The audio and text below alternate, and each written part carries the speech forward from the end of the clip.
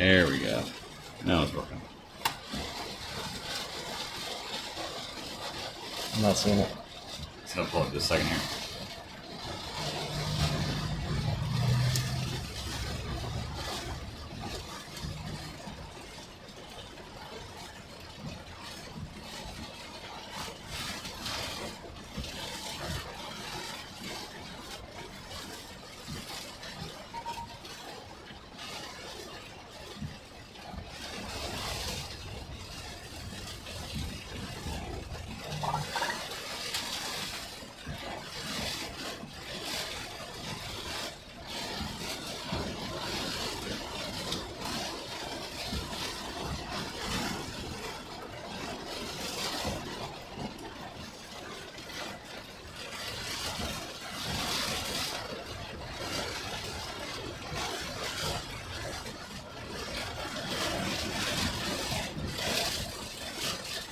What do you want in the description?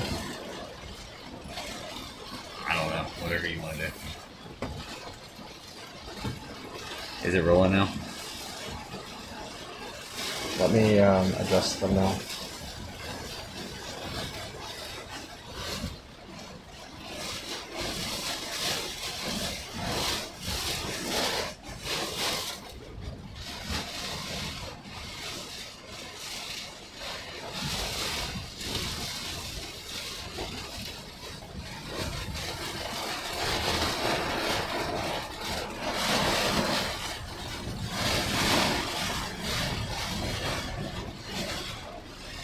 We are in Surfside, Texas. Thanks, Suzanne. Surfside Beach. Oh, Surfside Beach, Texas. Sorry.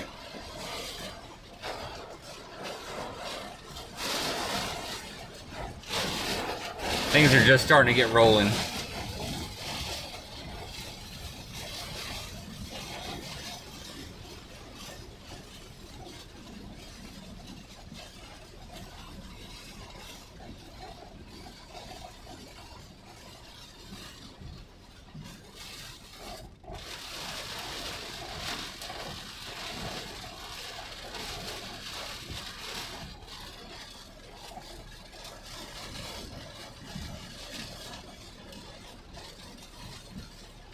Surfside Beach, Texas.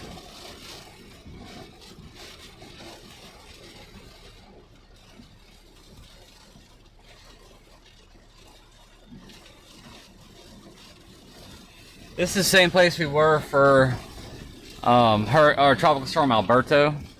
We're expecting significant surge impacts here, along with winds.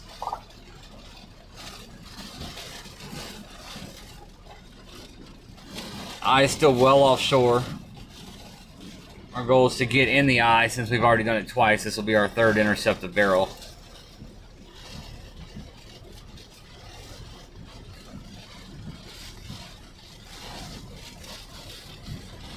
Going for the record. At this point, it's not really about, like, we don't chase hurricanes for personal like records, but it's important at this to honestly just give Brandon his flowers. He has been forecasting this hurricane accurately across an entire Caribbean, from the island of Carriacou to Mexico, and now here in Surfside Beach, Texas.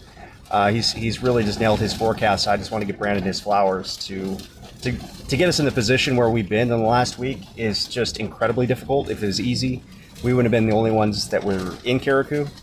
So kudos to Brandon, and thank you guys for a lot of, I think you guys have been riding with us since Carriacou at least. So we're ready for this early AM landfall here in Texas.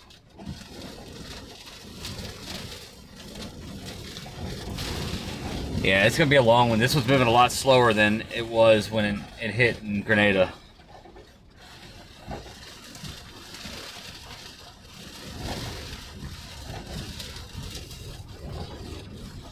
And thank you for the compliments to Jonathan. I do think at some point last minute we're going to have to bust it just a little bit north and maybe a little bit west to get in the eye, but there's going to be big impacts here too, so I'd rather move back with the wind in my back than try and drive into the wind last minute. And don't want to get cut off by surge in Sargent Beach area where there's just one road in, one road out. And we're going to get in the waves here in a minute.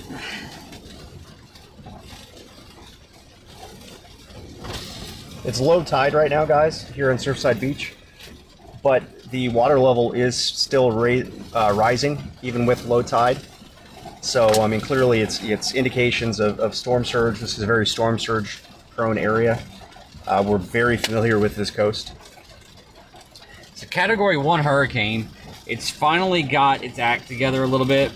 It's trying to wrap up that inner eye wall right now. If it does that, it's going to go into rapid intensification process, but it's so close to shore that I don't know if it will actually get rapid intensification classification because it's not going to have time before it moves in. I don't expect it to get a whole lot stronger than maybe borderline Cat 2. It just doesn't have the time to do so, but the conditions are really good for strengthening, so we'll see. It's not really going to matter at this point for the surge aspect, just for the wind aspect. The surge is coming no matter what.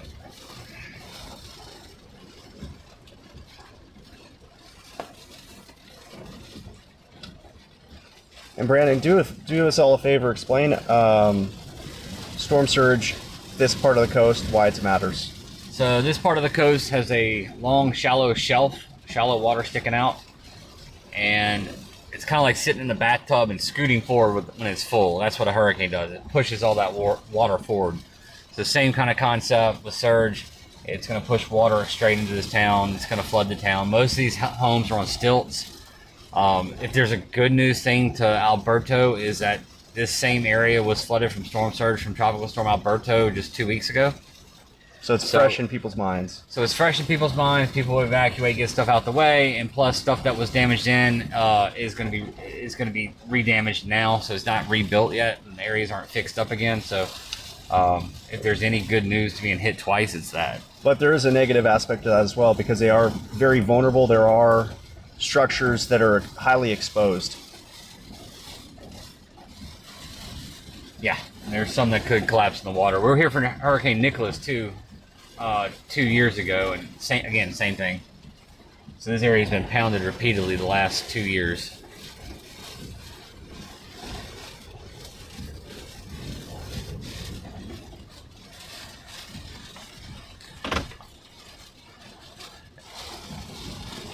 Let me know when you're ready. Give me 1 second. We're gonna move just a second, get a little something, a little more spicy.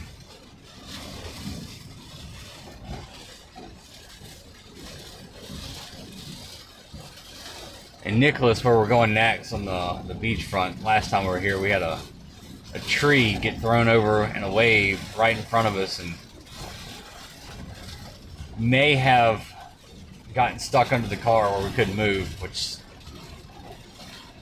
could have really stunk. I was able to get off, thankfully, but the good news is there's plenty of places where we can get shelter on the second floor, so we're not like worried about drowning. But if that were to happen, we could lose the car.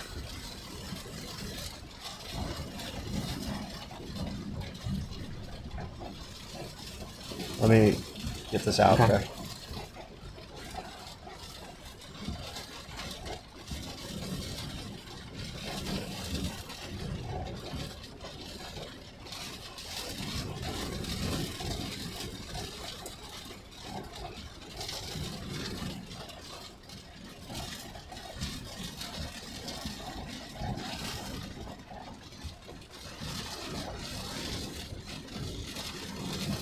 I actually chased Hurricane Dennis. I was on a parking garage in Pensacola Beach. It just kind of fell apart right as I was coming on shore.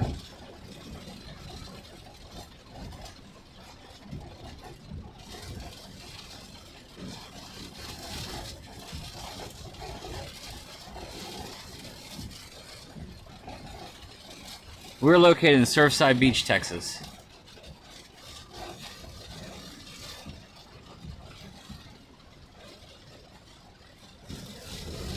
Yeah, there's probably going to be some tornadoes in the outer bands. I actually expect them farther out than they have the tornado warning. I think we'll see some in Louisiana as well as Texas. They got a tornado watch out from Beaumont, as far east as Beaumont. I think we'll see some more later as this thing moves on shore. Baton Rouge, Alexandria, Freeport along that I-49 corridor too. But that'll probably be tomorrow.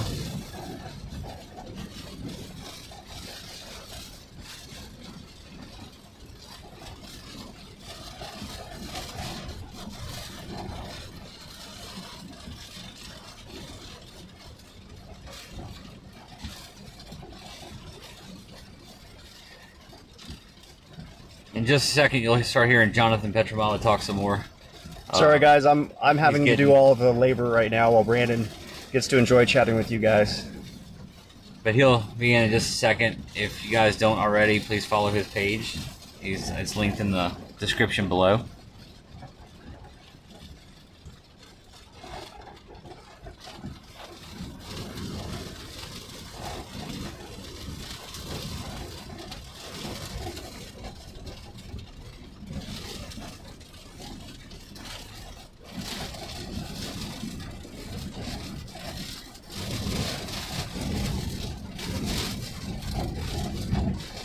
This is a tri-wind.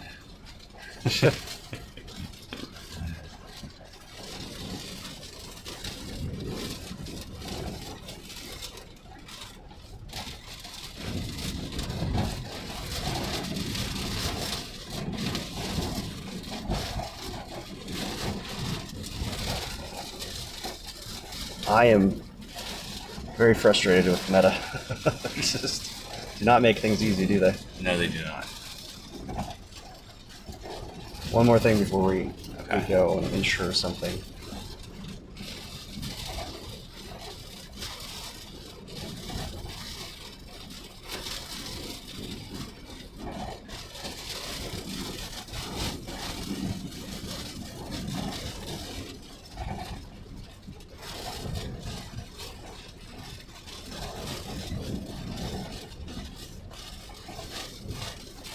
Let me do something quick. Make sure it's on monetization. I didn't check. And remix it.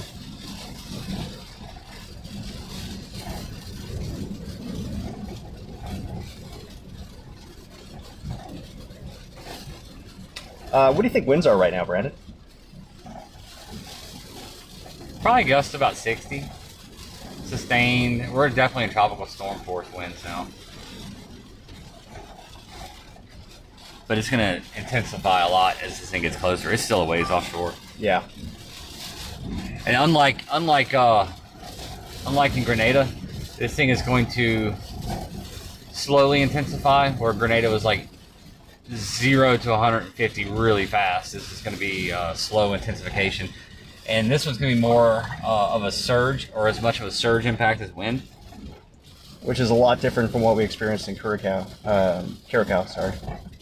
Carriacou. Oh my gosh. I am so tired still. I have not recovered my sleep, guys. I've tried, trust me.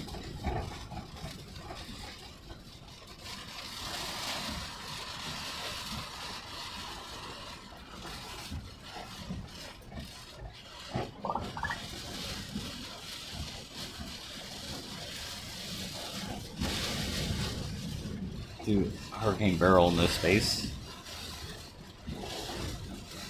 Texas. I'm gonna try and keep just one word, not phrases. 5. Yeah, that's good.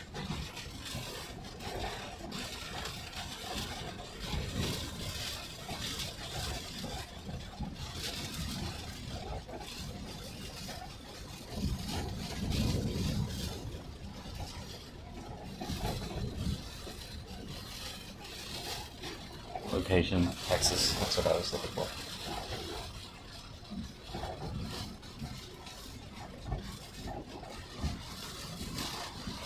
We have to change that after, okay?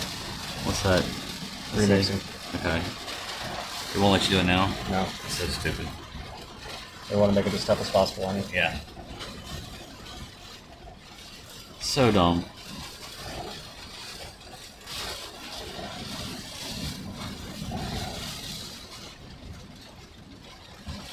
We want to fix this title.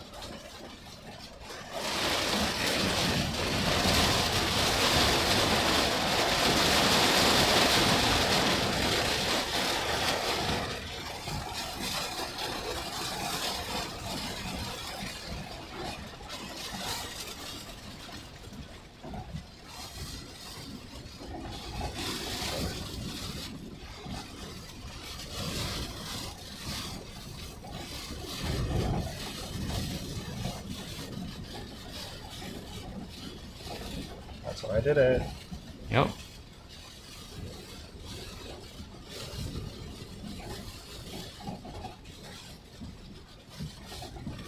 Good. Yep.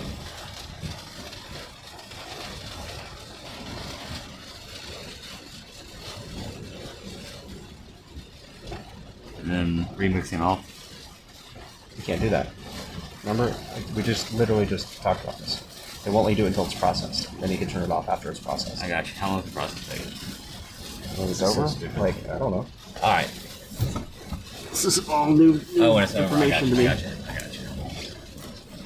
All right, let's move. All right, guys, I'm here. Did all the labor. Now let's have some fun. Let's chitty chat.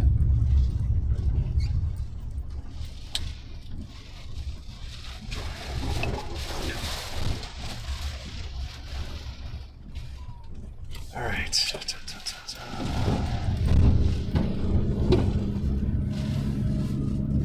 My car just now stopped smelling like storm surge from this thing 2 weeks ago. And literally from here. Yeah. That's what's funny. Oh man. Is this it?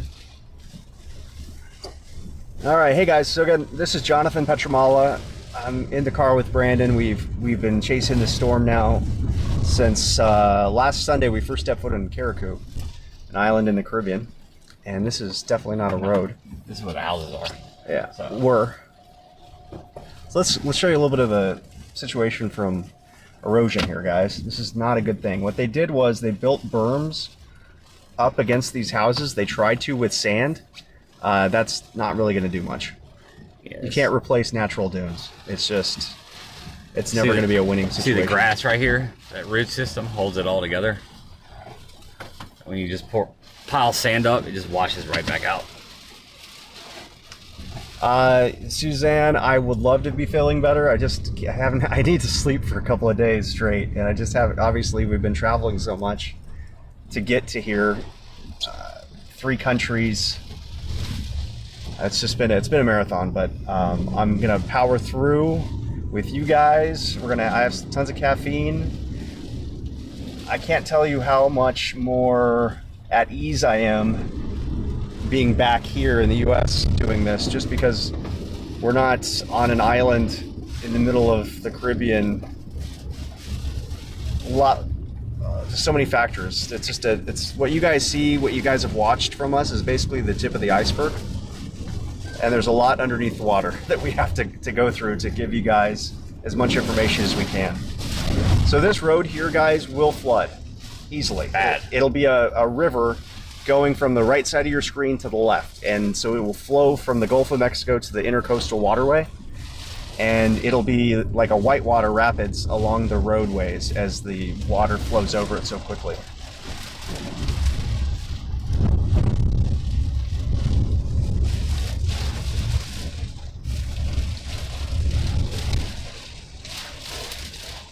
Dean, I need some Mexican food, man. I'll tell you, I have not. I was in Mexico and I didn't have Mexico food. So that's how busy we've been. We haven't been able to stop. We haven't been able to just kind of take a breather. To the point where, again, we were just in Mexico a couple days ago and I wasn't even able to have a taco because we didn't have time. And everything was closed and we had to just rush and rush and rush and rush. But we're good. This is what we do, guys. So this is low tide, and it's kind of impressive to see waves already crashing over Yeah. and coming into the. So once to the tide seawall. starts shifting, it's gonna get wild.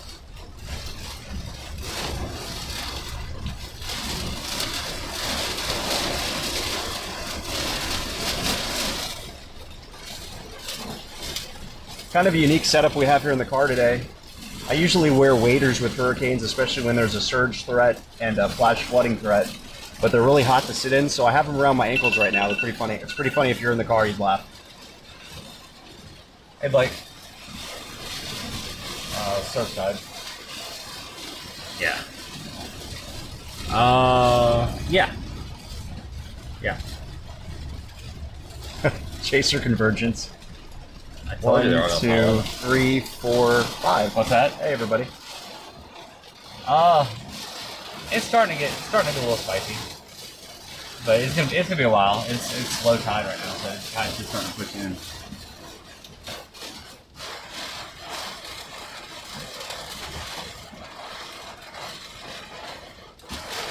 Cool.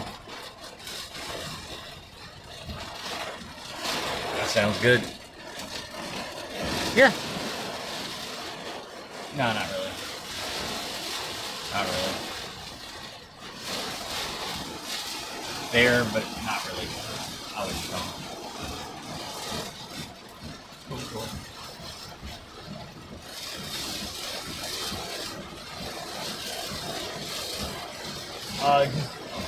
Just go to Surfside Beach and just push up to the water and that's what we'll do.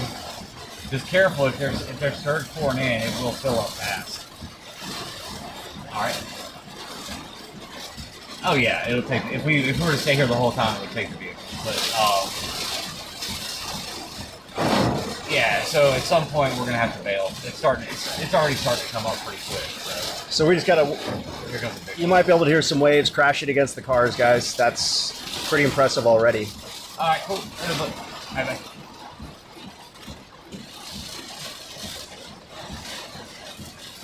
Crazy. Last time we were here, nobody. Yeah.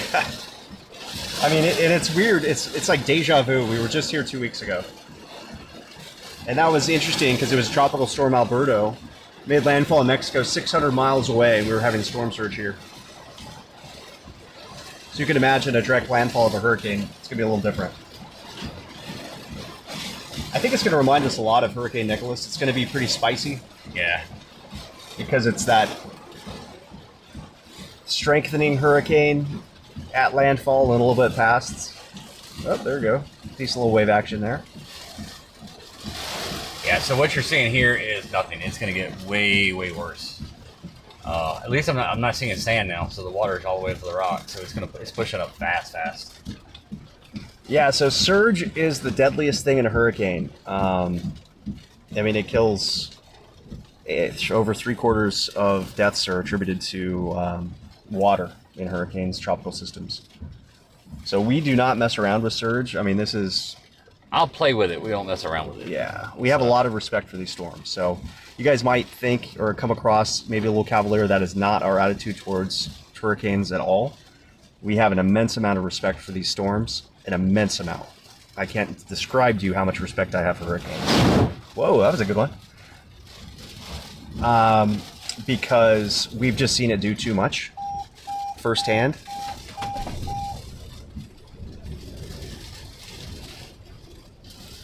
And storm surge is the best way to describe storm surge is water being pushed in by a hurricane. So there's a couple of reasons why that happens, and Brandon is a really good expert on it, and I want to make sure he tells you from a very accurate standpoint.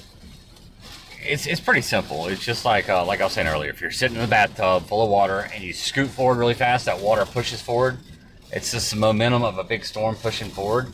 It does that. So over a long period, you got winds pushing the same direction, starts piling that water up. And as those winds increase and that storm gets closer, the water gets higher, especially as you start getting a tide pushing in with it. Got a lot of momentum behind it, and this is how you get storm surge. This storm isn't like a massive storm. The larger storms usually will push more storm surge in if they come from a longer distance. The Gulf Coast is very surge prone because of its continental shelf, which means it's a very shallow, gradual slope back to deeper water. You can go off the coast of Florida 10 miles and be in 10 feet of water, and that creates a big problem with storm surge because it does allow for higher storm surge to really, the water to really stack up even more. So this is their high water rescue vehicle that's just checking things out. The folks here in Surfside Beach, they've been through this a lot. And excuse me, I'm going to cough because I am still battling this cold or whatever I've had. My immune system shot with no sleep. My body does not operate well. Brandon can. Brandon's a robot. I think he's a Borg from Star Trek. But these guys, they have it pretty much figured out how to respond, what they need to do.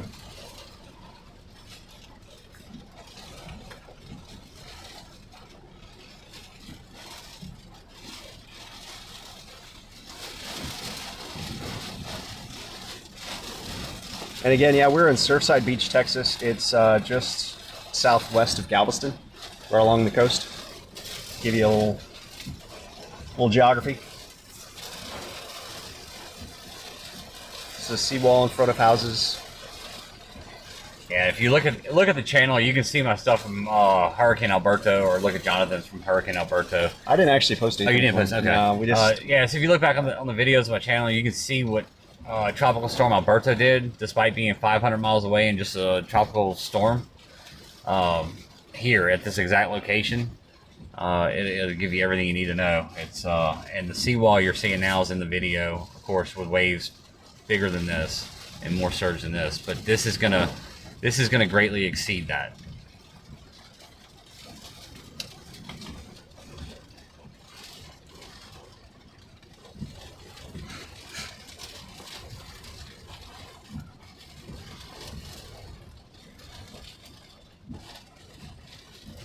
So right where that car in front of us is sitting, the waves hit right there pretty hard, and it starts to throw big boulders up over. So I'm pretty sure they'll sit there until they get a boulder through the windshield. There's also a lot of sea debris, like tree limbs and stuff that get washed ashore. Yeah, big rocks will start flying over the seawall here. Full sign, whole trees. But maybe it's cleaned out because it just happened not too long ago. That could be. And we're looking, this is the outer bands of the hurricane here. That's the rain you're seeing on the windshield. Yeah, we're still a ways out. We were very thankful in Carriacou that the hurricane was small and it was moving very quickly, because when the roof flew off, we didn't want to be in a hurricane with no roof for that long, and so we were just probably in that closet for about 15 minutes or so before the eye came over and we could escape to a bottom floor hotel room. If it was moving at this speed, it would have been a long day. Oh, we'd have played it differently too. Long day. It's 12:12 here in Texas, guys.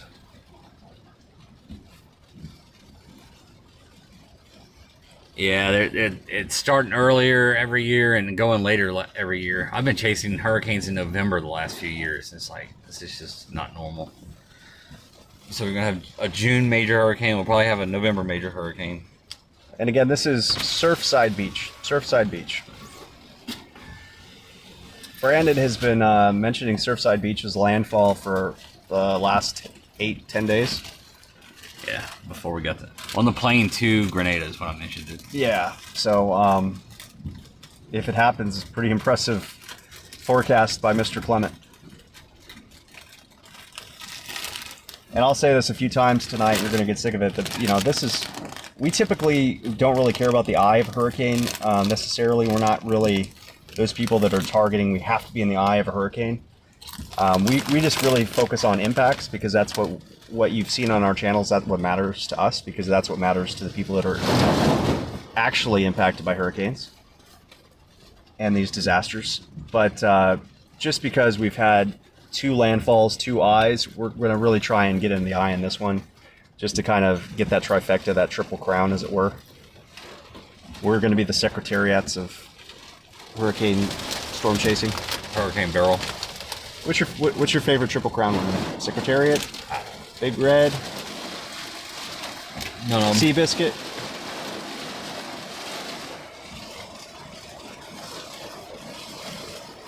I actually really enjoy horse racing, so.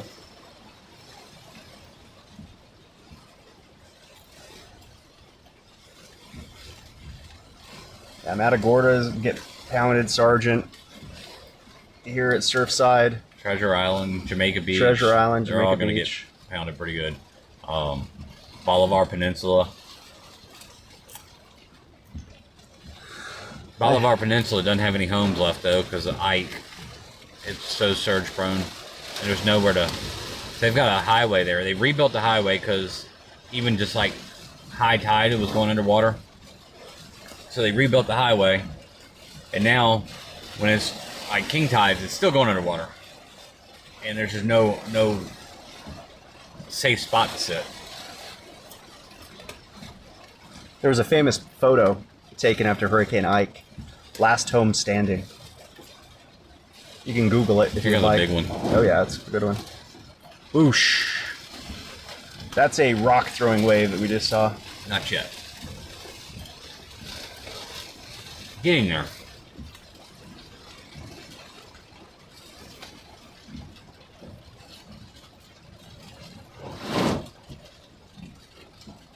There's a big one.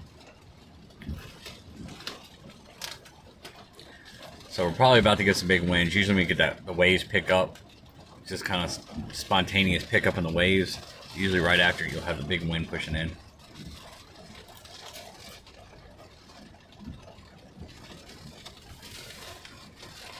Surfside Beach, Texas. Speaking of Triple Crowns, I was actually able to witness Justify win the Triple Crown in 2018. Kentucky Derby, Preakness, Belmont Stakes. Pretty fun. Pretty special. Impressive horse.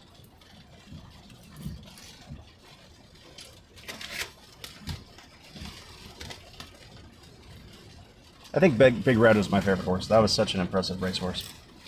Just an impressive horse altogether. You ever see his race around Belmont for the winning? Like it was so ridiculously ahead. And that's such a big racetrack. Next week I might remember it. My memory is fried right now.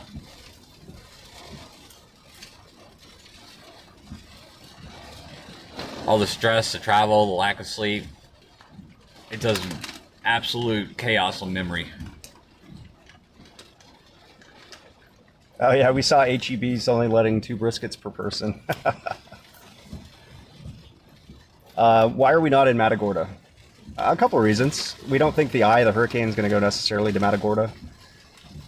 Secondly, there's one road in that it's a little more difficult to get around. We were in Matagorda earlier today. Yeah, but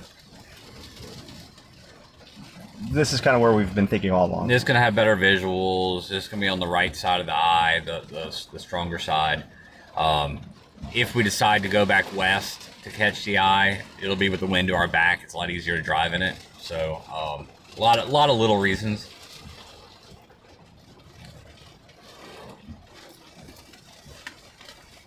One thing I was really impressed with folks in Matagorda Beach, nobody was being like, oh, it's only a Cat 1, we're going to stay. Everybody was getting out. It's just such a pain, guys, if you get stuck in these things and you live here and your property's damaged. They just went through that flood a couple of weeks ago from Tropical Storm Alberto, so it's very fresh in their minds, and they got trapped because they couldn't drive around Matagorda. There was too much water on the road, so people were getting out, and they'll just come back. I tell people, I've never spoken with anyone who have been through a major hurricane, especially, and they stayed, and they said they were glad they stayed. Not a single person.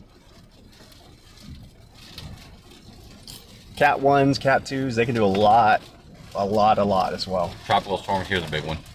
Whoosh. Tropical storms can really surprise people, especially in the flooding.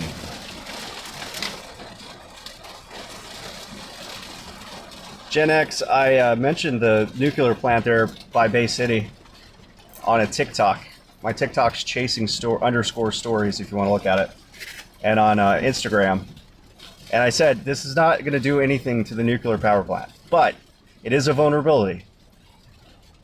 That was just it. I just wanted to show, hey, there's a nuclear power plant here in the path of a hurricane. And everybody thought I was fear-mongering. You guys staying here? For a few minutes. How are you? Still don't know if we're gonna rent it out here or go further down or what. Yeah, we'll stay here a few minutes, and I'm not sure what we're gonna do yet. We'll adjust, just whatever. Yeah. Sure, same with you. Good seeing you. Bye, Maxie. Max Olson. Max. It's got great storm surge video from Hurricane Ian. Incredible. Oh, man. But yeah, so everybody said I was fear-mongering because I said, hey, there's a nuclear power plant there. This storm's not going to do anything to it. But everybody rushes to the defense of the construction of nuclear power plants and et cetera, et cetera. It's like, listen, guys, Cat 5, large storm, major storm surge, I'd be nervous. Yeah. It's just mentioned the vulnerability right on the coast. Like- Kind of like, why would you build it there? But Yeah, I mean, clearly we know why, because of access to water, but, you know, and another thing, it's like everything works until it doesn't. And it hasn't really been tested. You're like, oh, it survived Harvey. Harvey didn't hit there. Ike didn't hit there. Like, miles matter in hurricanes, guys. That's why we always preach, you know, these inner cores, the eye wall, the eye, that's what matters. People sometimes have a misconception that they survived a hurricane because they're 80 miles away and they got some rain and a little bit of wind, but that's not a hurricane.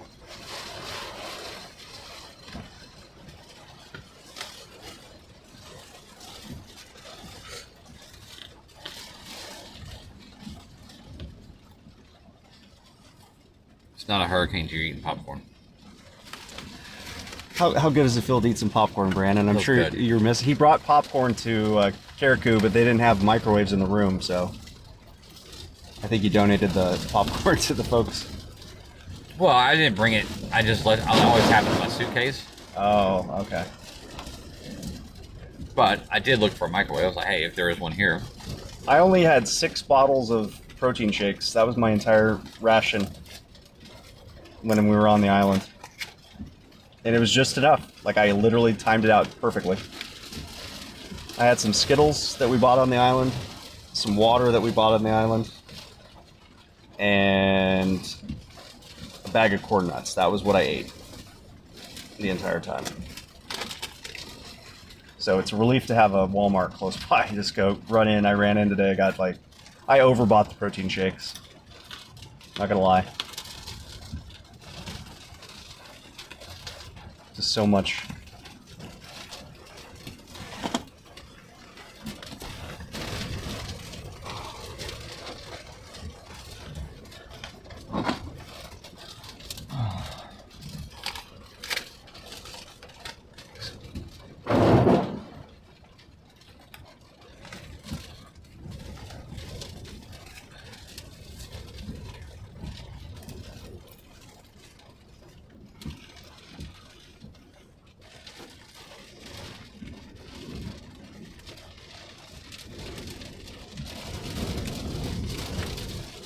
There's already a bunch of people stealing the stream. Ours and everybody else's. Yeah. So one of the frustrating things we face, guys, are content thieves, people who steal away from creators like us and other creators like Max we just talked to. It is just like walking up to somebody and grabbing their wallet. This is how, we try to make a living, guys. We risk our lives for this. And so if you're watching our content on other people's channels, they're stealing the views from you, they're stealing subscribers, and they're stealing opportunity for us, the creators.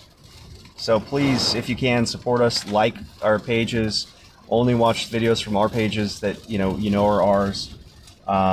Keep it here. Don't download it. If you want to share the video, there's share buttons. Please just use those. Don't download it and re-upload it.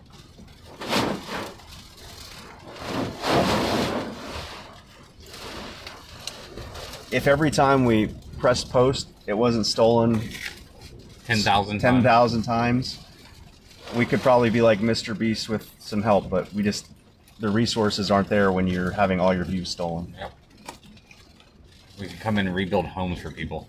All right, here comes a cop. Do you want to get out of the way? I'm out the way. You out the way? They're sitting in the road. Oh, okay. Out the way.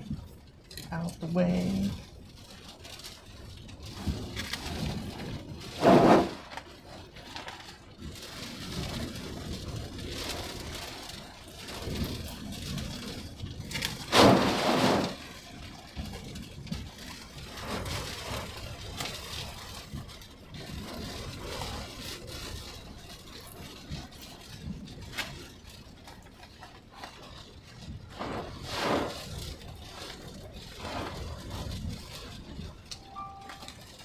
We couldn't make it to Jamaica in time. We put watermarks on them. They just crop it out or overlay their own watermark or play it with the watermark or use watermark removal tools. We've been doing this cat and mouse game with them for a decade. You know, we just don't have any support from the social media companies themselves. Because the social media companies want stolen video because they make money off it. Yeah, it doesn't matter to them as long as they're getting views on videos on their platform. They don't care. It's been stolen. And they've made that abundantly clear. So it's a battle. Somebody was asking about Jamaica. We weren't able to make it to Jamaica. We were on Carriacou, and that's kind of where we had to be. It just, the time frame was not enough time for us to go from Carriacou to Jamaica. And we saw that the eye was going to miss the island, and it wasn't going to make landfall there, so we regrouped and made it into Mexico for the second landfall there by Tulum, just a little bit north of Tulum. Near Playa. In between Tulum and Playa.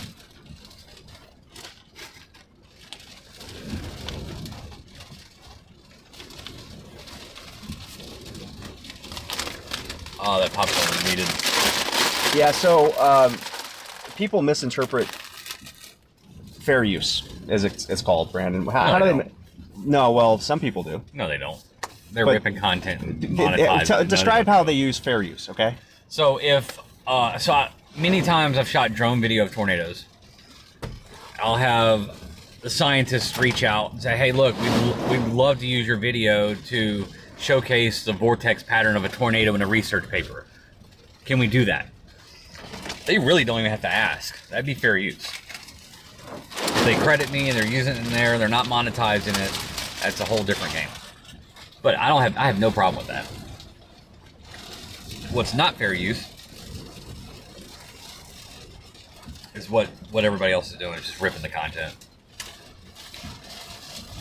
And we're just trying to make people aware. Well, you couldn't hit the share button. It's a whole lot easier and faster. The share button makes people aware. The algorithms will share our video. It will get to everyone. And we have this video available for licensing as well. So then when you monetize it, gets rid of that argument.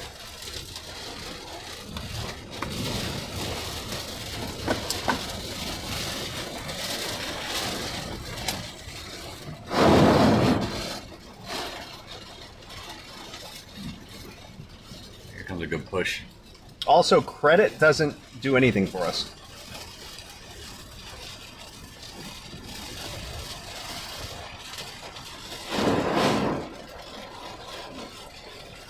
How many times have you guys seen a credit on a video and been like, I need to look up this channel, and then start subscribing? It just doesn't happen. It's very rare. Sorry if we seem bitter, but we are. It's just hard. It's hard when somebody just constantly stealing from you and taking money out of your Big one. your pocket. And the effort we put into this, guys, as I mentioned, it's like an iceberg. You barely see a fraction of what we're going through.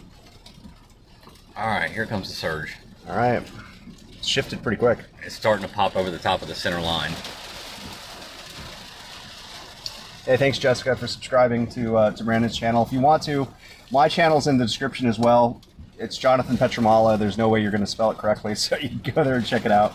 That's why we put it in the description. But thanks, guys, for riding along with us right now. It'll be getting good here. It's getting spicier. Spicier. Like that South Park episode with Jennifer Lopez.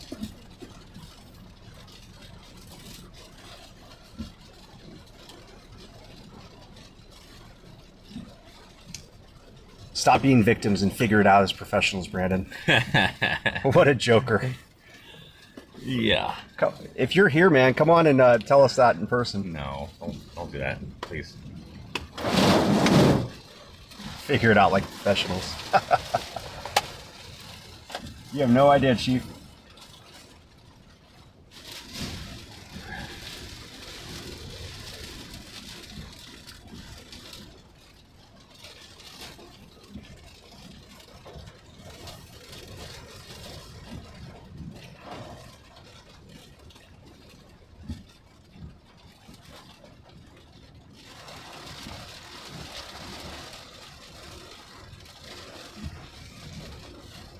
Hey, Das, it was our pleasure. We Ooh, that was a good one.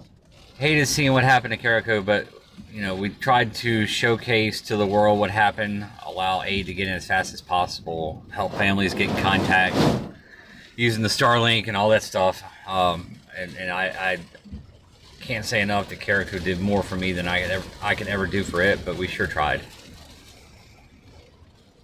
And I can't wait to go back. We're going back in a week or two. So what'll happen is the media coverage will die out and everybody will kind of forget it, and we'll go back out there and try and stir it back up. We got a big wave.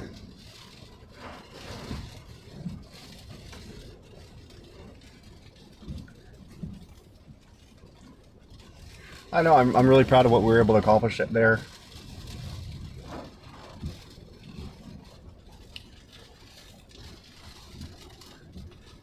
Here's a side view.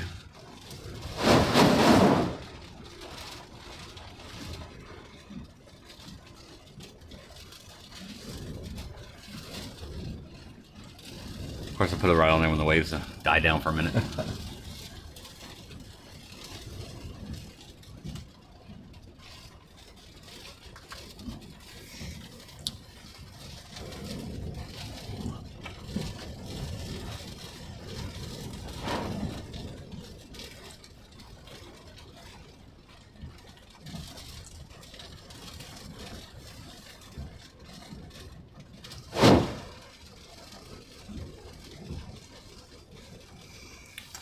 Well, the problem with the concrete flat roofs is so few people can actually afford that, because it takes a lot of stability issues and support beams to hold that up. And quite frankly, just about every type of roof is a problem in 150 mile-an-hour winds. A lot of questions about tornadoes too with the storm, Brandon. So yeah, there's going to be tornadoes. The stuff that's really close to the hurricane, the bands that are close to the hurricane, can produce little quick spin up tornadoes. Usually they're quite inconsequential. They're not that big a deal. They don't last long. They're very, very brief. They're very weak. It's the ones that get a little bit farther away, probably tomorrow, when you start getting the daytime heating on those outer bands. You get dry air mixing in with the storms, and there's more instability. And yeah, it can get going. And get the little bit stronger, bigger tornadoes that are make a bigger difference.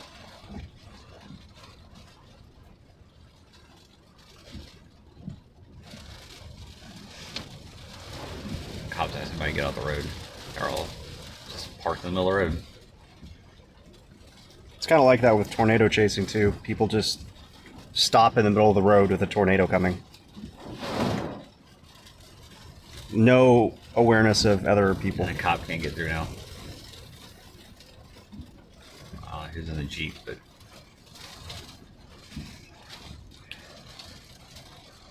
it's literally a Jeep dragging a jet ski, blocking the entire 2.5 lanes of road.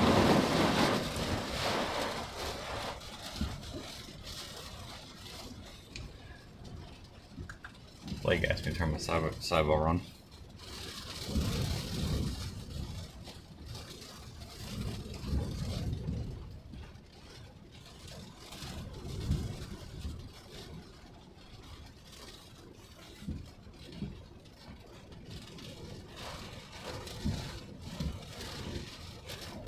Oh, when are we gonna press record on those back cameras? Whenever you get out. How do we pee, Brandon? We hold it. Very carefully. No, there's actually a bathroom in the parking lot over here. We did once. Didn't intentionally dehydrate ourselves.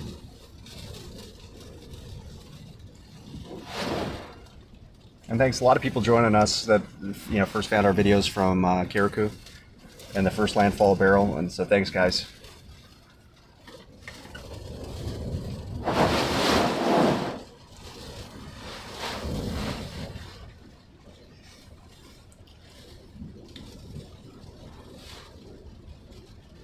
Yeah, we'll stay out all night.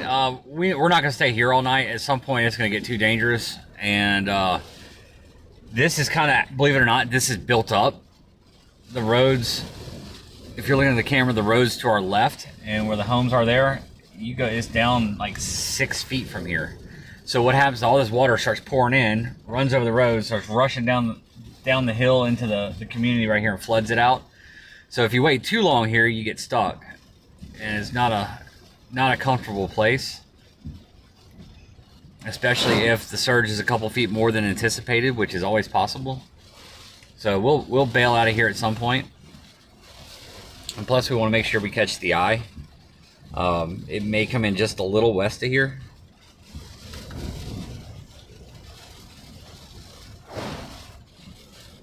Which would be what, Sergeant? Matagorda? Yeah, Matagorda's probably going to catch the eye. It's close. It just depends how it wobbles. It's trying to redevelop all the way back here. All the way where, I'm sorry? Back here by Matagorda. See, it was over here. It's trying to redevelop Oh, as it yeah, wrapped I around. see that, yeah. But as this convection comes around, it's probably going to try and push it back this way again. So we'll see.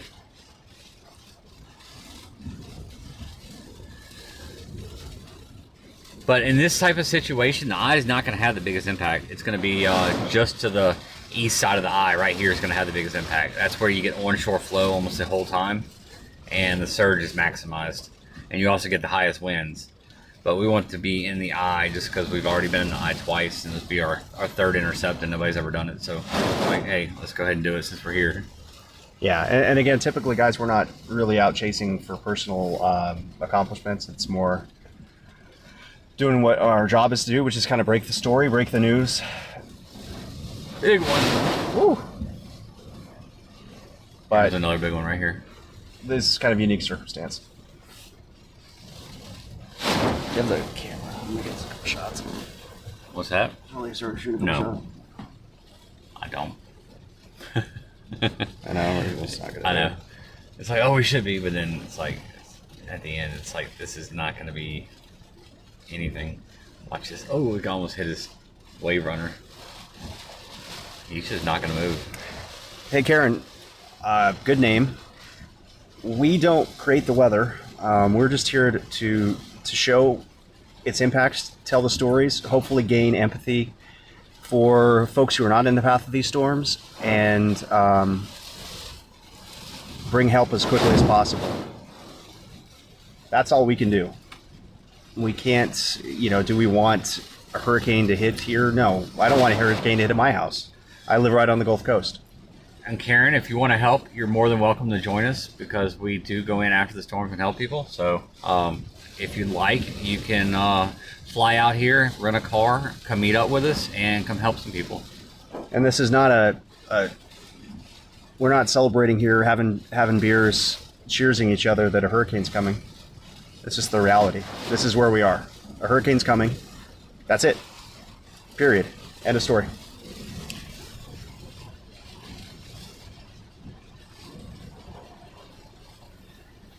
Karaku's infrastructure is not, everybody thinks it's third world. It wasn't.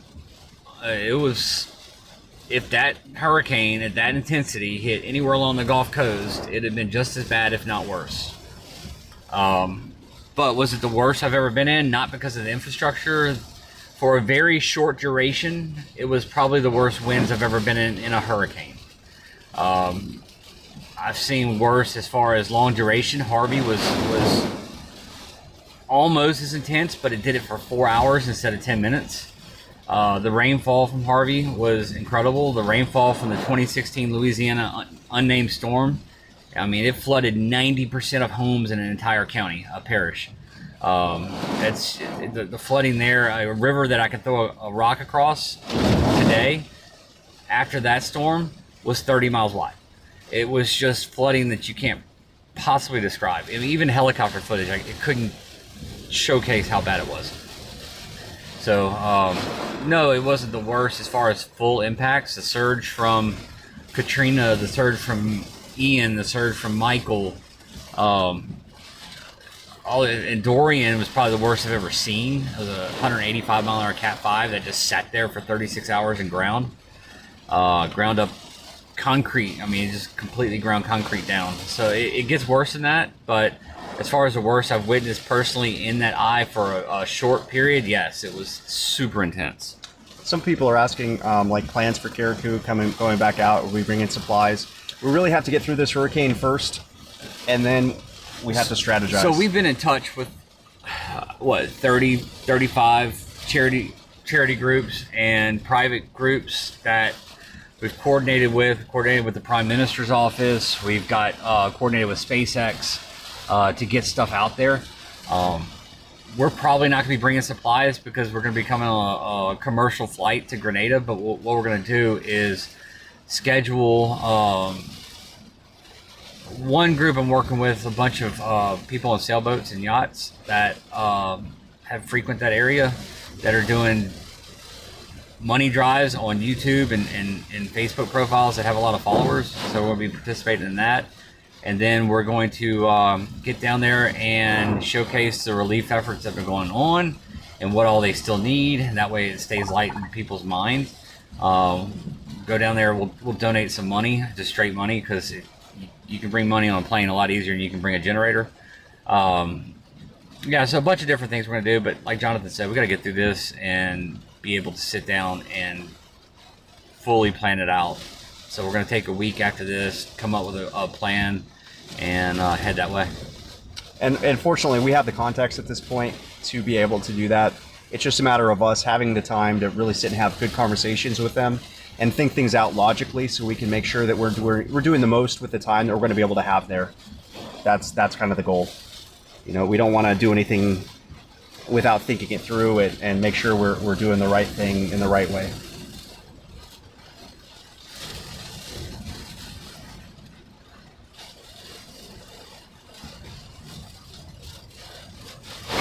Mr. Mitchell's doing a really good job there. It may not feel like it because it's just hard and the logistics are hard, and whenever an entire island gets wiped out like that, it's just so much that goes into it, and it's logistically challenging. But we're seeing firsthand how hard he's working, and it's actually kind of impressive. I didn't think any government was capable of actually doing good work, but they are.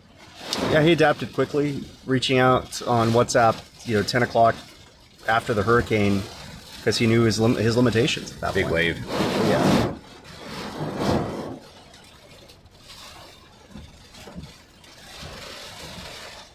The fact that Starlinks were able to get there within 2 days of landfall and people were able to communicate again was pretty spectacular.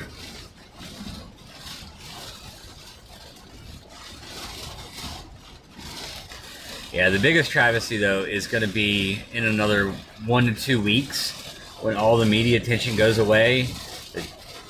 When the media attention goes away, the charities have trouble raising money, and then they leave, and then it kind of gets forgotten about. So that's my biggest goal. That's where I think I can help the most, is to drive attention back.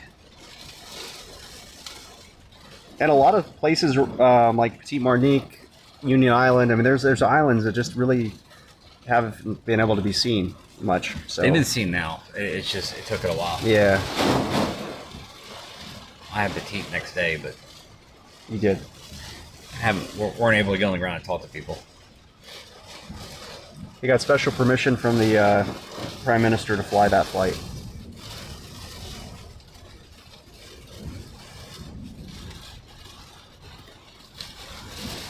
Power's out. Power's on. Power flashback display. You saw it cut out and cut back on. Yep.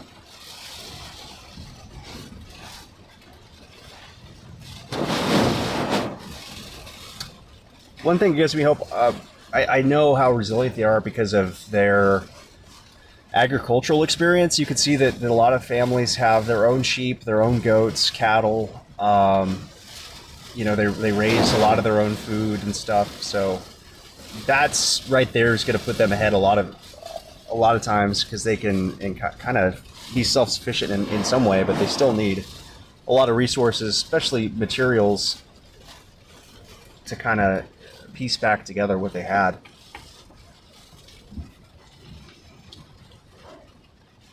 So the core of this thing's really trying to wrap up now. This storm. It's finally getting its act together. When it came across to Yucatan, the circulation had mid-level and low-level circulations were displaced. And whenever you see that, it usually takes several days to get its act back together and redevelop its inner core. It's finally doing that right now. Thankfully, it's doing it really close to land, because had this happened 24 hours ago, we'd have seen rapid intensification. This thing would probably be a major. But because it is so close to shore, it doesn't have enough time to really do that. It's more of a moderate intensification at this point.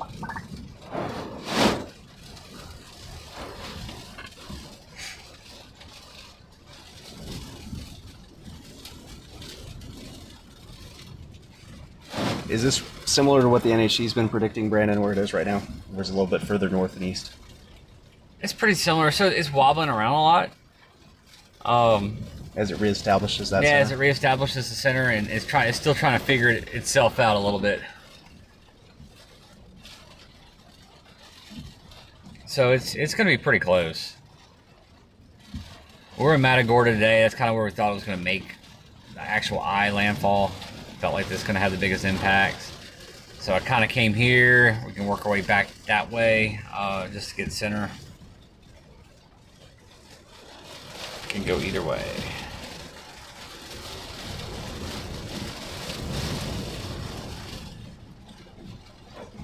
But it's easier for us to move west than it is to try and move east into the wind. No, we don't believe this will be an Otis situation, where it went from nothing to like a Cat 5 within a couple of days.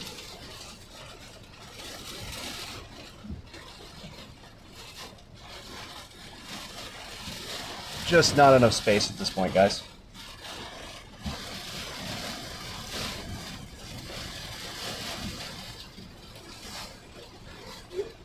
Hey, Skip. No, it's open. It'll be the further you go, which is, I believe that's east, northeast. You're gonna have waves crashing over in a couple spots that are consistently crashing over. There's parts of the road are scoured as well from the wave action that just kind of scrapes away the asphalt. So that happened a couple of weeks ago with Tropical Storm Alberto. And really, it's going to be starting to flow into the town itself here of Surfside Beach. And it'll be like a river. All the water rushing from the Gulf of Mexico across over into the intercoastal.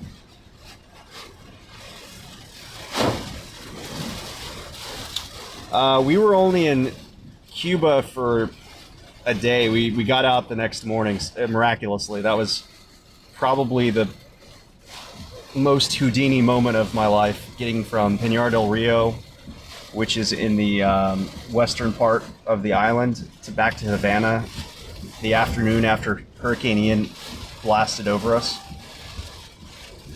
We were in the back of a 1957 Ford Fairlane, driving around hurricane damage, like power lines down, trees down, and that was a heck of a ride with the driver who, he was kind of like the Cajun man in Waterboy, but in Spanish. And I speak Spanish, but like I didn't speak his Spanish. It was rough, and I think he was drunk. So that was a fun ride. You know it's bad when your escape is Mexico. Yeah, we were able to escape to Mexico the next day, get back to the U.S., and then we made the second landfall actually in South Carolina.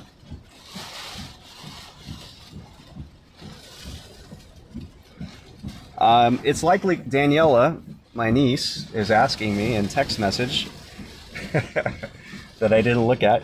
What category is it going to be at landfall? Probably a It's gonna be a strengthening 1. Cat 1. Yeah, strengthening Cat 1. So, what's the difference between a Cat 1, a strengthening Cat 1, and Cat 2? Not much. It's gonna be around that kind of an impact. Here comes a big wave. Big wave. Ready? Oh, it wasn't too bad. It looked worse. It just depends how it refracts. Here's the big one.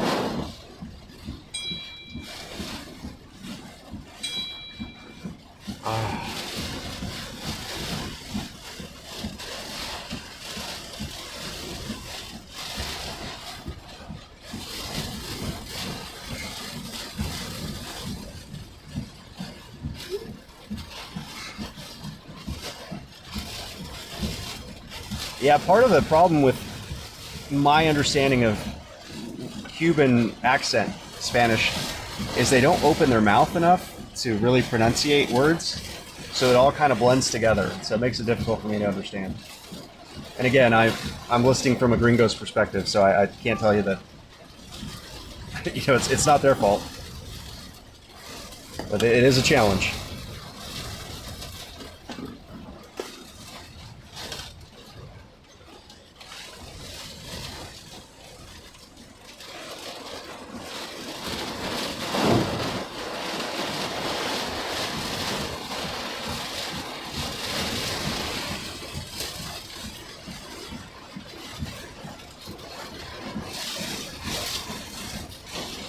This is finally going to be an outer band of a hurricane here.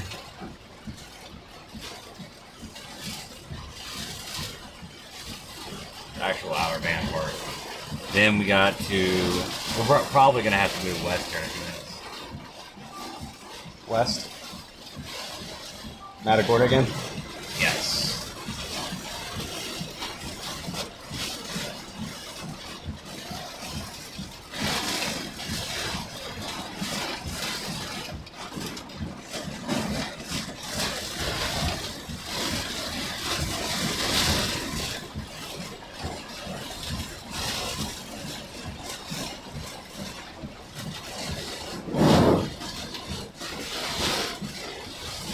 Alright, surge is starting to rip now.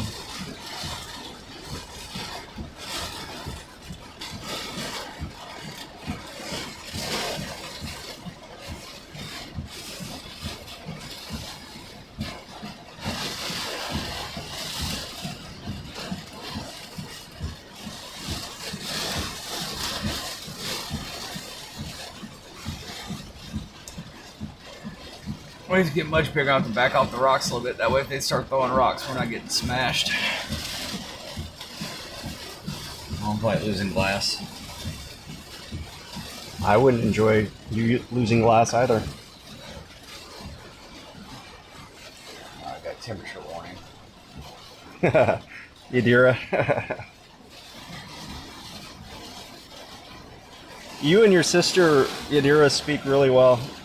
I can understand you guys really well. Julio, what did you say, Julio? Because we have a lot of comments here.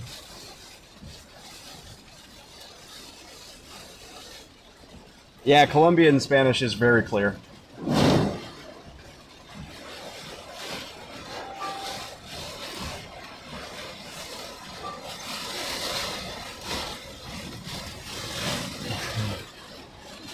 Where is he?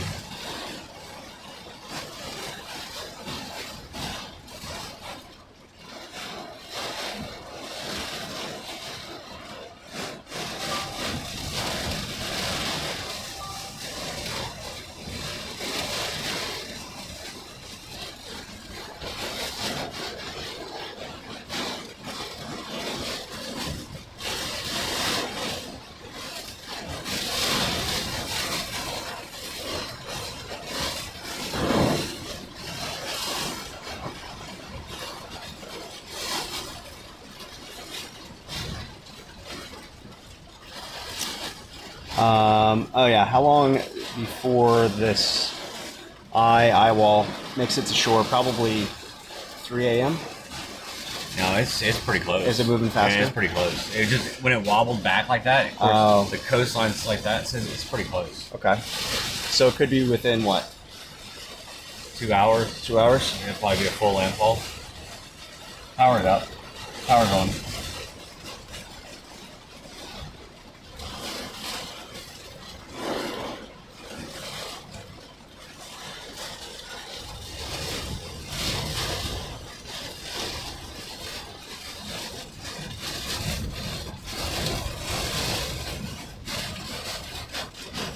Yeah, I think you're right.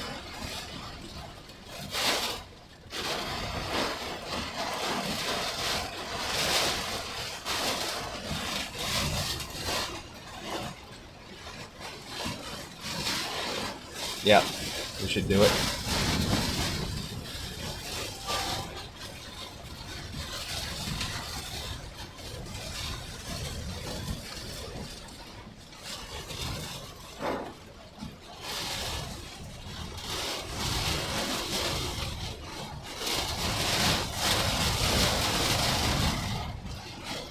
It's an hour.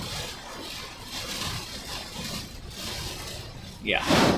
We're not gonna go. We'll probably get like right in here. Okay.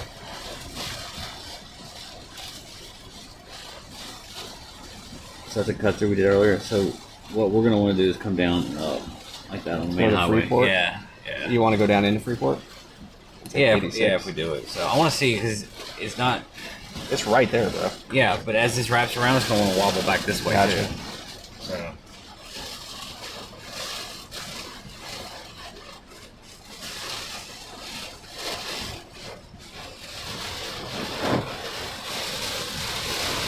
Hey, thanks, CM. We appreciate it. You guys have the outpouring of support has just been, I mean, amazingly humbling for us. We can't thank you guys enough.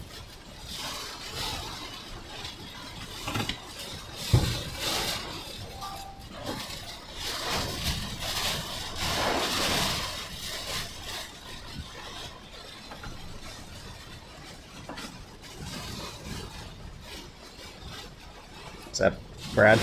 Steven. Steven? Yeah. DJ. I just wanted to get off the rocks a little bit that way if it blasts the boulder up and take us out. Lightning.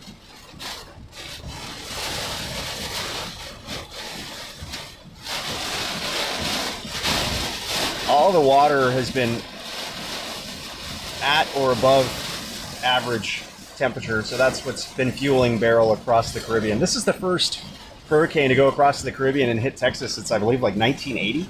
Yeah, and it's doing it this early in the year, which is just unreal. It's really insane. It's so far outside of the norm. I can't possibly describe it. And again, we're not making any political statements here, but expect the unexpected this year. Thank you so much for the donation. Unexpected being just hurricanes doing things that they just normally don't do.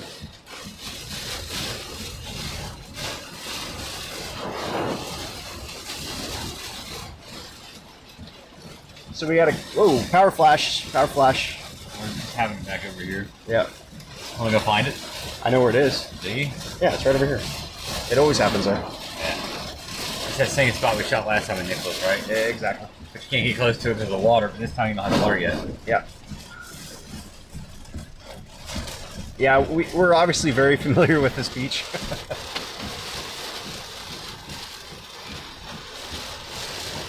I don't know what that says for you if you live here and you see us all the time. I don't know if that's a good thing. It's not. And we are Surfside Beach, Texas. It's just southwest of Galveston.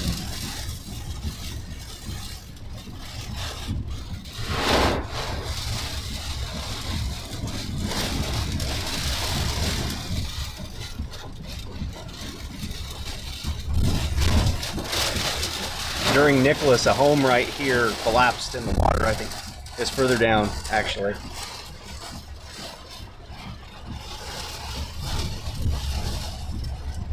And all of this will be 4 feet deep in a couple hours. At least. You can already see the storm surge kind of building up through here. And of course, any rain on top of that, it's got nowhere to drain. No, We're we're just right down this street, looking left, right? Yes, I believe so. Let me look on a map here. sorry. Give me 1 second to clear that out. If you go to the left 2 streets and then take a right. Left 2 streets. Take a right.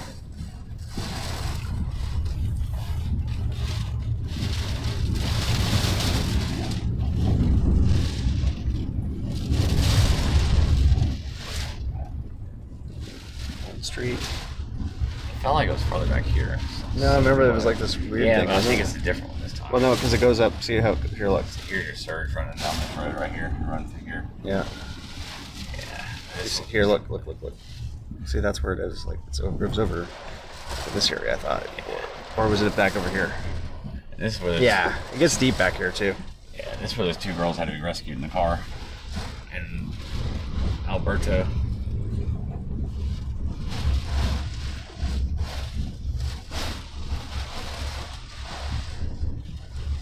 Again, this is early on. Tony, we'll be in the car as the hurricane's making landfall. We're not going to be in the hotel.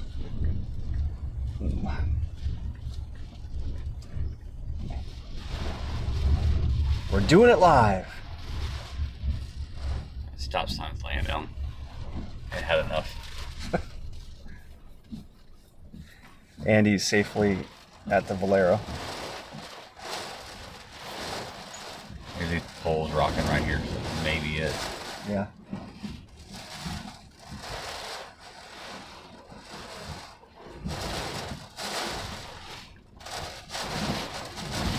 Of course, as soon as we come over here, we got a little wind dying down. And this is what the surge ends up looking like. This area I thought it over was here. too. But this is what the surge ends up looking like. It gets deeper, but it's these homes on stilts. They have these bottom floors would knock away walls. So when the surge gets bad, it'll knock the walls out and the water will just flow through. But some of the homes in here are on the ground.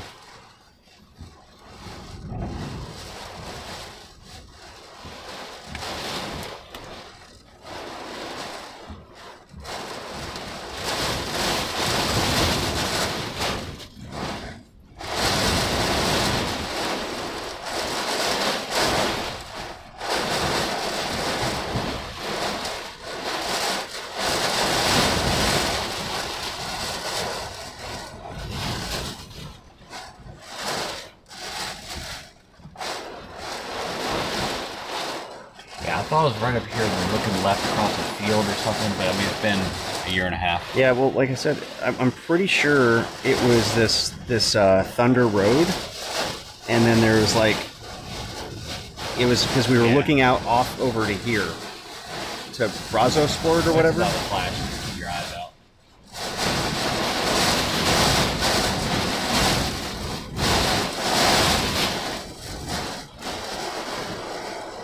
It's ripping now. Yeah.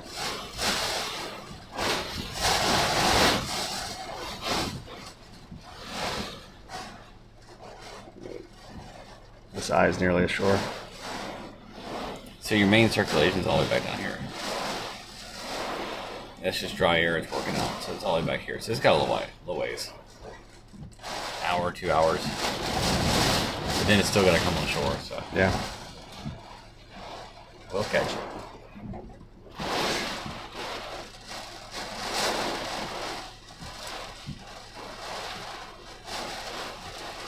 So yeah, we believe it's going to be a strengthening Category 1 at landfall, which is not a huge difference from a Category 2.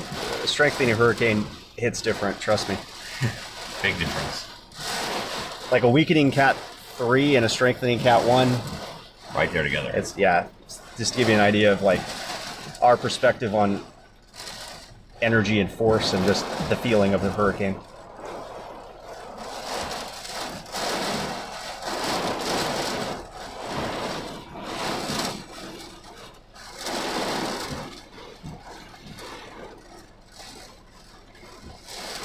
So basically, we have a collapsing hurricane or weakening rapidly weakening hurricane.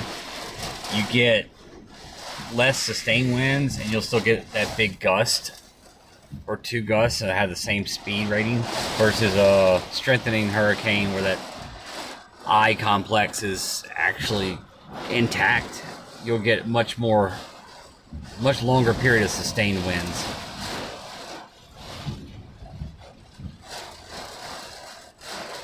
And it's less calm gusts. It's more of just intense.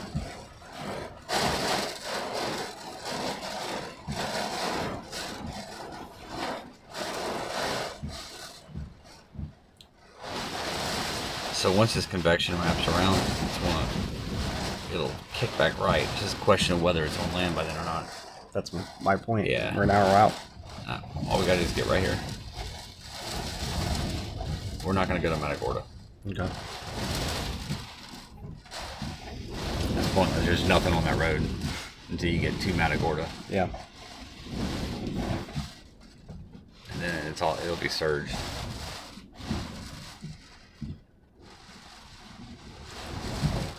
Surgy. And it was a weakening hurricane when it came to shore in the Yucatan. This has been a crazy hurricane. It was like the strongest hurricane we've been in, and then the weakest.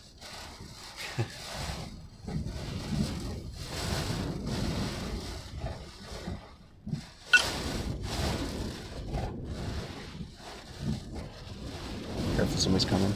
Are you on the road a little bit? Nah. Okay. Hey. Nah, I'm probably gonna intercept north there, just get down north. What's that? Yeah. Yep. Oh, so yeah, this town's gonna start filling up with water really quick here in the next big push. And no, I'm just sitting down in the town watching the surge come in down here. But I mean, you're not in jeopardy right now. But just be aware. Just be aware once the water starts really pouring over the road that it fills up like a bowl down here, and it will get deep. Yeah, it will get deep.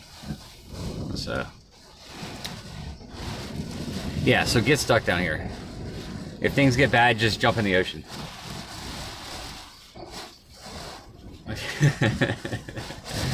Yeah, no.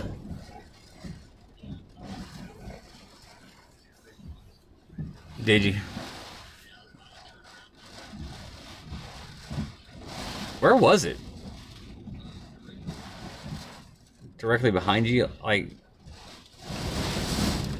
northeast, southwest. Mm-hmm. Okay.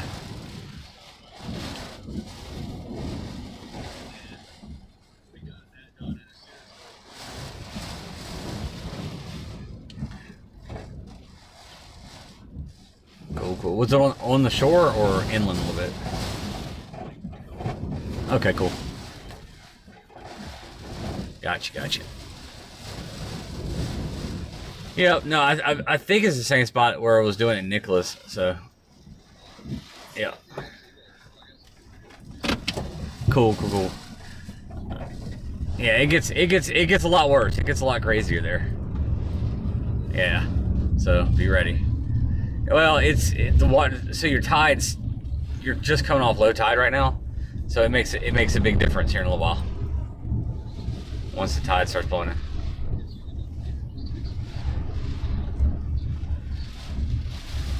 Will do. All right. Be safe. Bye. I think it was like over on here. Yeah. Like this transformer right there. Like that. I just can't remember. I'm gonna go back over there though. Look. It's probably the last little lull we're gonna get before it goes to the rocks and rolls. Yeah. Before it gets cranking.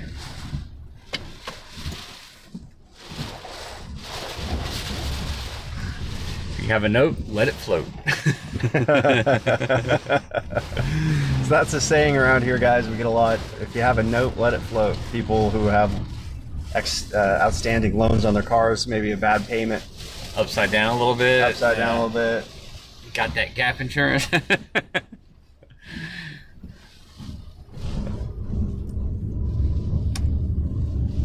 I'd say Beryl's a bunker down hurricane. Of course, if you're right along the coast in a surge prone area, from basically like Matagorda up towards the San Luis Pass, it wouldn't be worth staying along the coast. Just because you're going to get, even if you have a house like this, you're going to be stuck. Your car's going to get swamped. 7 feet of storm surge is not a joke. And again, you can watch the videos we have from Surfside on the channel. From 2 weeks ago. From 2 weeks ago. And see what 4 feet of surge looks like. So if this gets the max, which is 7 that they're forecasting, you can imagine. I mean, right here where we're sitting, if they get 7 feet of surge, our car, you wouldn't be able to see it because the roof would be underwater. So we're just starting to see surge, just now. And again, an important note, we've talked about this, tides. This is low tide, just really coming off a low tide here around 11 something. So the fact we're seeing this kind of a push in of water already indicates what's coming later.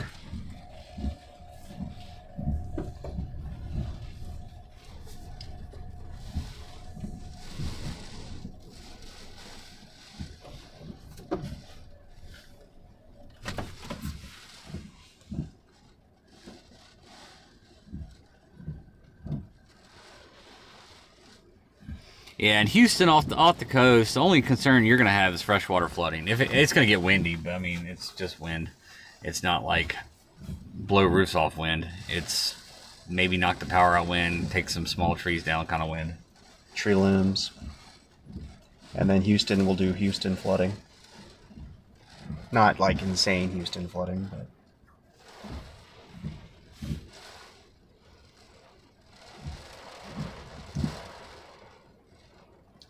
Did Andy bail?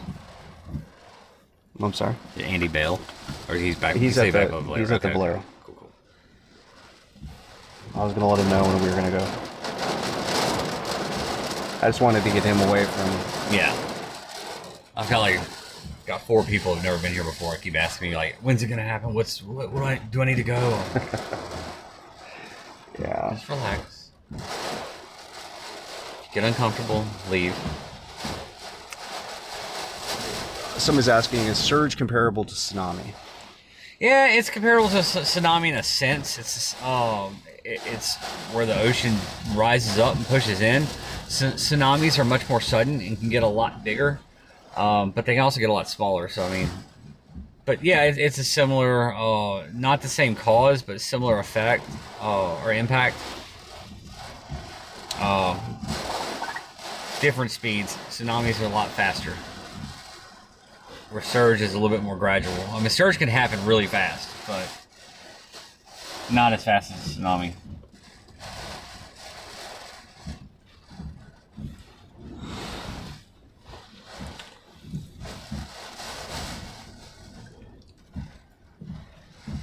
So for reference, surge has come up 2 feet in the last hour.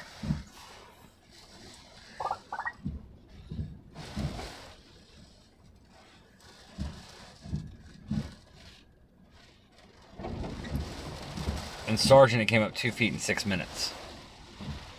So that water's going to be pushing its way here.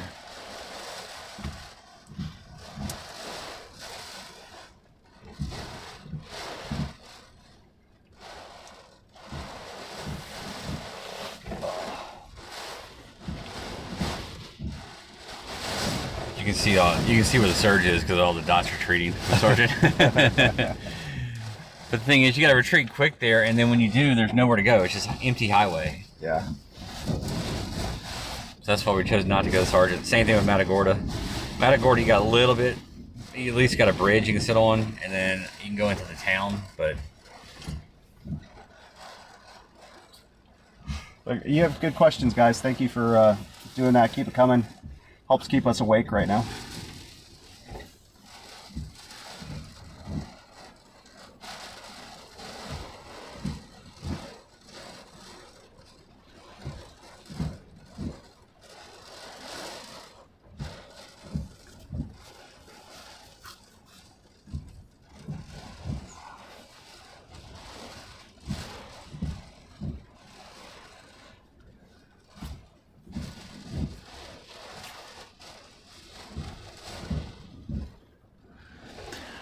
Yeah, Heb is a master of marketing on hurricanes. Whoever does our marketing is a hurricane genius. The fact that they did that 2 brisket thing, I don't believe had anything to do with It had nothing to do with supply. Just the fact that, I mean, it made the news. And they do it every hurricane. They come up with little creative ways to. Yeah, to kind of make people laugh. Oh, that's Texas. And hey, look, they take advantage of helping people and marketing that way too. And you know what? I could care less if a company is marketing themselves in a disaster as long as they're helping. Because you know, when you get these big disasters, everybody just needs help. So I think it's brilliant. I like people that are good at their jobs, you know? I give them kudos. Because there's not too many people like that.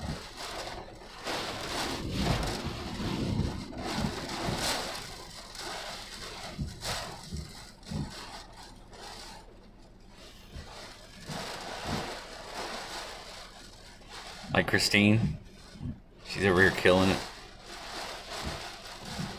Christine's fantastic. She's our moderator. She's a encyclopedia too when it comes to recognizing video.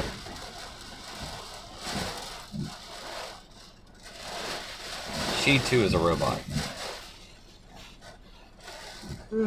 Yes, she is. I am not a robot. My body likes sleep too much. I can confirm.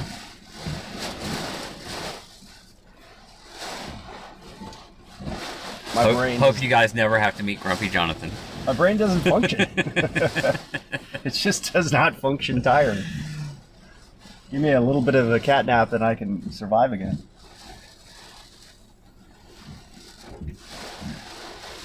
The more tired I get, the older I feel. And the more tired you get, the younger you act. I've seen him get all the way down to like 3 or 4 year old. That pole's are rocking pretty good.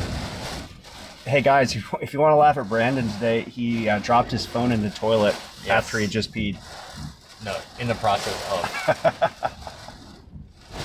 So let's make fun of Brandon now. All you want. I am fair game.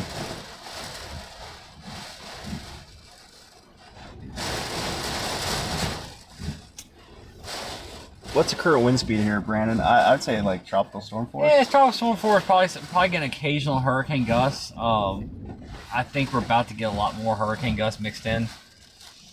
So maybe in the 40s. We're probably sustained, yeah, about 40, 45, and then when you get the bands coming in, we're probably getting 55, and then every now and then on those bands you're getting gusts up in the 70, 75 range. Nothing insane. I do think somebody will get a 90-mile-an-hour gust tonight. That was a police officer, I think, that had the surfboard, but maybe I'm wrong. Yeah, so they got a couple of them have kayaks, a couple have surfboards.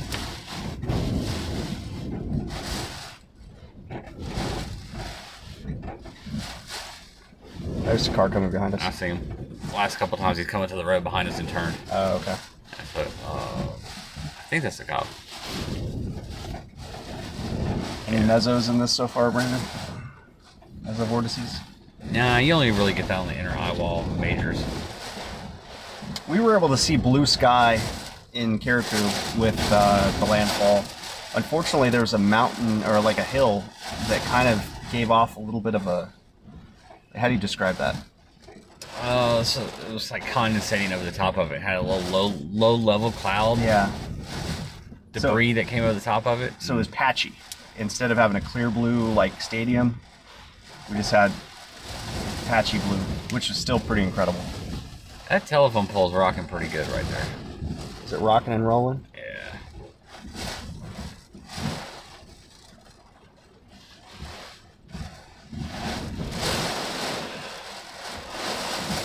The one on the right side of the screen, I'm not sure if you can see. Yeah, you can see it.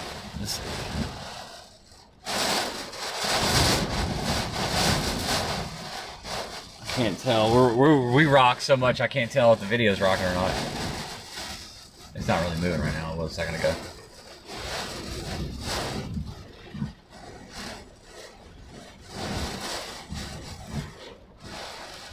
There it goes.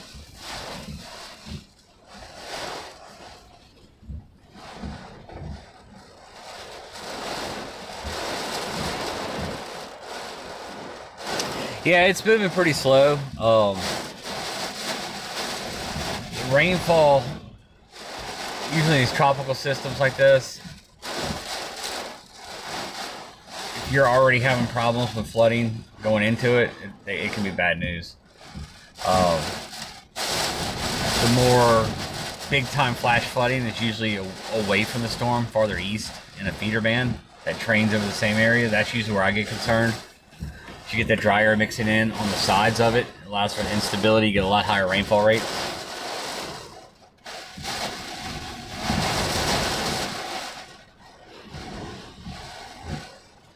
Ooh, there's the power flash. It was. What's over that way? Yep. You guys see the power flash, hopefully? Right side of the screen, that little, oh, there it goes. And it's out. And not coming back this time.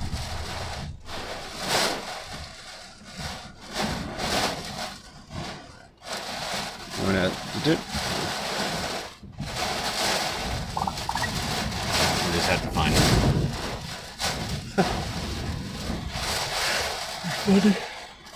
Oh, power's back on. Oop. Man, back off.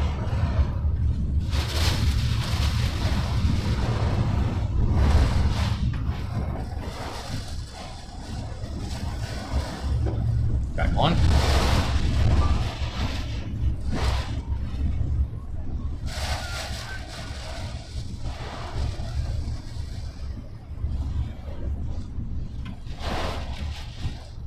Go right here.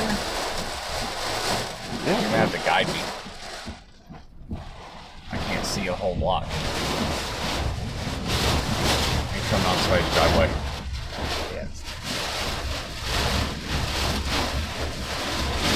I can't see anything. There it went again. Here's a street to take a right at. I need to go up here and to the left. Okay. So can I go straight? I think so. My phone, because of this Yeah. interference, yeah.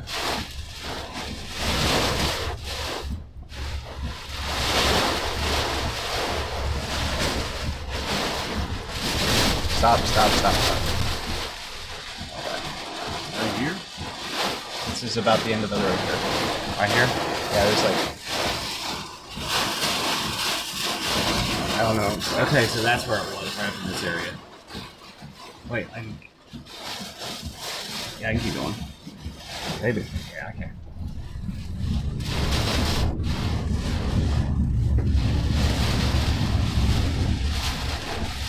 Now that we found it, it's gonna be done. If I remember right, it was right here to the left. Or somewhere right here.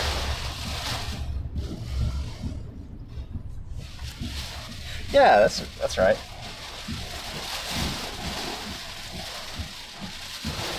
There's this lonely road.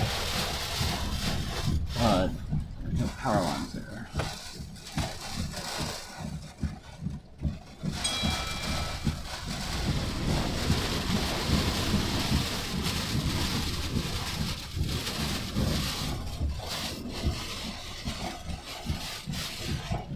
The power's back on.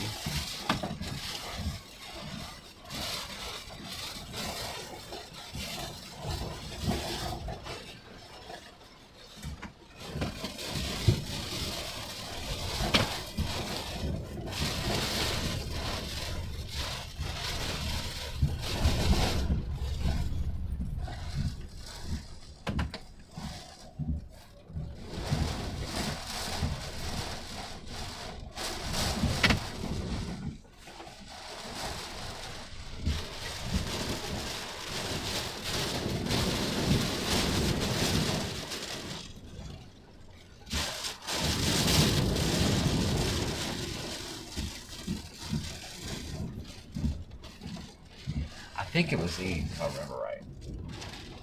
Could have been. If I remember correctly.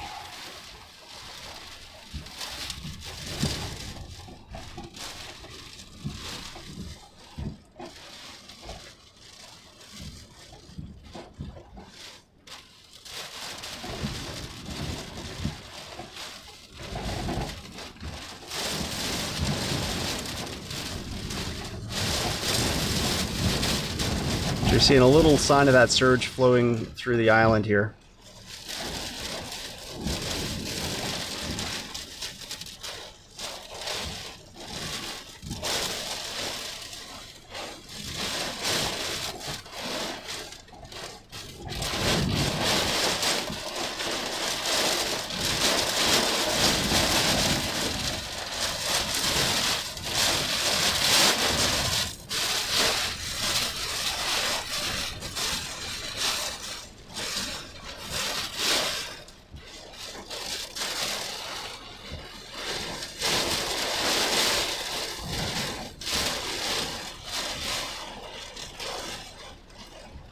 You see it?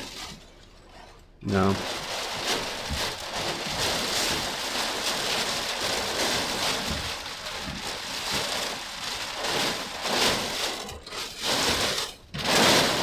Oh, that was power on all on the other side.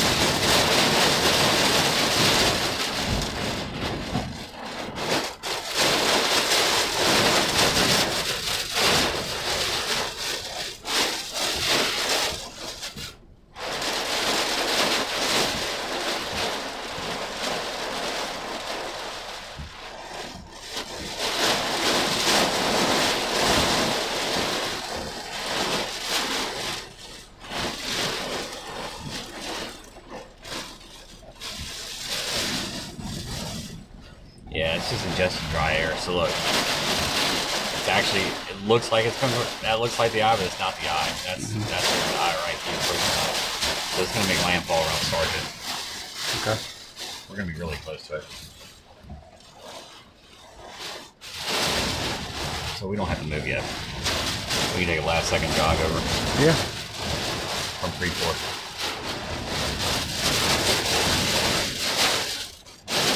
Now we're in some good wind. Not bad. Yeah, next 1 or 2 hours, I believe, Brandon, you're saying the eye is looking like it might be making landfall around Sargent. Yes, close to Sargent.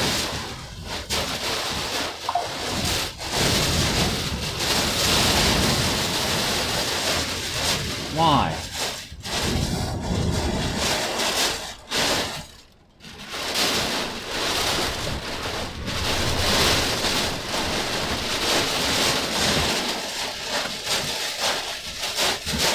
Whole island here can pull right behind me.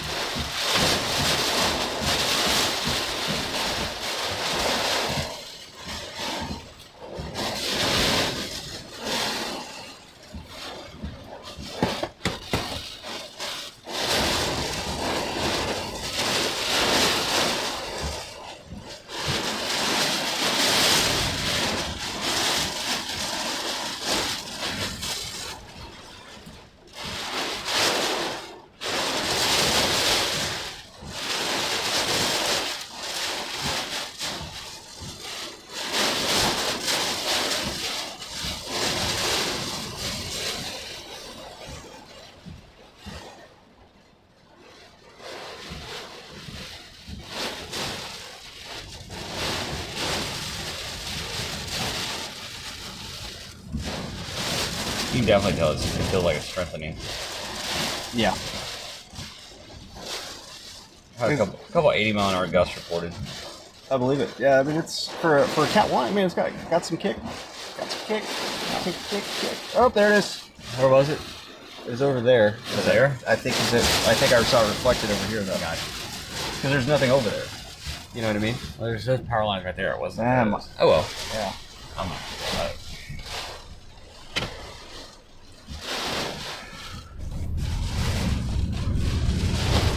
do want to get on the other side of this power pole right here, though, because it's leaning. Swaying and leaning.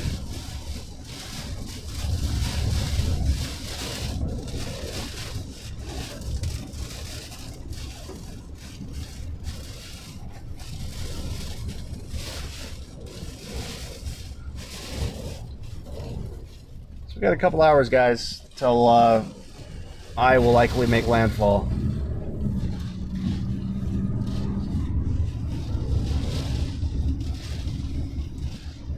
I think it's somewhere right up here where it gets popped off. Oh well. Wanna go check out the lake? I'm at the Jetty? jetty. I keep wanting to say lakefront. It's not a lake.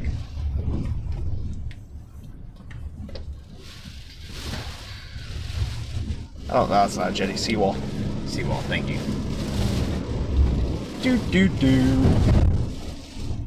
Rip raff.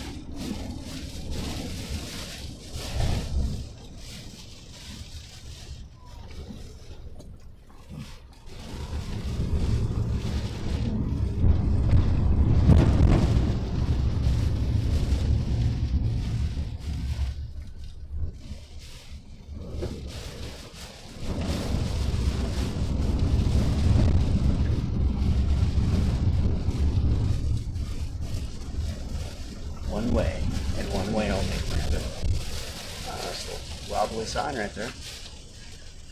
You gotta take it right.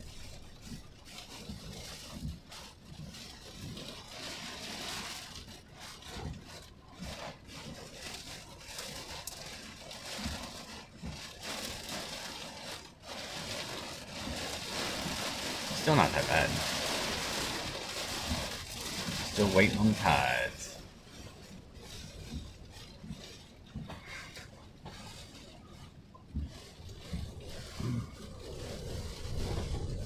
We're gonna hang out here in Surfside for a little while, guys. And there's that debris that we love. No, that's a speed bump.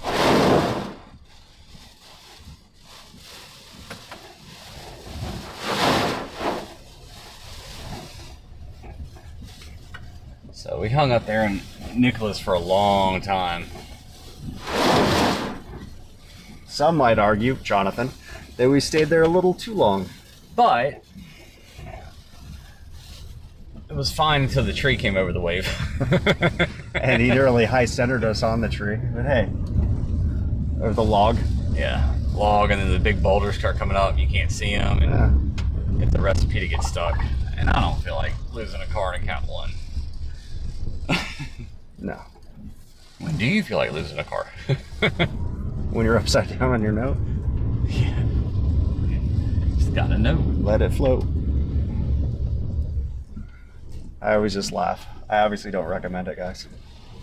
No, we are not promoting that. It's just funny that people have a saying for everything. And my car is the least valuable part of the whole setup here. Buc-ee's is still open. People, there's a Buc-ee's in Freeport that after Nicholas, it was like, I can't believe this is open because of what we just experienced. Oh, worse than that. But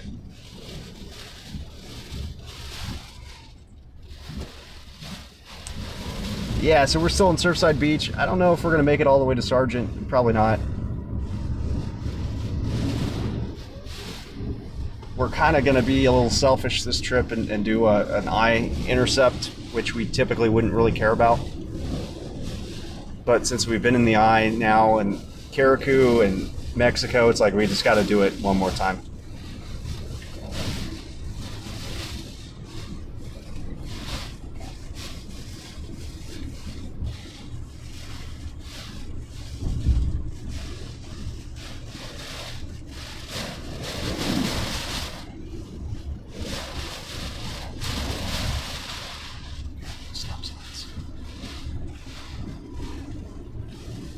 so let's have to turn the lights on over here. Alright, here comes the big wind gust.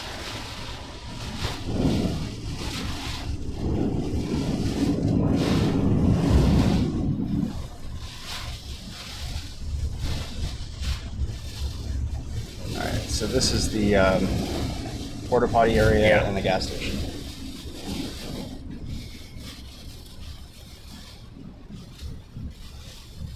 exactly like we thought it would be. Hey, they took the porta potties down. Smart.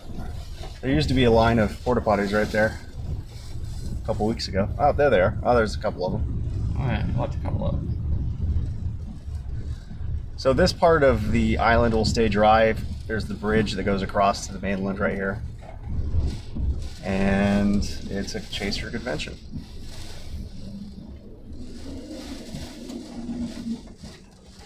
Ah. Well, hurricane wind gust. Noise.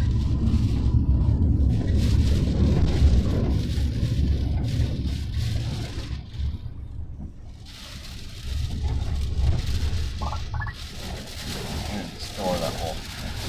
That Ultimately flood. Yeah, that store will flood. This fire department right here on the right will flood. Water will wash across this like a river. Somebody doing a live report. You can hardly stand up. There's nobody that could drive through this. And the car goes right through the back. Wind speed still probably sustained 50s, gusts, 70s, 80s. We probably had some sustains at 65 now. And some gusts poking up in that 75 range. But it's inconsistent right now.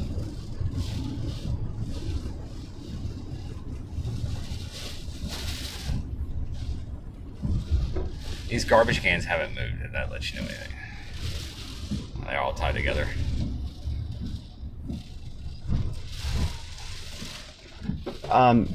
Somebody's saying that Weather Channel showing two eyes. Now, describe what's going on with that. They're not completely in the same spot.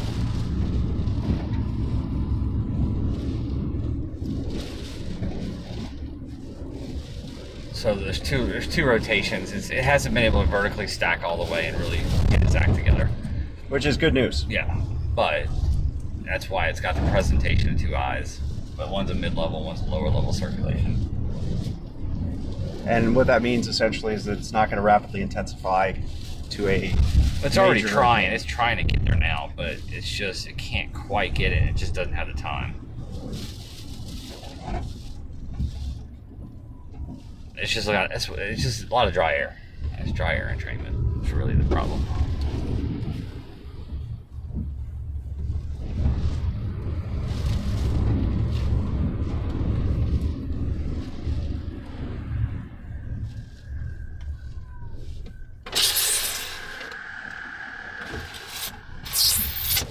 That sounds so bad.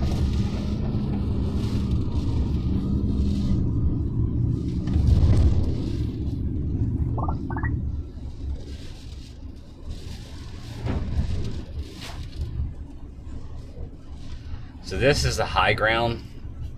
This becomes an island when the surge comes in.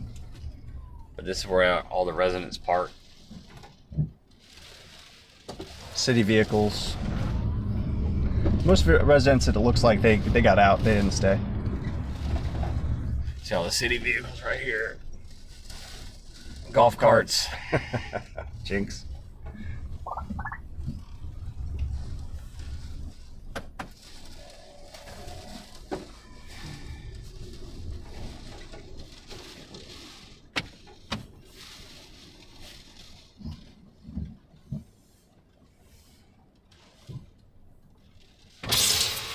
Make sure y'all don't go that way, okay? What's that? Make sure y'all don't go that way. Okay. There's a rush right over. Is all right. Good deal. I've been out here a bunch for these. Yeah. Yeah. No. No, I got you though. That area is real getting steep and it doesn't look like it. Yeah, I got you. Thank you. No problem. Police are nice here. Yeah. We know most of them. I haven't seen him before. The rest of them know. We've just kind of been through here so much. Third time's the charm.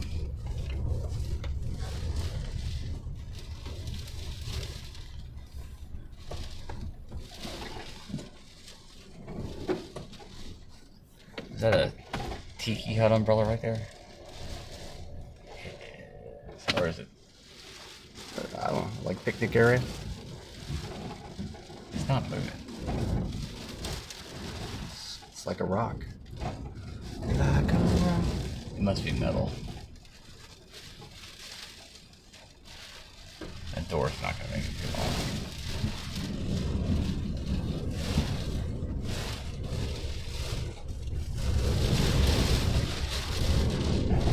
Yeah, none of those little things are moving. Yeah, we're on a lull right now, though. It's about to crank back up.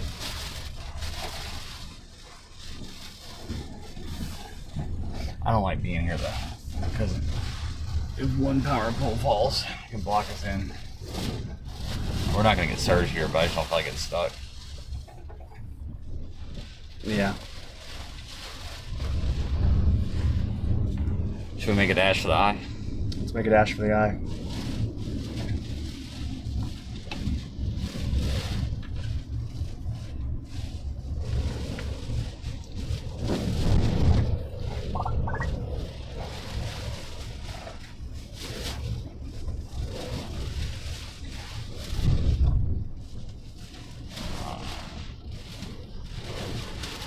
San Luis Pass.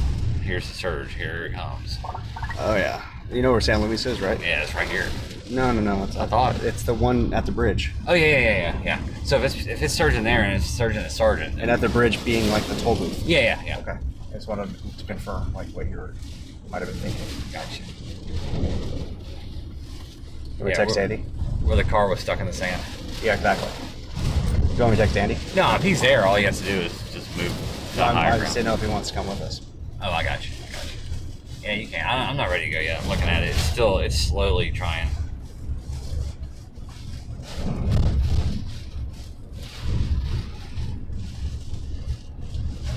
It hasn't hit minor there yet, but you can see the vertical spike going. Everything you need to know.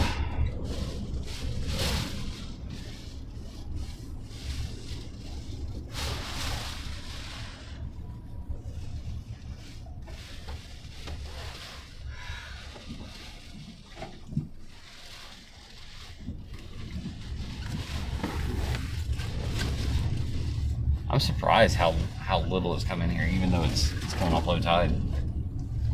All right. Yeah, it just didn't have that long fetch period, so it's going to take that last push, Yeah. and it's going to come in faster than normal. A little faster than normal. Faster than normal. It's already starting to come in. It's just Yeah. going to supercharge here in a second.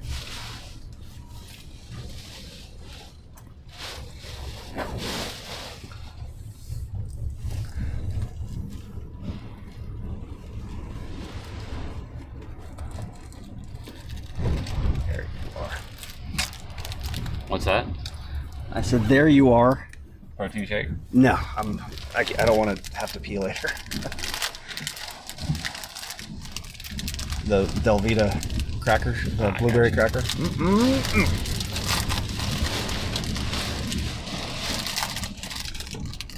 Hurricane snack for Hurricane.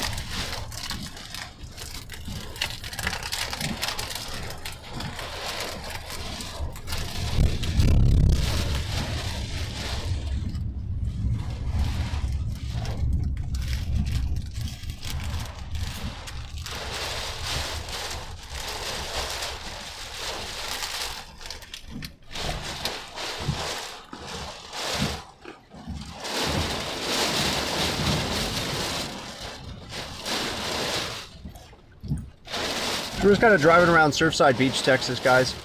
Getting a, idea what's happening around. Waiting for the impacts. It'll be still an hour or two away. Except for that piece of sheet metal right there. It won't take long.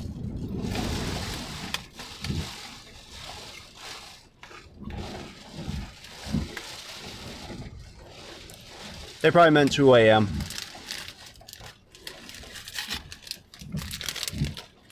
Not 2 p.m.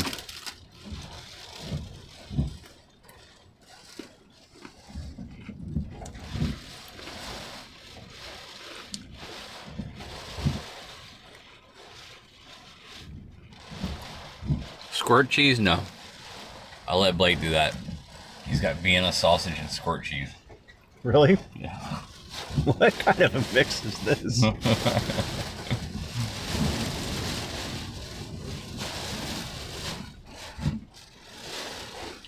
could offer it to a raccoon, they wouldn't eat it.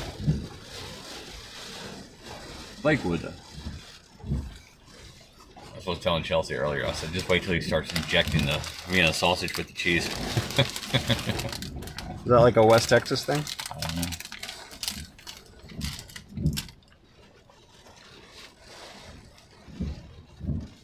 Breed's thing is SpaghettiOs.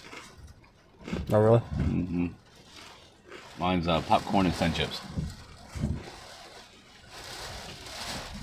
I've kind of made protein shakes my thing with these Belvita blueberry crackers. They're good because they give you a little boost of energy.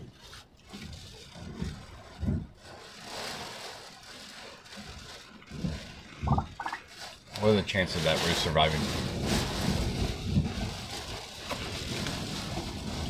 What's with traffic? I know.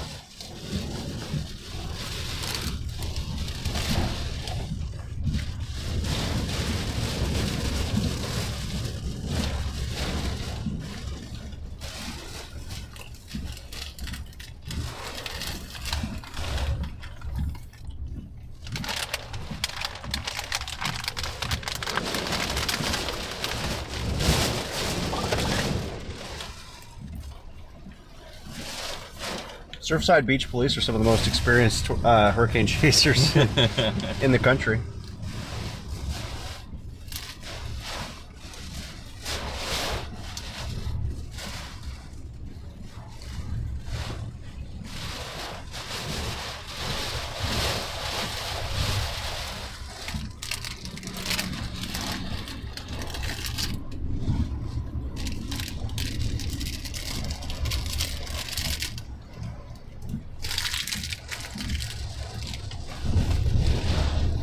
And before we critique diet at this point, guys, remember the conditions that we're in here. I would love to have a salad, some grilled chicken.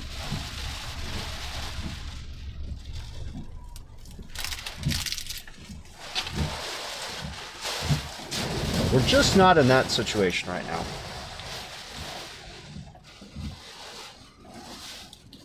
That was a good question, Danzicle. A lot of people are wondering why people are talking about tornadoes with a hurricane.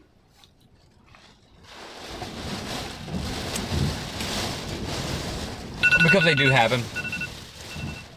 But usually my biggest concern with tornadoes is the next day, like I said, on the outer band, you start getting power just came back on. You start getting instability built up on those well off to the east. You get tornadoes that can actually do damage.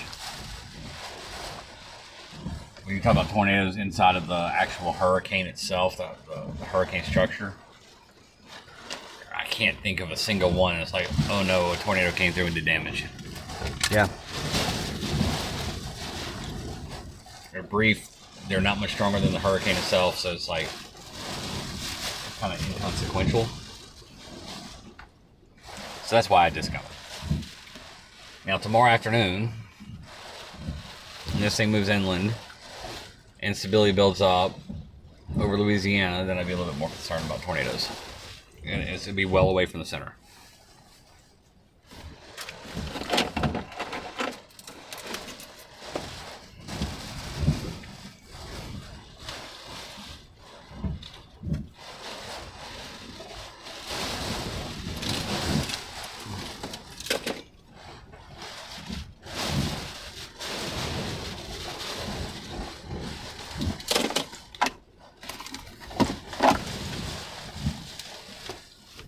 I'm having issues.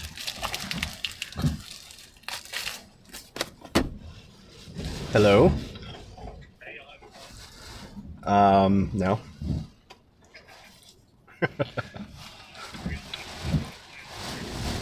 Yeah.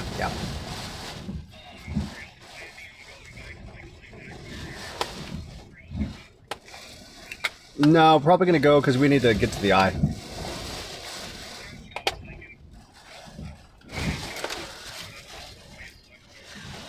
Yeah.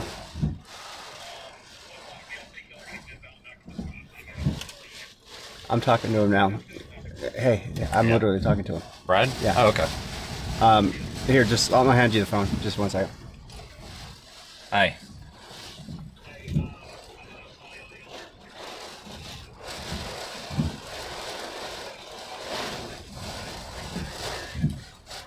Yeah, I'm trying to let the eye kind of get a little bit more defined right now because it's not sure what it wants to do. That way, when I do make a run, it's not run west and then turn around and run back east. So that's what I'm thinking. It's going to wobble right as it wraps that convection around. So yeah, but either way, I'm gonna catch on the highway.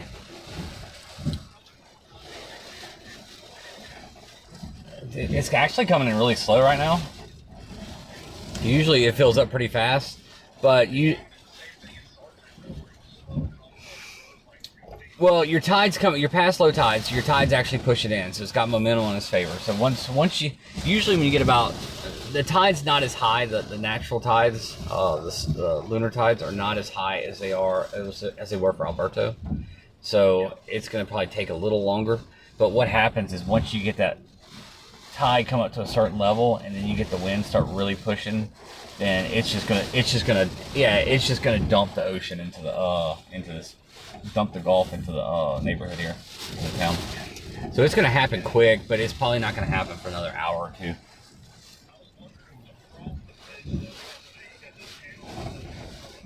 So when you go across the bridge, that first gas station on the left, just before you get to the gas station, it tries to surge up right there. It takes 5 feet of surge to hit the highway, 6 feet to overtop it to the point where you probably should be concerned about going across. So it's a ways from there yet, unless it's pushing in a channel and backing up there more than up front here, which I've never seen it do that, but not saying it can't.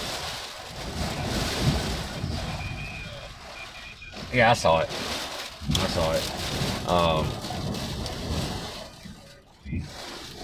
Yeah, There's fire flash. Yeah. Yep. Yeah, it's a long way from. I mean, all these streets right here get 3 to 4 feet deep. So it's really a long way away, but it can happen really fast once it starts. All it takes is 3 or 4 big waves to come crashing over, and it. Yeah. It's about 12 miles to our east.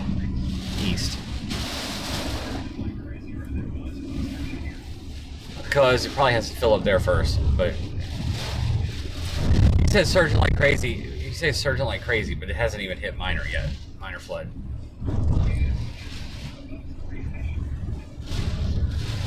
Yeah. Yeah, if you go down the highway right there by the store where we're on, if you just keep going east, you'll run into it. But be careful because that whole area surges. You'll be coming down the highway and it surges. So.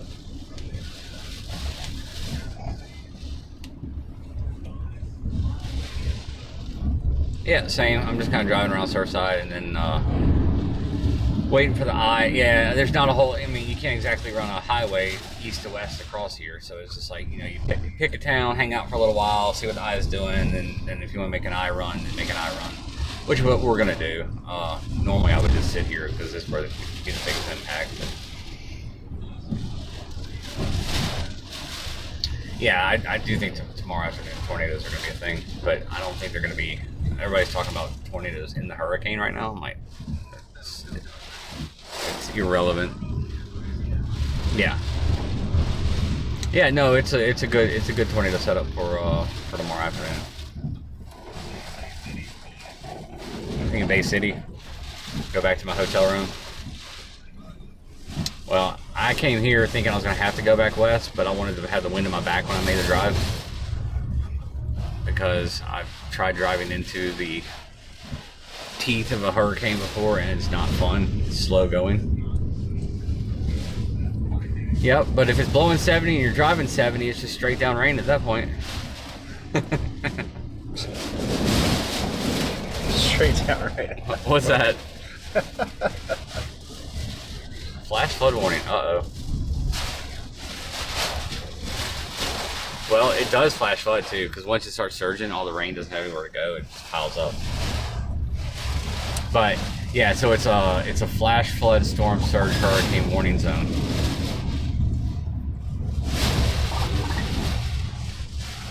It's like a buffet of warnings.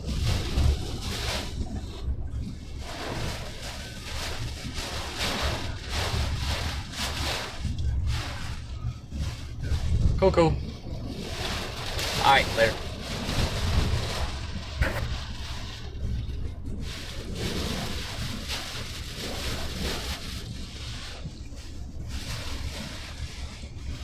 Porta potties don't sound bad right now, but I don't want to be in there when a big gust comes. Like, go back to the I am. main one. Nah, I'm good. I'll camel it.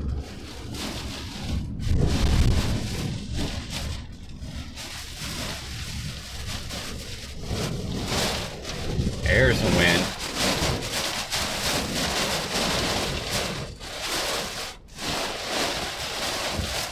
So again, guys, this is Surfside Beach, Texas. Right now we're northeast of the eye. Starting to creep towards the coast. And the reason you're seeing so many storm chasers piled up in one spot is there's just little south roads. When you go west of here, there's just one south road, 20 miles, another south road, and little towns right along the coast. There's no east-west, so everybody ends up piled up in the same spot. Same spots. See how it's pushing down like that? I'm expecting to wobble back as it wraps that convection around. Okay. I'm thinking it's going to get really close to us. It's, like I said, Sergeant probably. Yeah. But we're gonna maintain onshore flow here just about the whole time. Oh, wire just went down in front of us. Anything above us right now? No. What's that?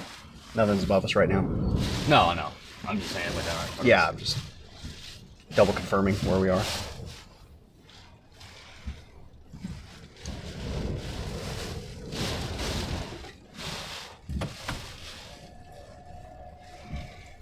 All the way, no matter where I pull, a car pulls up behind me.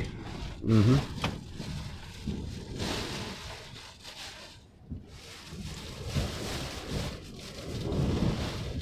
See, this is where your surge is going to be right there. That's why it's surging the Sergeant. Yeah. As it wobbles up, it's going to start surging right along the coast. And plus, you got your tides coming in. Like I was telling him, you get one more foot of rise, and all that water just starts really dumping in. Like the street in front of us right now, it's going to be a whitewater rapid of ocean water pouring down into this town. I would guess in the next 45 minutes to an hour. And at that point, this place fills up really quick.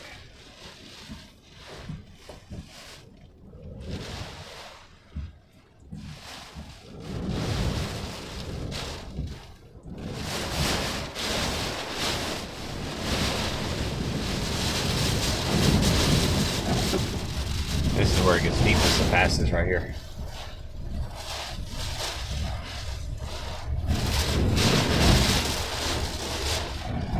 There's the power flash again.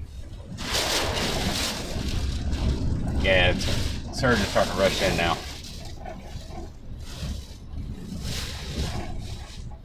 Let's see. You can kind of see the surge starting to come in.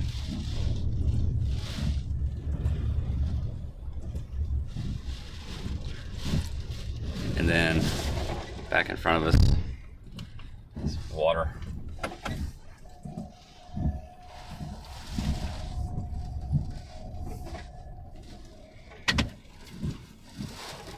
Let's see how I hit this light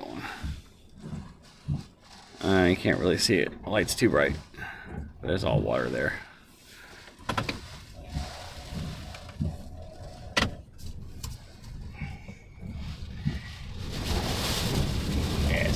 About to get tricky here.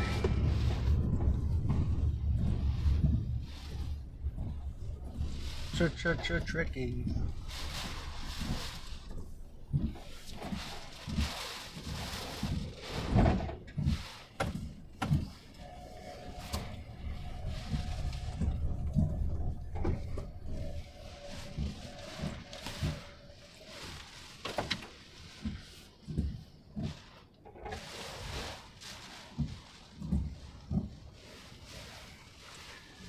far enough away. Those power poles come this way. Let's back up another 15 feet.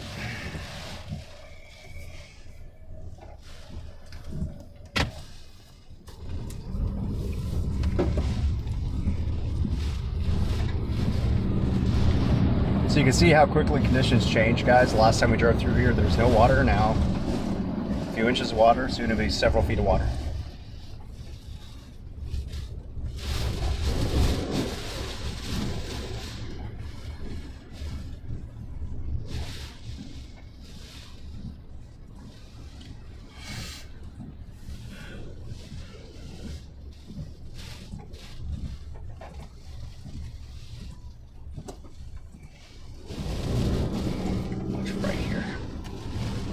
Right there.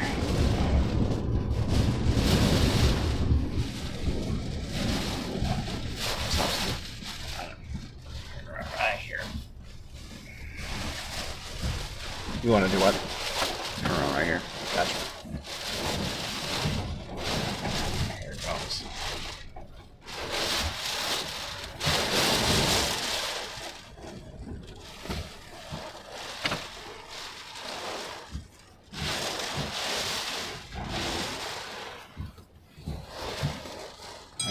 That's it. I was gonna grab it. Okay. I'll just show me where it was.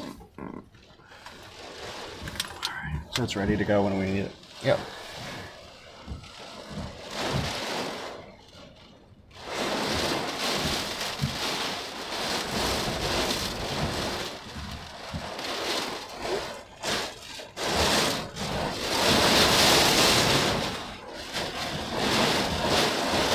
Here goes the power flash. You ready?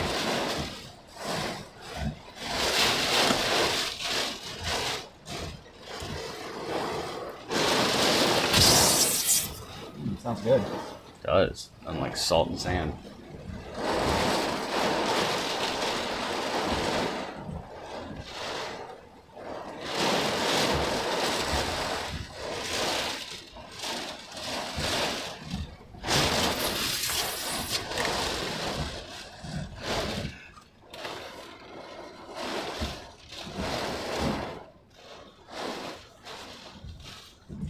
We got some other cars gonna come down here. Yes.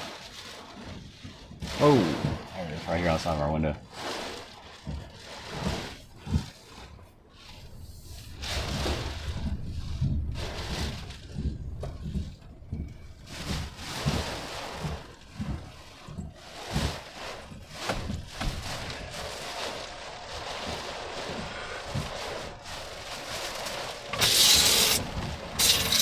Yeah, that's not gonna work. God, it sounds so good.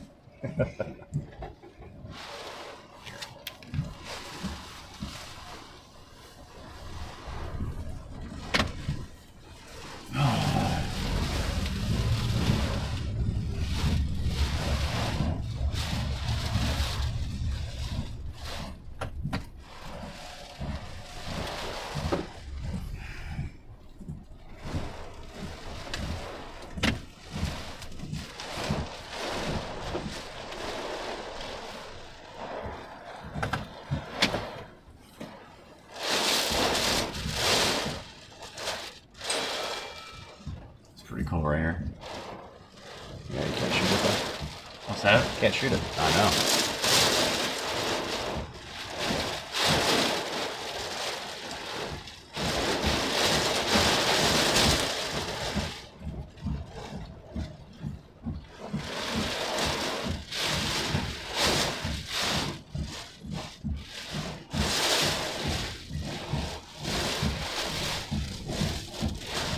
Big wind.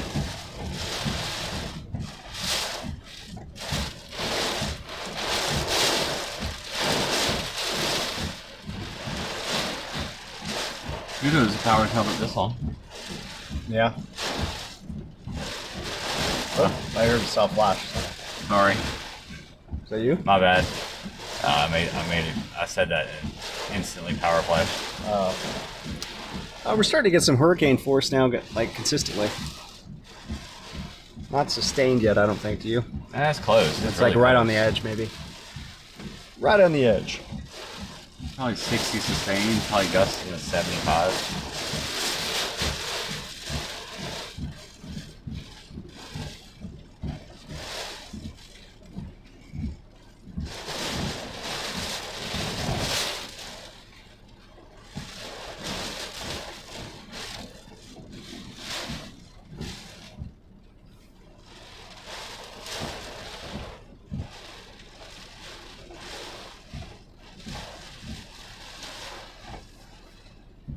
So we are in Surfside Beach, Texas, guys.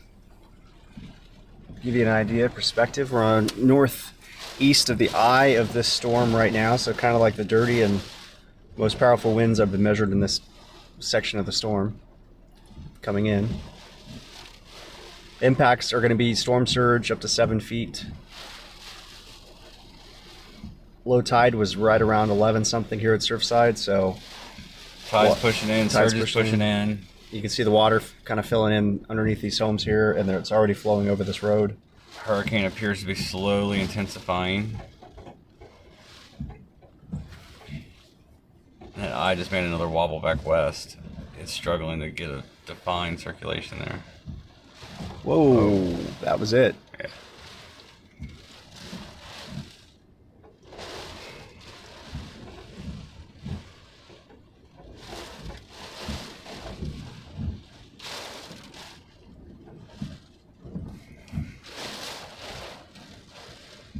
So here's your eye right here.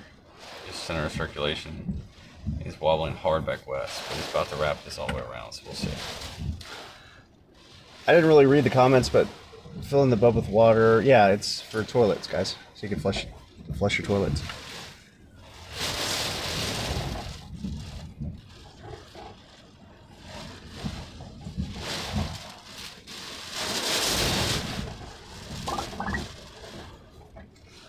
I'm not worried about the power flash. This is cool. I think this is a drive. Yeah, you can see the water pouring in right here. They're rushing down. Yeah.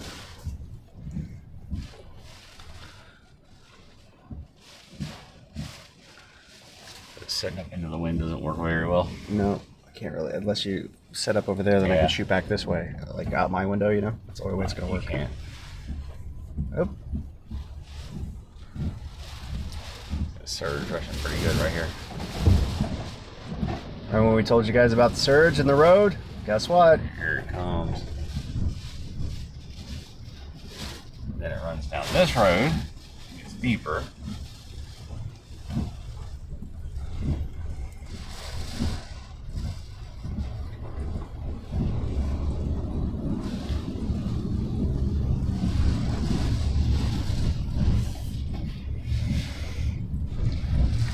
Speaking of toilets and water, we were lucky in Carriacou. The roof ripped off above our hotel room on the bottom floor. So we had a waterfall of water draining into our hotel room on the bottom floor. All you had to do is just scoop it right off the floor into the toilet. Yeah, it's super easy. More power flashes just happened Yeah, here. So it was the easiest way to fill up a toilet to use it ever. You just use the ice bucket at our feet.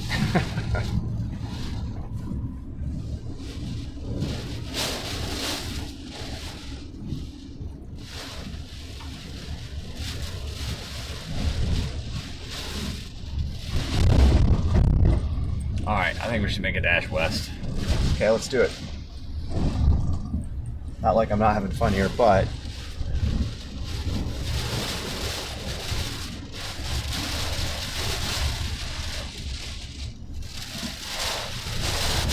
It's going to be an interesting drive. We gotta turn around first though.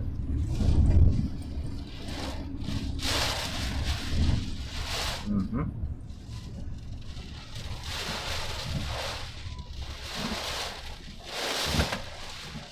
That's the stop sign that's taking a nap.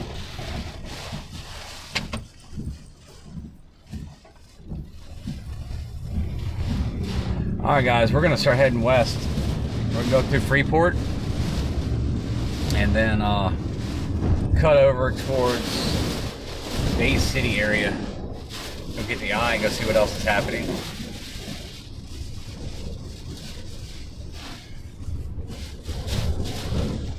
High tide here is at 7:30. I expect that's when the max surge will be, even if the storm has already passed and made landfall. Because it's just going to keep pouring in and it'll stay onshore flow in this area.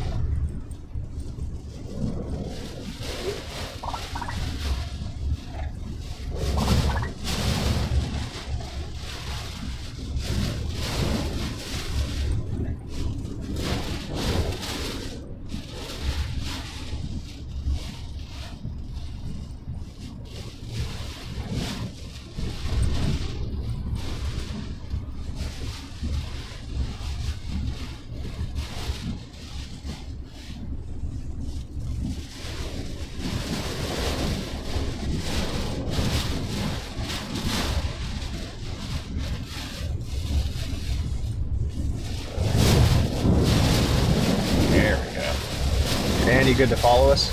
Yeah, you can. Where is he? I think he is. I'm looking for a. There he is.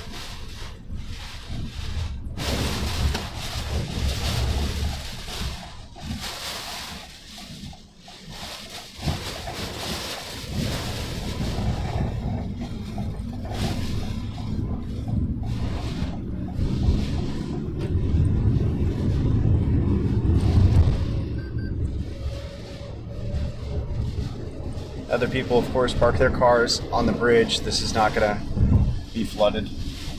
Safe place. And bulldozers.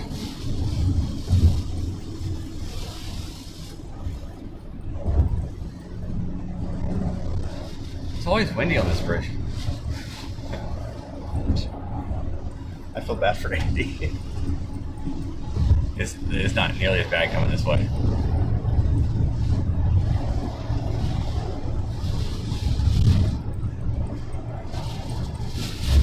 Hey, Buc-ee's too.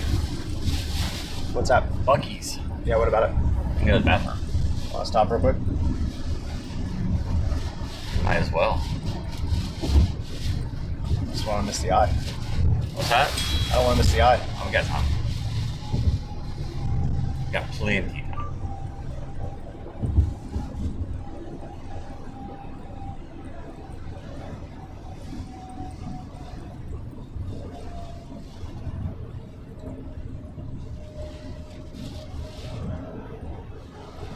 Search not too bad there.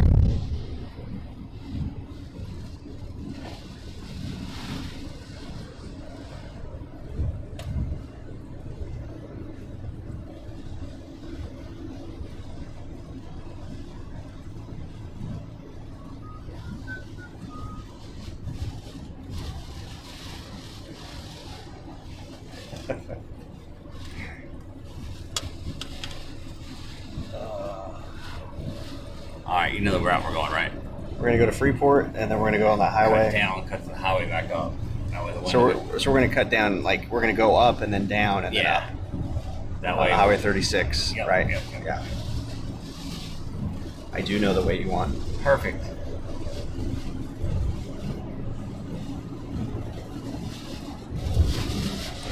All right, looks like the eye is creeping ashore right around. No. Eyes down here. Is it still down there, huh? Yeah. So it's just doing that dry air thing. It's just dry air. It's weird. When you loop it, you can see that little. Oh yeah, I see it. Yep. Just kind of sitting there, getting Yep. stronger. That's gonna struggle getting strong with dry air in there. Yeah, it's trying to though. If you can fully enclose and trap the dry air, then it can intensify pretty quickly. But I mean, it just doesn't have the time to do it.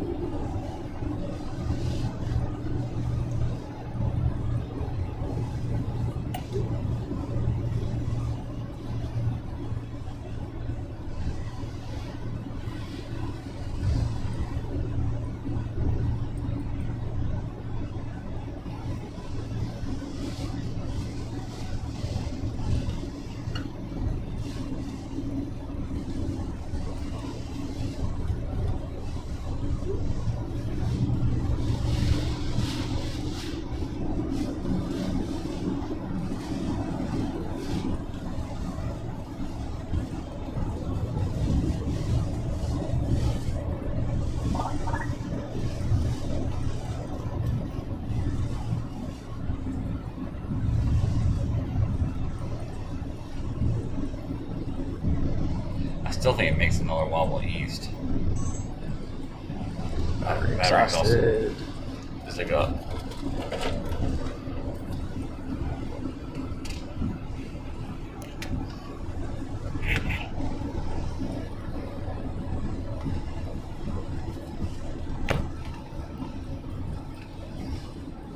There is Buc-ee's. It's probably my favorite Buc-ee's in Texas. They stay open during hurricanes and I get to go. Exactly. Are they open? Yeah. They're wide open.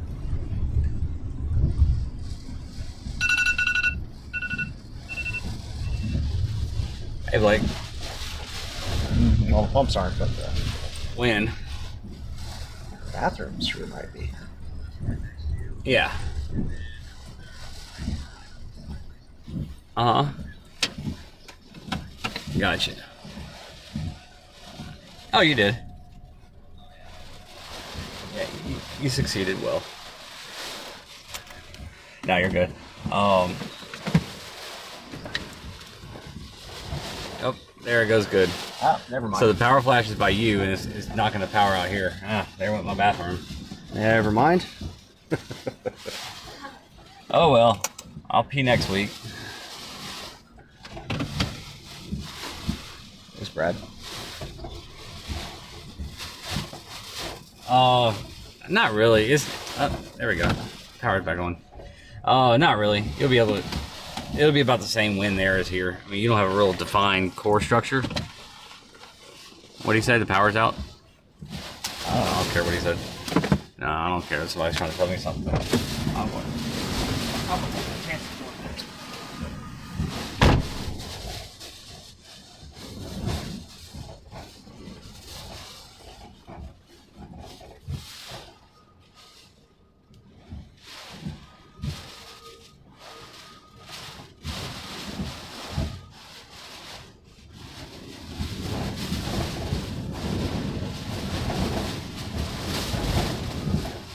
Brandon was so nice, he backed up so my door's into the wind and the rain.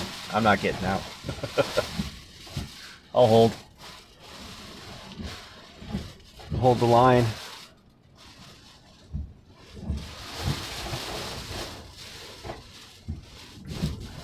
It's world famous Andy Coates on the screen right there.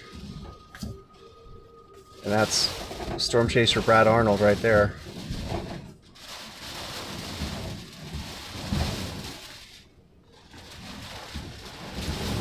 So this is Freeport.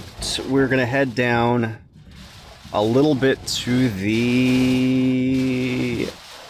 west. Along Highway 36, we think, and then get up towards Brazoria.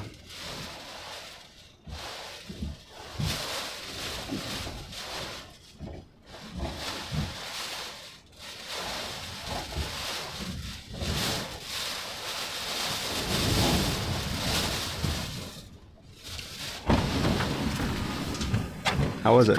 Amazing? Amazing experience. I couldn't get out. What's that? I'm gonna turn around for you. I know. This was a plan. I know. A well-executed plan. It was amazingly well executed. I pull up my waders like a big boy. All right, see you shortly. Enjoy.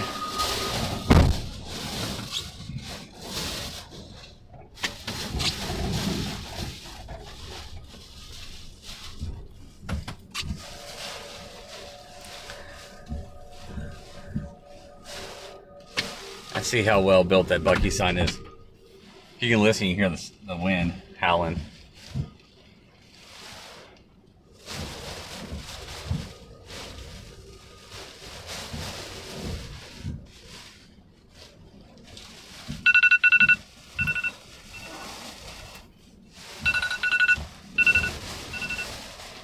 Yes, sir, Brad. Hey. You won't be. No. You just hop the bridge, come out. Same way you got here. It's gonna have to come up about 4 more feet for you to worry. 3 more feet. So. Dude, no. If it comes up over there, it's not gonna be there long. It's just during high tide. And it'll push back out after. Not in Surfside, but on the highway coming north. But once you get on the highway north, you should be good. Yeah, so right when you get to the first gas station on the left after you get up over the bridge, okay, right there is where it comes over the road if it's going to come over. But it takes a lot. Like Hurricane Nicholas, it didn't come over there. You don't even have to get on the bridge, dude. You can get right there by the store at the intersection. You'll be fine. If it comes up to there, yeah. And if it comes up to there, you can always retreat to the bridge right there. You're fine. All right, cool. All right, bye.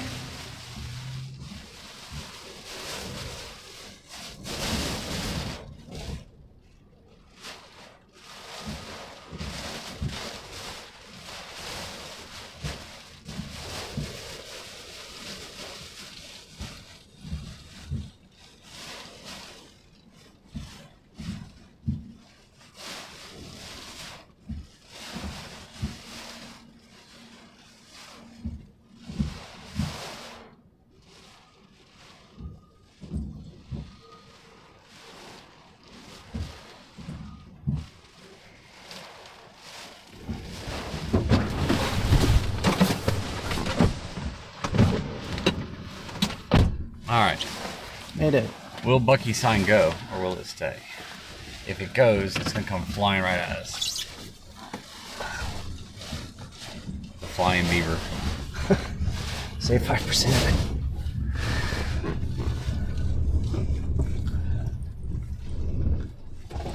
That looks like a generator. That's why they have power. Tell that to the cash registers.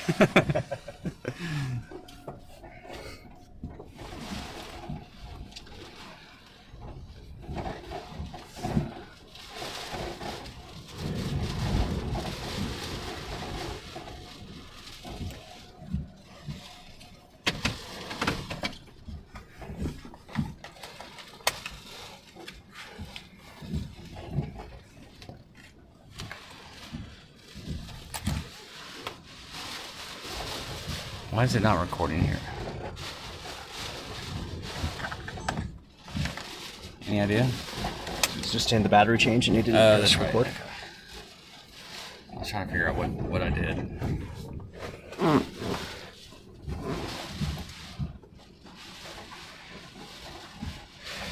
Unfortunately, I couldn't buy any beaver nuggets. The cash registers weren't working. The sign is rocking.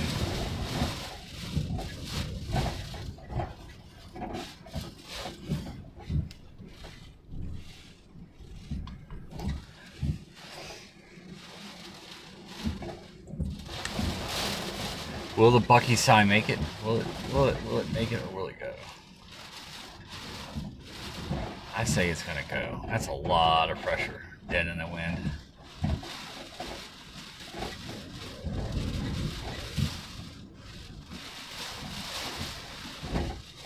Question is, when it goes, will Jonathan move it out the way?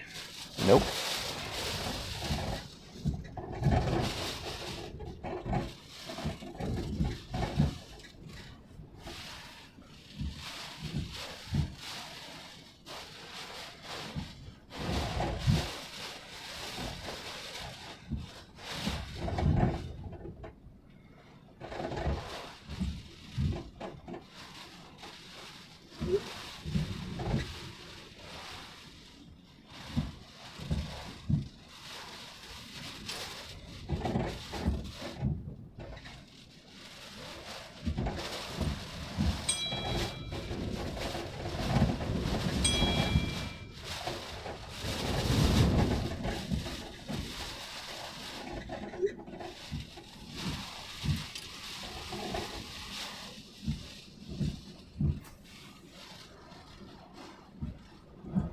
How many parking spaces wide is it sign? 1, 2, 3, 4, 5, 6.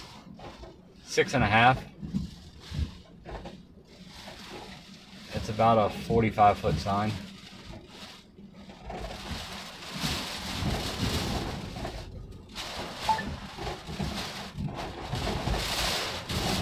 Uh-oh, here it goes.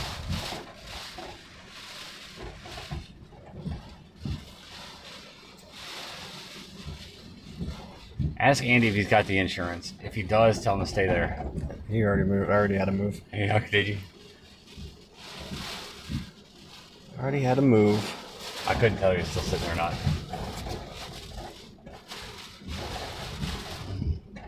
So if he's got the insurance, tell him to sit.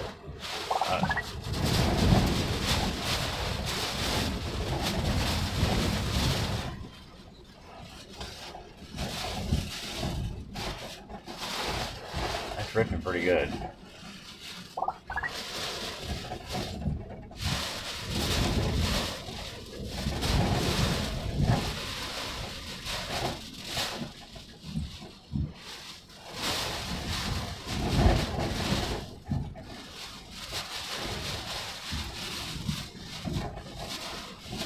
Uh-oh. What? What?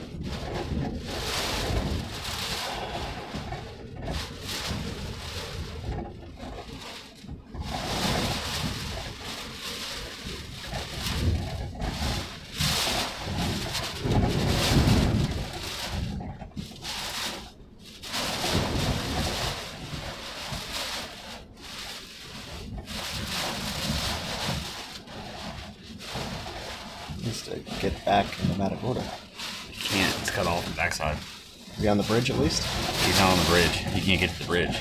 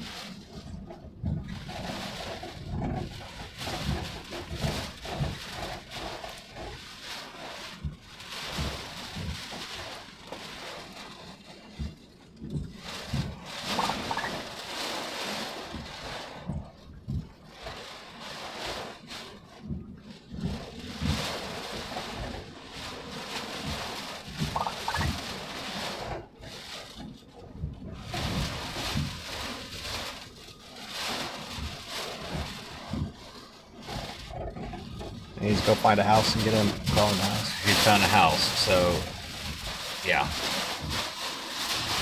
He's hanging in the car, water's high. He's next to a house, it's unprotected. So it's got stairs. It'll be unprotected, but it's like better than. It's better than. It's not as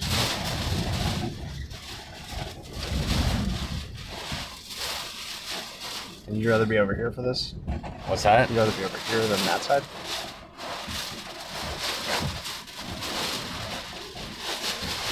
Yeah, it's blocking the rain.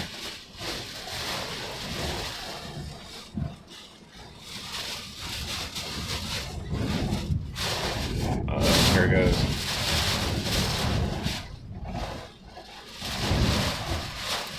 So I told him to drop me a pin on the house where he's going to take shelter if he surges out.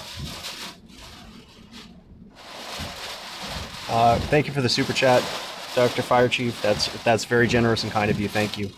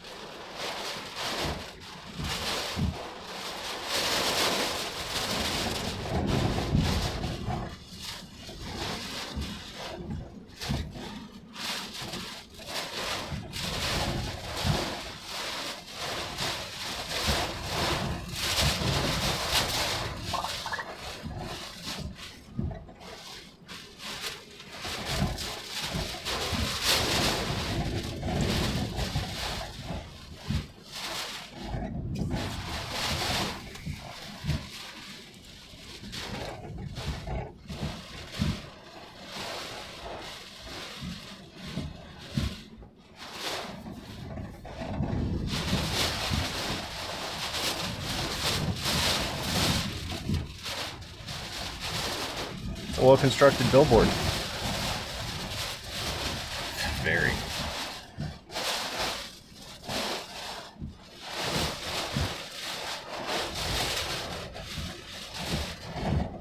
Beaver's taking the back shot. There it goes. He's rocking. I keep thinking it's about to go.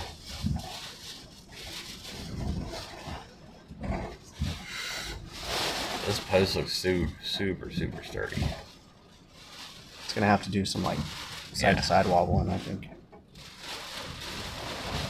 It's just gonna have that one gust. What it is. It's just gonna fling it. Yeah, we don't need to go anywhere right now. It's just stationary. It's like almost not moving. It keeps redeveloping this eye in different little places right here. So if it wobbles back, then all of a sudden it's gonna be up here. So, uh-oh.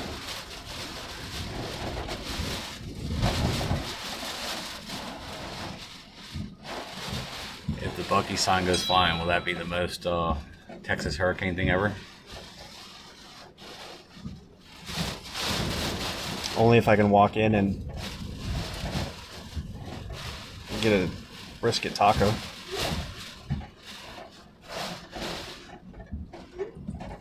You can't. They're limited to a half a brisket taco per person here. It's an HEB joke, guys.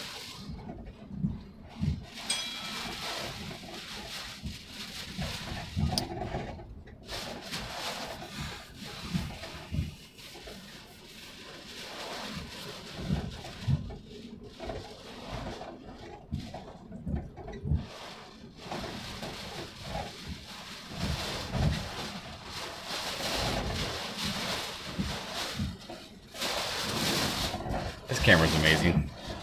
It really is spectacular. RO flashes. Here comes some big wind then.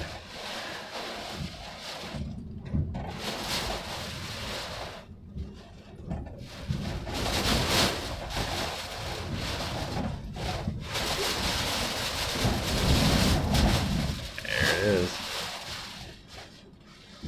Power on, power off. God, it's playing with the light switch.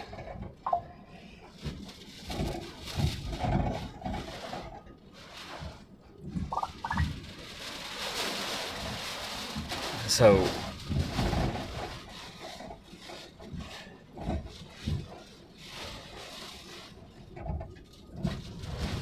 Saying it's moving north-northwest. it was, but now it's gonna wobble back. It was moving north-northeast before that.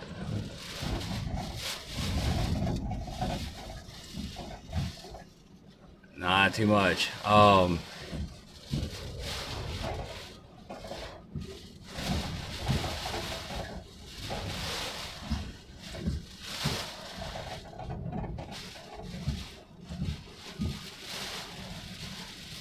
Yeah. So how high is the water around you right now?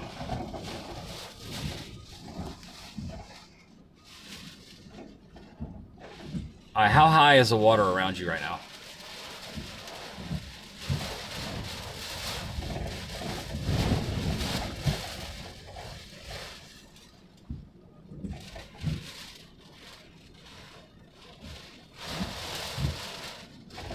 Yeah. Yeah, it does it really quick. How many people you got with you? How many people you got with you? Alright, who's the other person? Okay, how far away are you from those stairs? Like 2 feet? Okay, cool. Alright, so you're good. You may not have the best situation, but you're good. Okay, cool.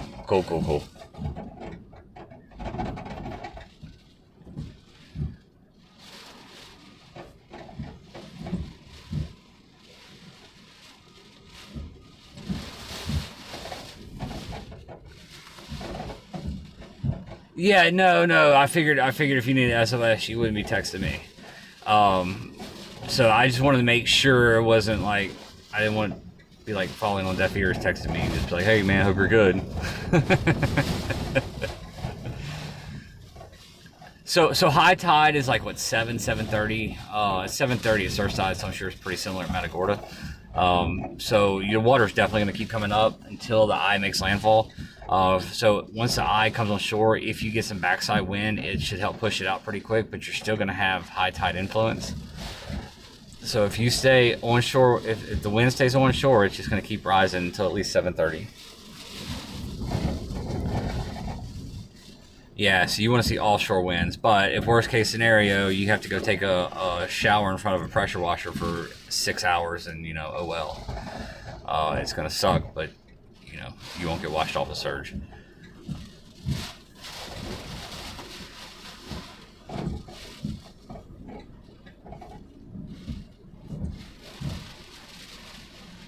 All right, well, good deal. I know I've got your pin, got your location. If you get out of there, let me know. If you're gonna get out of the car, let me know.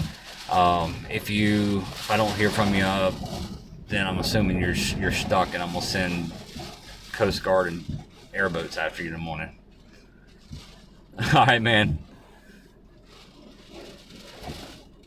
All right, good luck. All right, bye. It's finally wrapping around. Yeah. See, it's actually moved south a little bit. See that? It's just sitting there.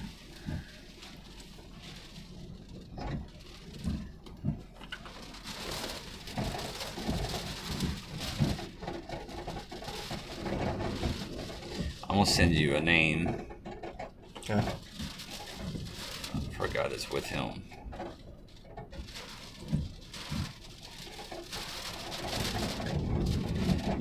So right when you come off the bridge in Matagorda, there's a low spot right there. That's where they got caught. He's got 2 feet of water around his car right now, and he's at the highest spot over there. He's in the sedan. What's the house situation? He's 2 feet away from stairs, so it's not like he's gonna wash out. He's not panicking. Good. But it's him and one other person, so he's just like, I just want to let you know that way if something happens where I am. I'm like, so. All right. Well, I mean, But I wanted to call and make sure I wasn't like rugged fall on deaf ears, Well, I mean, clearly they're not an ideal situation. But No, but I mean it's a survivable one, so yeah. doesn't mean it's fun. No.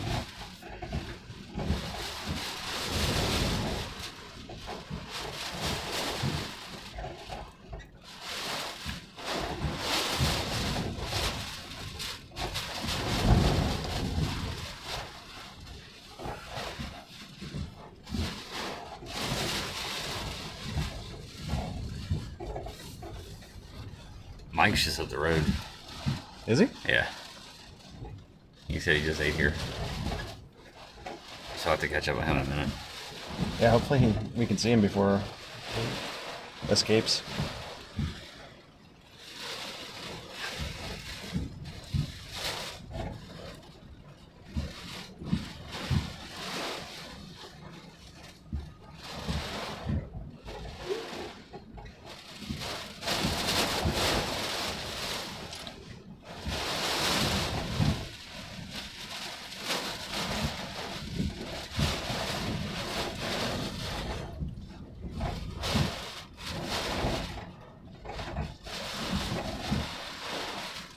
What are we sustained at now, Brandon?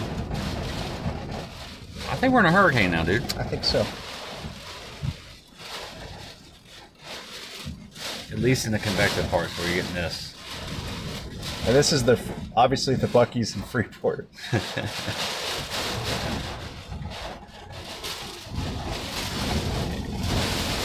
It's probably one of the best built signs I've ever seen.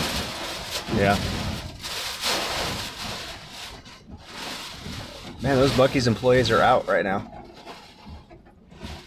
They're wrapping the tanks. They're wrapping them even more? Or are they getting rid of them? I don't know what they're doing. I don't know. They shouldn't be. No.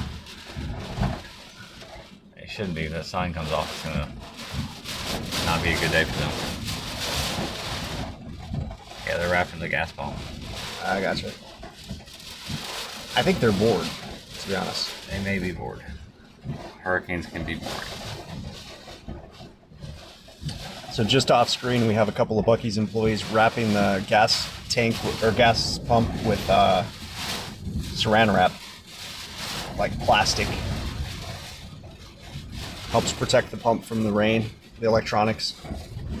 Like a credit card slot.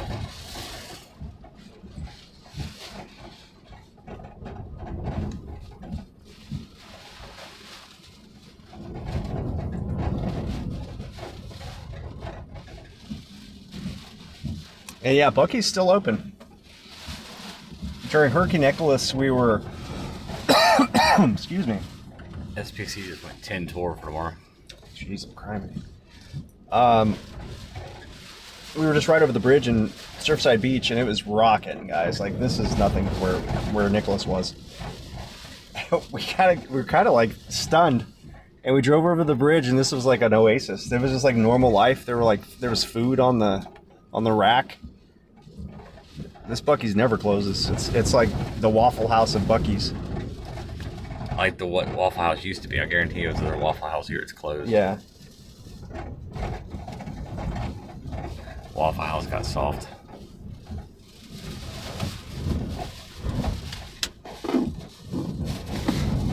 So kudos. Good little gust right there. What bums me out about Bucky's though is the price. Everything just jacked up from where it used to be. And quality went down.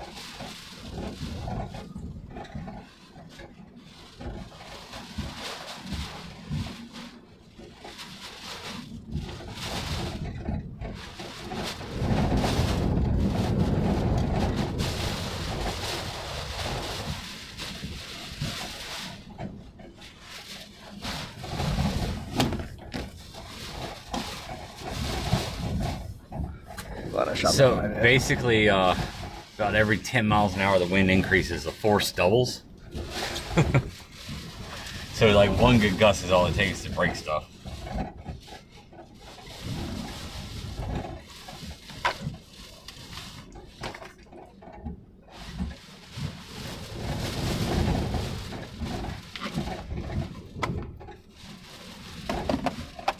But really impressive whoever put this on them. Good job.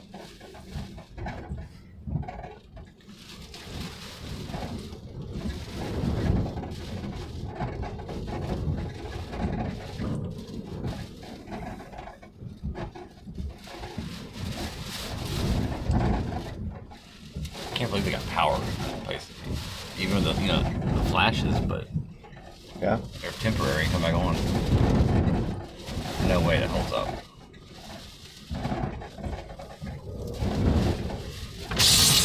Ah, that sounds awful.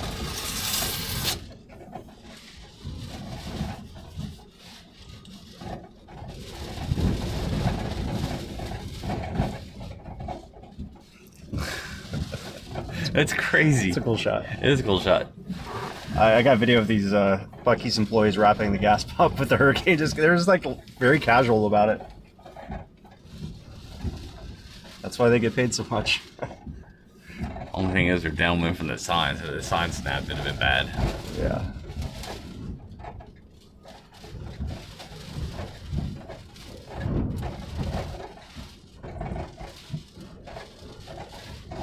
So the eye is stalled out. We were going to make a run and go west, but the eye is, I mean, it's just not moving.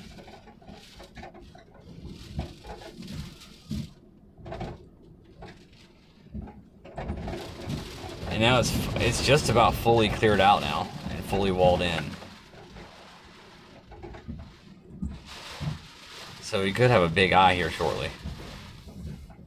This thing's about to get more intense too. Yeah, we're about in the eye wall here in Freeport.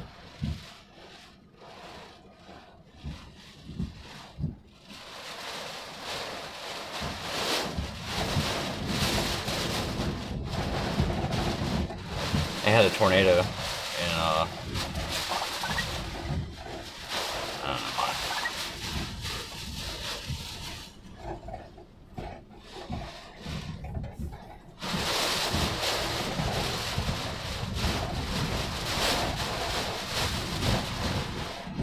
Everybody's bailing.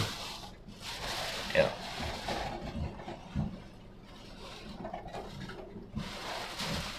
Why? So one person does it, everybody else follows.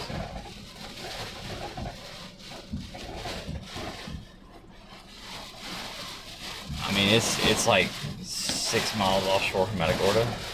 It's right there.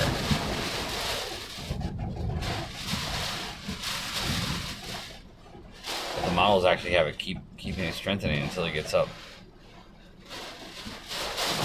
into here. And then clear the eye out. So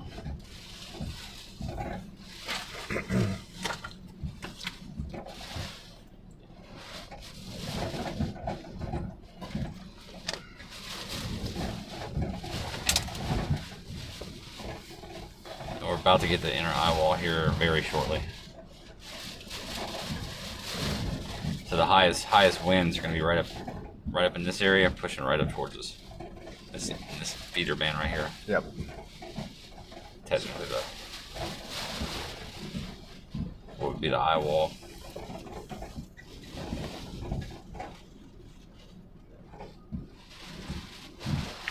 '80 is still the biggest gust reported.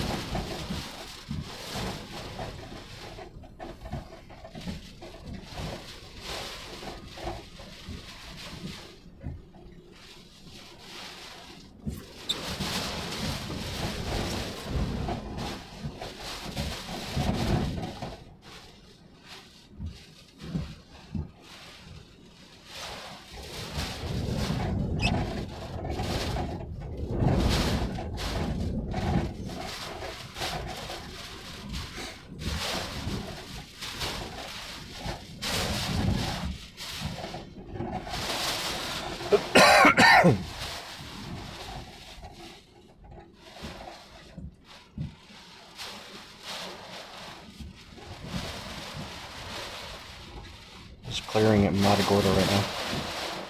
What's that? It's clearing at Matagorda. Yeah, but it's still not even an eye. That's the eye.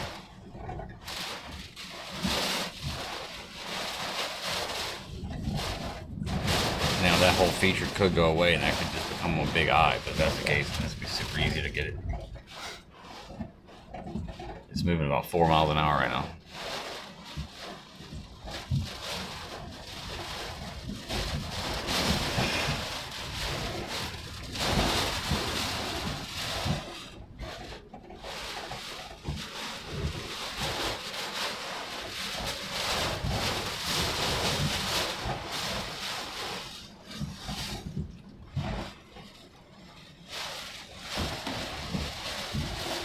So there's been storm surge from Sargent up into Surfside Beach, where it's going to continue to keep going up.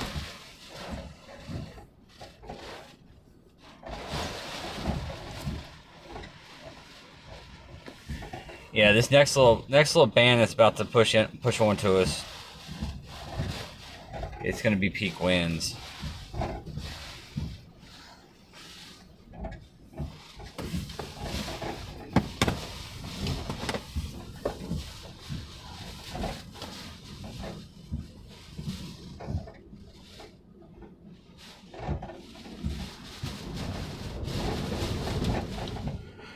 Will that be the last of the power?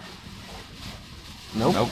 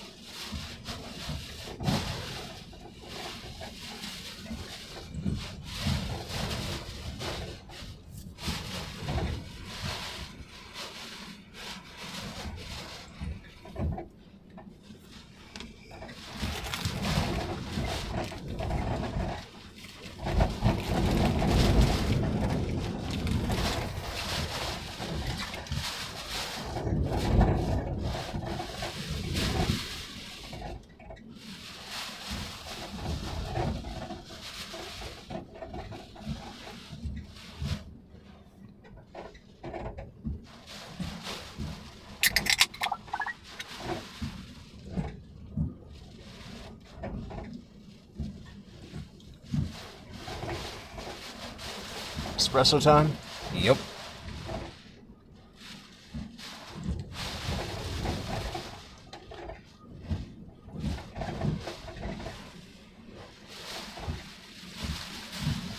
Brian's getting some 80 sustained at times.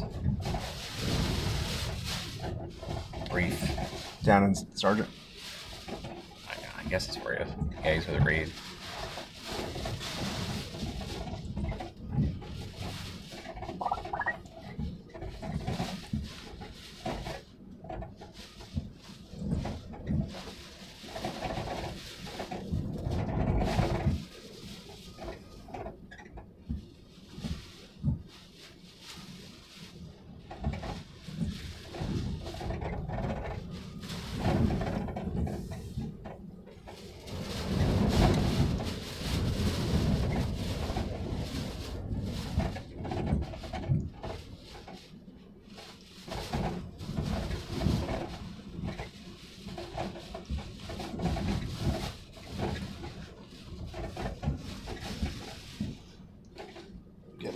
Big eye, it looks like.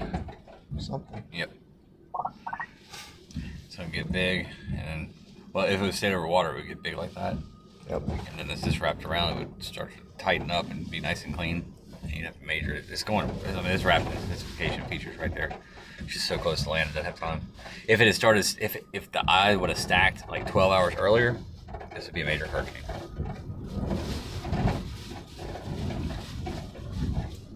But it's always hard to get them to stack up when they get disjointed at after landfall like you can. Yeah.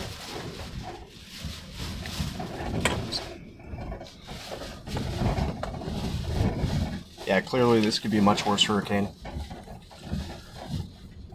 It reminds me of one a few years ago that came up Big Bend. Hurricane? Yeah. The one that, Just before I die, yeah. No, I know, but the one that knocked stuff around in Tallahassee? Yeah, yeah. Where it just took forever for it to get vertically stacked. Like 3 days. It's like 2016? Yeah.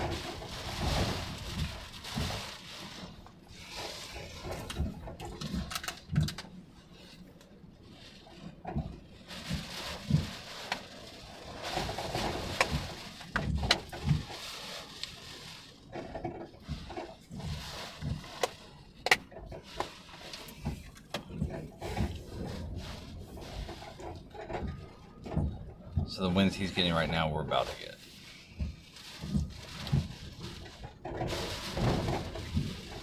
We're actually in between the two bands. So once this hits in, it's gonna be rocking and rolling.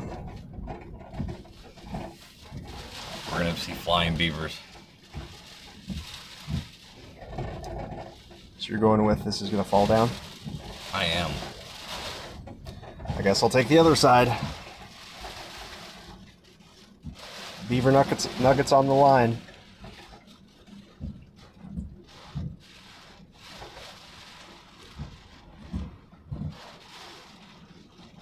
I saw how much it was moving in the outer eye wall. Let's see how much it moves in the inner eye wall. It's not that big of a difference, but it doesn't take a whole lot of difference. Yeah.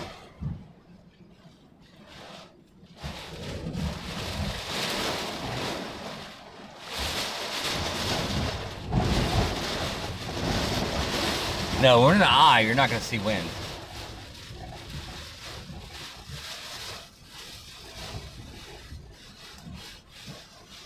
It's going to be about another hour and a half, 2 hours before we're in the eye. I should be on shore in the next hour, the center of the eye, actual landfall. We're going to catch it just north of there.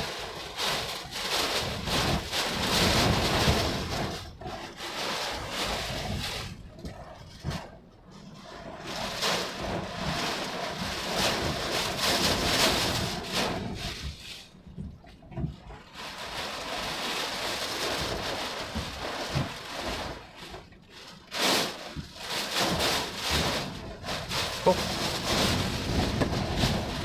Do you have to invoice them still? Yeah. They sent me over usage. I just haven't been home. Yeah. I told him, they said it's fine.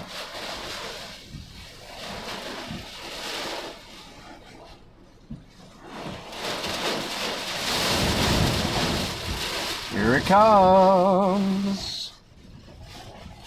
I can feel it in my fingers. Ask him if that's public information, if you want to share it. I'm not gonna Okay. share it. Like, I figure. I have no interest in sharing that.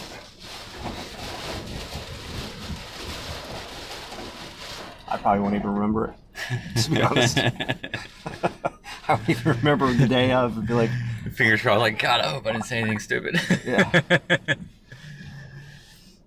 Honestly, yeah, basically. You just don't know how you're going to look, you know? Yeah, I mean, it's how they edit it. Yeah.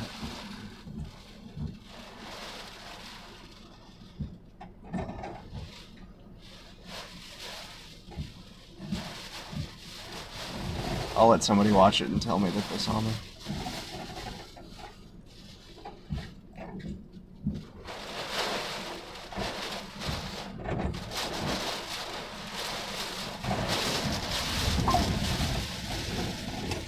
Just gonna sit here and the eye's gonna come right to us. What's that? I think we're just gonna sit here and the eye's gonna come right to us. It's gonna come pretty close to us. Like, all we have to do is Jog a little bit. fart left. Alright, here you go. There we go, guys.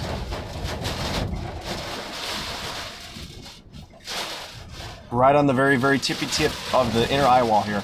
You're gonna see a difference.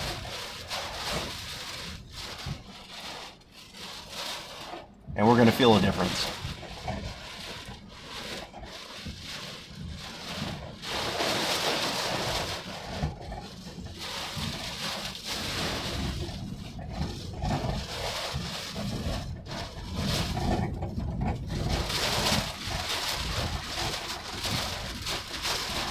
This is so much more intense than Mexico. At 110 they had it at. Yeah, oh yeah. This is like, compared to Mexico, this feels like a major hurricane.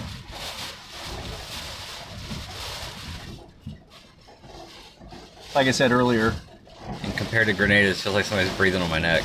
yeah, this is like it was like the strongest hurricane, and then the weakest hurricane, and then now this is like, yeah, it's got a little punch to it.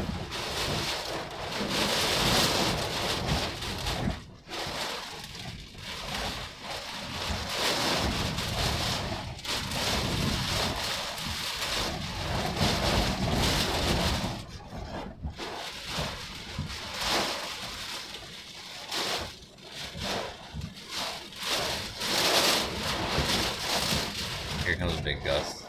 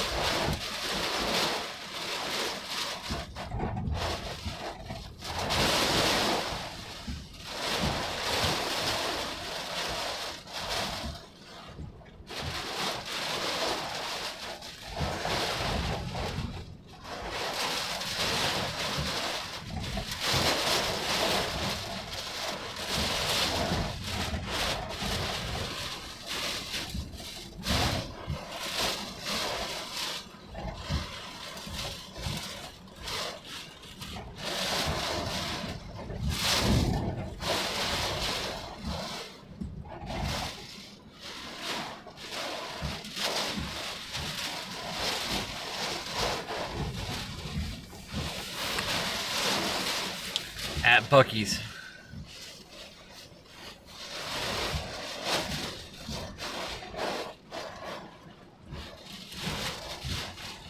Yeah, Bucky's should come through with a sponsorship now.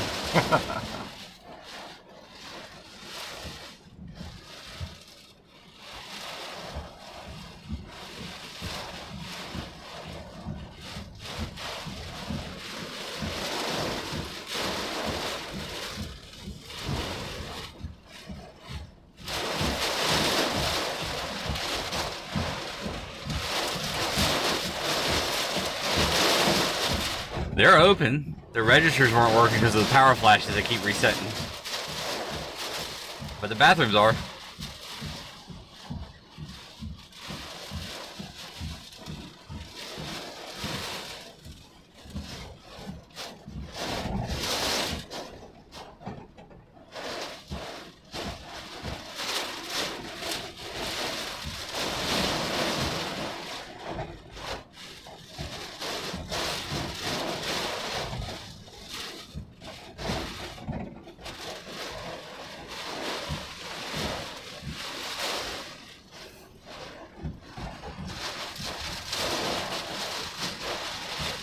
They have a generator behind us, but I don't think the power's been out long enough for it to kick on.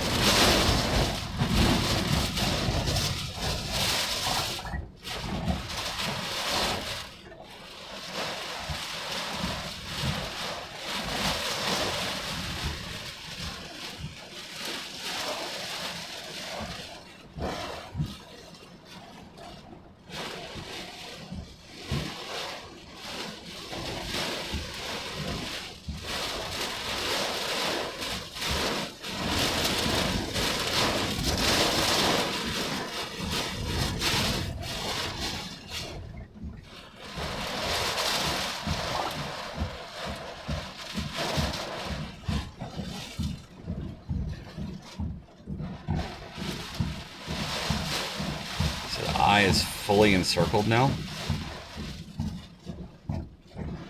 Yep. Well, it's a good thing this went over water 12 more hours. Yeah. It's right at that stage where it goes from Cat 1 to Cat 4.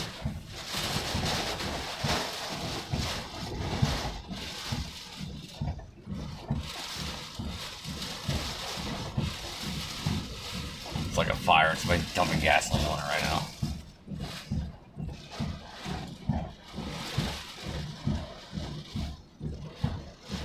Good news is backside doesn't have much to look like. No, backside, there's not going to be much to it. But it's going to be a long time until we get there. Yeah.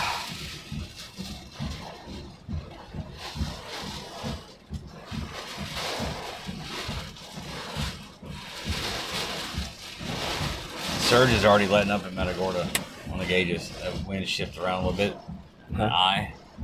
So I think they may be good. They may not even have to bail from their car. That's good. What about Surfside? Surfside, I don't have to look at a gauge. I already know what's happening over there. Yeah.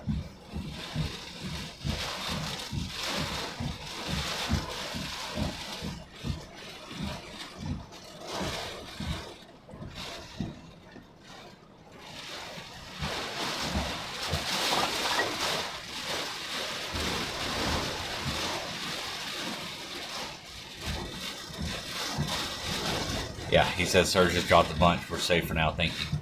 Fantastic. He's good. He can at least get to the bridge. That is good news.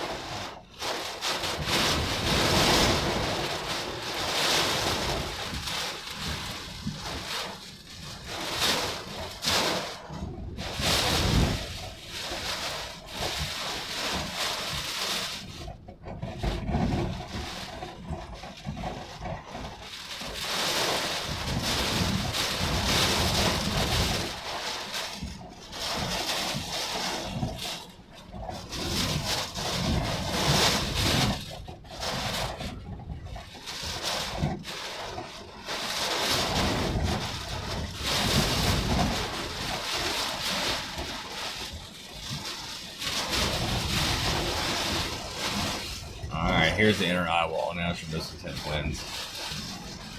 Here they come. They come and they come and they come. It's actually trying to rebuild another inner eye wall right here. Really? Yeah, that's where your mesovorts will be. It probably won't be any stronger wind, but it'd be super gusty and that'd just break stuff. And you're gonna get that hurricane howl as well. It has one on the building over there. Yeah.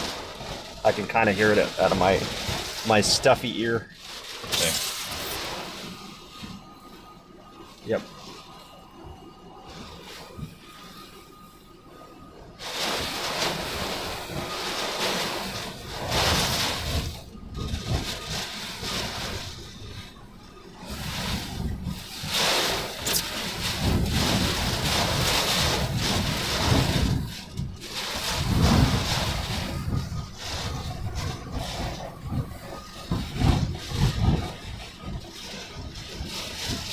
Yeah, daytime landfalls are so much better.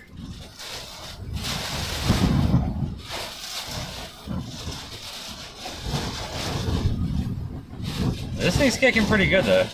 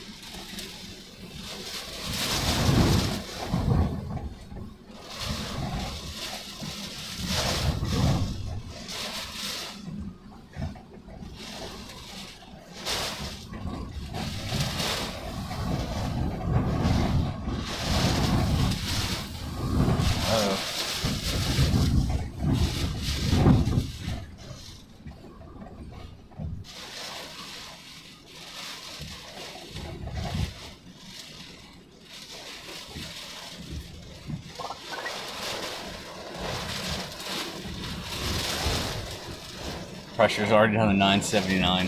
It's just bombing right now. Yep. The winds aren't gonna have time to fully catch up though.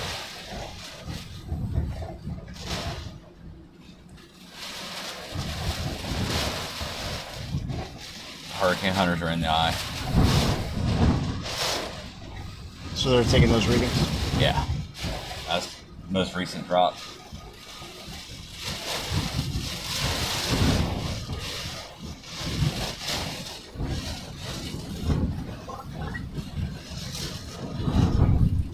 Oh yeah. Perfect vertical stacking now. Okay. It's completely cleaned it out. It's off to the races now, but it's making landfall at the same time, so. Like I can't tell you how much the 12 hours over water makes a difference on this thing. I just have my ears. That just hit my ears. That pressure change. I just had like a little hum.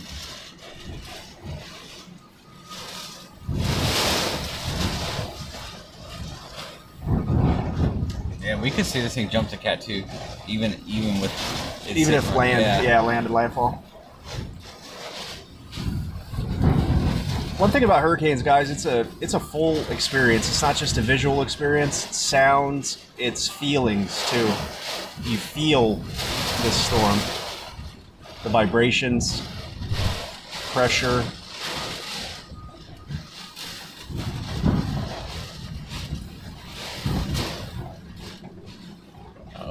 Uh-oh.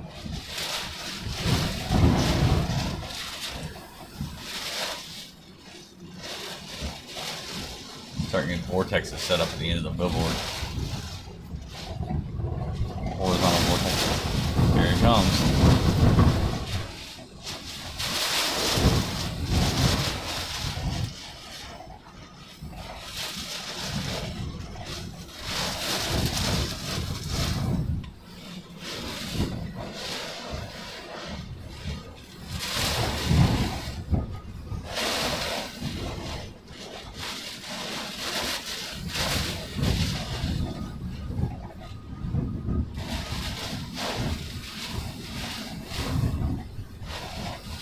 Can't imagine the PSI on that sign right now.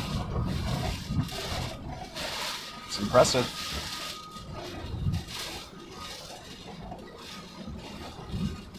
Are you feeling your ears? Not really. You're sensitive to it because of your sinuses right now. Yeah.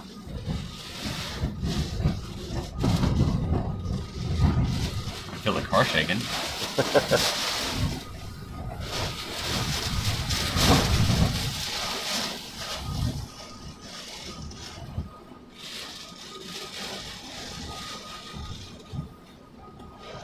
Feel the wind.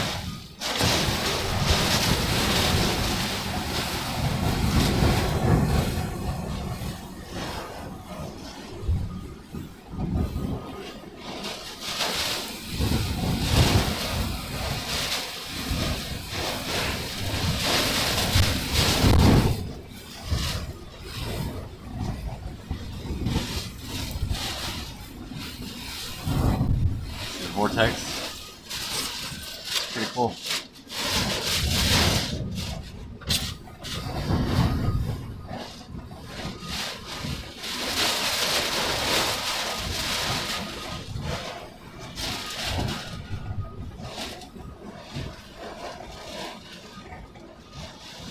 It'd be one thing if it was like a house where you had, 4 walls and support beams and a roof on top. This is like a single vertical structure.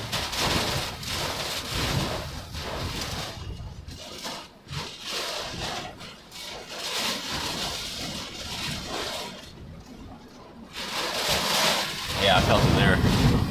Here goes the big wind gust. There it is. I mean, you can tell the difference there. Oh, yeah.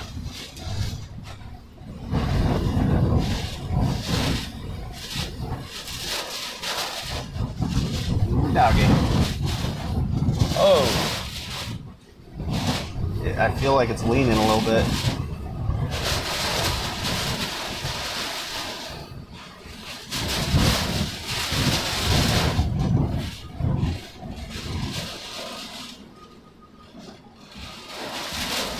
Here comes another big one. I can feel it.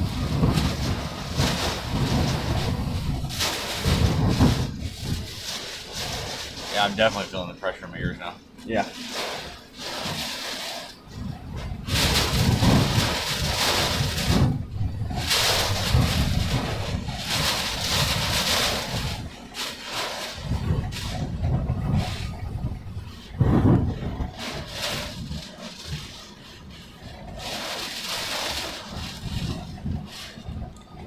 We are in Freeport, Texas.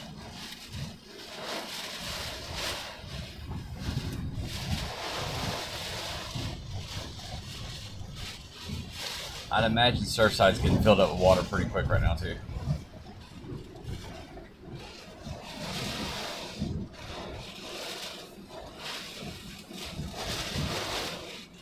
They're probably getting the brunt of the surge at the moment.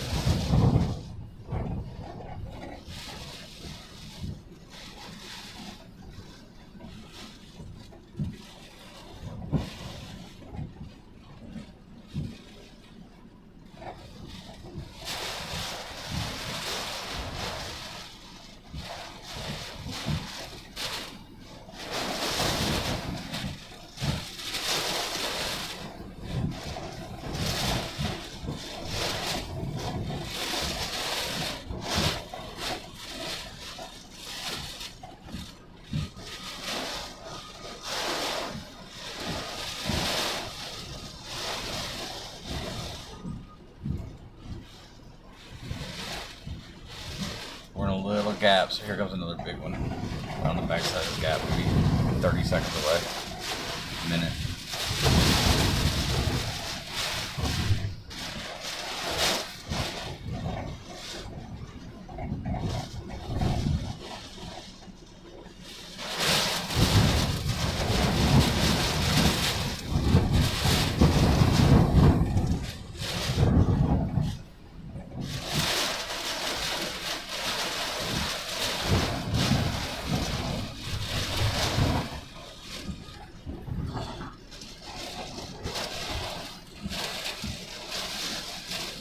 Morning, Marjo.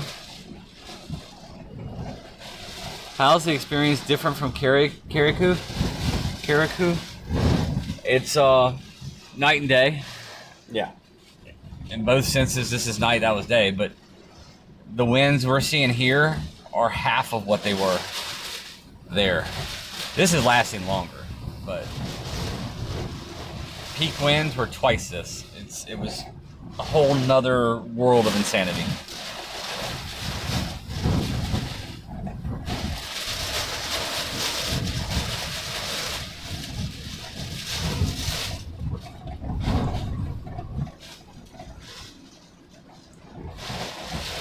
So if you guys haven't seen the video yet, if you look on the page, you can see the winds that we experienced in the first landfall for Beryl in country Grenada, island of Carriacou. And then you can also check out Jonathan Petramala, who's with me, his page. He did some great stories on the island, showcasing the damage, the people, and the impacts.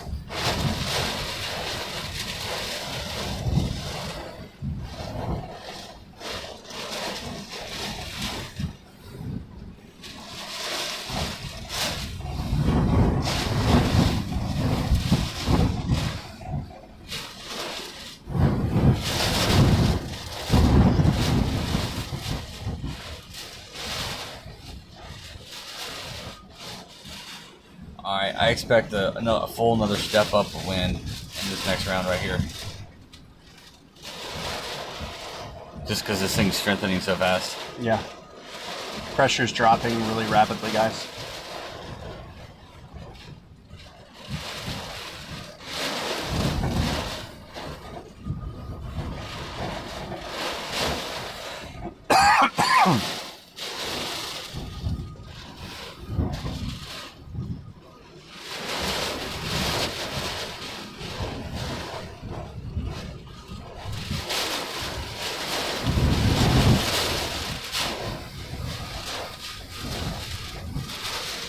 That's very nice.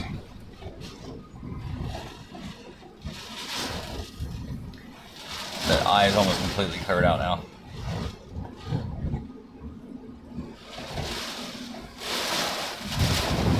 Here it comes. Whoa.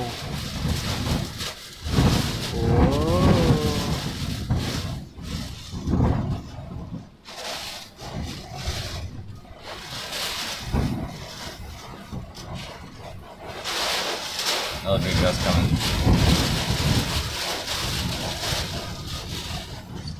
Technically hasn't made landfall yet. Yeah, half the eye has to get on shore for landfall, but it's really close.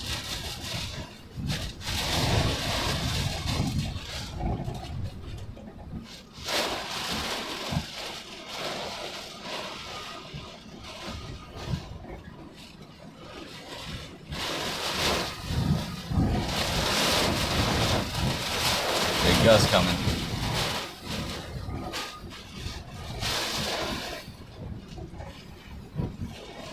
That's where it's gonna get stupid. Could get stupid. This would be visual because it'd be really windy without all the rain. It's still gonna get rain, but not like this. But it's probably gonna start filling in too. At what point do we make a move? I'm not in a hurry. Yeah.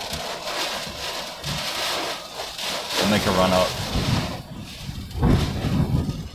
The longer we wait, there's a chance we get daytime in the eye.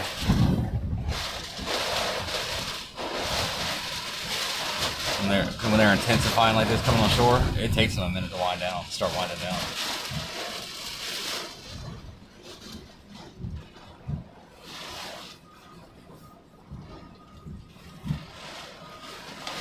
Amazing.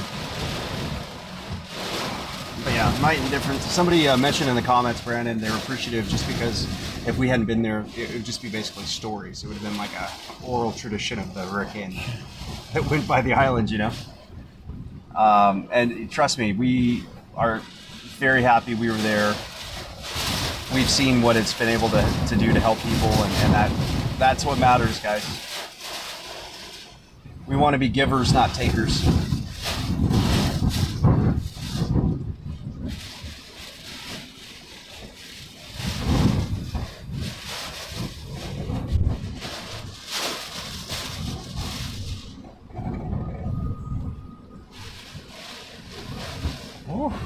That was close.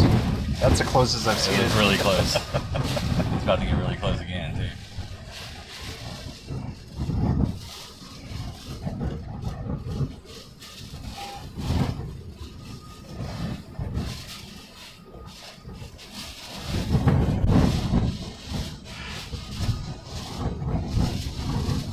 You might be wondering why we're here, Brandon.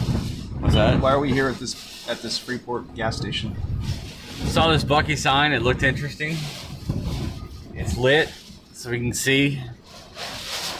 It's difficult to have like visualizations of a night falling hurricane. I've done Surfside a ton. Here it goes. We keep saying it, and it keeps staying up. No, I'm saying the wind. Here goes the big gust. I can feel it in my ears before it does it. Yeah. I'm telling you, it's a big one.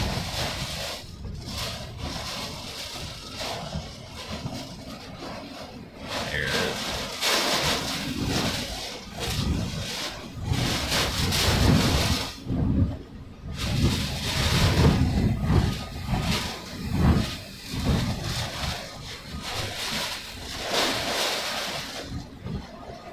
Are you glad you have your car?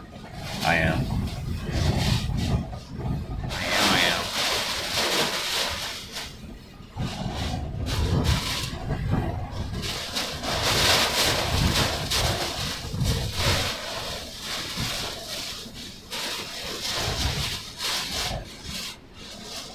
So the wind angle has changed a little bit. It's coming a little bit more like this. Not as much pressure. Parallel to it more? Yeah. Well, it's still perpendicular, but a little bit of parallel angle to it at least now.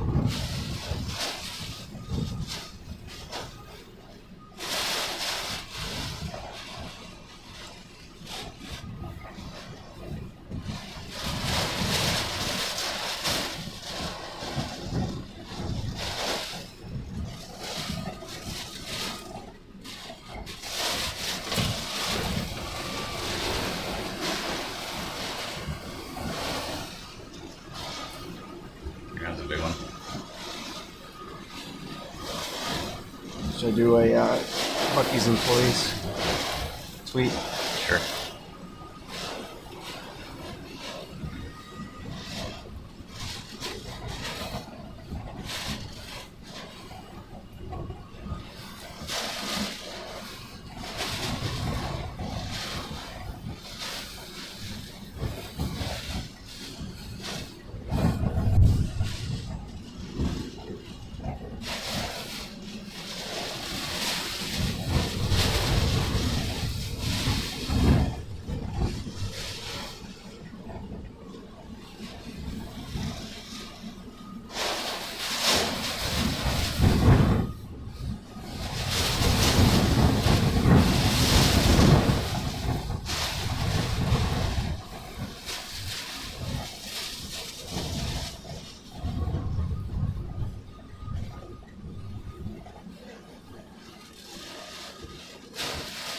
I should turn the stabilization on this camera off so you guys can see how much we're getting knocked around.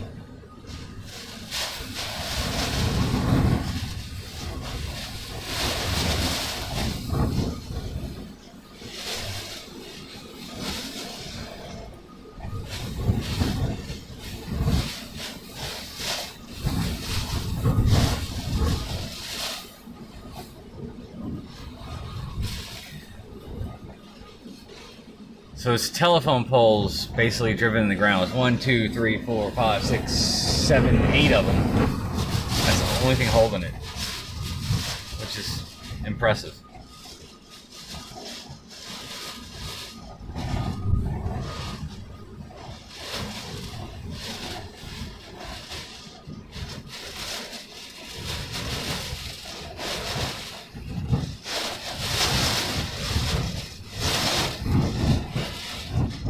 Pretty confident we've hit some 90-mile-an-hour gusts.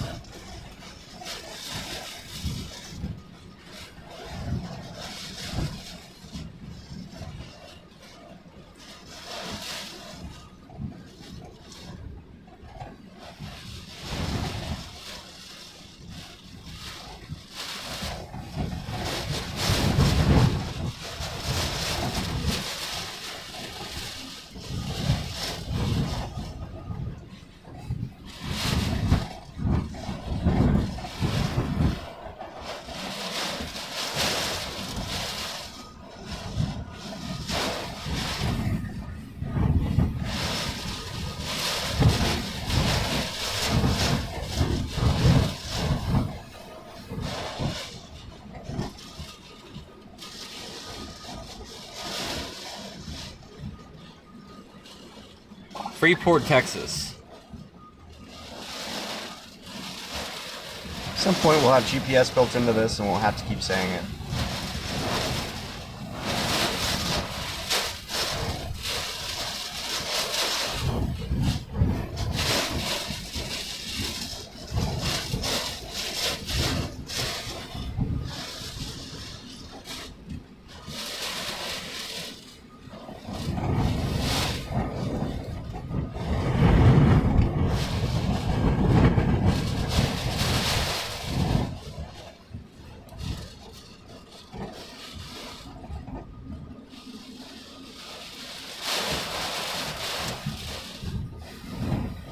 Big gust coming.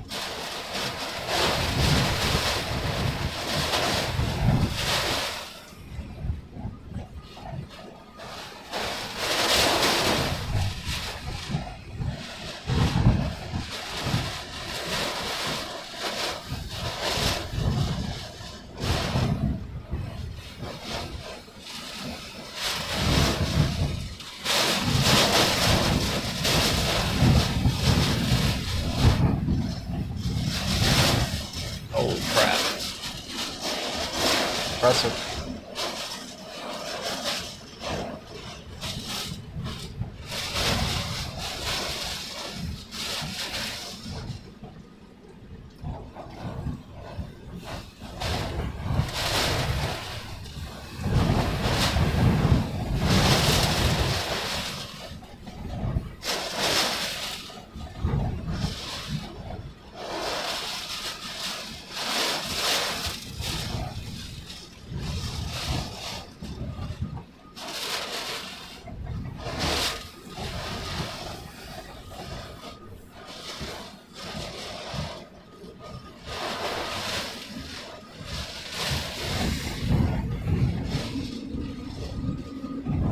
Hear it? Yep. And I feel it with my ears.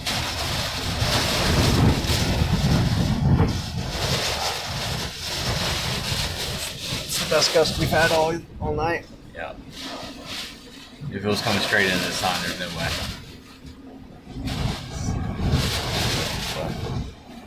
It's hitting at about a 60-degree angle right now. So you're saying you're going to owe me the beaver nuggets? I'm going to eat beaver nuggets, I think. We'll see. We're in Freeport, Texas.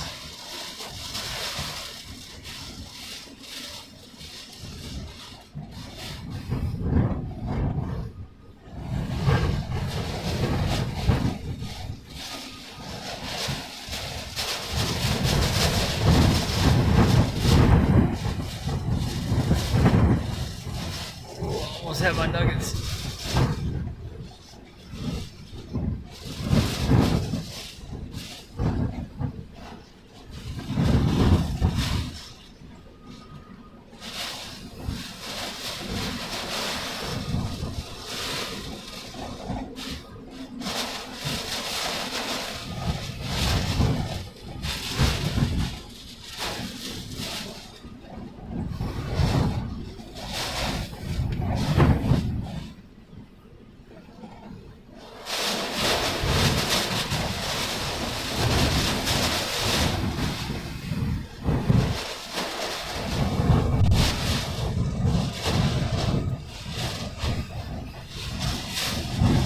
Whoever's driving that way is having a hard time right now.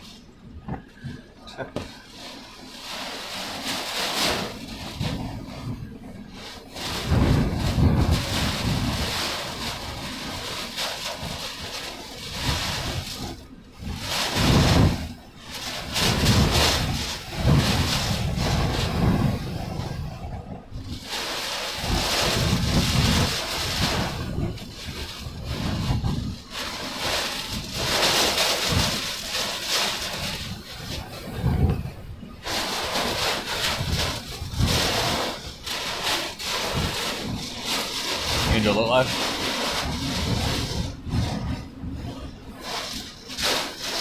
Hold on your window.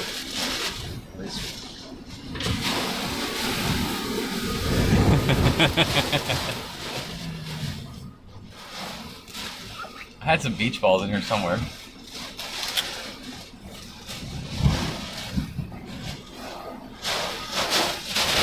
Here's a big one.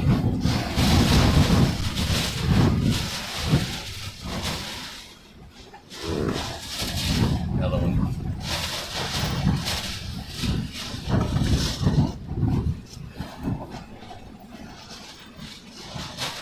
How is the sign still standing?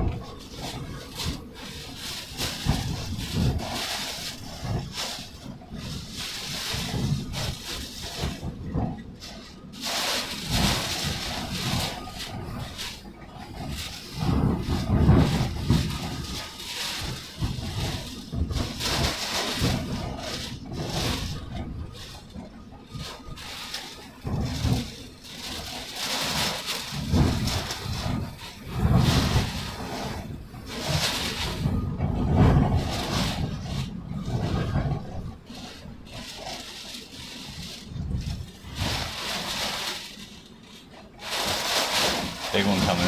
Felt that pop. Yep. Whoa! Sparks coming out of the 18 board right there.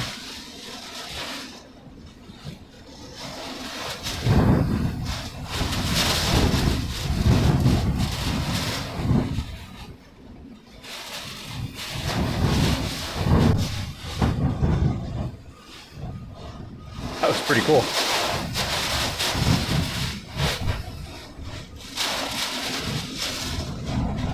Crazy how how your ears can tell you when the wind's coming.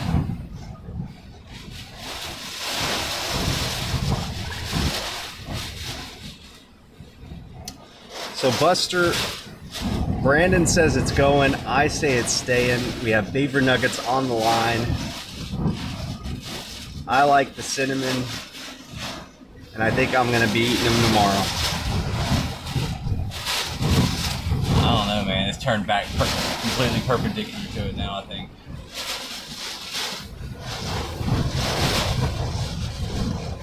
We still haven't got the best gust yet. It's getting close.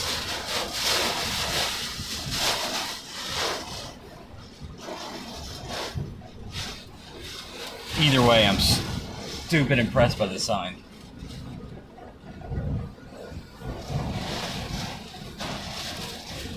Yeah, it's like We're in Freeport, Texas. it's like being in a hotel with a roof that flies off in a major hurricane. If you're underneath it, usually you're okay because it gets ripped off like a tin can or like a tuna can lid. Well, the wind is blowing right to left and a little bit forward, just a hair forward. So if it comes off, it's going to go right into the gas pumps and then explode. Yeah, right. It's not an action movie. If it comes off, it should blow away from us, though.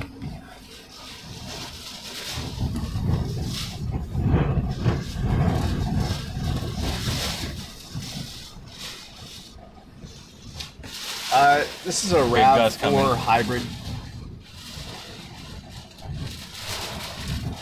Ears just popped again.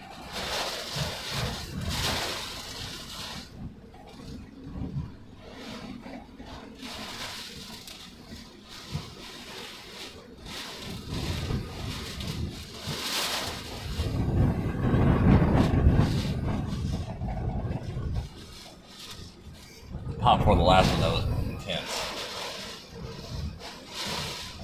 Tornado warning to our north. Oh, really? Yeah, it's spinning things.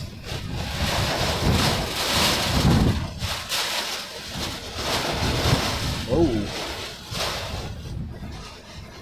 That was like a downburst.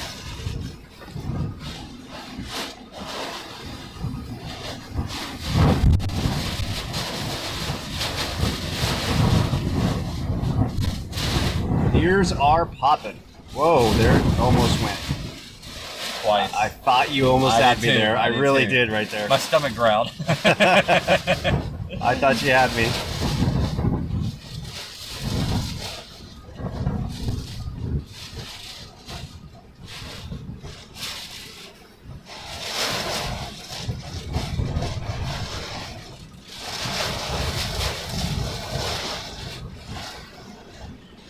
We're in a RAV4 hybrid with a lot of modifications on it. Here comes a big one. Felt it.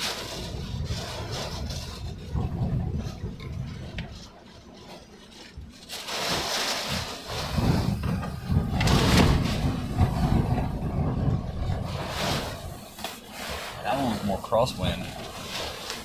Yeah, we're getting kind of some shifting winds here. Yeah.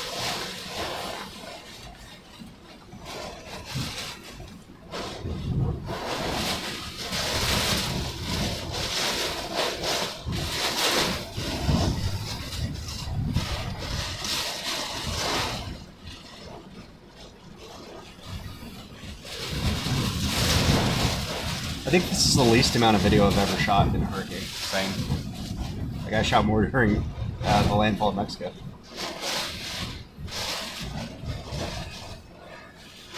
Trying to get to daytime. Yeah.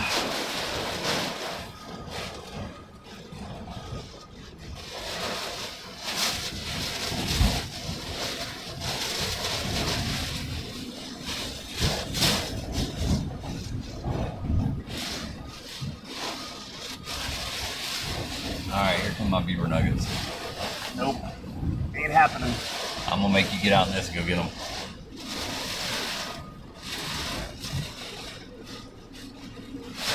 You can certainly hear that wind though.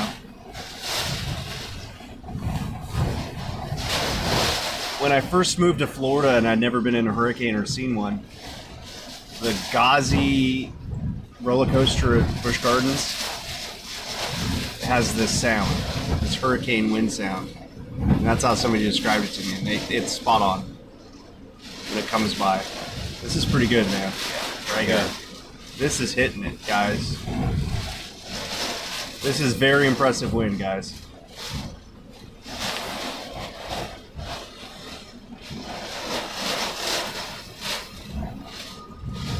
There's a sign next to those, a light next to it. Yeah.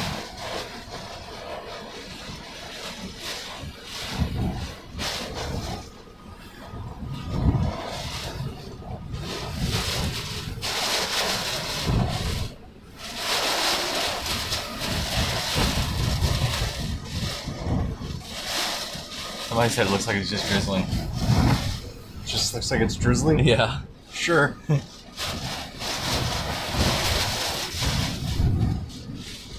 If there wasn't a giant sign that could blow over on me,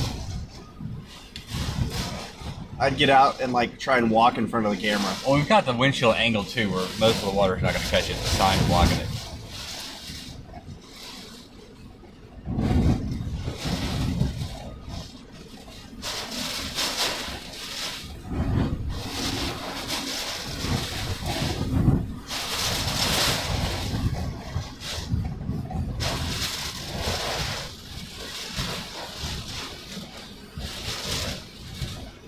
Kind of reminds me of France. We were in France in November, and remember that awning? There was like an awning at a gas station, and it was just so close to collapsing, but it never would quite do it. The wind was too high elevation. Weird.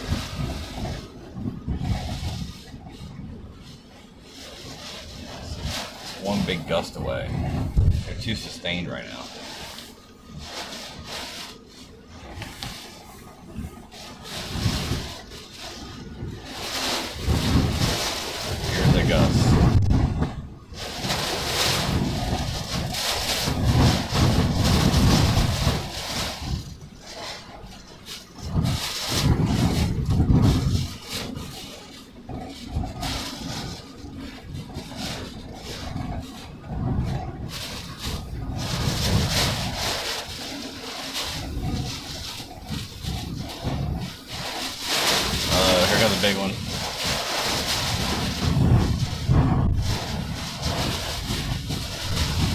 How is this not going? This is incredible.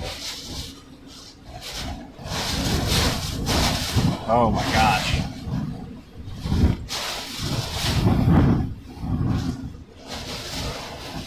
Oh, my ears are hurting. Oh yeah. We're just rocking right now, guys.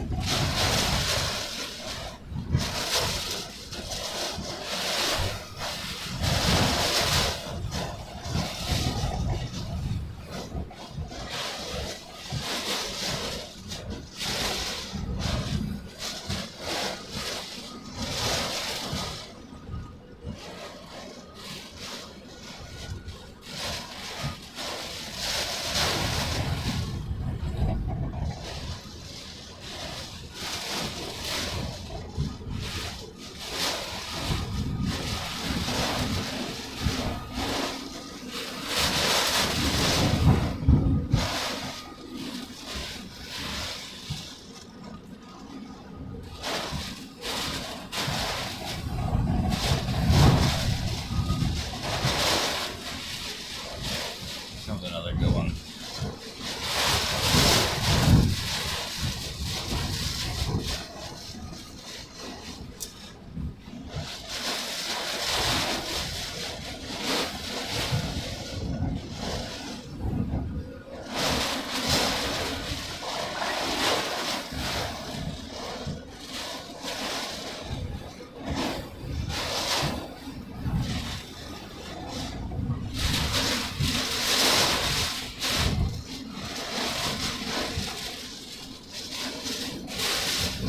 Big one coming. My ears are going crazy.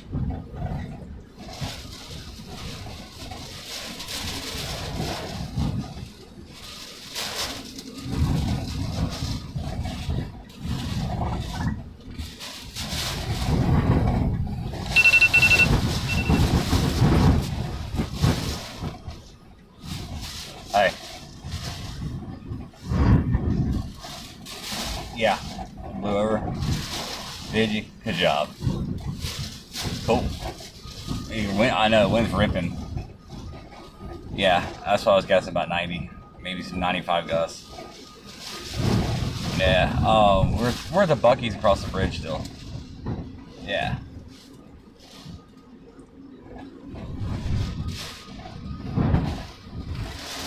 Yeah, I figured. Oh, my ears. Yeah, it always is. I figured.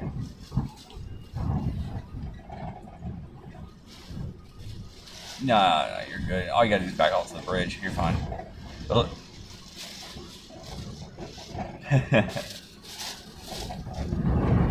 Yeah.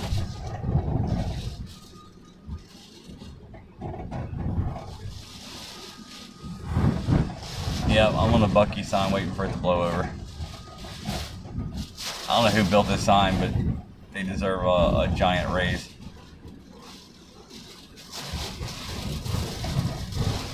Yeah, no kidding. It's one gust away, so we'll see. But, alright, well, I'm probably going to pop back over there. I'm going to hit the eye, and I'm going to pop back over there at sunrise. I'm trying to see if this thing slowed up enough to where we can get in the eye during daylight. So I know, and getting an eye at night is kind of like driving to a hurricane just to be not in one. Yeah, hit the brakes. Yep. Oh, I bet it is too. It's ripping right now. Yeah, it's. Well, yeah, no, it vertically stacked his eye, got the inner eye wall together, and just went nuts. So it's going to strengthen through landfall. I bet it's strengthening right now all over land. So, well, let me call you back in a second. We're about to get blasted. All right, later.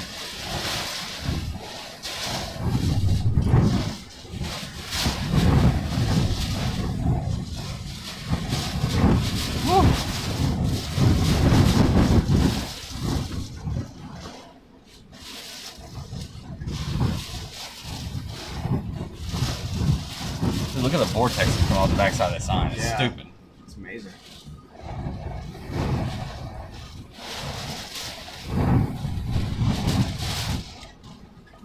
Whoever built this billboard, I want him to build me a house. No kidding.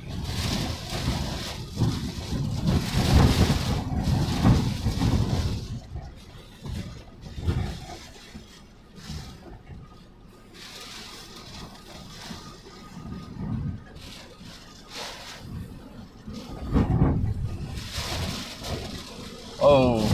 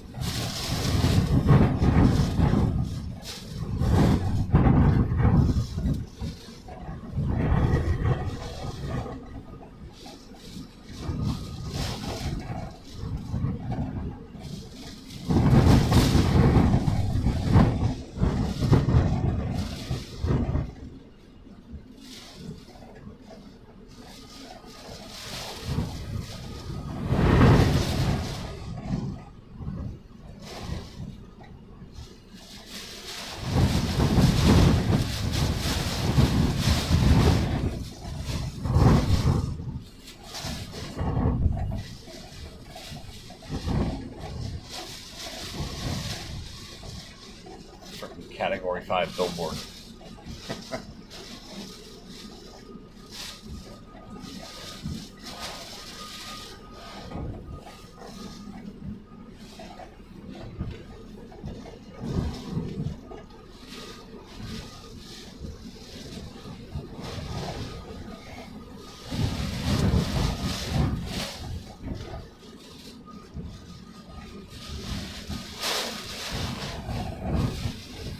Another big one.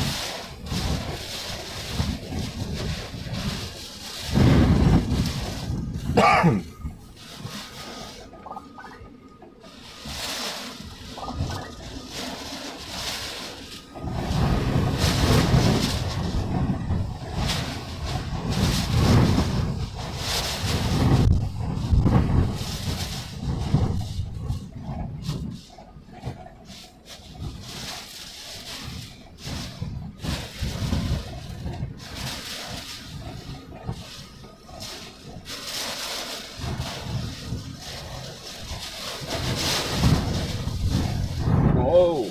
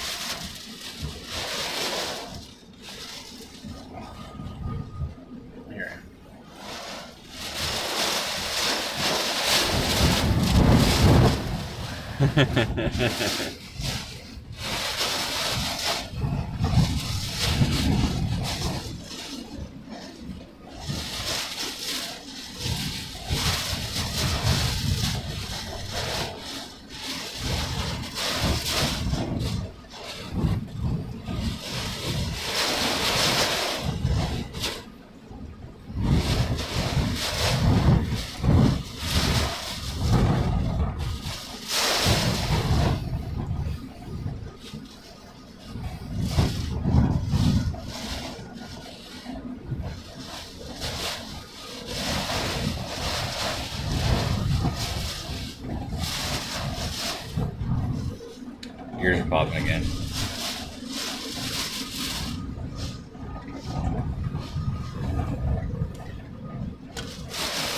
Oh, big pop.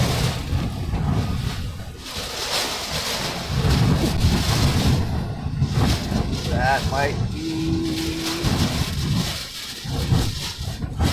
At that point, these winds are just vicious. Yeah. Just vicious. See the sparks coming off? Yeah, Or something? Where's yeah. it coming from? I don't know. See it? Yeah, I see the spark flying. At first I thought it was a car flying by it. And no, I was like, no, it's a spark.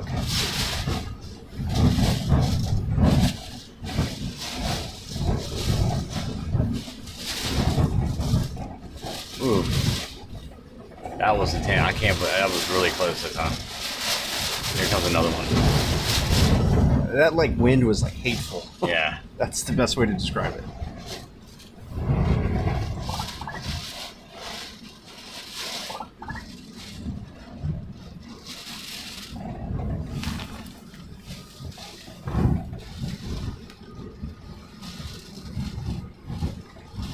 Landfall's official now. Matagorda. Matagorda. Yeah.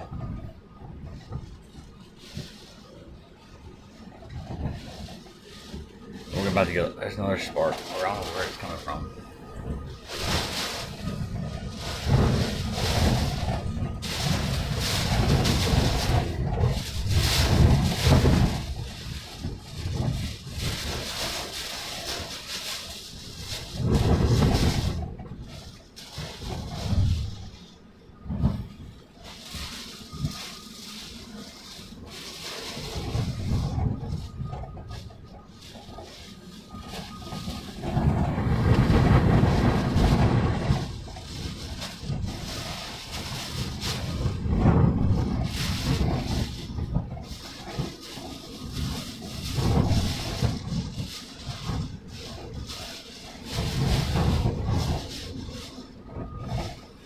So the sparks coming off that second light pole right there. I see it now.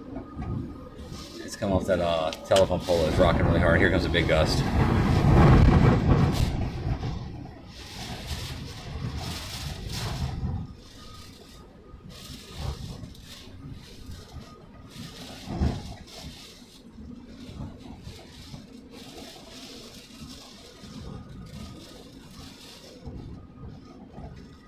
All right, here's a little gap that's showing in radar.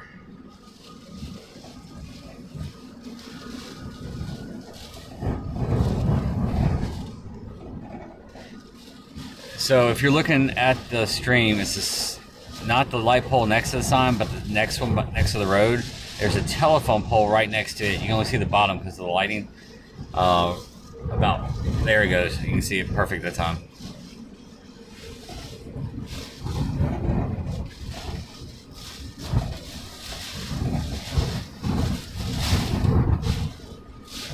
So we're in a little bitty thin gap, and this next blast is going to be intense.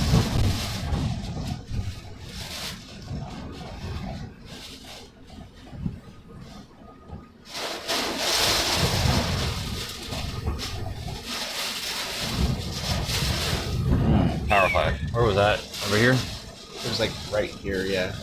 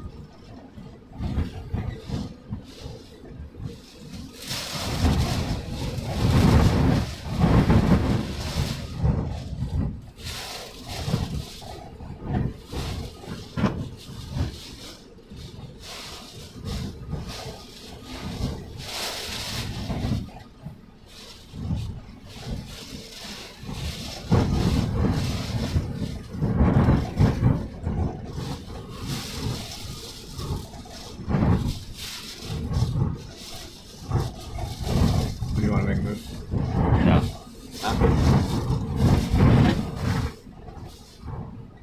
It's gonna be a while, man. Yeah. What you're thinking here? I think I'm about to get some nuggets. As soon as we get back in this band right here, watch. Oh. Coming close.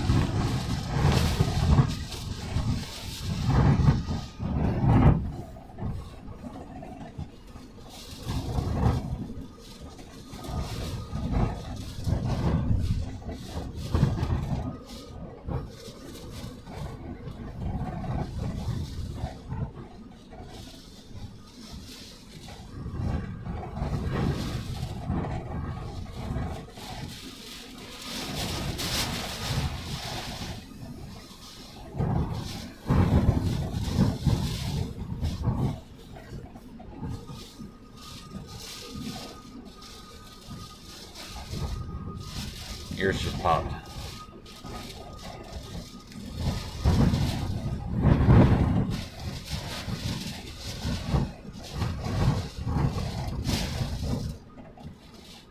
Here it comes.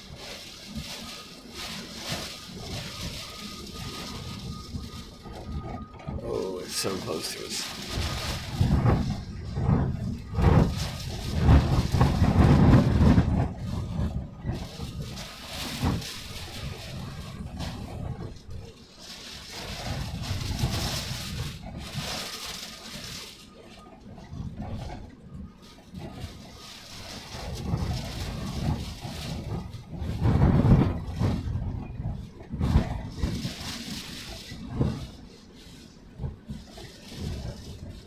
Alright, back in the little gap. Not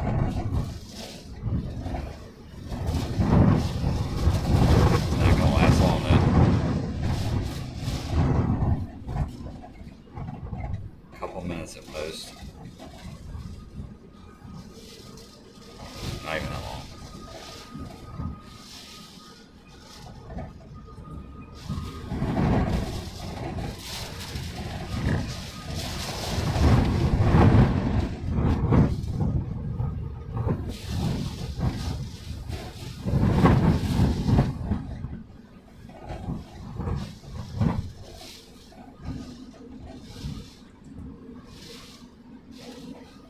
Browns is a long, long way from here.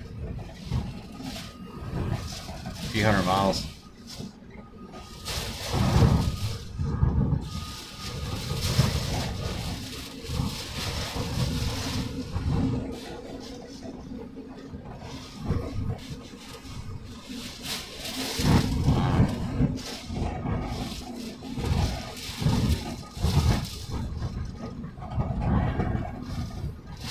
I just heard something break.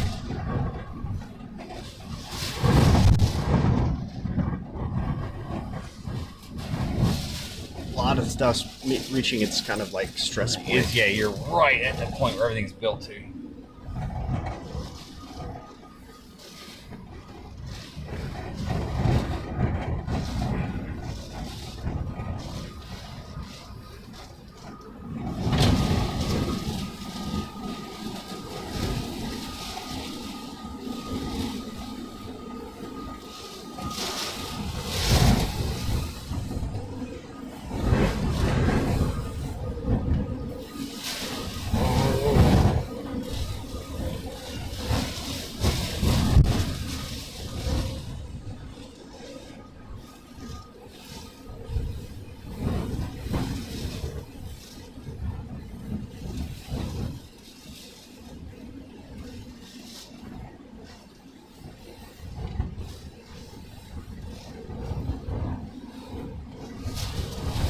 We got the big one.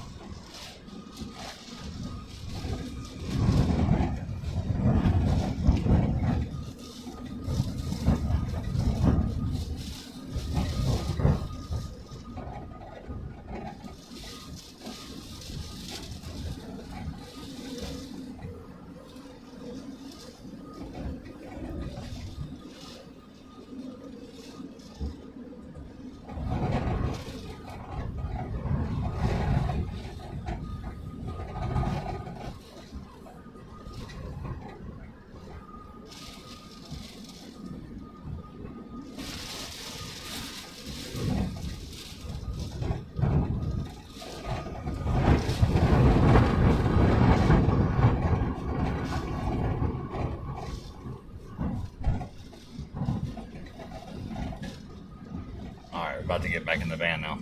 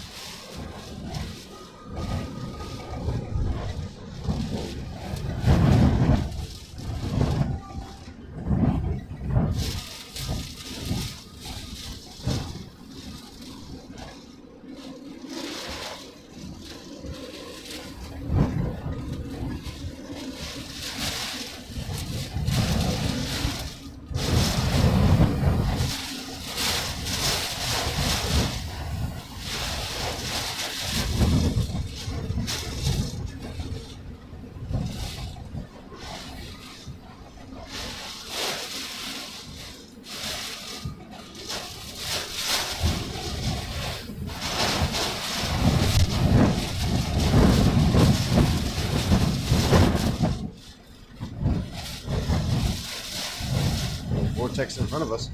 Yeah.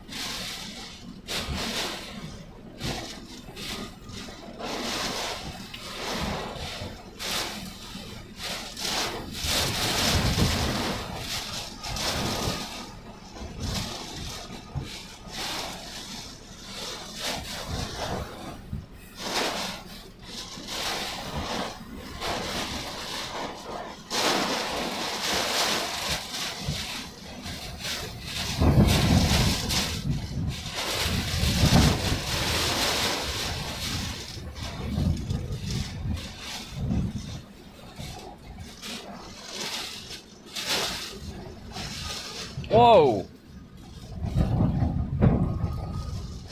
Oh, there's a sparks. It's behind it. It's over there, yeah. Yeah. It's the same one that went big earlier. Yep.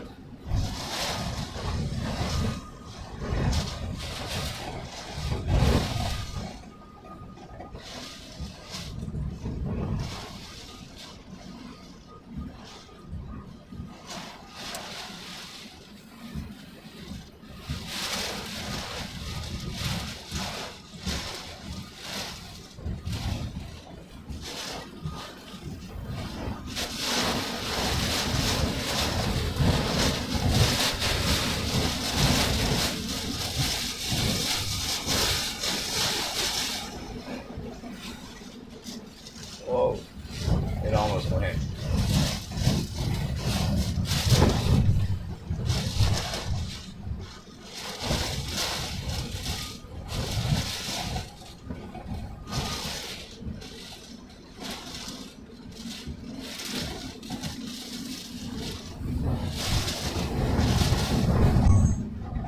Oh no. Battery no. Change the camera lens.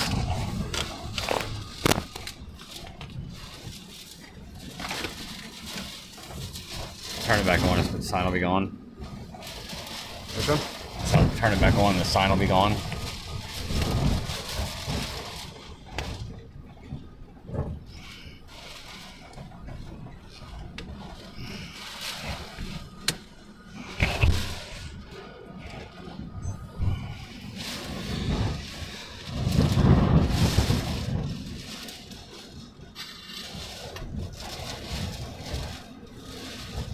I had to do a battery swap. I'm so glad it didn't go while the battery turned off. Everybody would have killed me. Oh.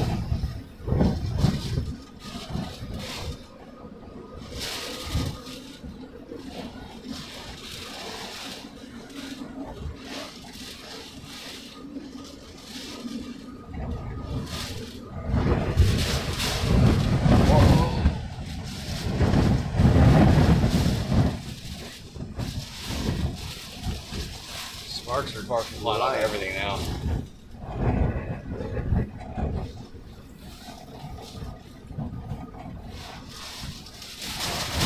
Big one.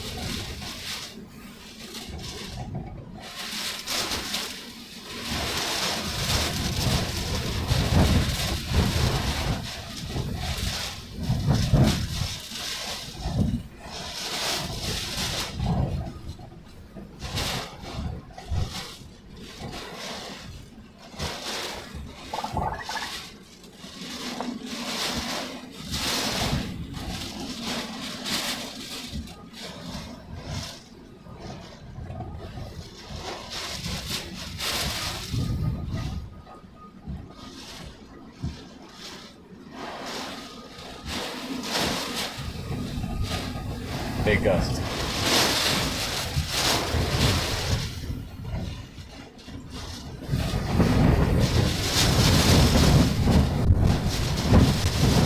Whoa. That one was perpendicular been going, I think. I think that's the problem with pacing, it's just like the wind's not lining up with it. Well, it's shifting around, but that one Yeah. came this way. Pick up another big one then.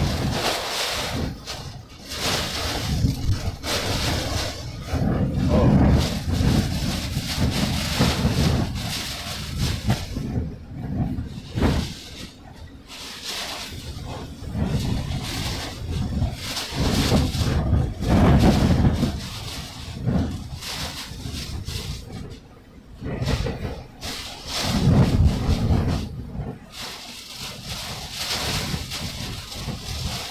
That was full on perpendicular.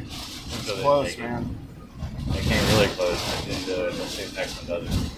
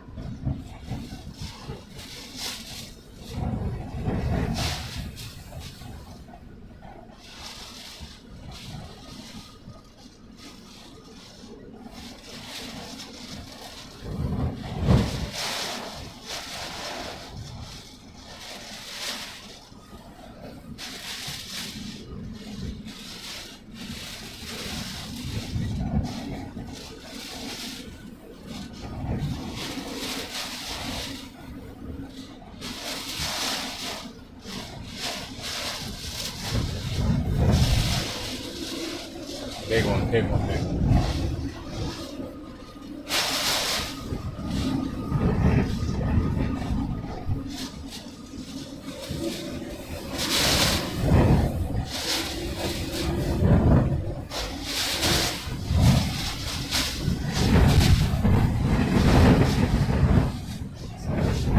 Might be the strongest all day right here. Oh yeah. It's parallel to sign too much now. Yeah.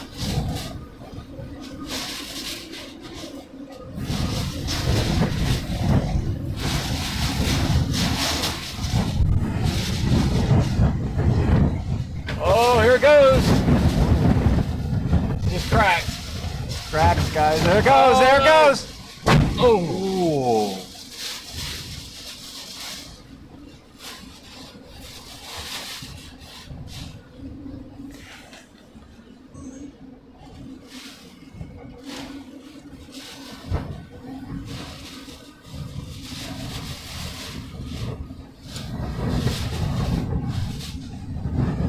I owe you beaver nuggets. I get beaver nuggies.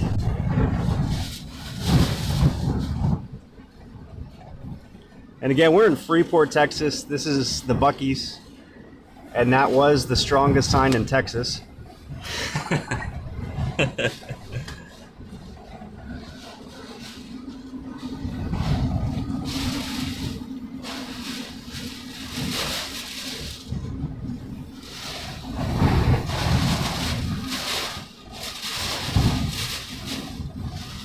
That cost me a beaver nuggets and this location a billboard.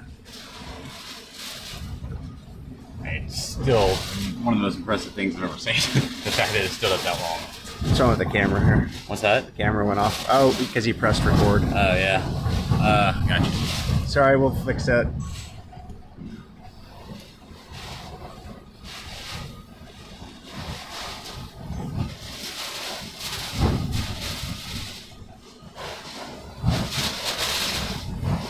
And there it is again, guys. Sorry.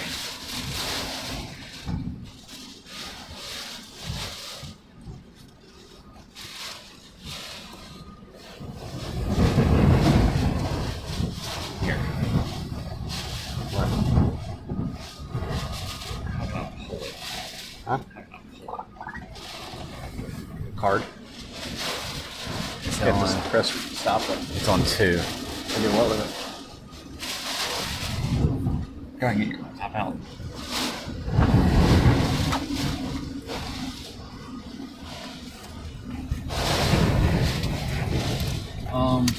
I've got a power cable dangling by me. I'm gonna move. I've got power cord dangling over me. I'd rather not get electrocuted.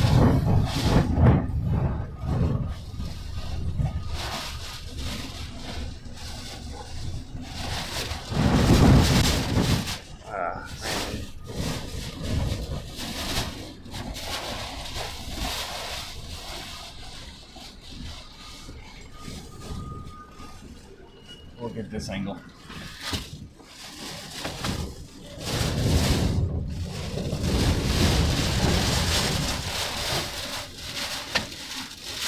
Whoa.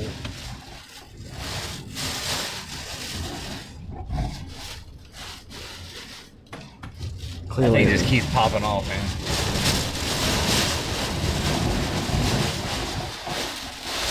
Where's the camera? It's this one. It's this one. Whatever it did, it doesn't like it.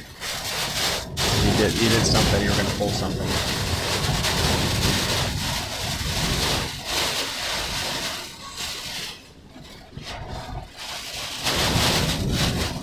Alright. Push light. What am I doing?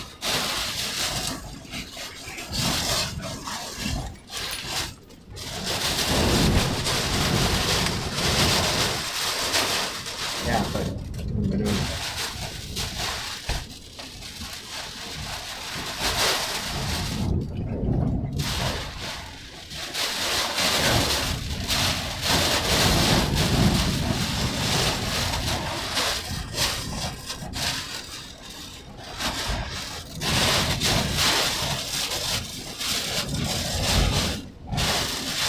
Alright, look. Where's my camera?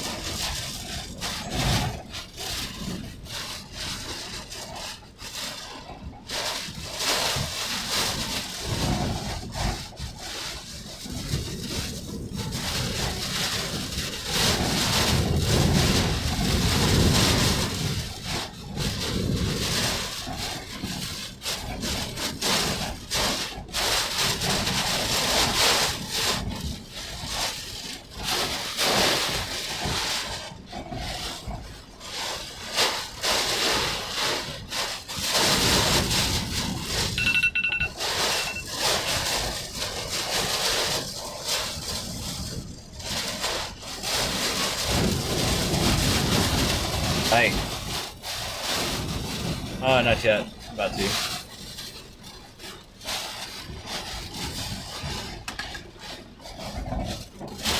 Yeah, no, it's definitely ripping.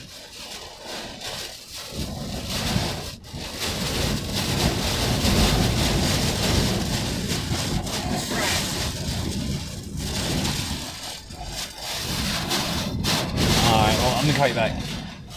Bye.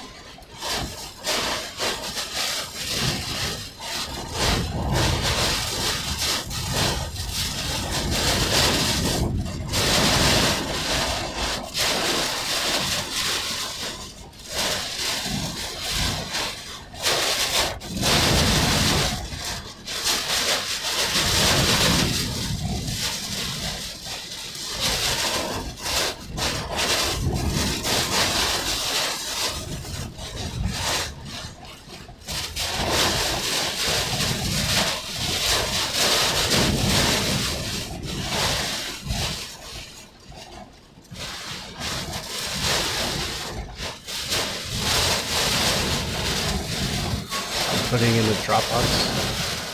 What do you want me to do with it? Rights manager. Yeah. And then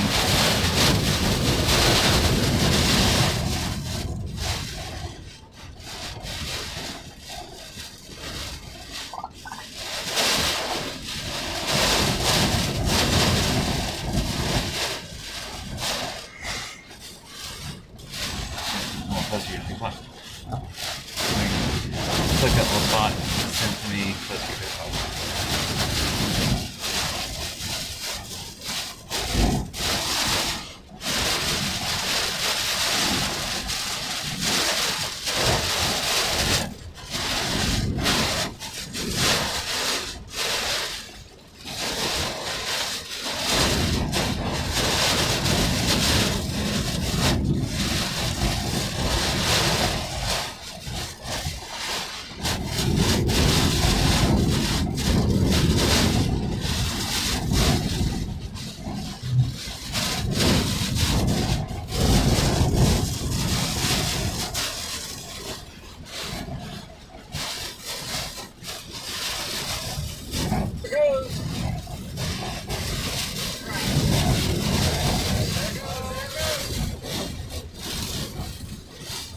Not gonna get vertical with it.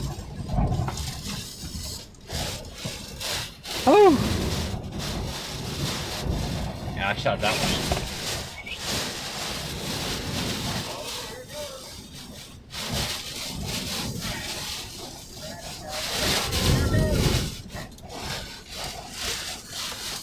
Hit that one for you, and then do me the horizontal one.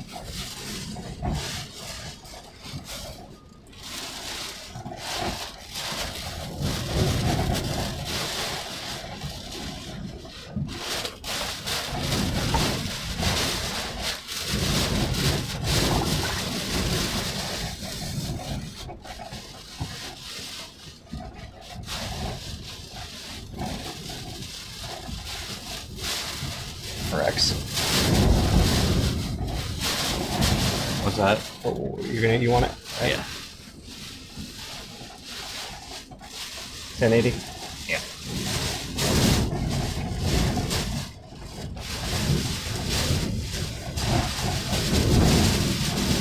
Alright.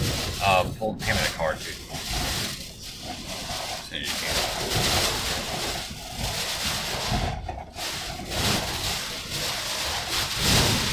A second.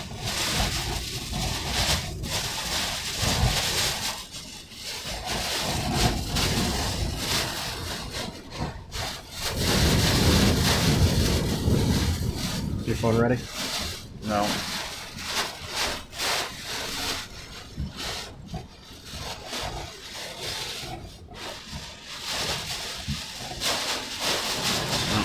Doesn't like that. We'll fix the lines in just a second.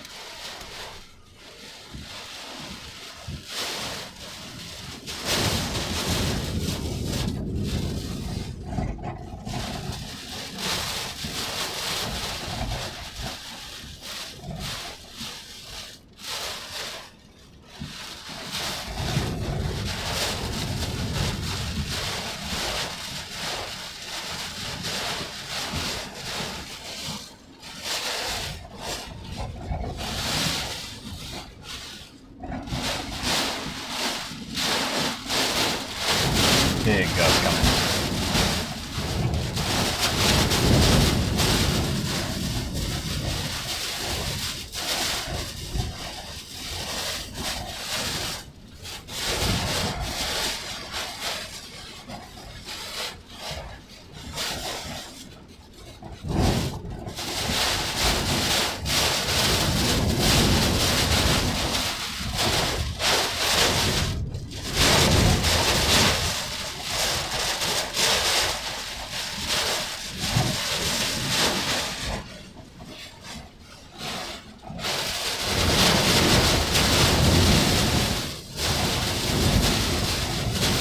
Send it.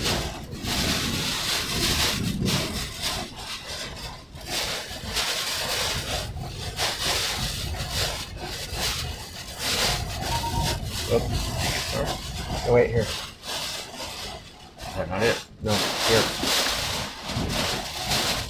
Ready? Yeah.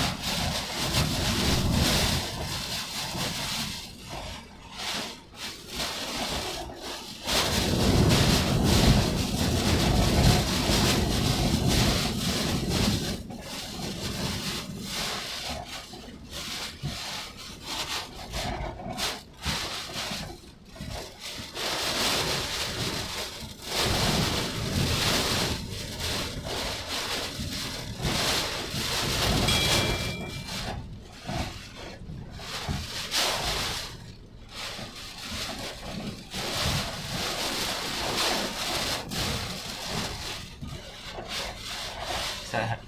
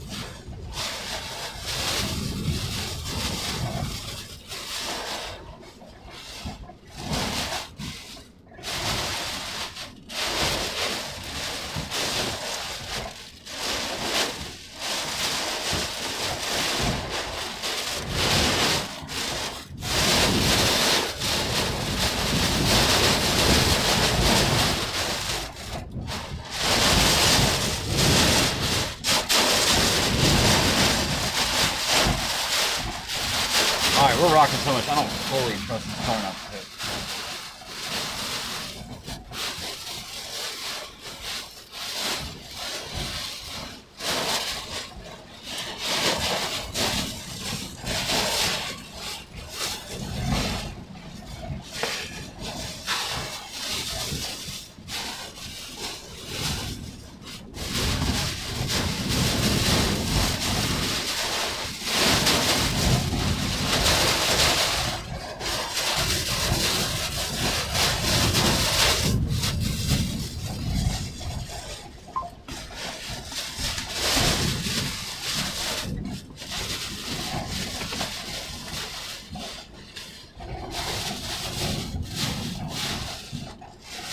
Alright, let's see where the radar is. Alright, let's go get in the eye. Let's go.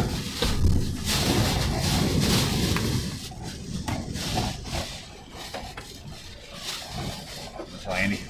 Yep. He's right there.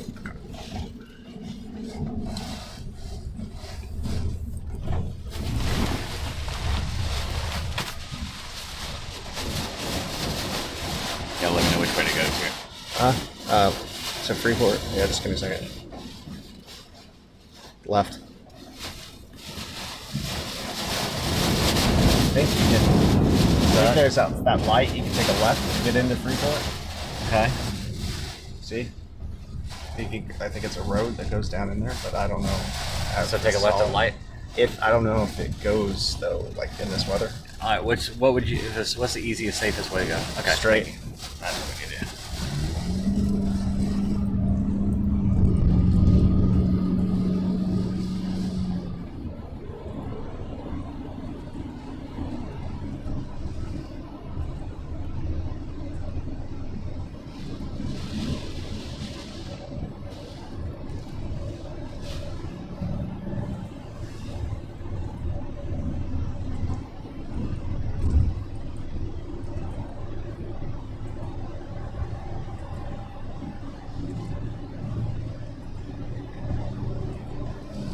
How fast the wind's going by us. It's a lot easier to drive away from a hurricane than.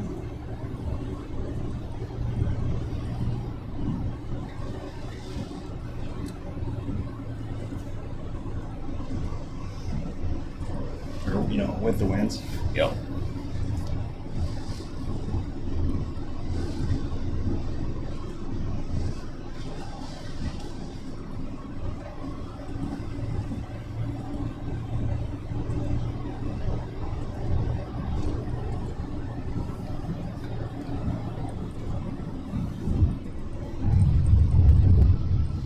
Is this locked up?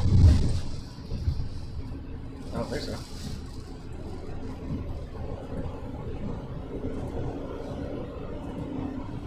No, we're good. Ah.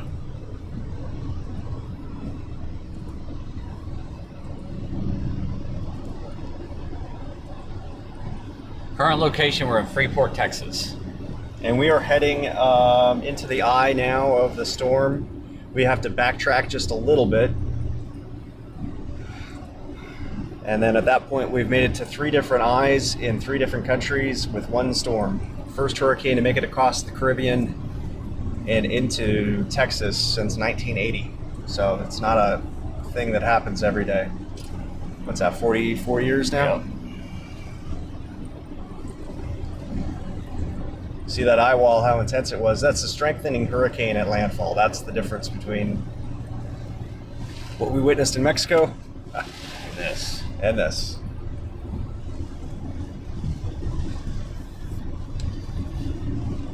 Guys, if we drop out, since we're moving now, the stream may drop out. If it does, we'll come right back up. But if you haven't already, please subscribe and hit the notification button. That way when we pop back up, you'll know it.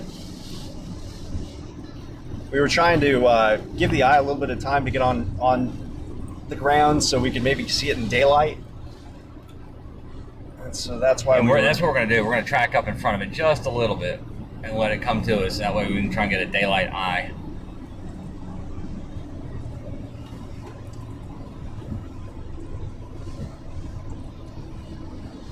It kind of feels surreal when you're driving with the wind. It just, it's like a ground blizzard of rain. You get really good gas mileage. For very good gas mileage. All right, we're going to take an exit to the right in 1.1 mile. It's 1 mile.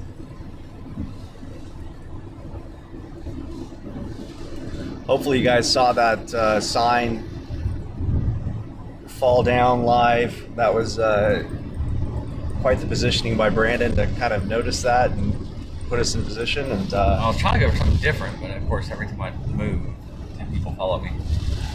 yeah. I got condensate to the bridge. We actually didn't stream when we were in Mexico. It was kind of so lame that We honestly, All right, okay, go. this is the right side towards Freeport 288 South. So not here, Not the here, next one, yeah, sorry. it's condensated, so I can't see. It's a little bit difficult to see.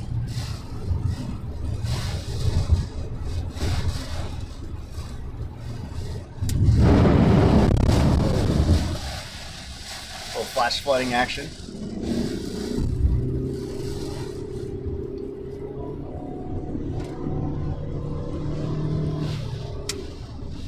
There we go, this is the exit.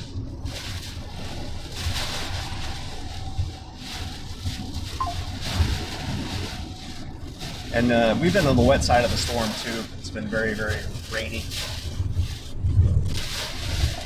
Dirty side. Dirty, dirty.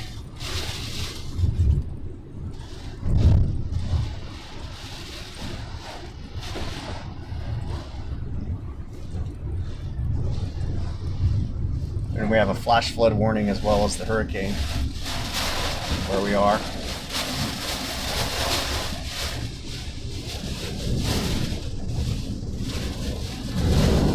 Yeah, that was the strongest little Bucky sign in Texas until it wasn't. But again, it's that thing where everything just gets stressed to a point, and it's a breaking point. And these winds were just vicious. This is the Nolan Ryan Expressway. Wow, that's awesome.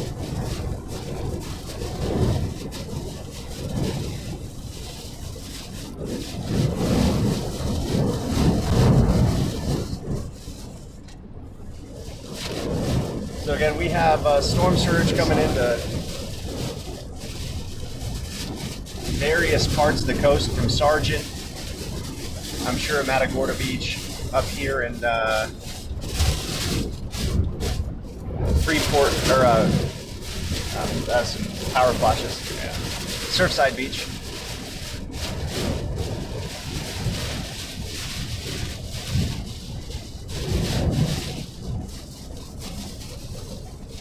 Yep, Bucky sign, Safeway.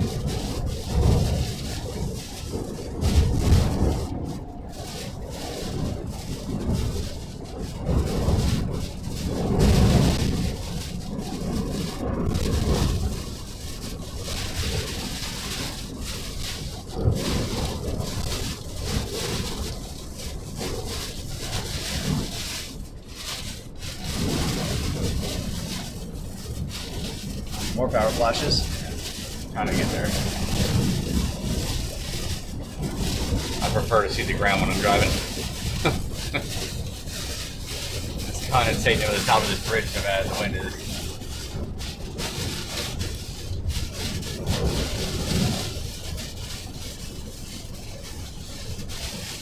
And I started to get concerned about the flood at the bottom of the bridge.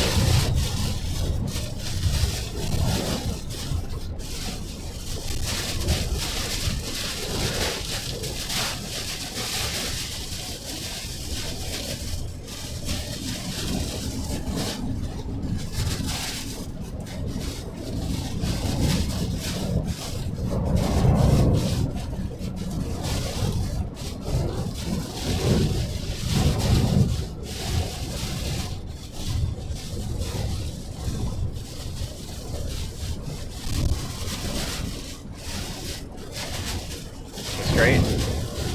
Yep. Yeah.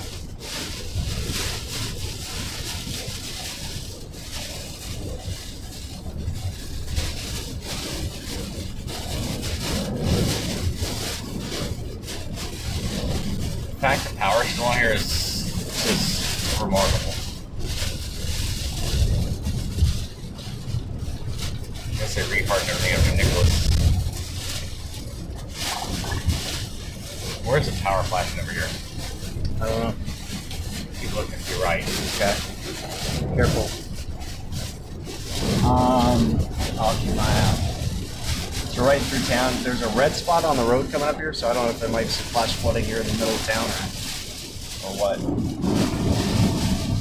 And as I say it, what happens? See, we're right along the river, so just kind of be aware of that. You see to the right over here, just constant. Yeah.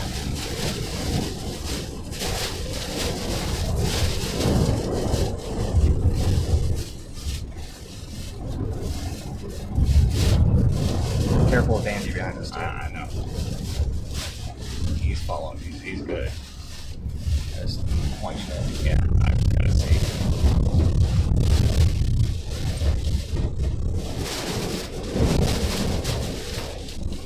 Yeah.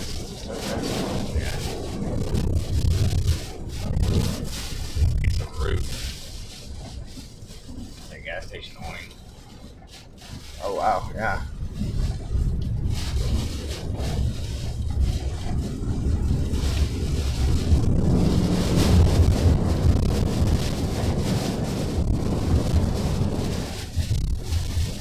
We know it's still going and where it is. Yeah, it's still going.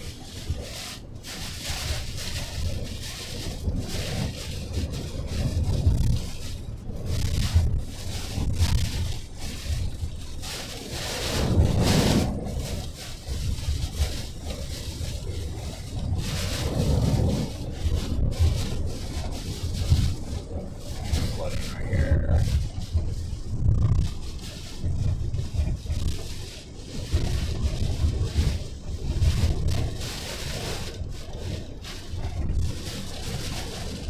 Careful. See it.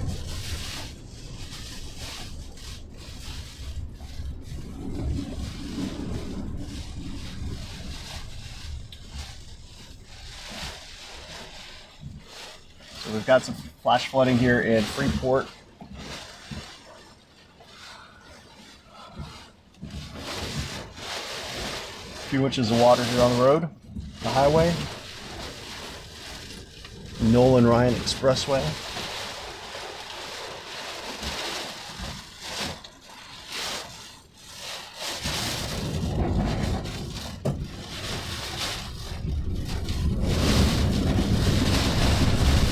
So the eyes would be waddling towards us as we're waddling towards it.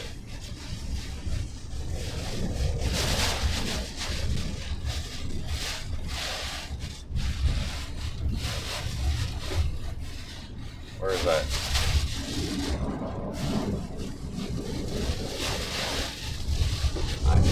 Do you watch the maps? Yep.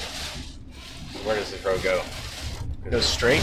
We're going straight along, and then we got a There's a dead end right here? 10 left to get to the road that we need to go. Traffic lights. I see it now. It looked like a barrier. Gotcha.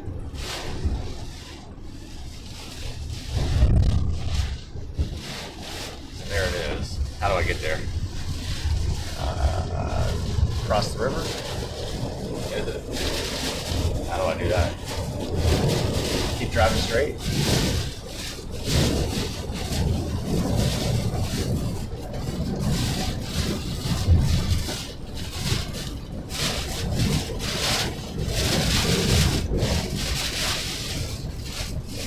Jonathan. Huh? It's windy. Yes, it is. It's like we're in a hurricane or something.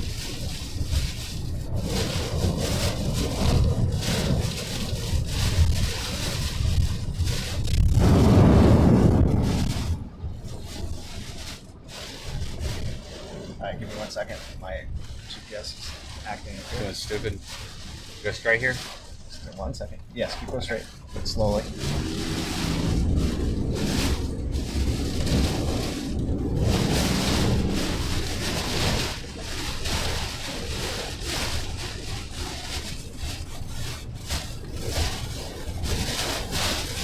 Take it right here.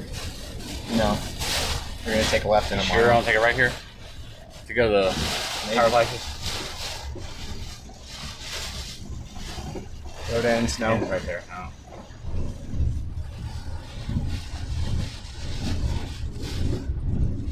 No way to get back there.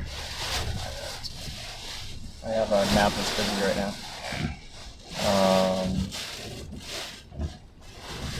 Stay in this. No, it's a river straight ahead of us. Gotcha. So don't go into the river. Got it. The best spot is probably that bridge back there to shoot that. Yeah, when we're going to be crossing here in a Hand me second. the camera.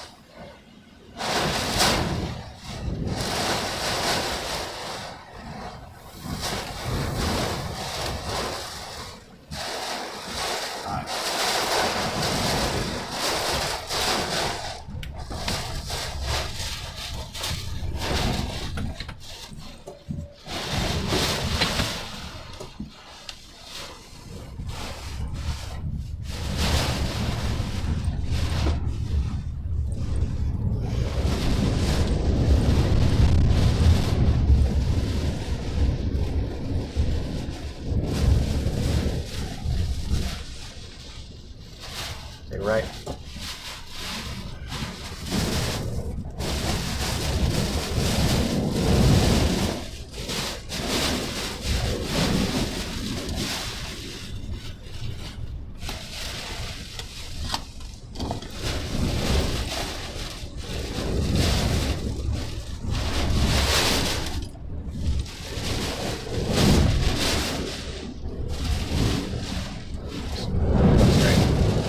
Crap.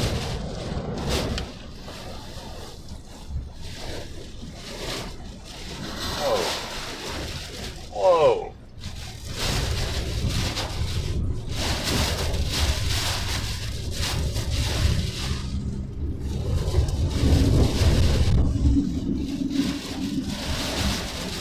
Alright, let's make it deep right here. Nah. Not right there yet.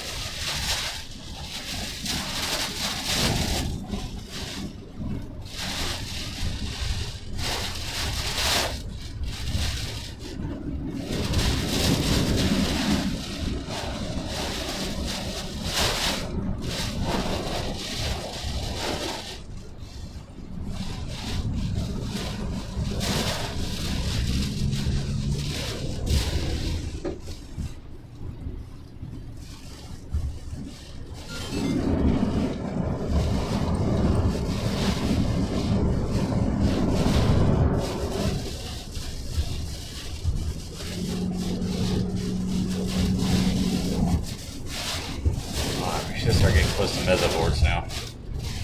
So I feel like it's calming down, and all of a sudden you get blasted randomly. We're going to get left in 0.2 miles. Okay. Just like right here.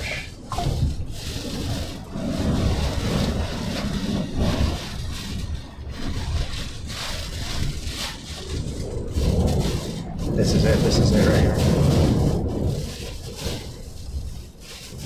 Sure? Yes. That right there? Right, chump? Right there. Yep. And then it's going to be like a weird road. We're going to go straight, and then it's going to loop around. Get on the highway. Gotcha.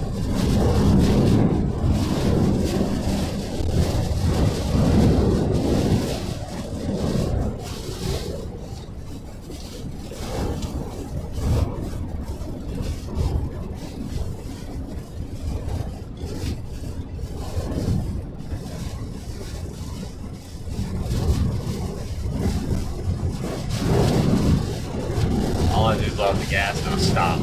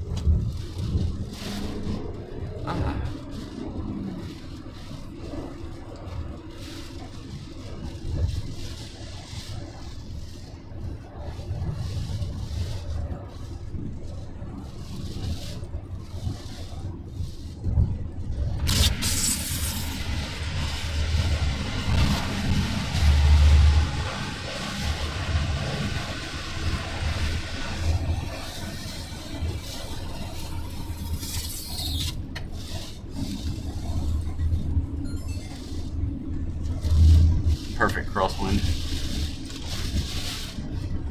All right, so this just keeps going. Okay. This is the highway. Where do you want to get to? Brazoria or further up to West Columbia and then over Oh, on 35? yeah, not even Brazoria. Just take one of those highways over. Just before we get to Lake Jackson.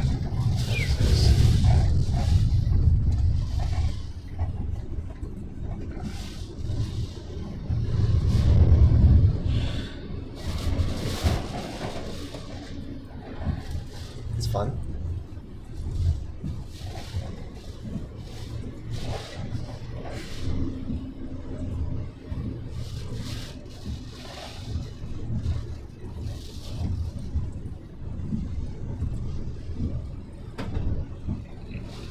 Yeah, Jones Creek, just before we get. Yeah, maybe Jones Creek, maybe like 8-10 miles this way. Not far. It's gonna come right towards us.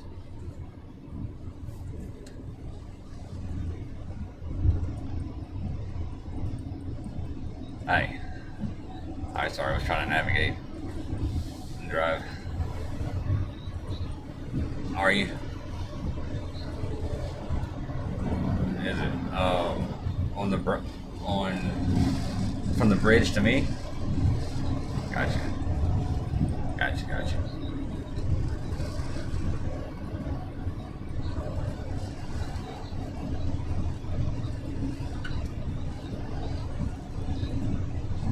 Yeah, so it's over the highway right there. How far? And then how far does it go? I got you.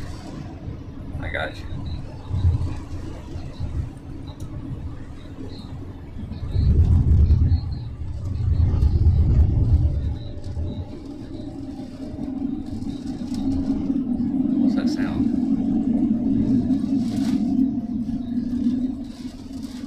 Am I dragging something? Hey. No, I'm not dragging anything. Alright, I'm sorry. I had a noise on my side. I couldn't tell what I was doing. I was dragging something. It's not bad. Oh. Yep. Well, daylight's not too far from now. Yeah. Same. Well, cool. If it comes down, holler at me. High tide's at 7:30, so you shouldn't be there too long. And then backside high tide should go down. I'm gonna try and get back over there at some point.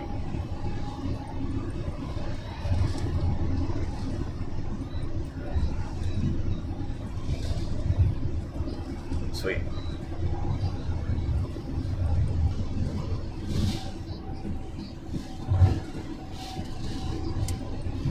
I would do one. Yes. Yeah. Yep.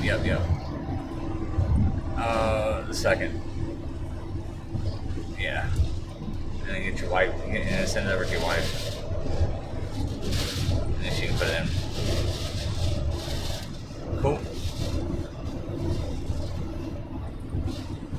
Yeah. Alright, well enjoy and let me know if it changes and I'll do the same. Alright, later.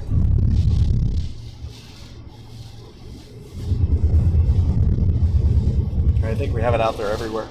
What's that? I think we have it out there. Yeah. That's all you can do, you know?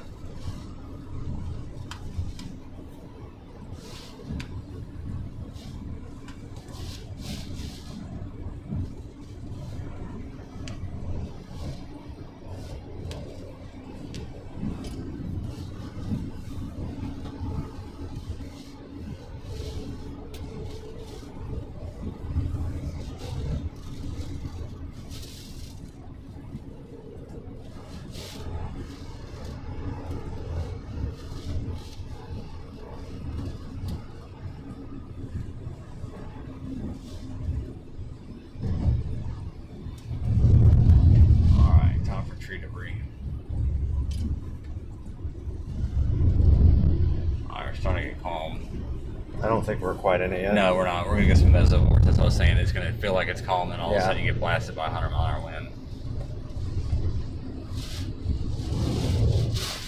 There it is. You can see. Yeah, Plus, it feels calm when you're driving with it. true.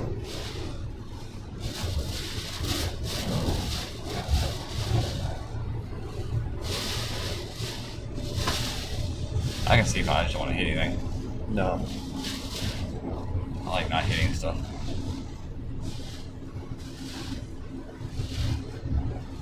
And again, we are driving away from Freeport up towards Brazoria, Texas. We're making our way, ambling towards the eye of the hurricane.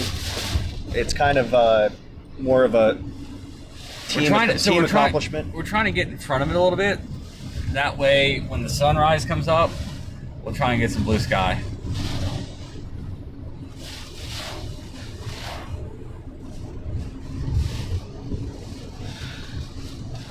What time's sunrise? Hour and a half? 6:30. Yeah, hour and a half.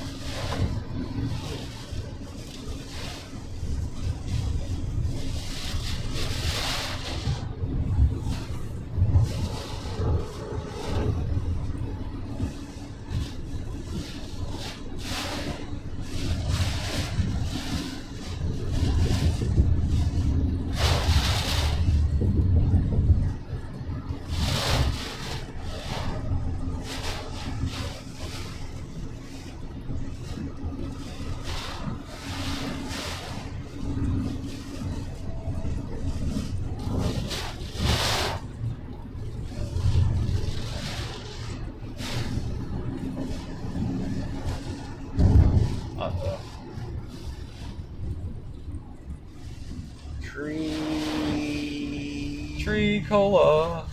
We're gonna make it. Yeah. How much space I have on your side? Like a millimeter. I didn't need that mirror. It's a spare mirror.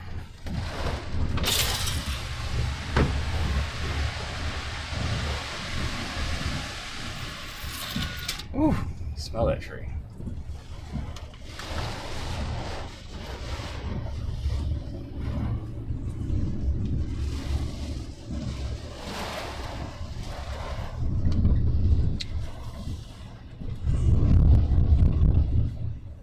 Some of these trees got ripped apart through here. I bet they got shredded.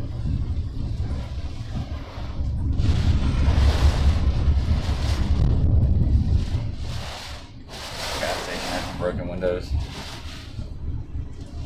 Gas station has broken windows. Yeah.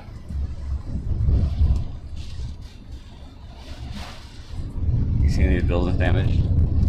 No. No.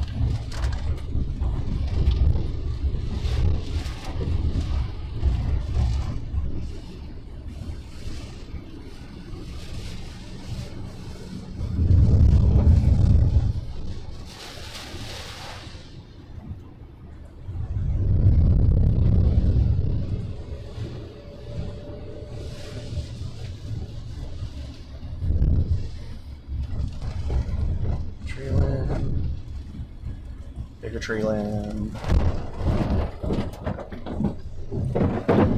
don't like being next to these trees. See the wind about to rip. What is this right here? Can Power I make line it? Yes. is low. You can make it. There's a tree sitting on that one. Could I have gotten off right there? I don't know.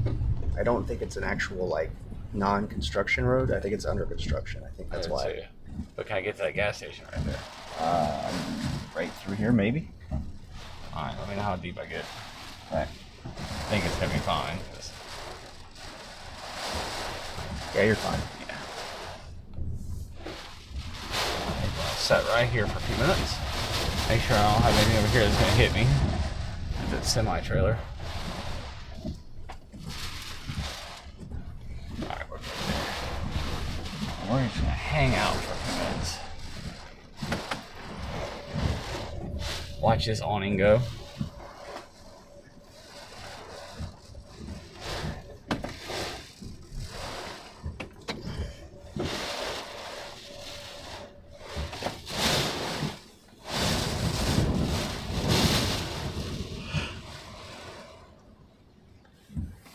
Your spotter network still shows Plata Carmen. Does it? I think so.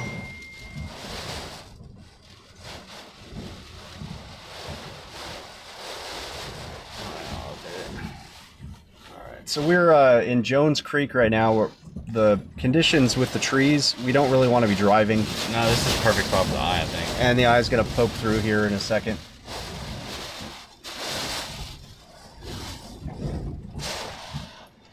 We should be in the eye for quite some time. And this awning's gonna go.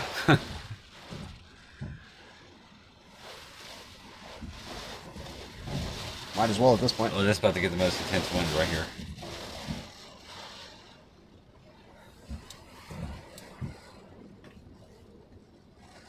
We're about to have a huge gust come through here in a minute when this little pop of convection comes over us.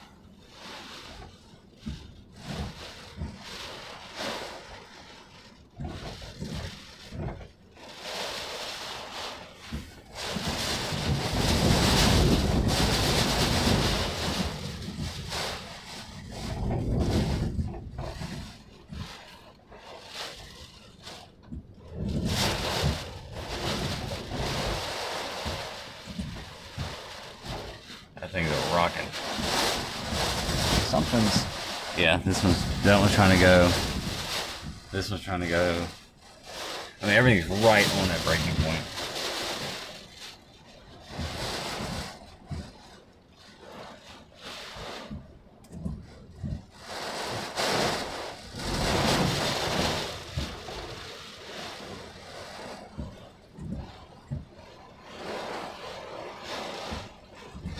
I've got tire repair kits, air compressor in the car. I've got 10-ply tires. I run over so much debris and nails. I plug my tire once a week.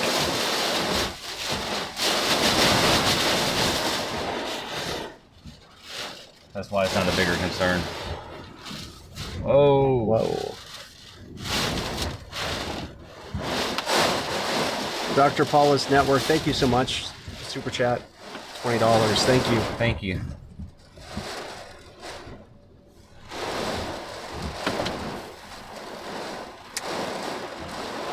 Yeah, we have some snacks, a little bit of water, some protein shakes. We're good to go. I don't have a bathroom.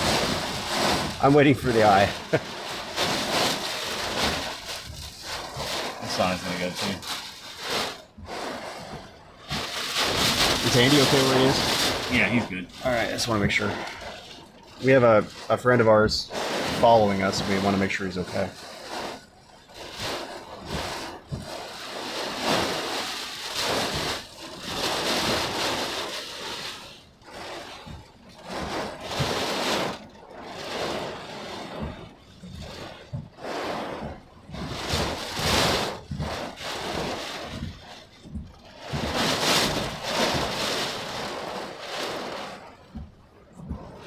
Started getting that momentum back and forth.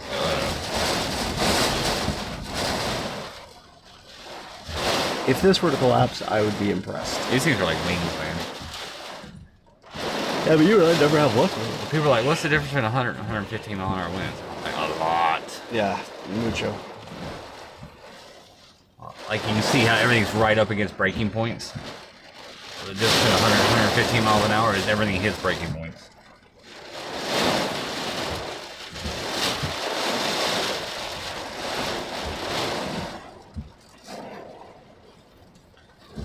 I'm not betting either way because I'm not giving up my beaver nuggets. Double or nothing, Brandon. Double or nothing.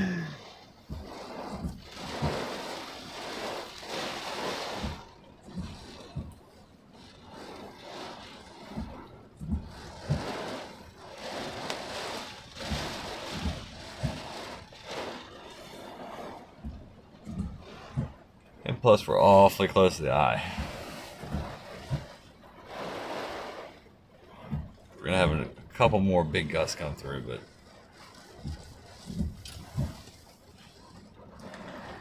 But that's the thing. So when it gets calm like this, and then you get a big gust, that's when stuff breaks.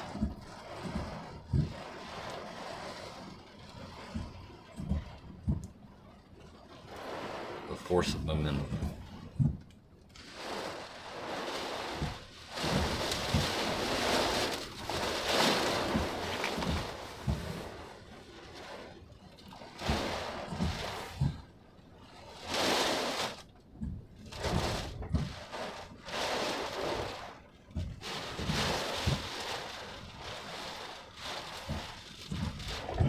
I am a man of constant sorrow.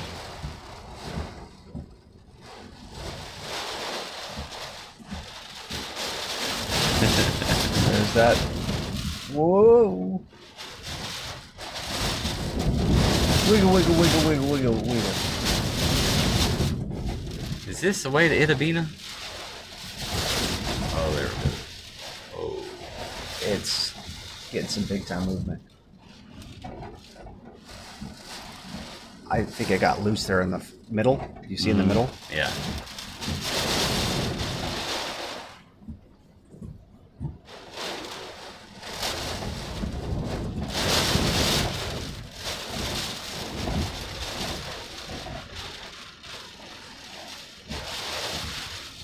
Oh. Here comes another strong gust, guys.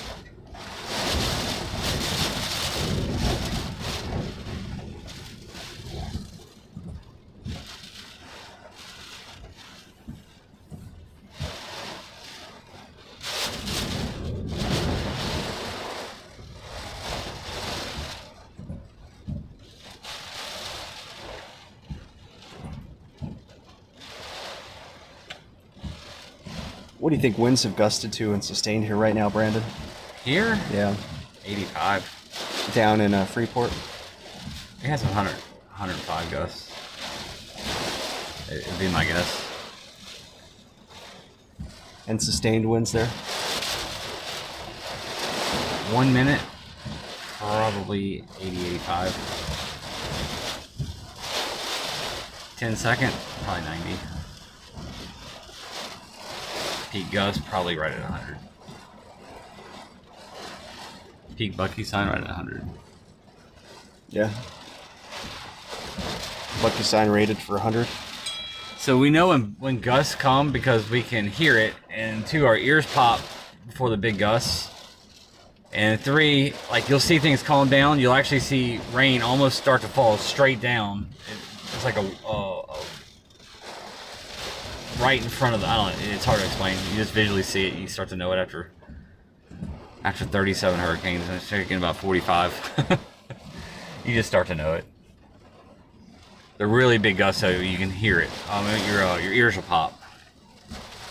And then the ones that are coming from calm, you can hear it, like this one.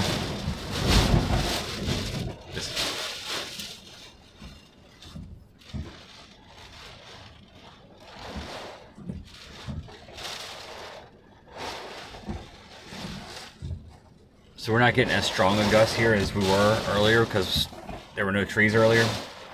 So we're in trees now.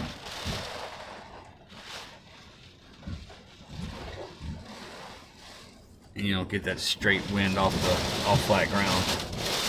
And it's still ripping though.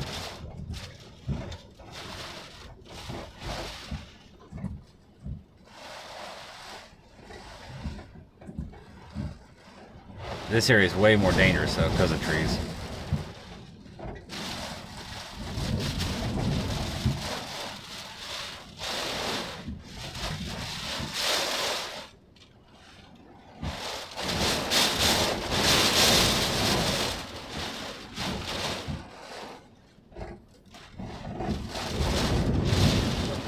Set a meteorologist site in Freeport confirms 90 mile an hour. Makes sense. That's 90-mile wind gusts in Freeport. And that would be in town. I just heard something break. Something just popped. Sound like a tree.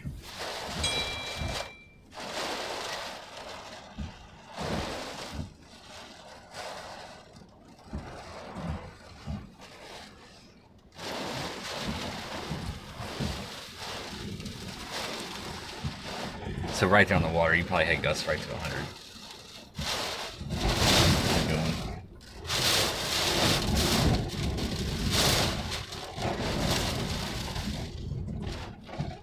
So right here, you see how we get really calm and then you'll have the big gusts? It's like little areas of like little vortexes inside the inner eye wall. This happens right before you get into the eye. To me, it's this is the most dangerous spot, and then a major hurricane that's really well-defined eye. When you get the wind shift after an eye passes, all the debris that got knocked loose gets pushed back the opposite direction, and it's like a wave of debris for the first 10 minutes. That's the most dangerous time, but you know, you have to really have a major hurricane for that backside to be that powerful. Usually Cat 4, Cat 5. So to me, the most dangerous on these without a fully enclosed eye is this time right now. We have the wind's not constant. Adds that stress. Yep.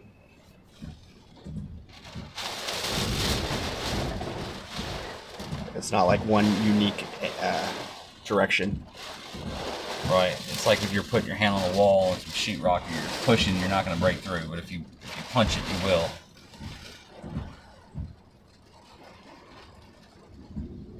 Big gust. Big gust.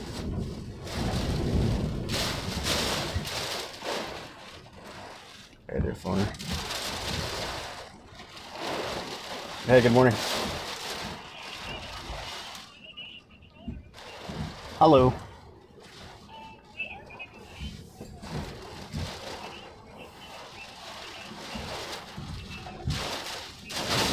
Okay, thank you.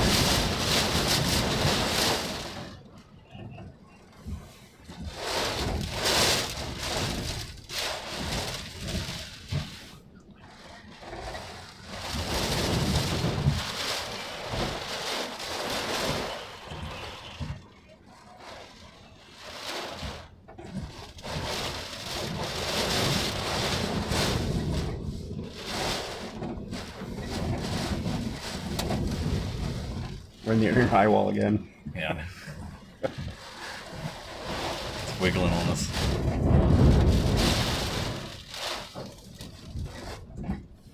That's a dumpster right That's there. a dumpster, yeah.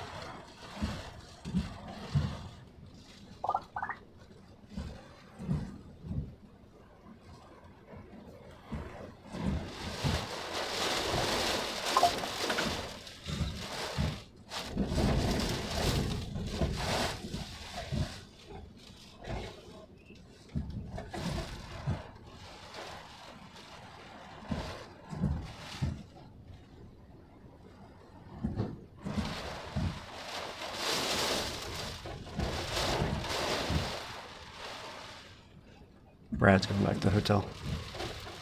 What's that? Brad got off Surfside. He's going to hotel.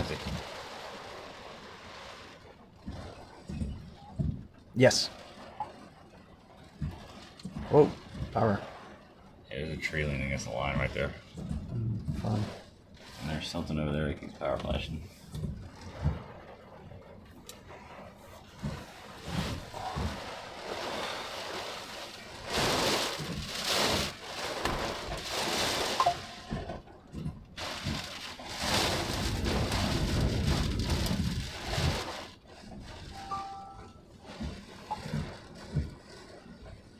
What's the name of this place? Jones Creek. Jones Creek, thank you. Jones Creek, I remember. Oh gosh.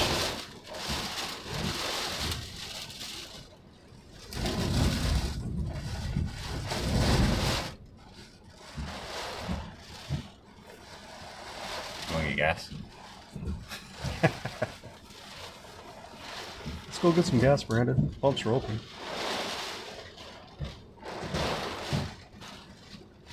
Hey, Rob, gotcha.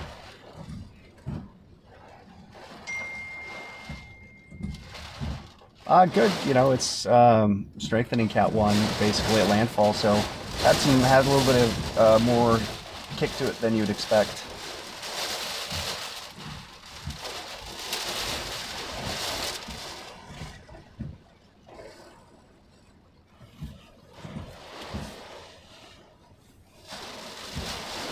We could talk about the just to, essentially the type of hurricane it is. We can compare it to the past 2 landfalls as well. I mean, nobody has more experience with Beryl than Brandon and I.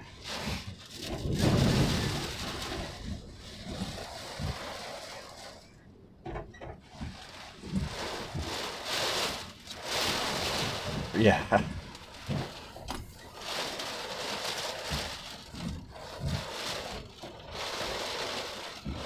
There's a few people driving around. In terms of homes, you're going to see some trees down, maybe some home damage and stuff. But yeah, the wind's doing enough to damage.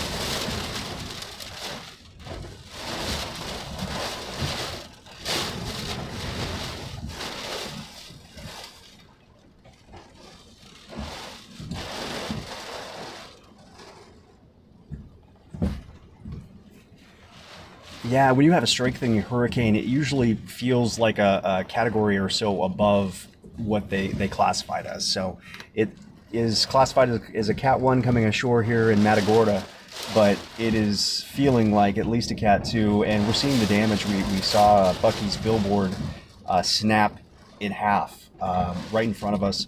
There's a gas station awning rocking back and forth, and there's a possibility we might be seeing that go down. We're seeing tree limbs, trees down around, power lines down as well, some flash flooding, and of course you mentioned the storm surge. That's going to be a big story along the coast from anywhere from San Luis Pass all the way down into Matagorda. The storm is pushing a lot of water with it, and so a lot still to come, and of course the tornado threat later on today.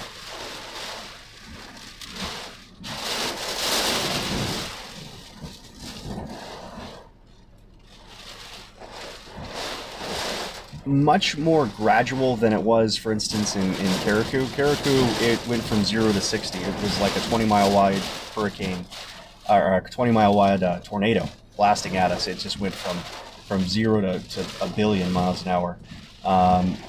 This one was a lot more gradual, and then it really got to us right when we got into that inner eye wall. That's when things really started to happen, and it got that punch, and it was enough again to like snap that billboard right in half right in front of us. So I mean, there are some significant winds with this. It is going to be causing some damage to homes and trees and businesses, and this is not even close to being done. And we're in the eye wall again. It's kind of still wobbling around. We're close to the eye itself here in Lake Jones Creek, but in the meantime, we're still dealing with some really heavy winds that are shaking us in our car.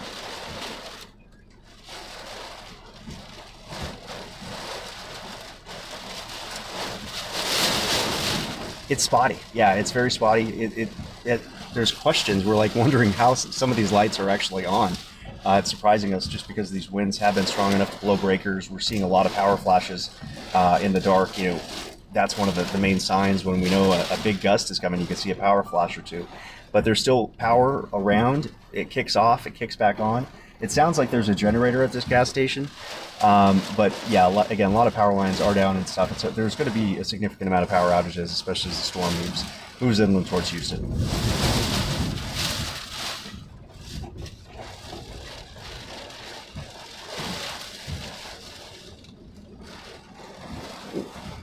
Yeah, there has been a lot of rain with this system, especially on the northeast side, where we are the dirty side. And there's spots in the roadways where it is several inches deep in the roads, and so that flash flood warning is definitely needed with this hurricane.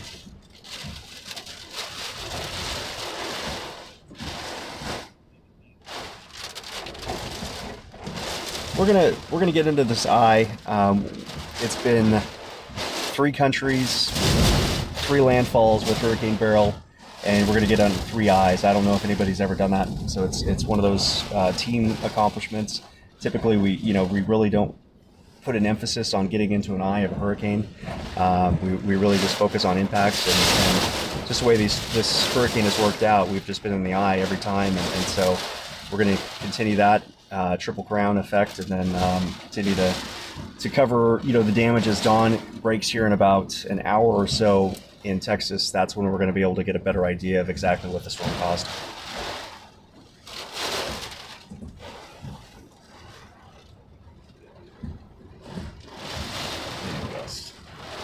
Thank you. Okay. Yeah, that was a gnarly gust just a second ago.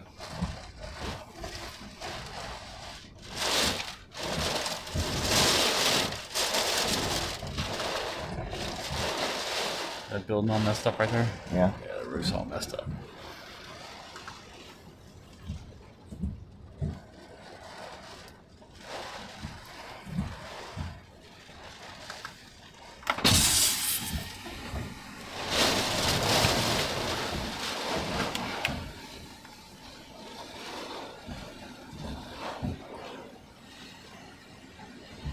Why don't you roll down a little more? What? Oh, down a little bit more, yeah. Now you get wet.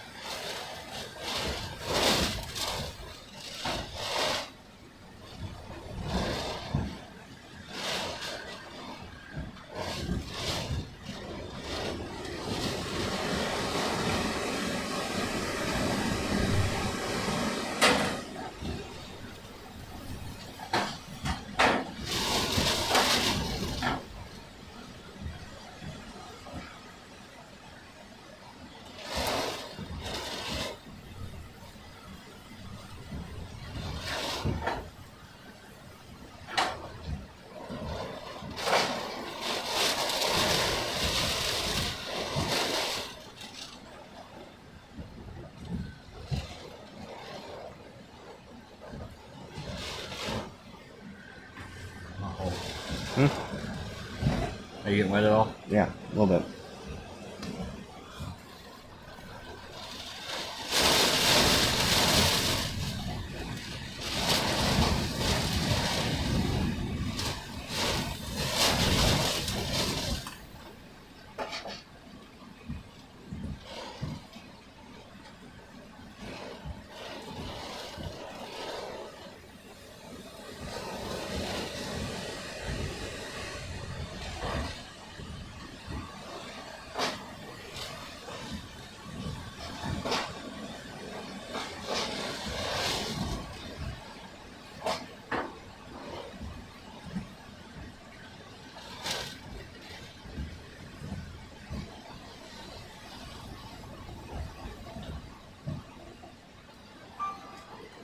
Of course he's not gonna do it now. I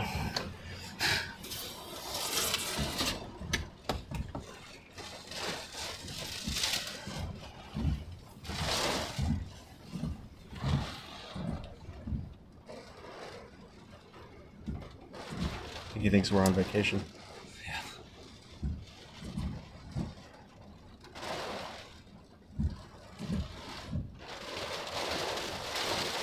You wanna reply to it? Say what?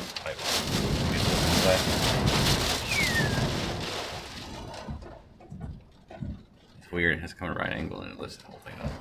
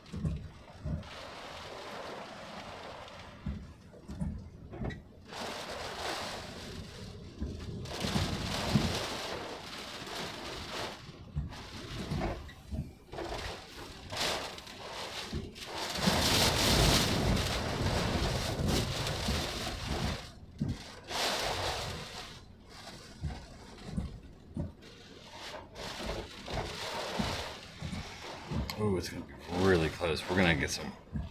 We're gonna get some nasty wind here in a second. Question is, should we go ahead and make our way up to Lake Jackson or try? Problem is, I don't want to get these trees.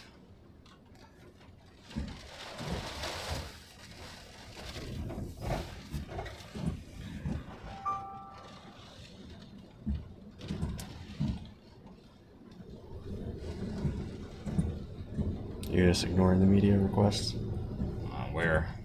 Twitter. Locals, of course. Yeah, I'm ignoring the hell out of that. Hi, hope you're okay. Hope you're okay. We want to make money off of your hard work. We know you have great video. We want to just give you credit. You know, Hey, I really need a social media person. Can I give you credit, and that's your payment? Do you think that'll work? Imagine getting paid to ask somebody to work for free.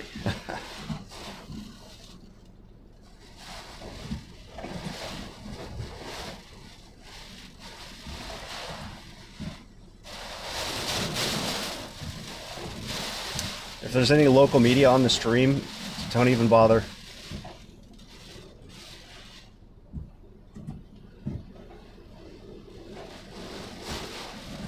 It literally shows it under probable spam. It basically is. Oh, that is really bowing.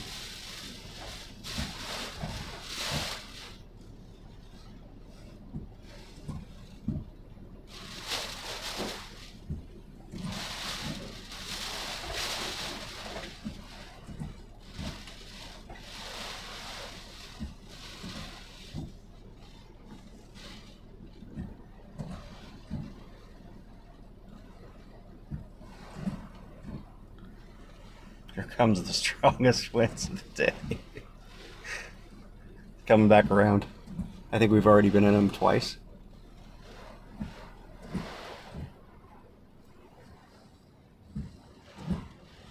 We might miss them. Nah, we're not going to miss them.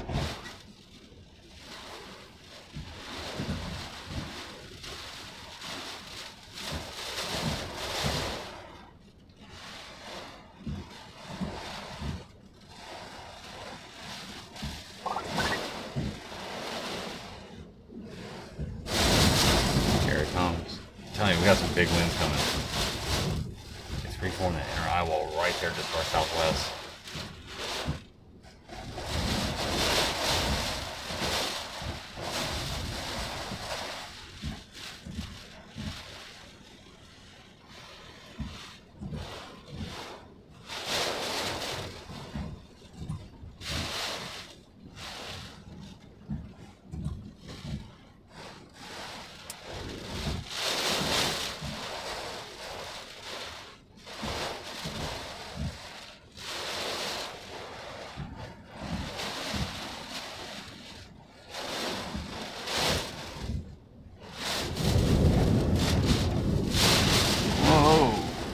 Sign.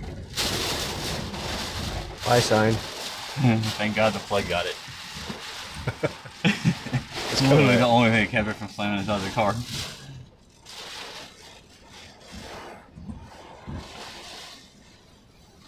And it just scratched it like the tree did back there.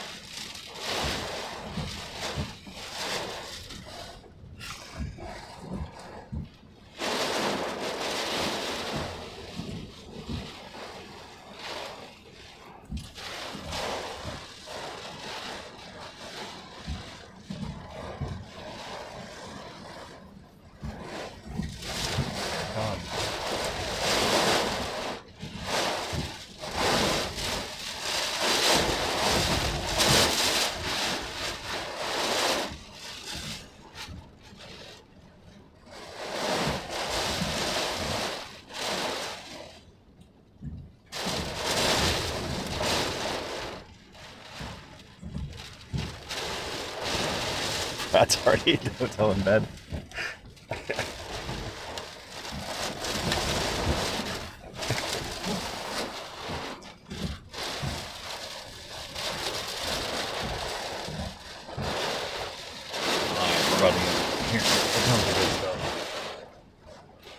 We're about to what? Here comes the good stuff. So it's moving this way, right?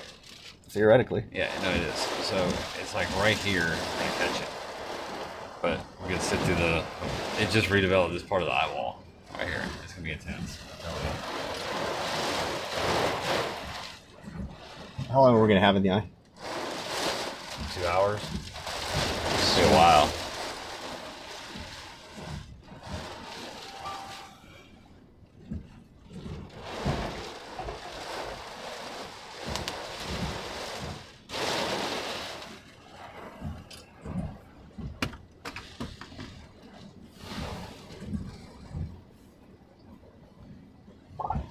That'll be a Wednesday thing, Sharif.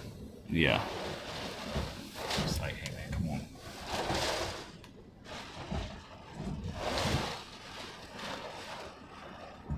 Well, light was nice while it lasted. It was nice. You've done a good job getting us into well-lit places, Brandon. Well, thank God for this camera at this point, because light's over. Oh! Maybe not. Every time I say it, it does the opposite. I'm impressed with the power grid here. It's insane, especially all these streets. It's incredible. Power at my house gets knocked out by sunshine. And I'm not kidding. Oh. If that was sustained for like 5 seconds more. Yeah.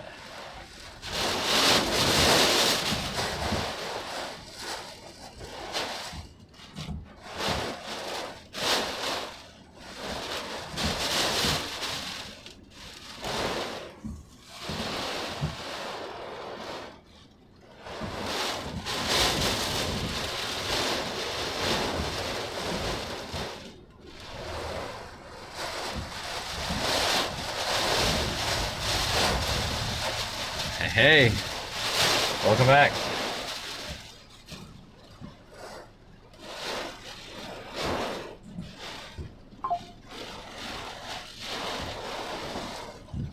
Again, I'm super stoked that this didn't have more time over the Gulf. And bad news. What's that? They've had more time over the Gulf. Oh, yeah. Woo.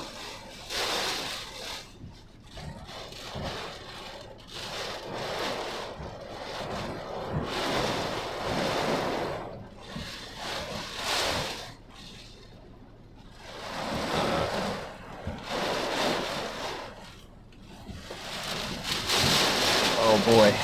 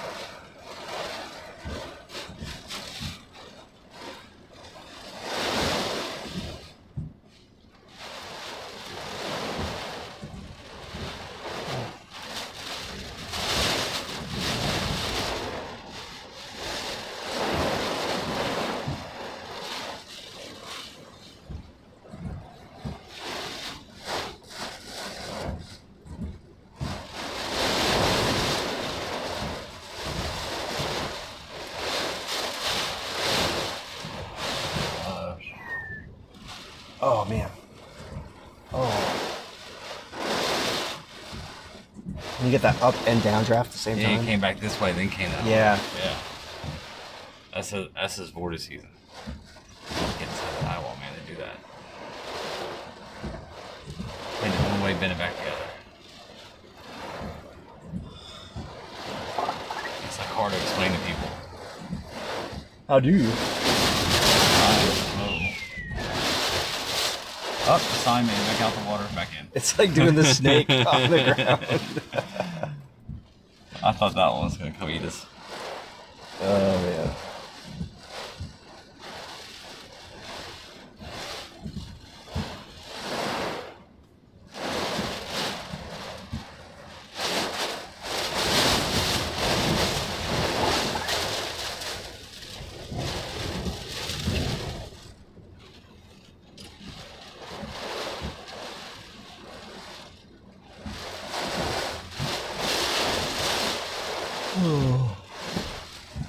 What a night. Houston's just getting started.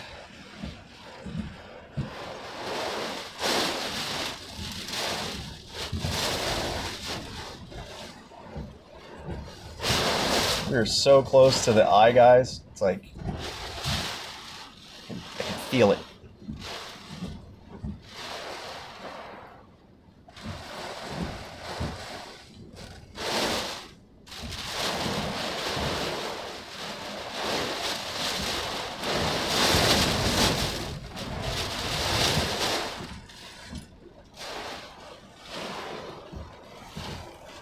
So we should have daylight coming in like 30 minutes. I should be here in 30 minutes, so it should be good timing right here.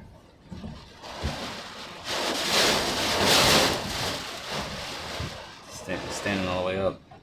Yeah.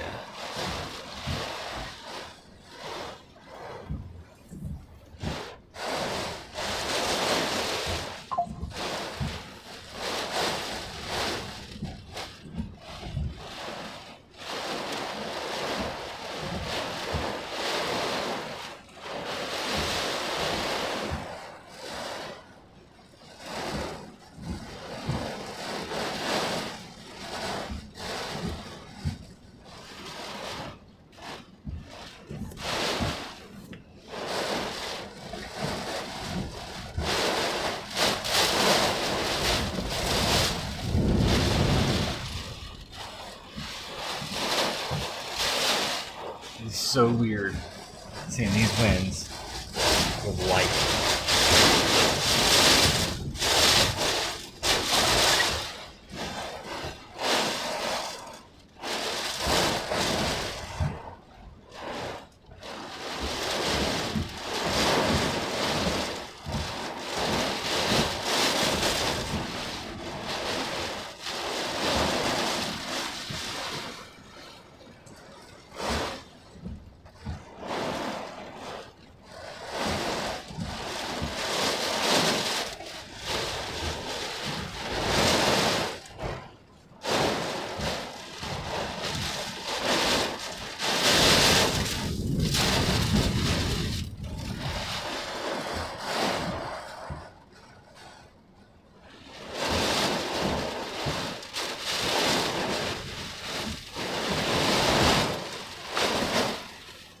Angle of flying is going to make it awfully difficult.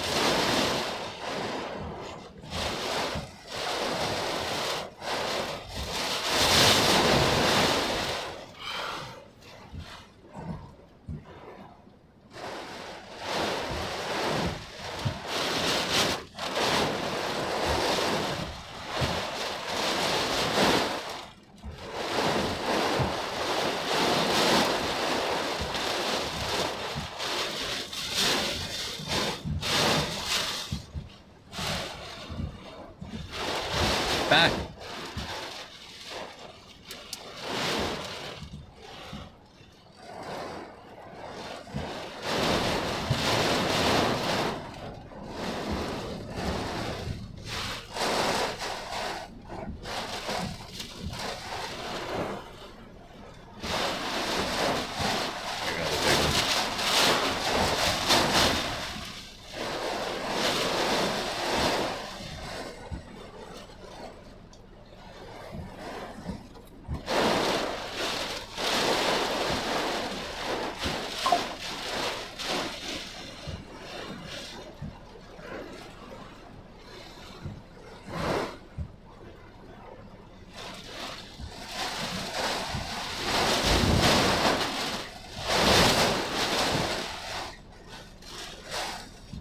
How you feeling? I'm fine.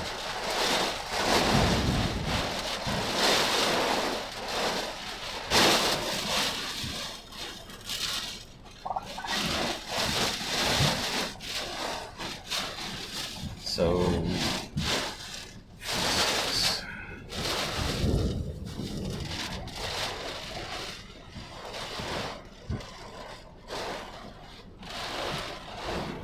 it's a good thing Nicholas came through here. Took out all the weak The stuff. weak stuff? Yeah. Uh-oh.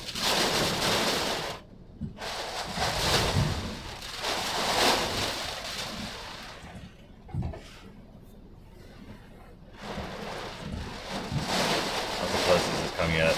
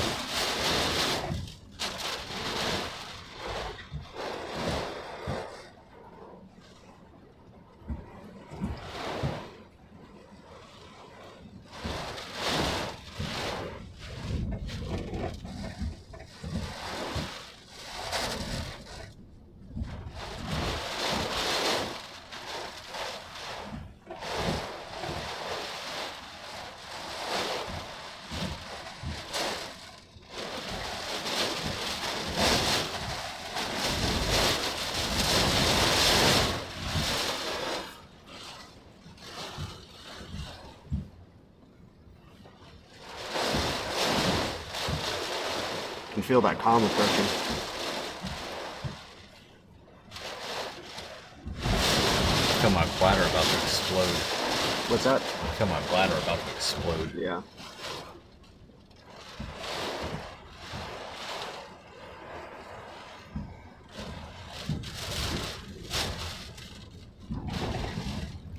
He's trying to close in on us a little bit, making it difficult.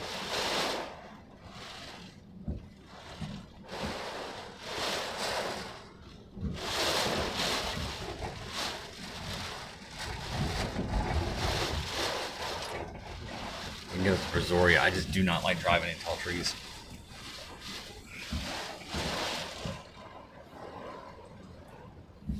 Like everything we've done this week, the most risky thing we do is drive in tall trees. Yeah.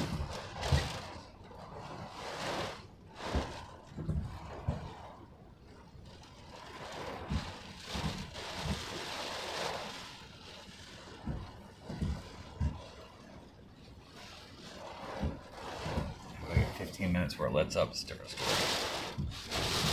What's up? We get just 15 minutes where it lets up. We drive straight to the center of the line. It'd be great. Yeah.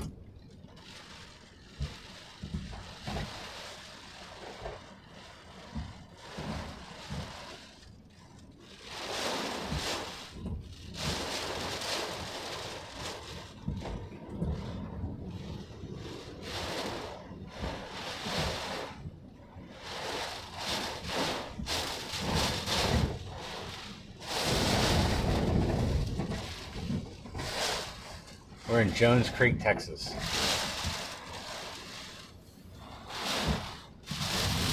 Which is just south of Lake Jackson.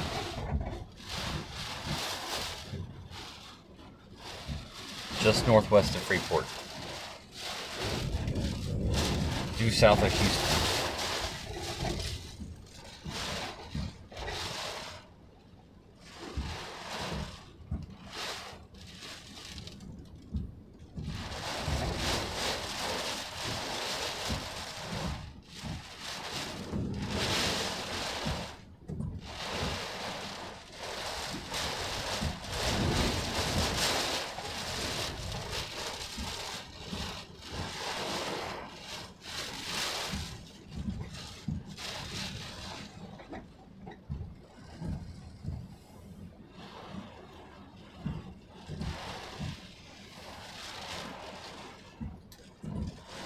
"37 minutes to daylight, sunrise."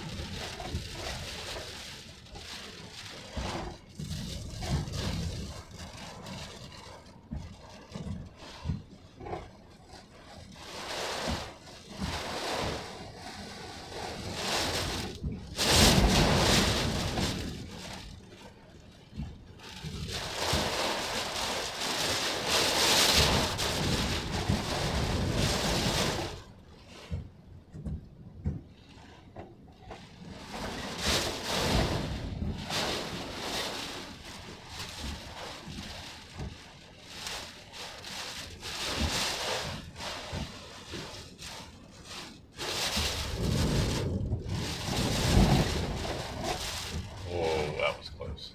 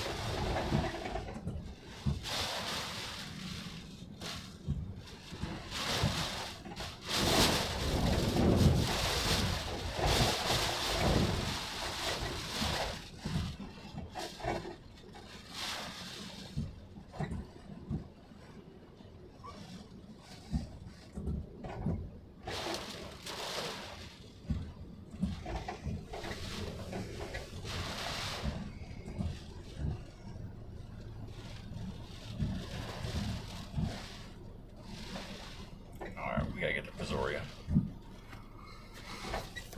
It's a landing. Keeps shrinking on us.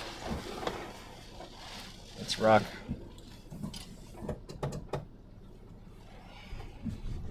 We're gonna give up on this and get in the eye. It keeps trying to shrink down.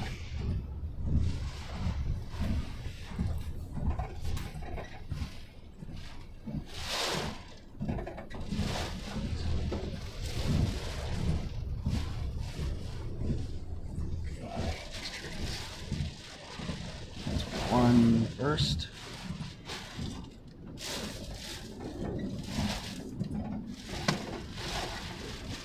Okay.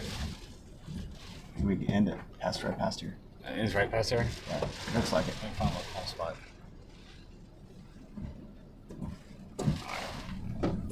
Well, let's just go.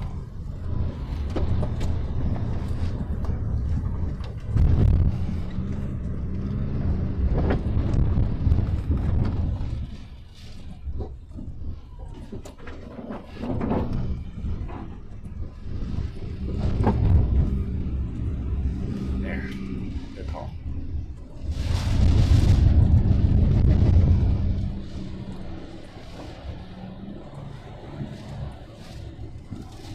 People in trees. People in trees. That's what scares me. And semis.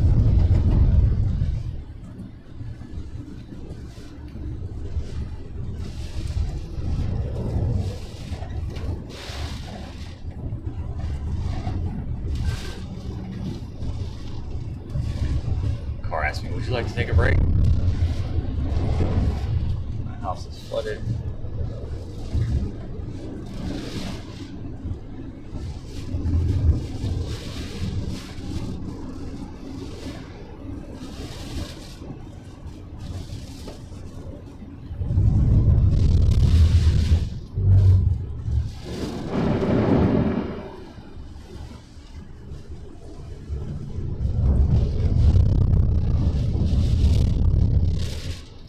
Tell what's a lane and what's not. You gotta be careful with flooding too, you know. It's Let's stay right here. exactly.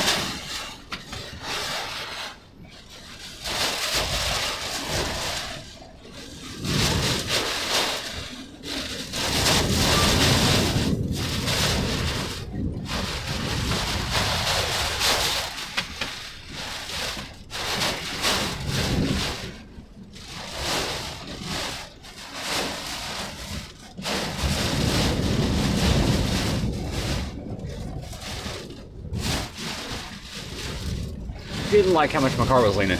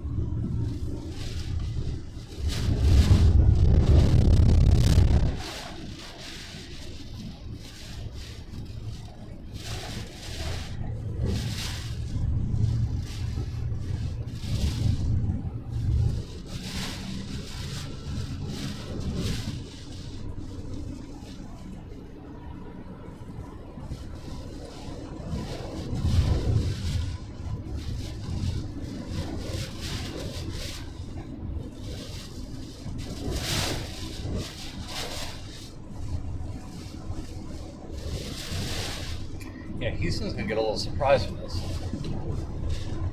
Yeah, it's spicy.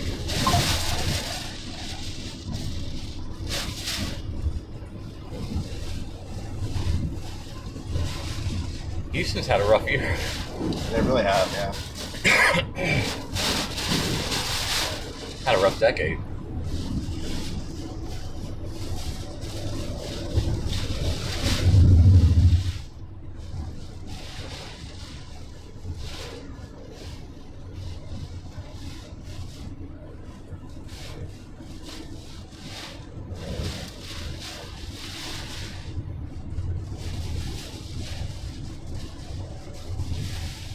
I'm definitely dragging something. I'm guessing tree. I'm guessing it's a piece of tree.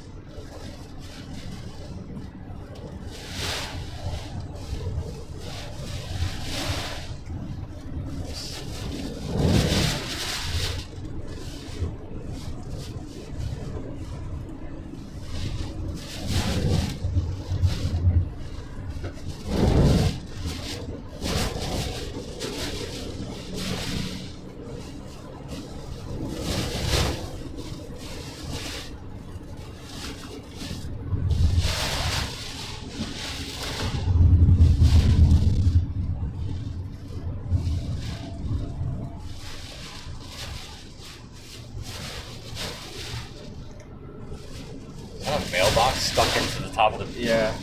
Like the whole post came out and stuck in the top of the barrel. Or they use the barrel as like a mailbox stand, like that they can move. You know what I mean?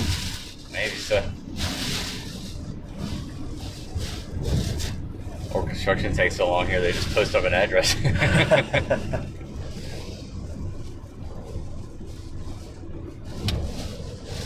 Road closures throughout Houston right now, just like everywhere. Yeah, their surge is high. Surge? Yeah, surge and flash flooding, they got both going.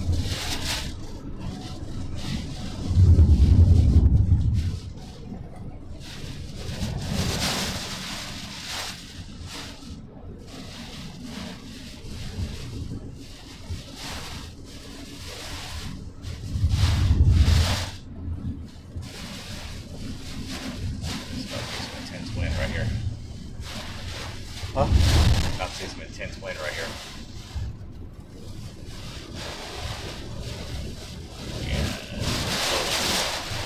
Alright, which way do I go? Right here. So close.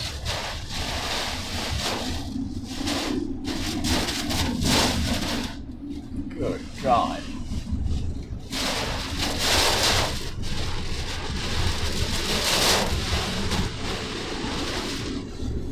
I like that sound. Yeah.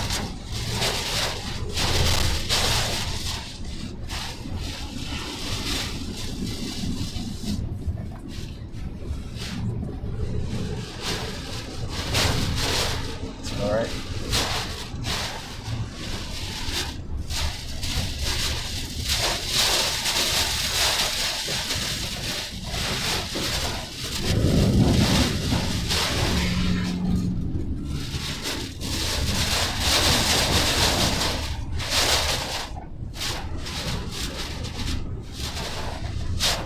It's a good place to be. Concrete wall's nice. Alright. Now what? Straight with your leg.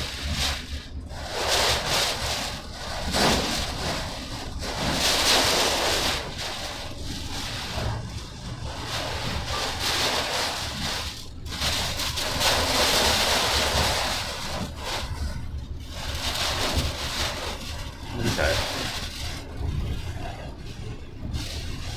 Plumbing's unit. What's that? Prison. I thought that.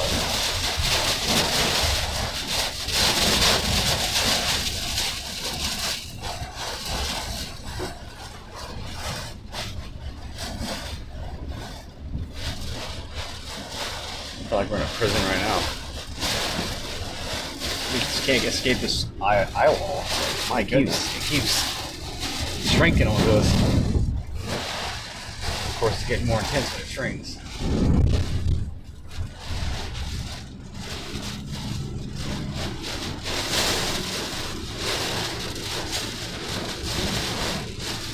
How much farther we got? We're almost to Brazoria. I don't know if it's going to be enough. Keep shrinking. I think we're going to have to push all the way to West Columbia.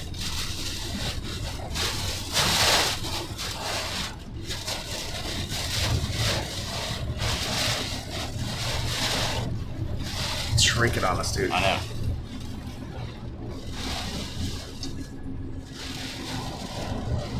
Miles has expanded and friction has it shrinking.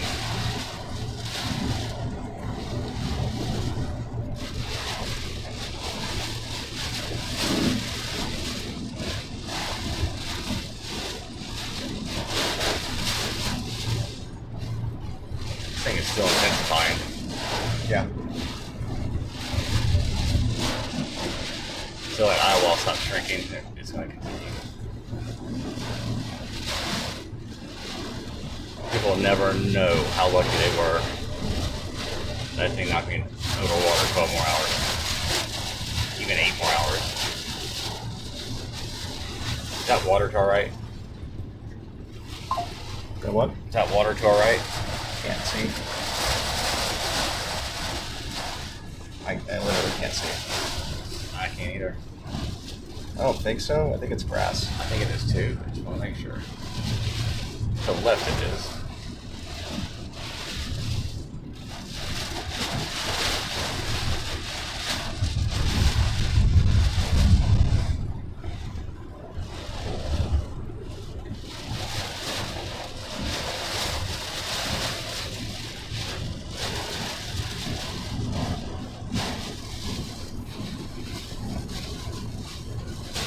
21 miles from Astoria. 5 minutes. 3.7 miles. Okay. It's not gonna be 5 minutes. Maybe like 10 minutes. Yeah.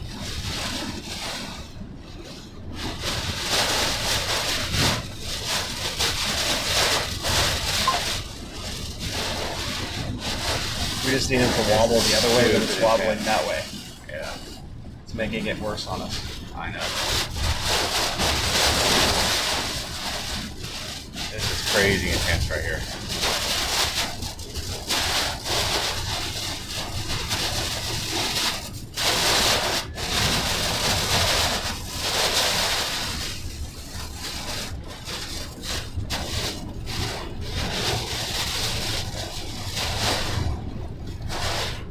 Big gust coming.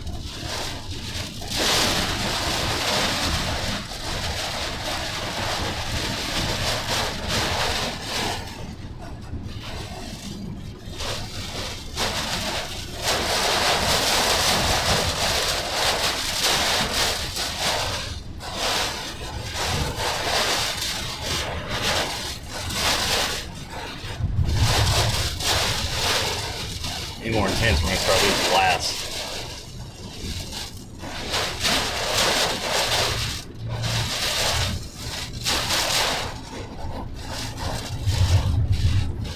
What's up? So if it gets any more intense, we're gonna start losing glass.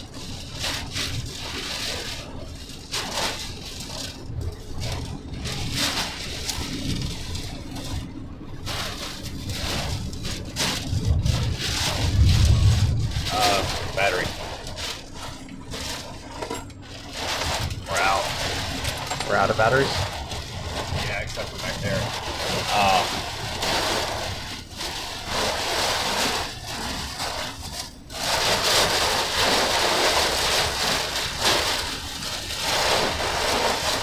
Are we available? What's that? No. Any way you can crawl back there real quick? Roll back where? Or give me the battery and the camera, but then we don't have a battery in there. You tell me what you want to do. 'Cause I don't. Hand me the camera. Get the battery out of there.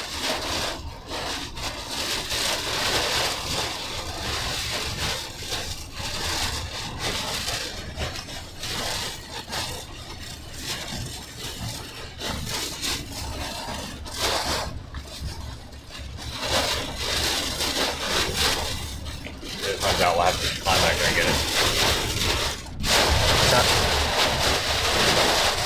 So if this one runs out, we'll have to climb back there and get it. Well, hopefully we'll be in the eye, so we just walk back there and get it. Yeah. Here, give me that battery. I'm going to charge it. She's out. Is it doing that line thing? No. Yeah, it is. Yes, it is.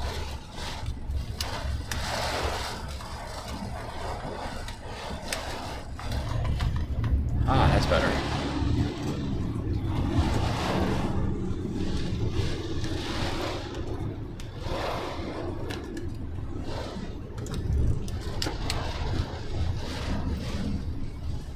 This building is flooded.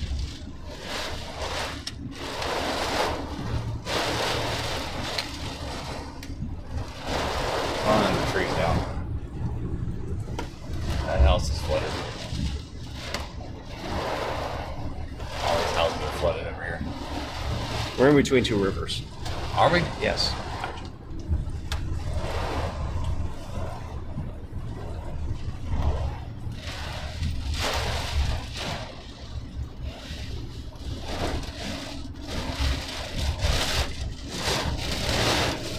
It's really flooded over there.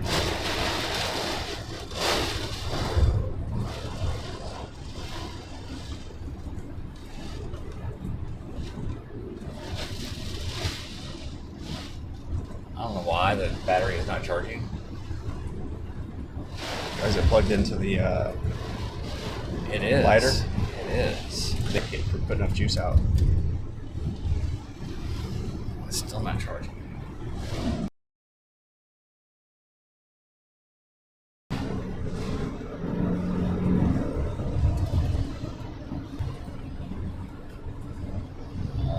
Well, team flooded here in a minute. Oh yeah. So we're surrounded by water now, guys. Some flash flooding in fields here. Highways raised, thankfully.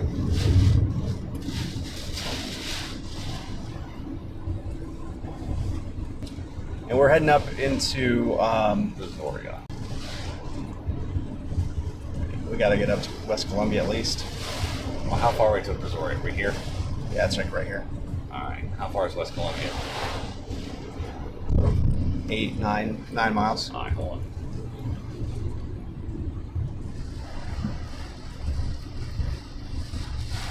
Dude, we're about to get smoked.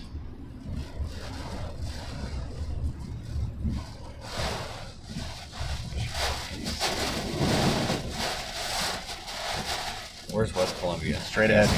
Straight ahead. All right, hold on. I'll tell you, hold on.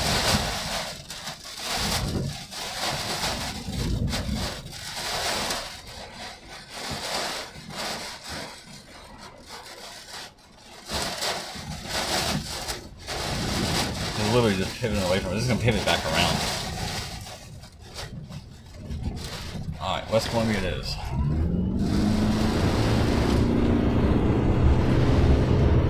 And they should put us right in the middle then. And right at daylight. So this is Brazoria, Texas, and we're following the evacuation route from the hurricane. Power line support. Okay, there. Okay, there. We're clear. In fact, the power's still on. Oh no, it's not right here. Okay.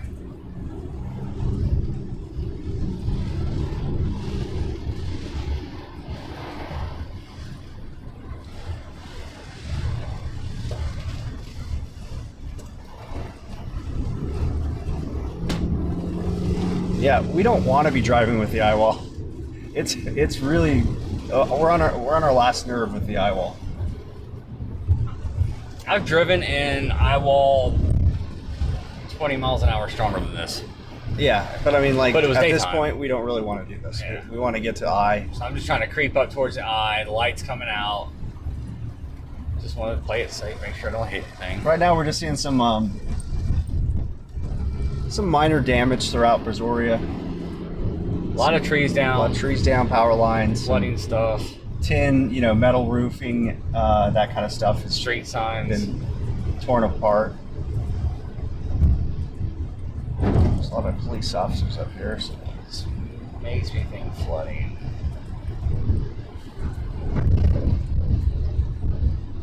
Or he's back, or they're all just hanging out.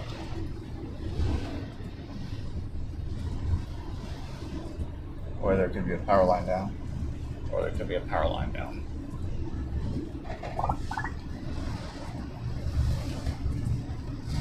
That must be it.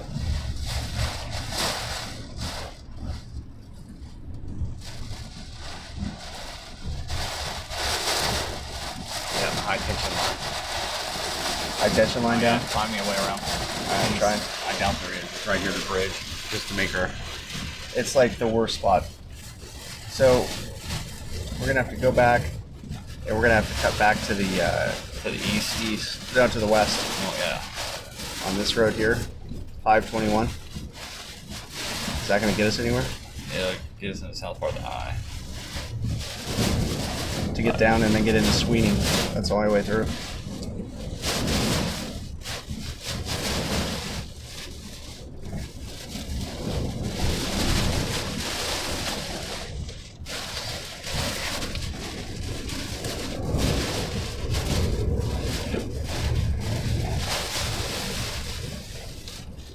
Watch out for the tree coming our way.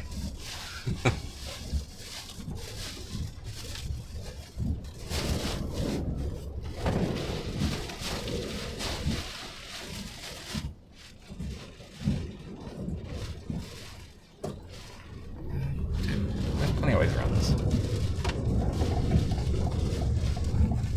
Heard me? Okay.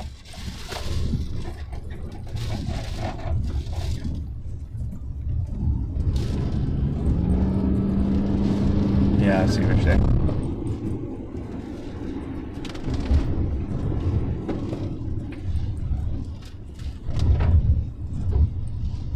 Except that one's blocked by a tree. So I'll go, can I go right. No, don't pop by a tree. Left, I can go. Not pop by a tree.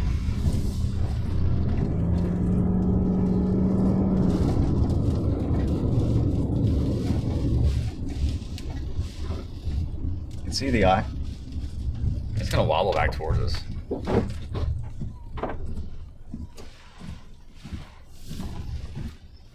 Tree.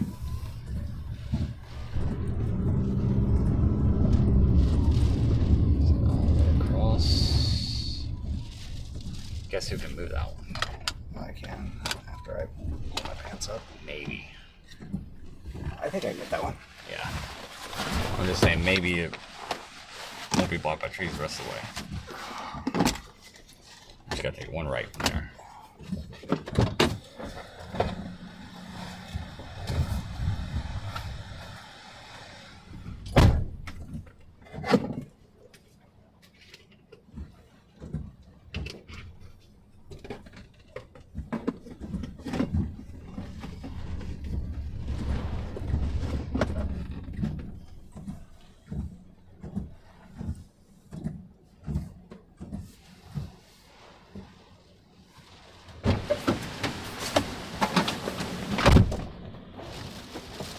Shut all the way. Shit. Just a second. There we go. My tail was in the door. Alright, I think right here. Nope. Friend. Yeah. There's nothing around that, is there? Nope.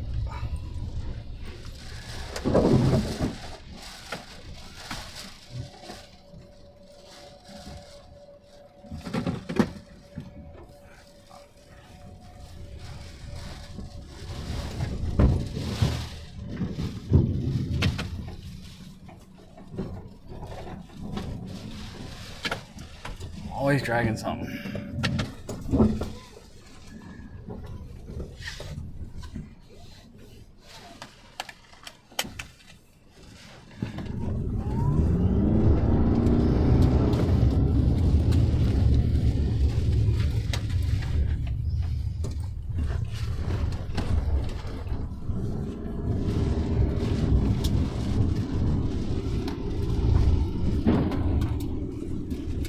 Maybe a left here. Or is it blocked too? I think everything's blocked. North. Yeah.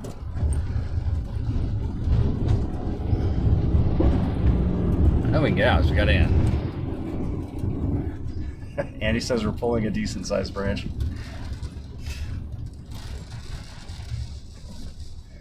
I can almost get around that.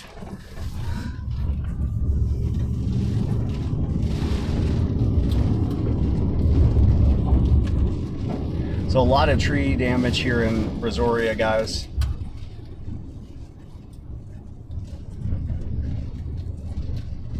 Okay, if I go straight here, I can get possibly all the way up.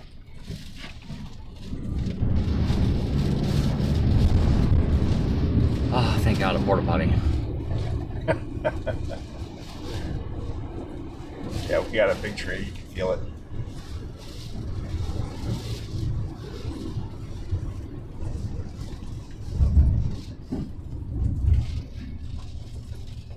I think it's gonna come right back to us, dude. It is. It's going to wobble back around to us. But I want to see if we can get up here just in case, because it's going to be tight. Not that strong gust. We really appreciate these super chats we're seeing, guys. Thank you very much. We're trying to navigate our way a little bit further to the north.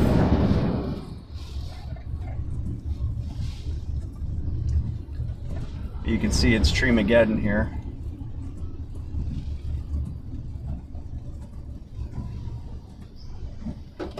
See the lines?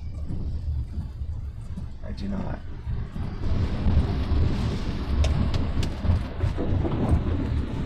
Flash flooding.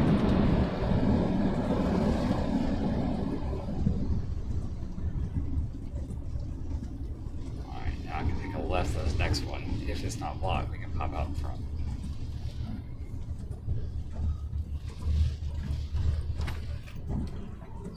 Hearing generators.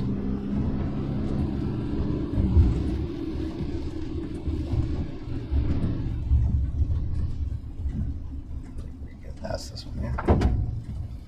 This is why I invest in skid plates. You want me to?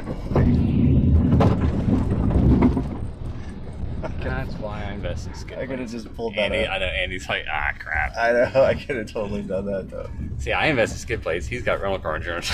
Alright,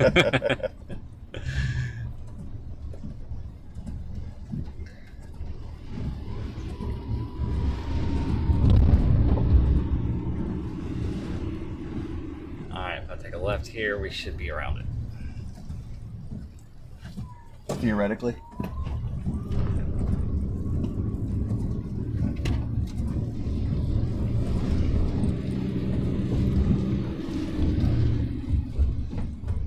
This guy's like, the one time I turn out the driveway, somebody comes.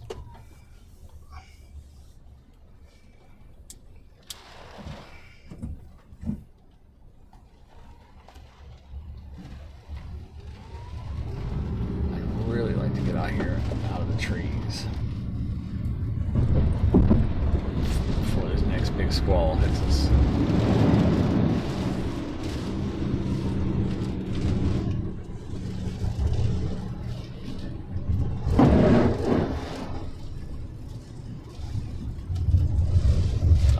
That's the Buc-ee's there. Oh, careful. I see it. Let's get out of this tree as quickly as possible.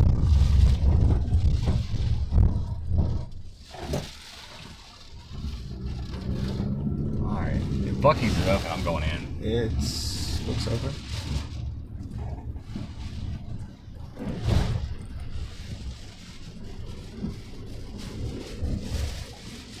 It is It's open. Yay. I'm gonna run to that real quick. Okay. I need to when you get done.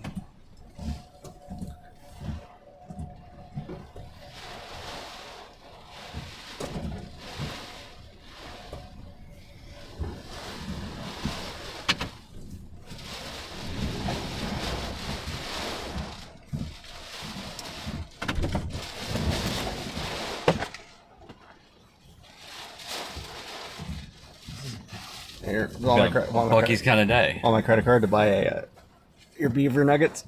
Nah, I'm good. I'll catch beaver nuggets later. I'm in a hurry.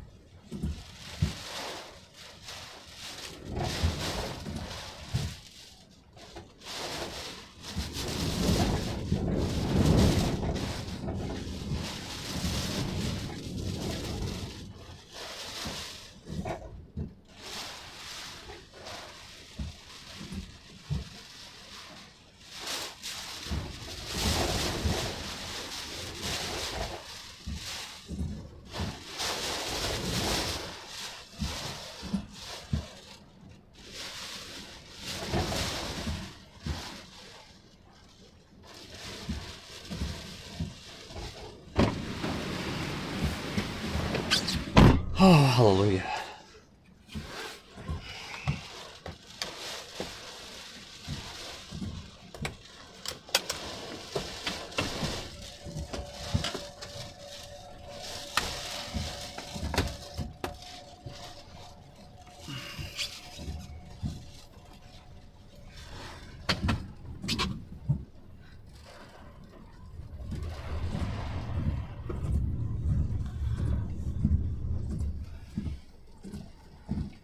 Yes, I can.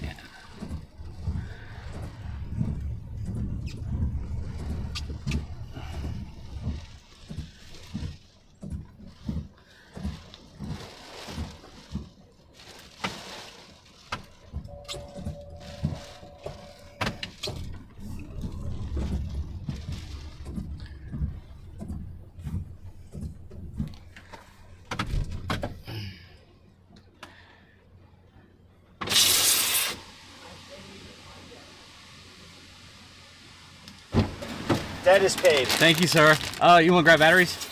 Where is it? That's why I got shelter right here. Right there. In the tray. In the charger.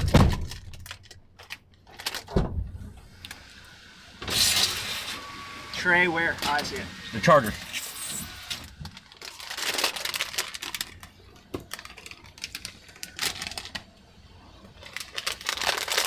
So give me the other ones. Alright, don't worry about that right now.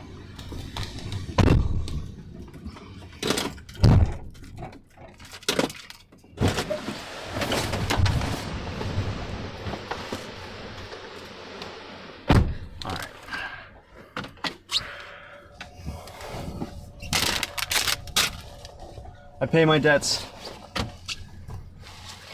Alright. Now we can get out of here.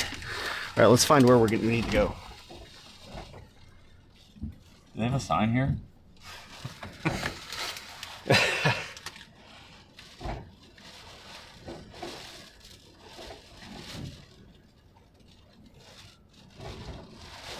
think we just stay here. Which Wi-Fi are you on? I don't know. T-Mobile. AT&T said nope. No, we need to push up. Push up? Yeah, just a little bit. Let's do it. Like 6 miles. And then 100% all the way in. Then what? Then we'll be all the way in it. How do I get there though? Left? Left and then right, right? And right. Okay. Yep.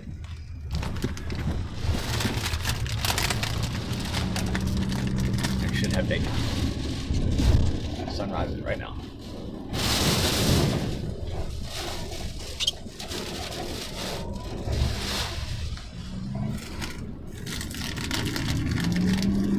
We're right on the edge.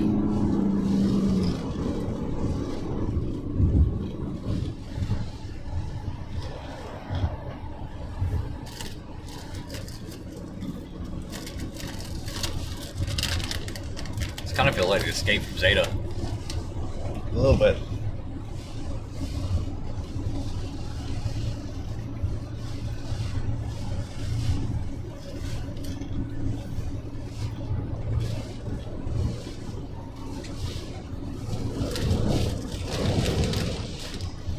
Alright guys, there are a lot of cell phone towers down. I've got bonded connection, but if we drop out, I will restart the stream.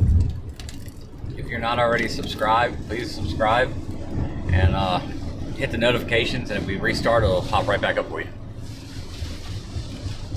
And also, give Jonathan's channel some love. He's been a huge help here.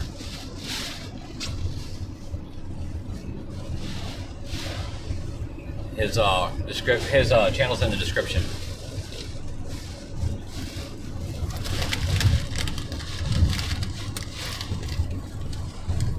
So we're just leaving Brazoria. We're heading up towards West Columbia.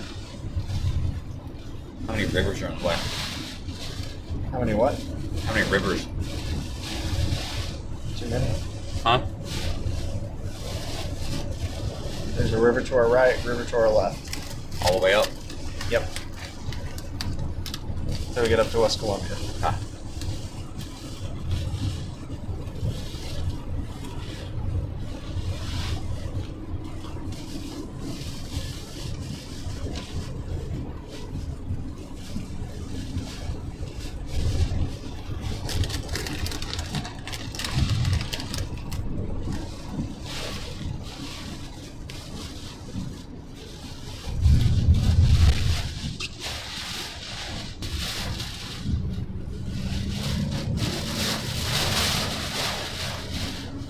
Thanks, Christine.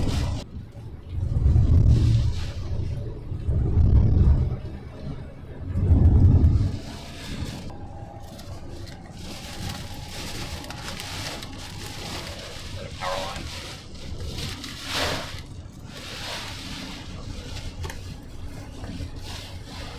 No. Oh shoot. Am I shooting?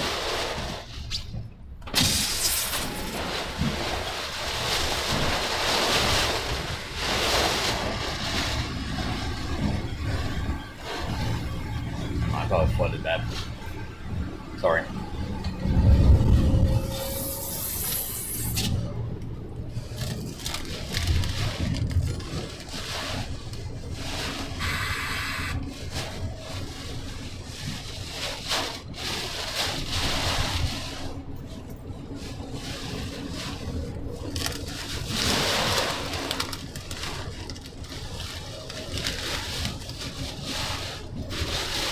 Hello, this is John.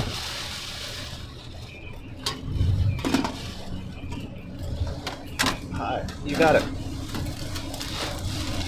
Thank you.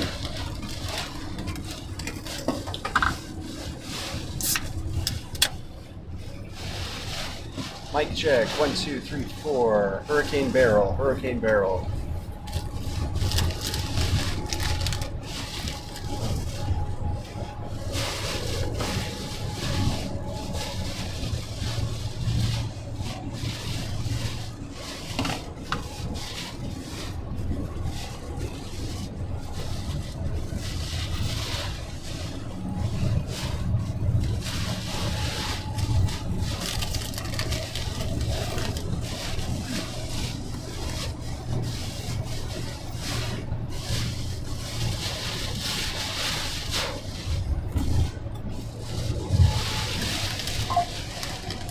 We are almost in that. Hello? Hey, yes, gotcha. Yes, thank you.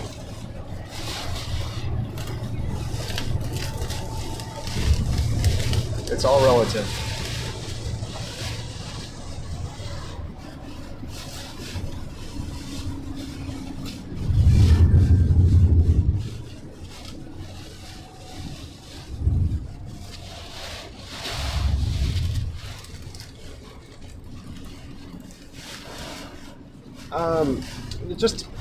Just the range of impacts we're seeing from the winds to the storm surge and now flash flooding as well. That's part of this.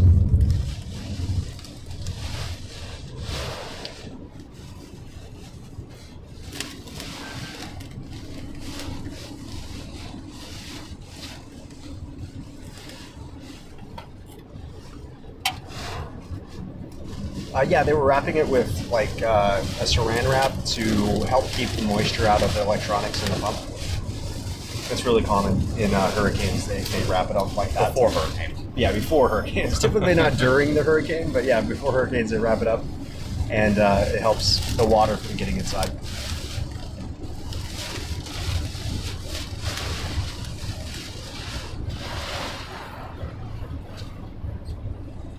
Yeah. I think they were bored. I think the employees were just bored. Yeah.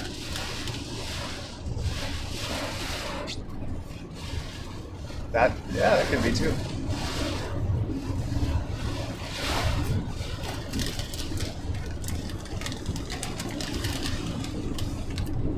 You can see the eye start to break over here. Yeah. Yeah, I think when we get up here, it's going to be good.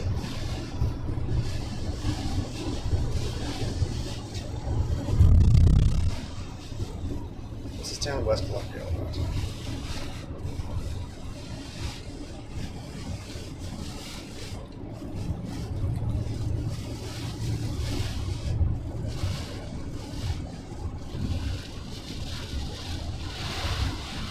We still are here.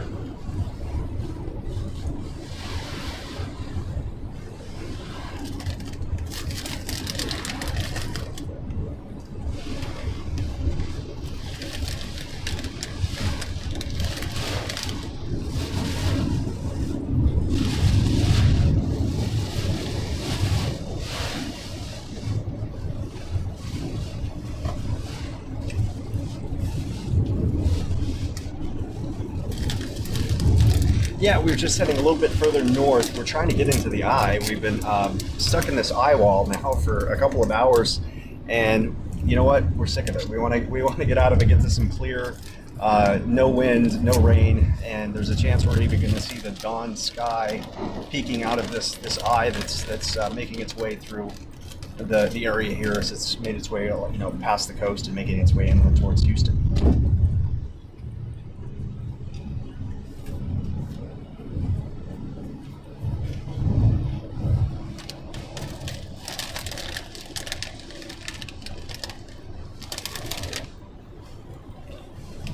Absolutely, it was for sure a strengthening hurricane at landfall, and that means while it is a Category 1, you really have more Category 2 type impacts. So your storm surge is going to be a little more significant. The wind damage is going to be more significant. There's just more energy when a storm is just strengthening like that onshore versus a storm that makes landfall and all of a sudden starts losing its muster. This one was the opposite, and it got really spicy. You saw the sign that we filmed collapsing, that Bucky sign. Those are telephone poles, multiple telephone poles drilled into the ground there to hold that sign up, and I mean they just could not handle that internal eye wall. And you're seeing Treemageddon as well around here. Towns like Brazoria, there's trees blocking the road everywhere, power lines down as well, limbs down on power lines. So you're going to have a lot of power outages with this, and then of course you have the flash flooding. A lot of roads are just being starting to be covered in a lot of water, inundated because of just the heavy rainfall we've just had for hours and hours as the storm has made its way ashore. I'll tell you, the biggest thing, though, that everybody really needs to keep in mind is how lucky we are that this was not over water for another 8 hours or so. It had that look that there was a really good chance if it had been over open water in the Gulf for another 4-8 hours, we would have been looking at a major hurricane.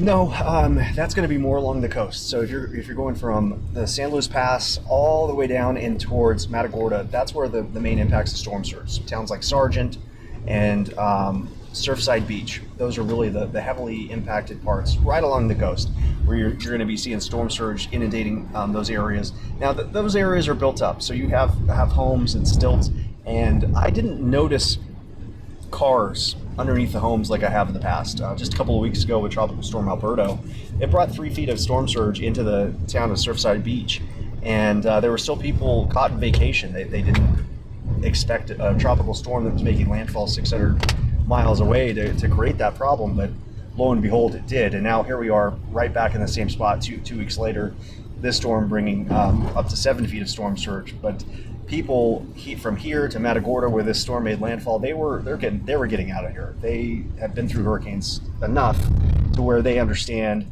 that while sure you might be able to stay in your home, you might have hurricane windows, but really what's the point? If you have the resources and are able to get away from the coast, go further inland, and then just come back after the storm, that's just really a more the winning solution when it comes to hurricanes.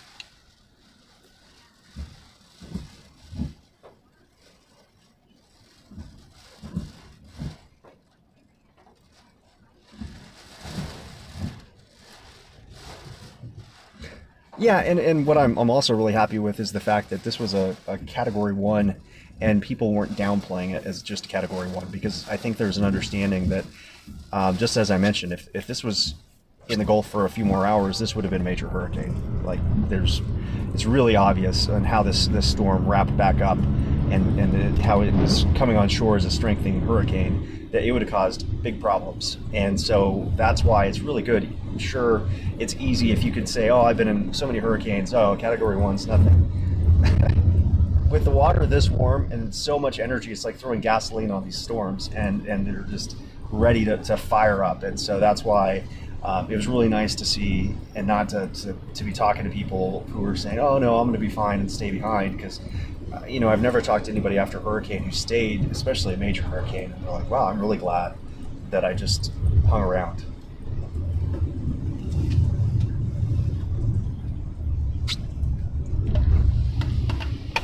Beryl doesn't like Beryl.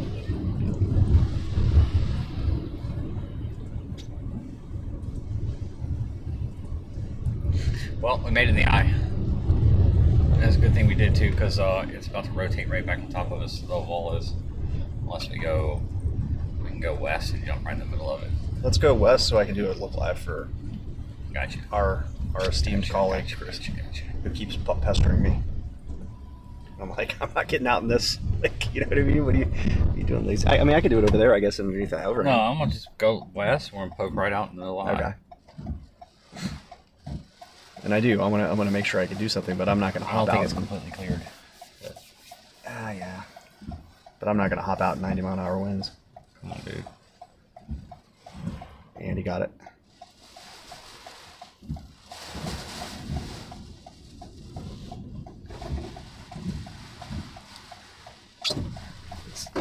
There you go. Whoa.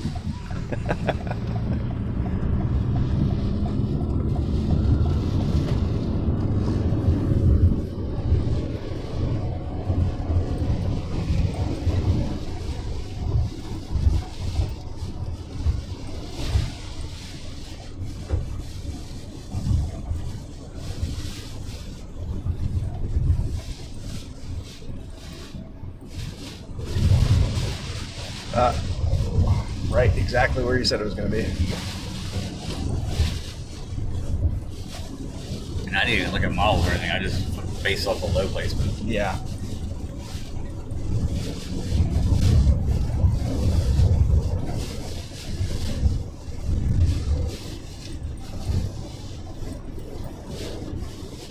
So we're just leaving West Columbia. We're heading west.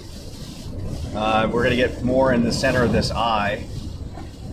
And I'm going to shake Brandon's hand More as soon out as of we the do eye that. now. We're out of the eye wall, right? It's coming back towards us. Wait, this goes south. This is so annoying. It just keeps wrapping around us.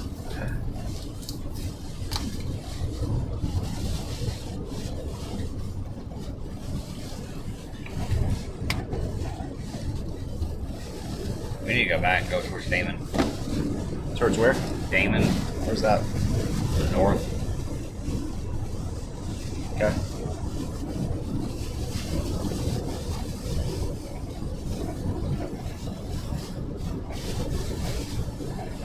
You sure? It's just not going to let us have our moment for more than 30 seconds. Well, we got it, so I don't even care now. Yeah, well, we got it, technically. And with that, a new world record was born. All right, so what do I want to do?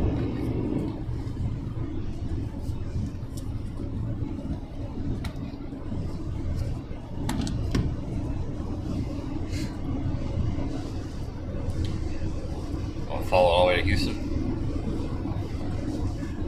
We can do that as soon as we have a place to stop and I can shoot two things. Okay. And it's kind of an important Okay. dawn. Like, I do need to get my face up there. Okay. Okay? Okay. He said I could just do it right here. I know, but if we stop for 10 minutes, that means I drive in the eye wall for an hour. Call your girl. Explain it to her. Or we just go to Damon and cut over. Okay, let's do that. Damon. It's like super easy if we do that. Let's do that for sure. Okay, let's do that. That's the compromise. There you go.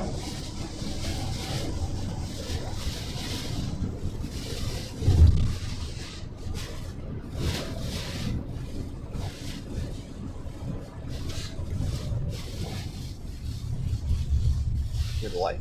Is it light? Okay. Sorry. It's hit Old Damon Road right there. Yeah, it'd be a dead end. That's why it's old. I want New Damon Road. Yes. All right, this is West something. West Columbia. West Columbia. We're going to head up towards Damon, Texas. And then we're going to make our way into Houston, probably. And stick around Houston for a while, and then we're going to immediately drive up into Louisiana and chase tornadoes. Because you know what we've learned over the last 7 days of three hurricane landfalls in 3 countries? We don't need sleep. Just does not need to happen, apparently. Don't need it. Just want it.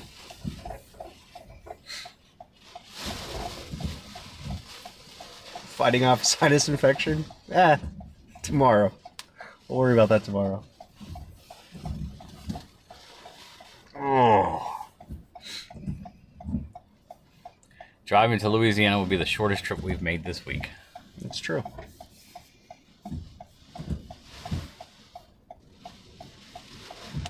Somebody said Texas has fallen with the Bucky sign.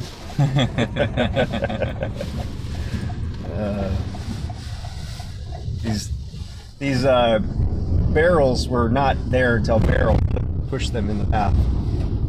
They were barreled into our path.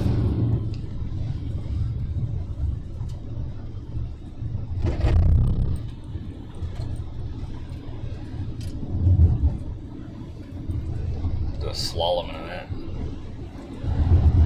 But if you're in Houston, I'm sure you guys are getting quite a storm. Here in Houston, it's probably wet. It gonna rain.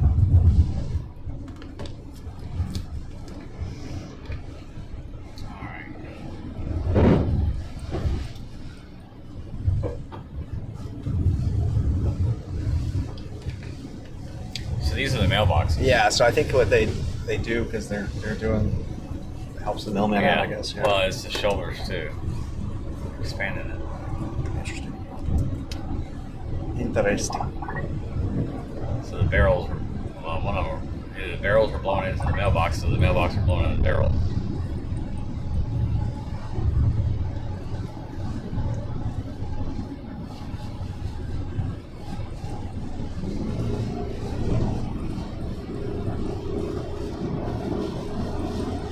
I believe it. My niece has an apartment right by the Buffalo by the Bluff.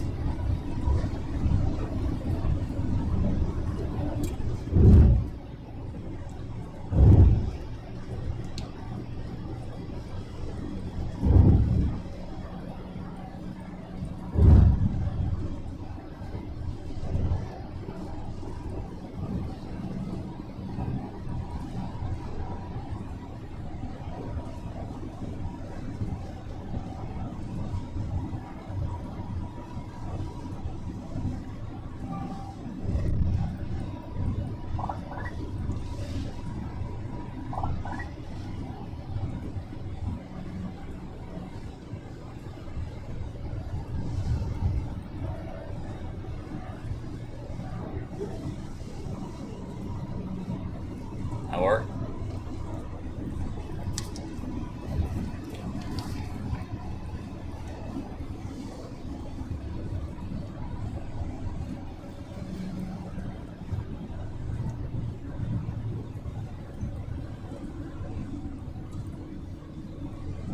Like,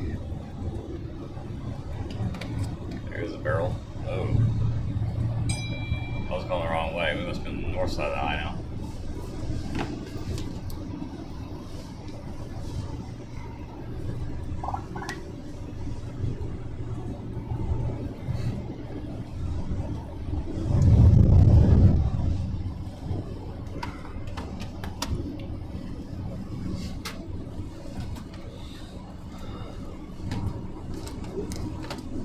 There we go. Perfect. Yep. Let's get to Houston.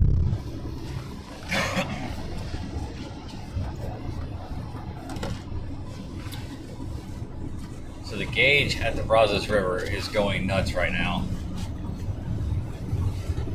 And it's not even supposed to peak until late this afternoon. Houston is going to have a problem. Yes.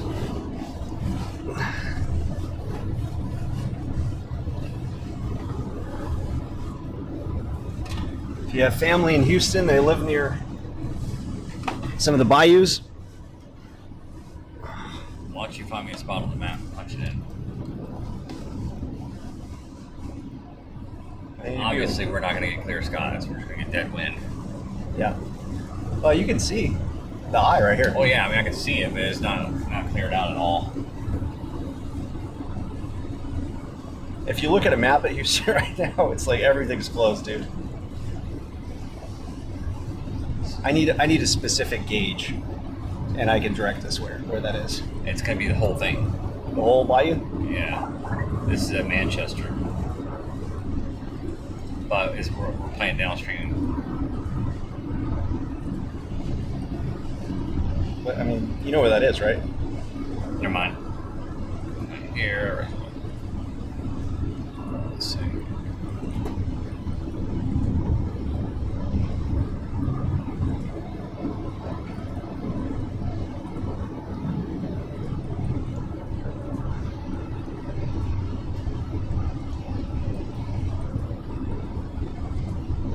Chris is dropping the map.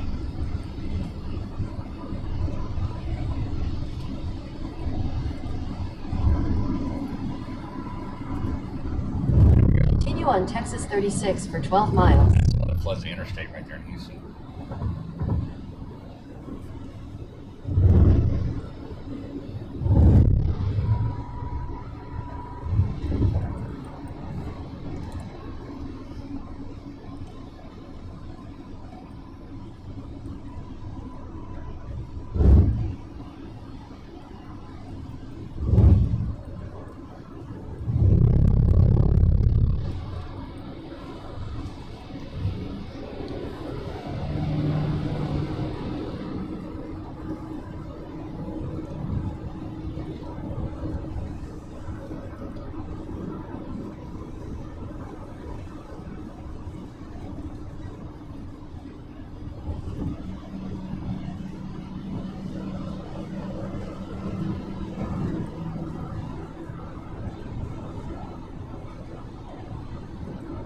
Your route may be affected by flash flood warning.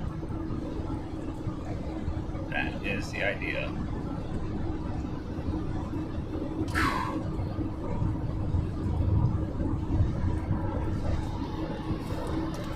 I think the flash flood threat was a little underestimated. If these rivers are doing what you're saying they're doing. Yeah. Yeah, I underestimated it. I figured this was going to be the problem spots. Yeah.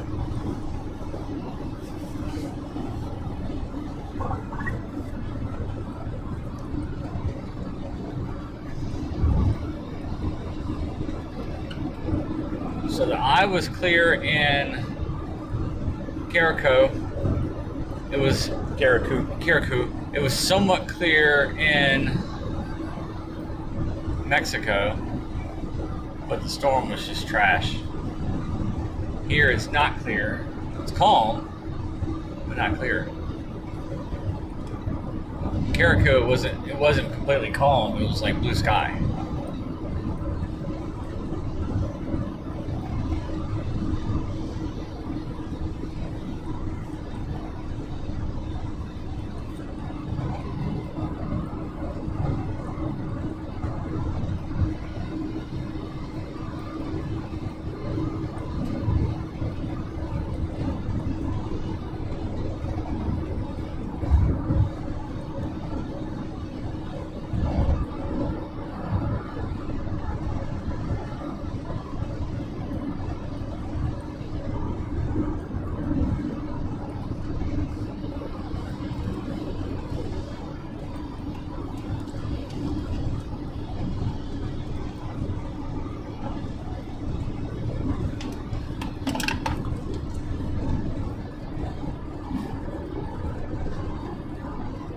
$1 million out of power so far.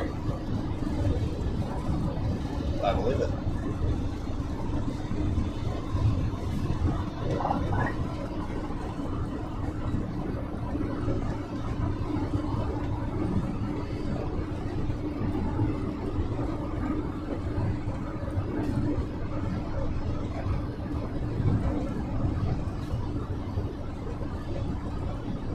So what's happened is surge.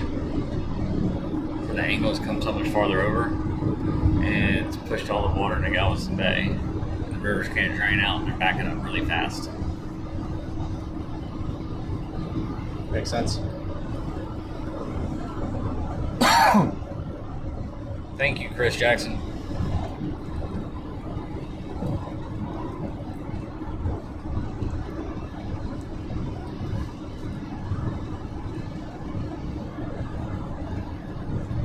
Galveston Bay entrance, 4th highest ever, also rising rapidly.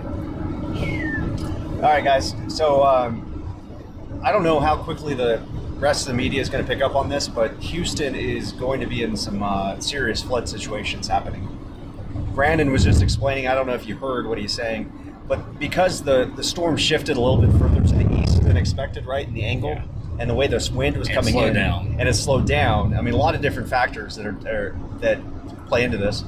It's backing up the water into Galveston Bay. And so that's where a lot of these bayous, like Buffalo Bayou in Houston, which is infamous for flooding, that's where they drain. And they're not able to drain right now. So the gauge at Galveston was what, the 4th highest Yeah. rising fastest? On record and rising fast. So that's crazy.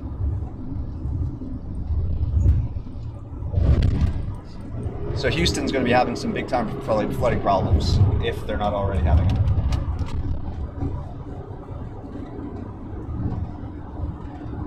Oh, they're already having them.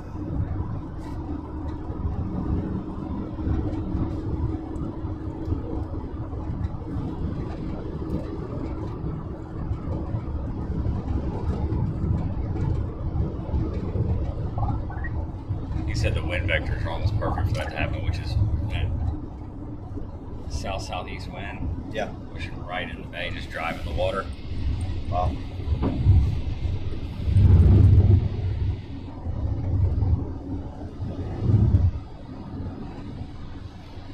And it's far enough away from the center where it doesn't have the wind doesn't turn, it just Keeps pushing. Yeah, it just keeps pushing. Yeah.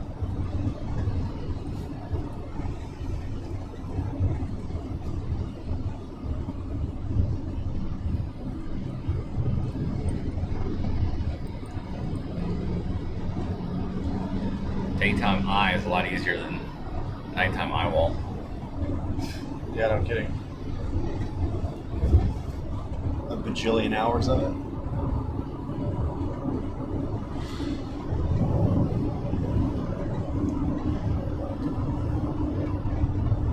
I don't know if we're gonna make it to tornadoes.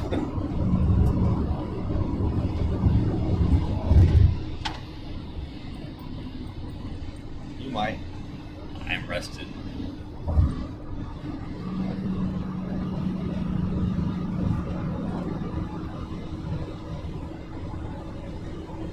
I was rested.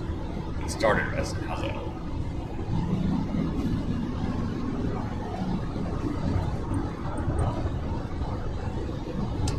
Pretty cool look though in the distance there. You see the kind of where we are in the eye. And around. Especially at the side. Yeah.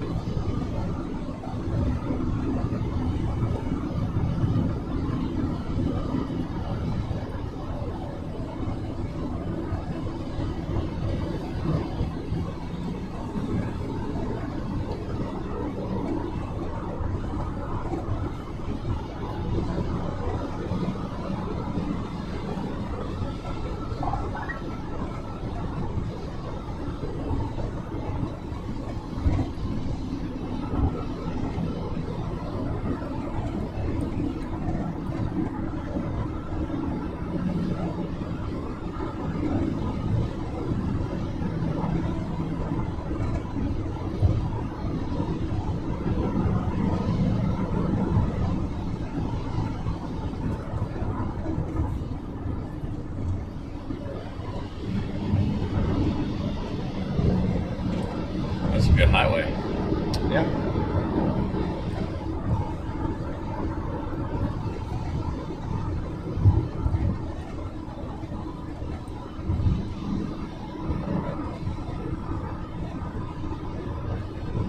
Is Texas always this slow, like no traffic?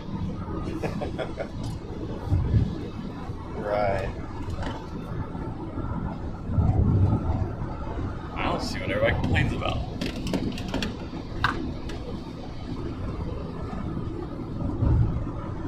It's a really cool feature. Yeah, the white clearing, you know. Even there's cool with that. You think? Yeah, with the dark green. Yeah. I like both.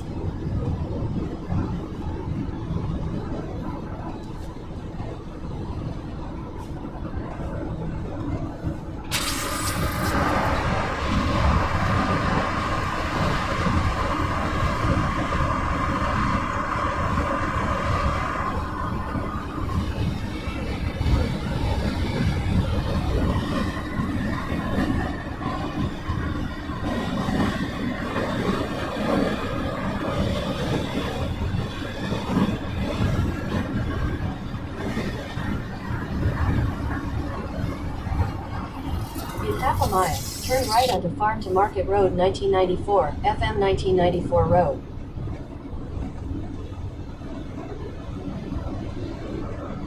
Look at the closures in Houston. I know. I told you that earlier. Everything's closed. Is that all the frontage roads? I To don't know. right, turn right onto Farm to Market Road 1994, FM 1994 Road.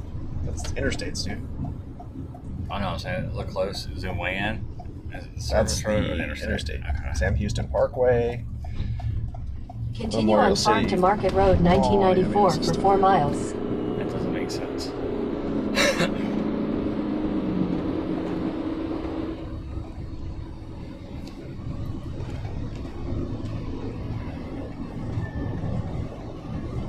Did you let Andy know where we're going? Yeah.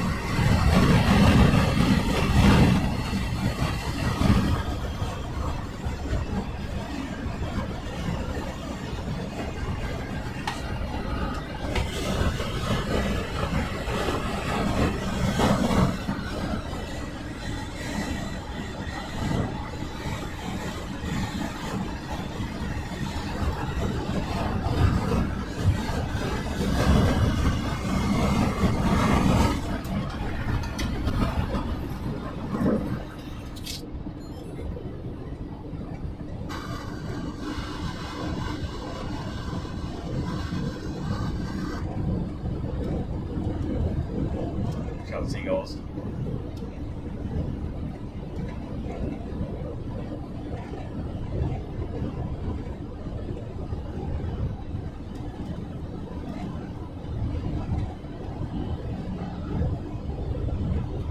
Starting to pick up.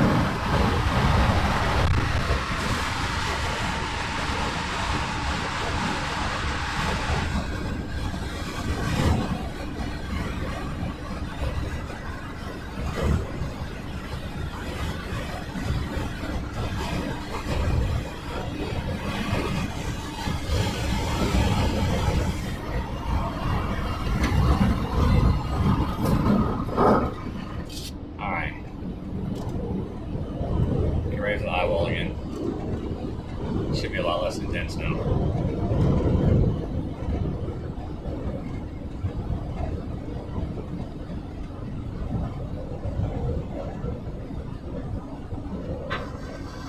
Here. What's law enforcement say?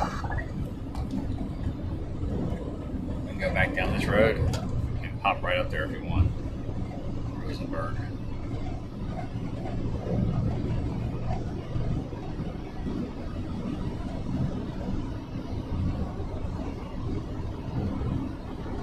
It's an hour ago. It's the only one I've seen so far, dude. Yeah.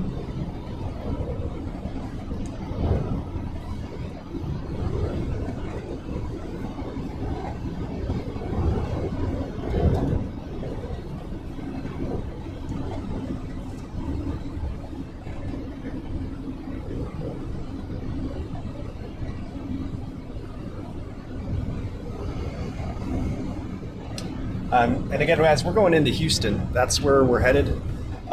There's a bad flash flooding In a situation in quarter Rattling. mile, turn right onto Farm to Market Road 1994, FM 1994 Road. It's kind of a perfect circumstance and situation. The angle of the hurricane, the way the winds are blowing in, slowing down, a lot of factors. Galveston Bay is backed up with water. The tidal gauge is 4th highest on record and shooting up. Turn right onto Farm to Market Road 1994, FM 1994 Road. This doesn't look ideal. We're going which way? No, it's this up here, right? I was about to say, that's not. And all the bayous, they drain into Galveston Bay. So if they aren't able to drain, Continue for 13 miles. the city gets flooded.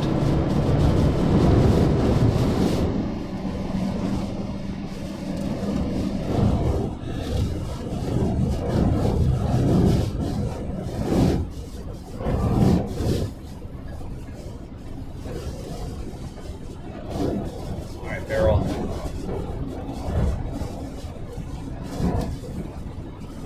Three for three.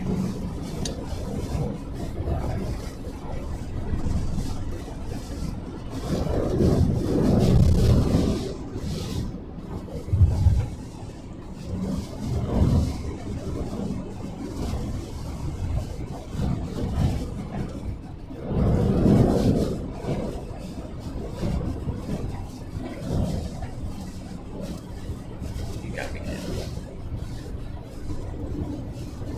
What?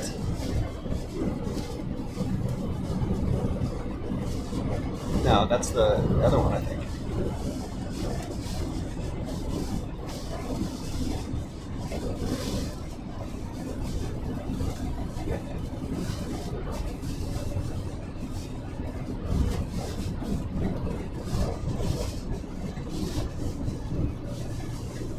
No, it's just a fishing pier.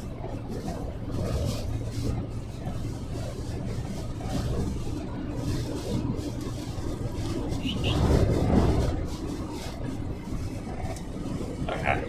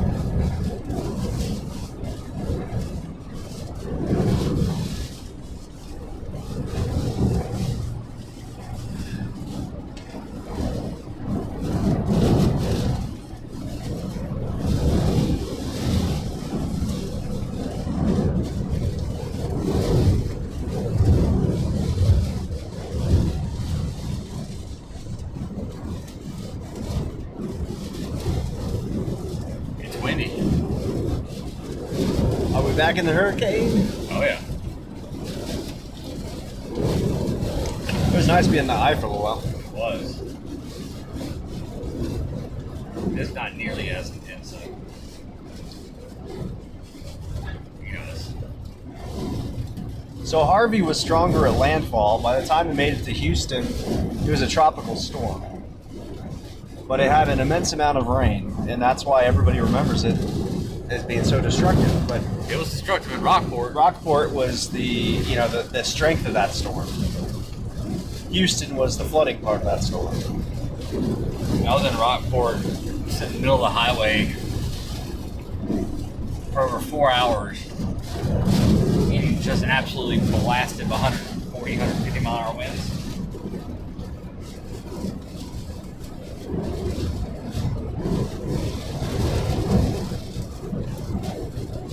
It's like sitting in an EF3 tornado for 4 hours, 4.5 hours.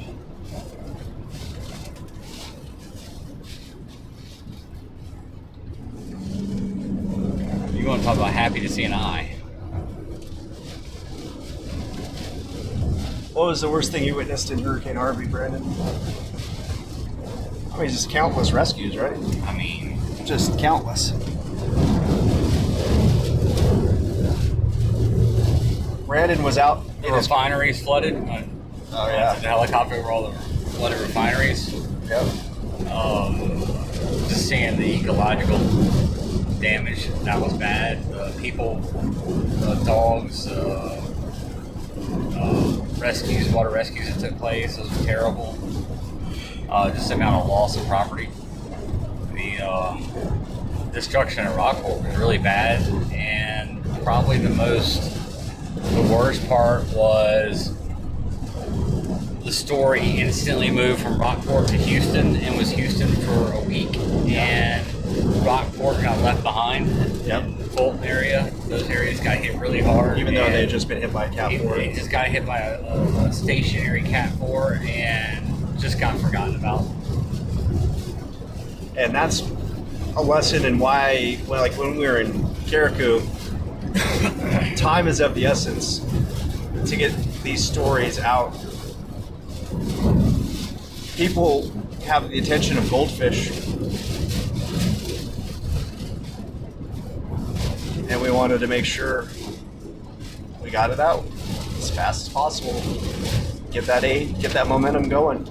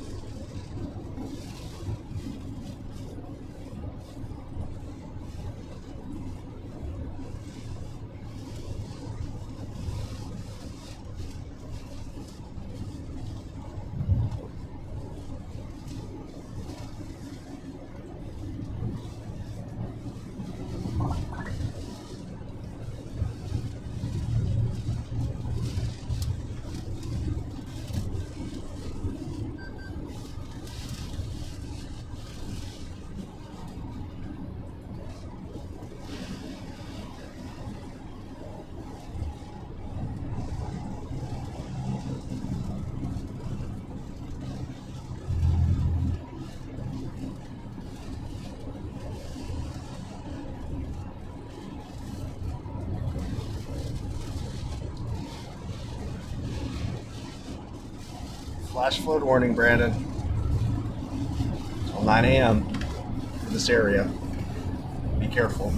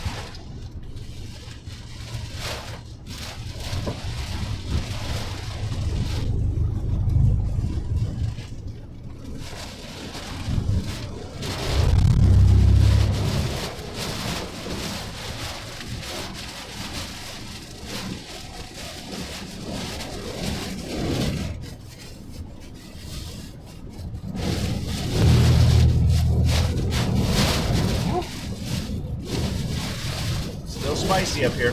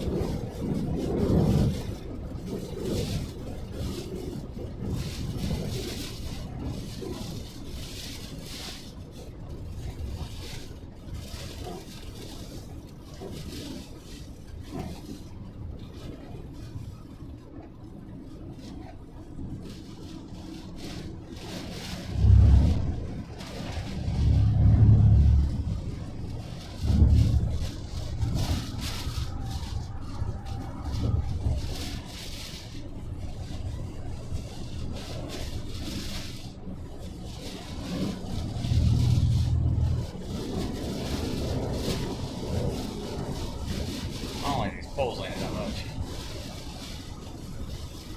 That's not ideal.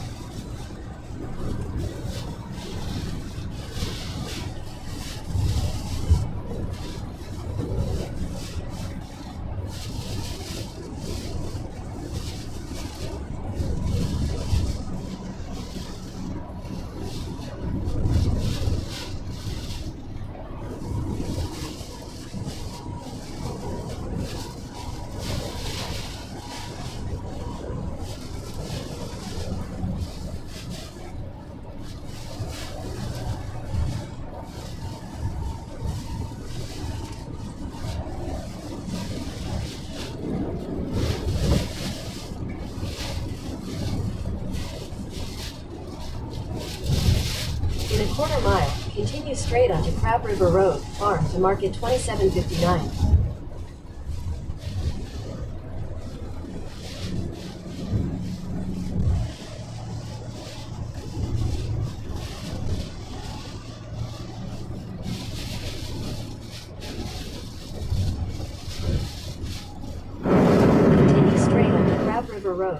to market 2759.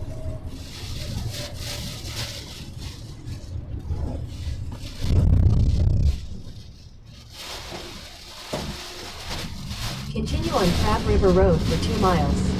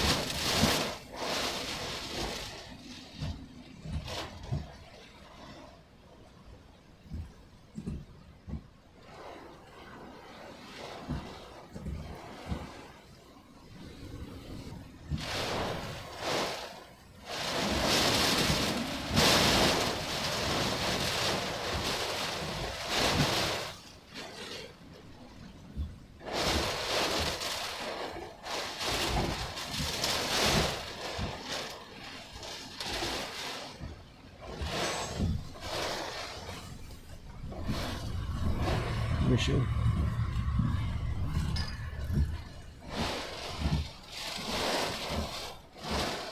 Careful. Careful. What? Cars coming. Oh, okay. They're coming our way.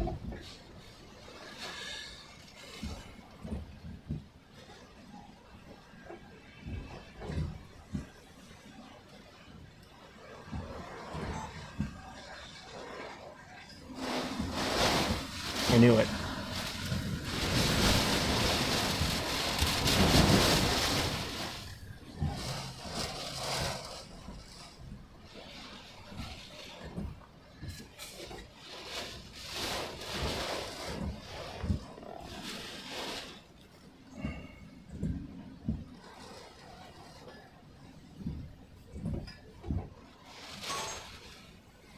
Can't tell.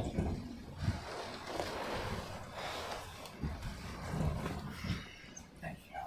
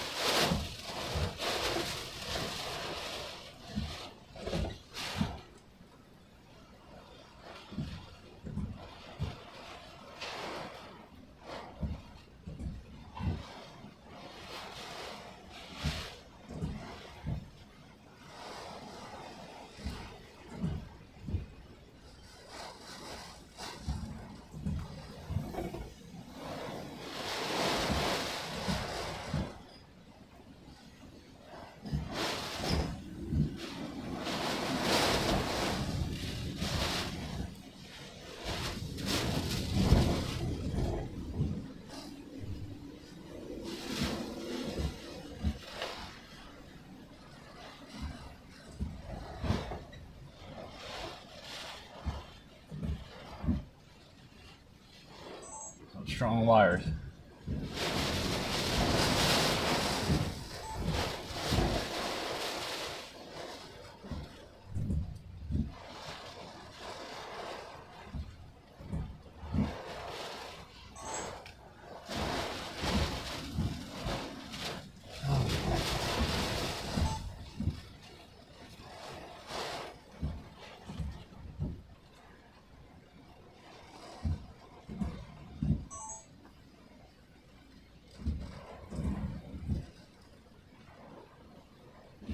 Keep this roof ripped off. Looks like over there. I'm trying to find channel status. There we go.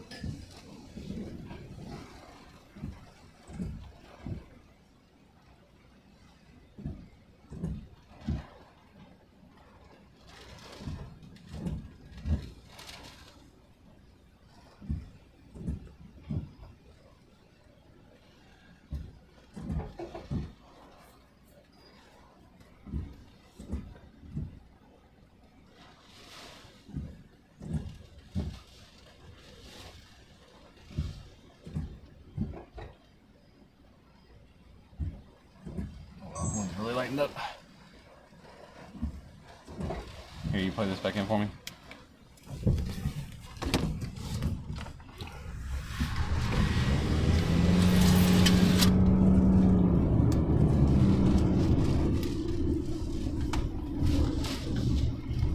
Thank you, sir.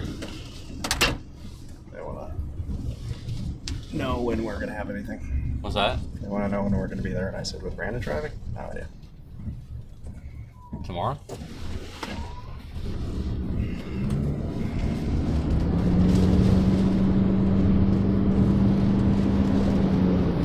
Oh, it's snapping the base. I was doing this. I'm not seeing The wind just lightened up. catastrophe here.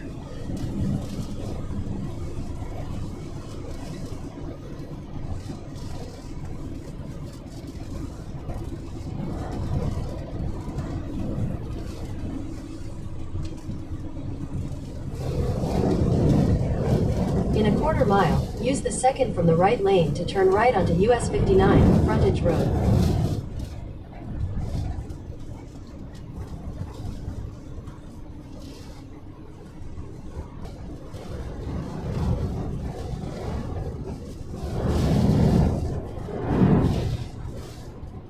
At the light, use the second from the right lane to turn right onto US 59, frontage road, then continue straight to stay on US 59, frontage road. That's the second from red lane.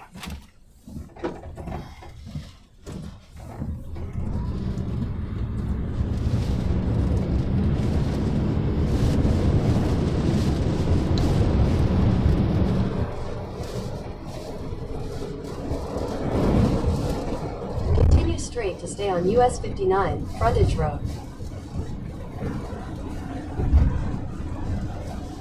Continue on US 59, frontage road for half a mile.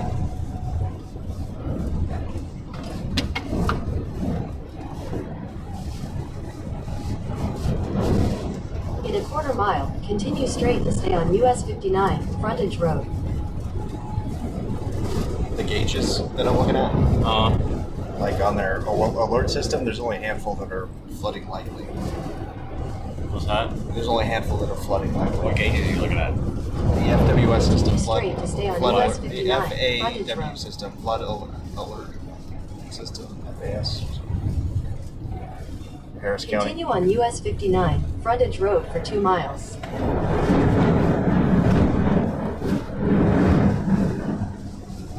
am I supposed to go on here? I think it's closed though.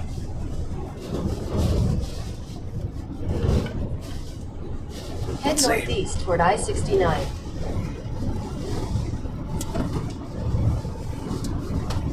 Continue on I-69 for 25 miles. Here's the Brazos River right here.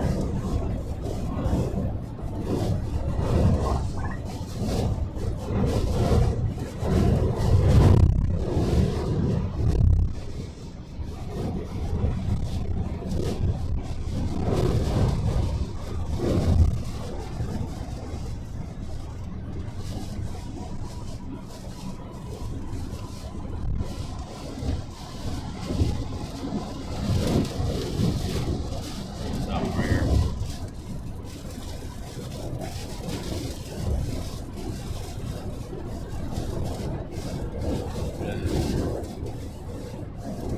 What is it? I thought he was backing up. Holy crap. Continue on I-69 for 24 miles. There's a sign.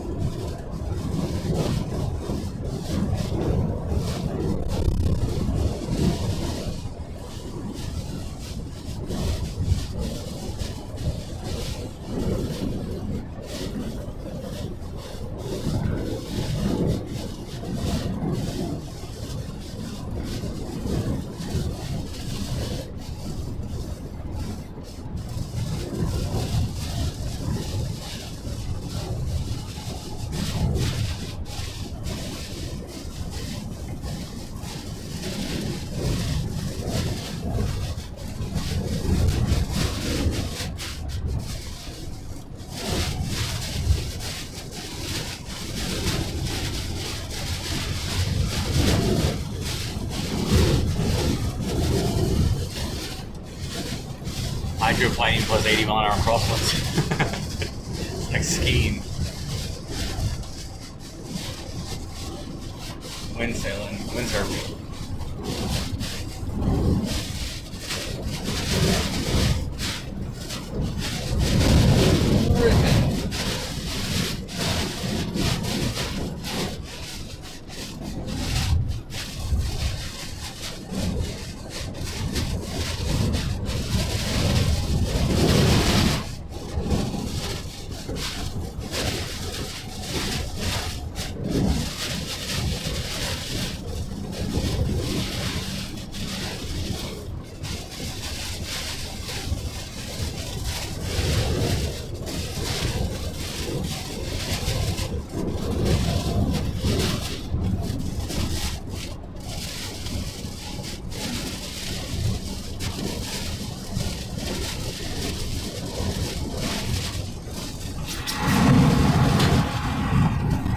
I should have done one in the eye.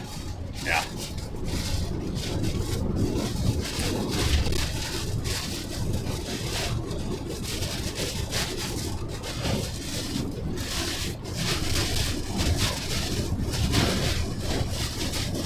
Just stop for a second. What's that? So just stop for a second. I know. It's gonna come right over. I know, that's what I'm saying. Yeah, I guess we could just do it in Houston. Might as well go ahead and go have a fourth intercept. What's that? Might as well have a fourth eyewall. Alright. This thing's ripping right now.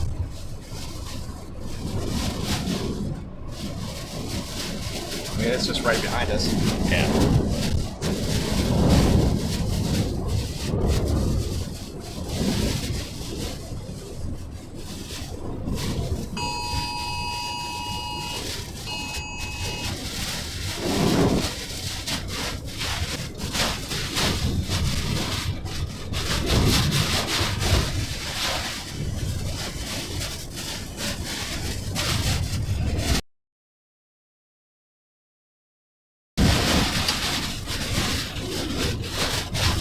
Disaster road.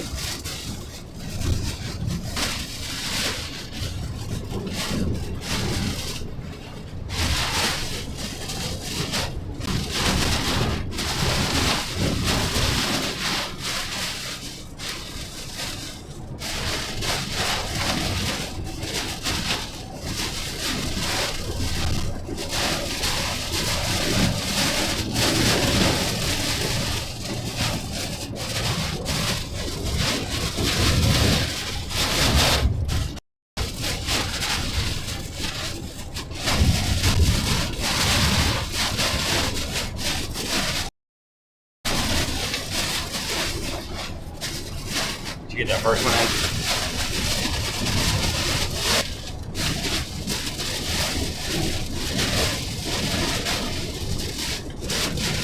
On I-60.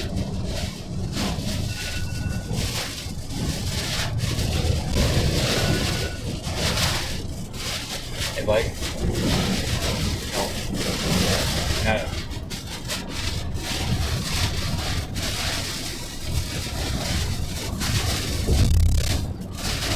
Right.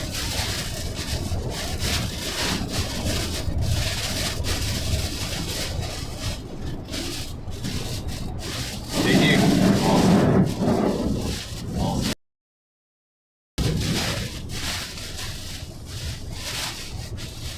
Yeah, we're in Houston.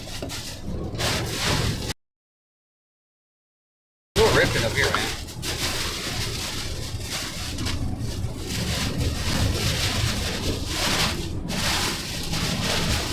I know. Oh. See my buggy sign?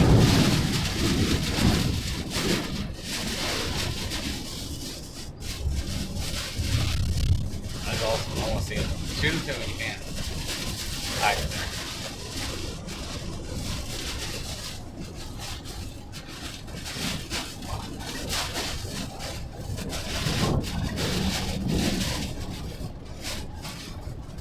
Houston Avenue, Buffalo Bayou. That's where it's coming. Alright, well, we're on this to get to Dunmuddy. Whoa. Brandon? What's that? This is the Yeah, I know. to get there to Dunmuddy, but you want Houston to where? Alright, hold on. Here's the gate.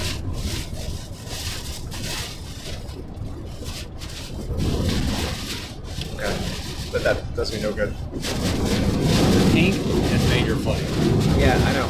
Okay. Dude, That's this in Manchester, though. This thing Where's is that? so stupid. Alright, hold on.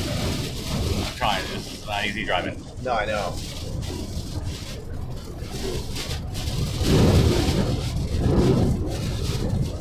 Houston Ave. Yeah. That Buffalo Bayou. So I'm hydroplaning and it catches the car like a sail and just pushes me sideways. And I'm hydroplaning because the wind won't let me clear my tires. Shoves it right back under. Alright, well, we're going to pass this area to get to that area. So. Right.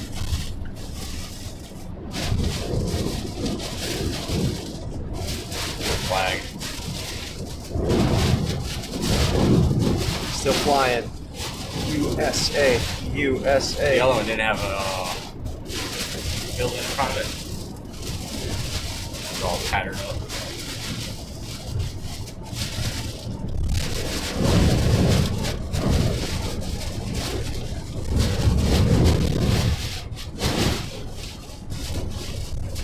God.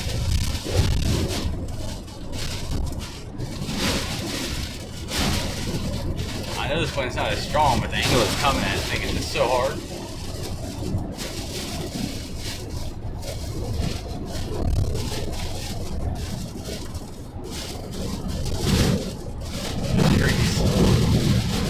Trees.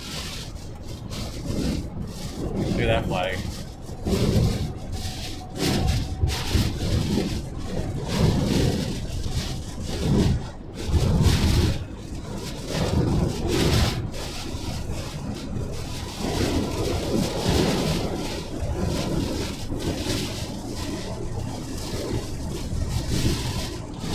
See if the plane's better.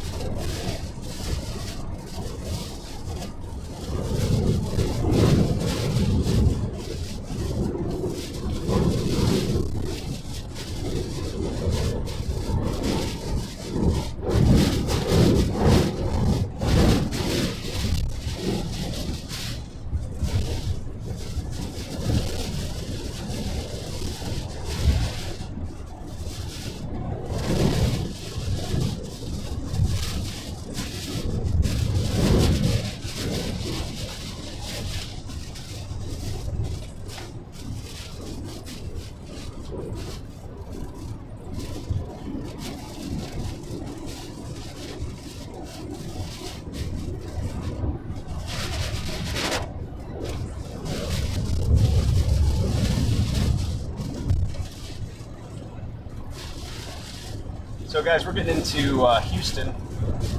Driving by some of these bayous, and they are high. Most everywhere else we'll call them creeks or streams. Here in Houston, they call them bayous. I call them bayous. Bayou, well, it depends. Bayous. Do they call them bayous or do they call them bayous? Bayous. Bayou, bayou. Bayous. Tomato, tomato. I'm Houston. Bayous.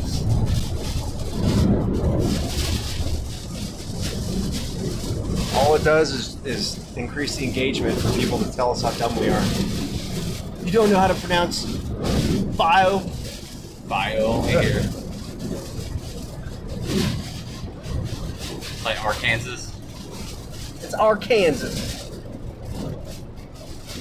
What was the town in where we just were in Missouri that I called Cairo or No. Haiti. Huh? Haiti. Cairo. But Oh, it was Haiti, but they call it something else. Haiti or Haiti. Haiti? Yeah, Haiti. Got some billboards stripped down here. Not like the poor Bucky's billboard we got earlier, guys. If you missed that, you'll have to go back and watch. We had a giant Bucky's billboard smashed down right in front of us in the eye wall earlier this morning.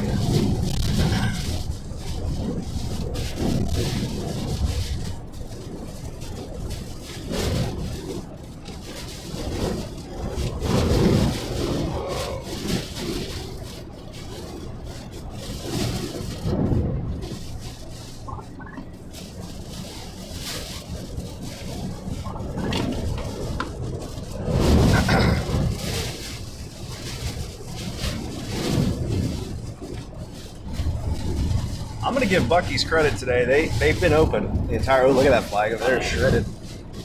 Bucky's have been open all day today. No food, but their bathrooms have been amazing. I had food in the last one.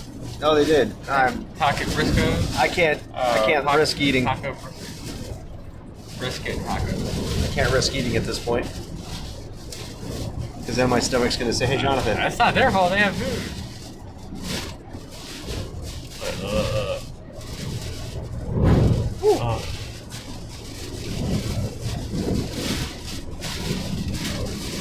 is definitely a strong storm for Houston. Yeah. Like, this eyewall is legit here.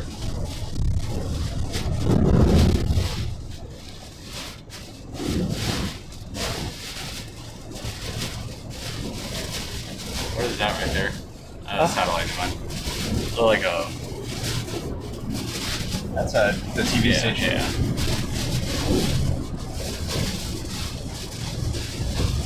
We should ask them we can use their studio for free with credit. Excuse me, KPRC, can we use your studio for credit, please?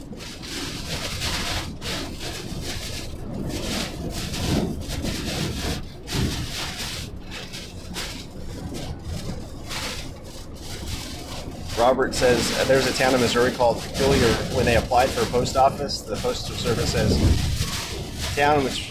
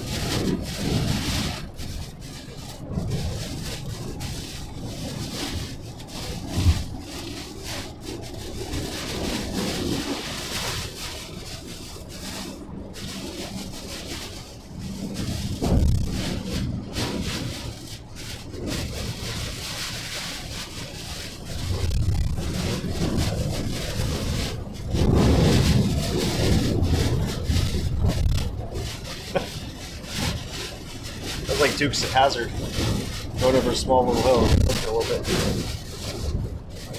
It is. Wicked.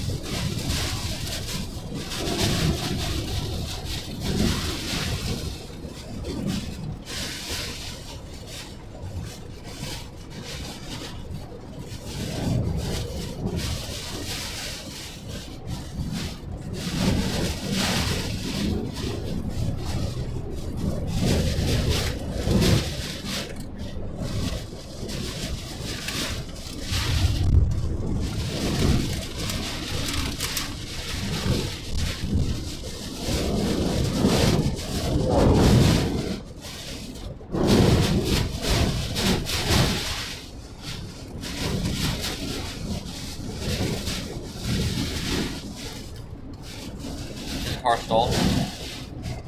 I don't know. I think it just stopped. There's a little water in there. Yeah, I don't know how he got stalled.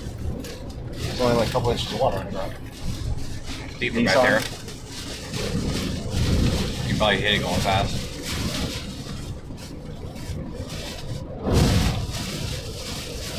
Flooded. Harder stuff. Or stuff. Yeah, that area's flooded.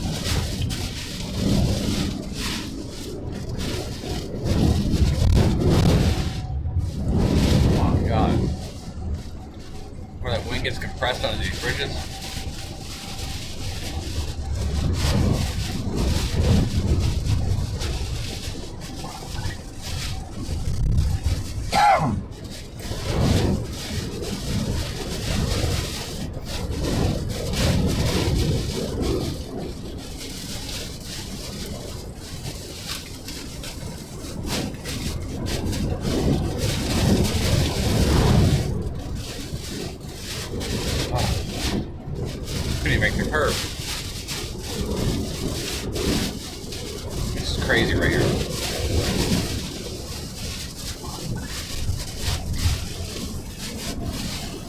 just busted out there.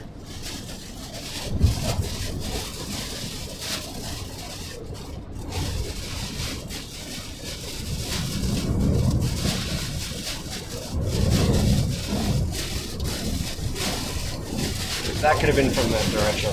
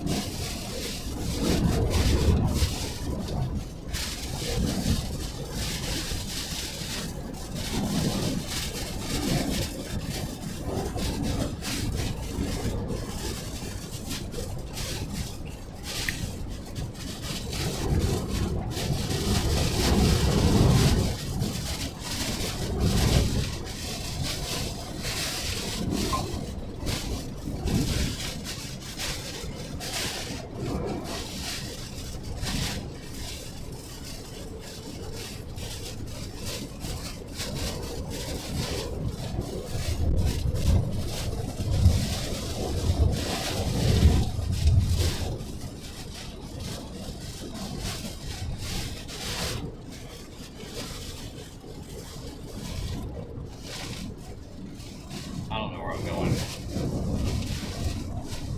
Let's stay that way or go this way. I don't know. Splits all three ways and then tell me.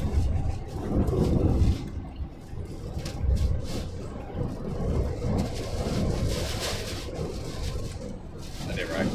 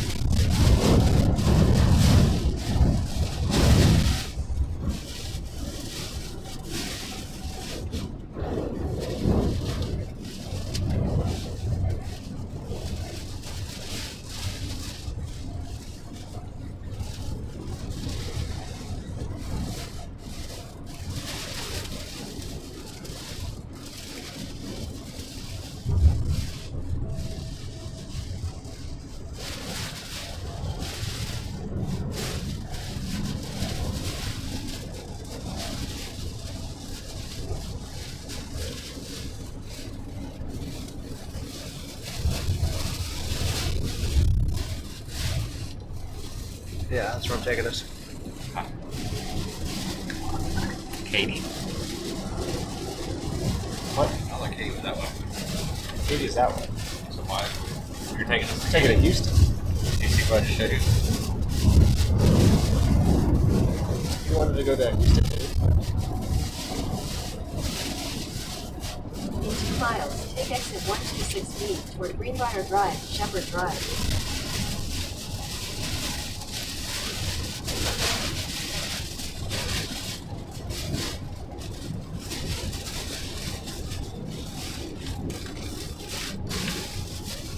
Oh.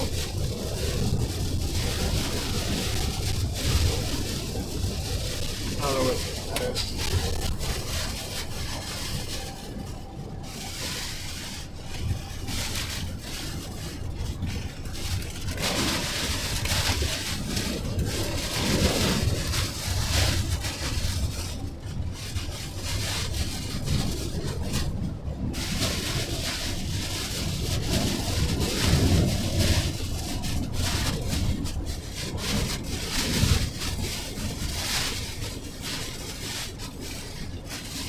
There's no address of that in Katy. There's no I-10 in Houston.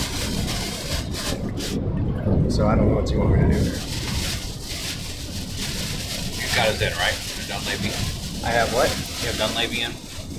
This we're past the Dunleavy area. We're going to Houston and downtown now. Why? Because this is where it's supposed to be going over water. Dunleavy right here.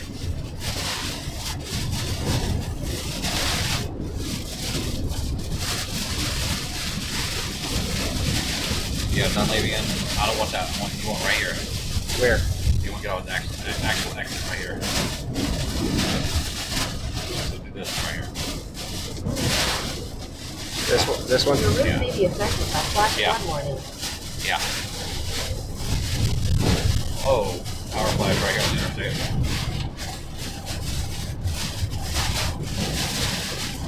Yeah, Greenbrier is a problem spot.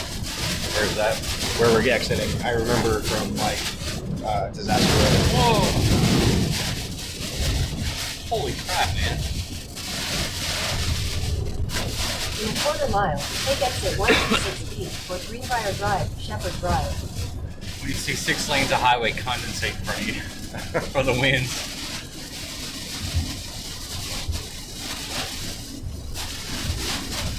I couldn't see back there. Are you looking at the...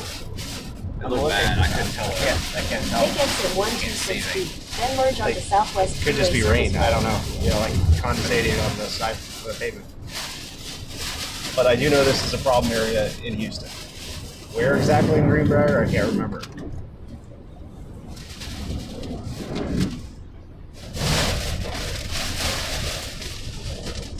Right, now what? In 1,000 feet, Keep going straight. right to stay on Southwest Freeway Service Road. Actually. God.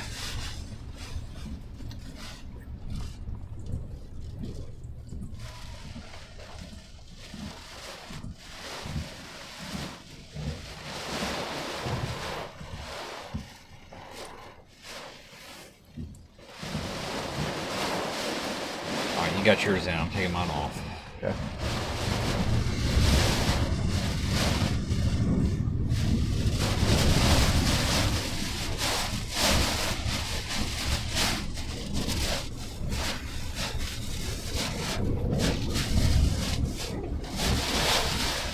I'll take left here or straight? Straight.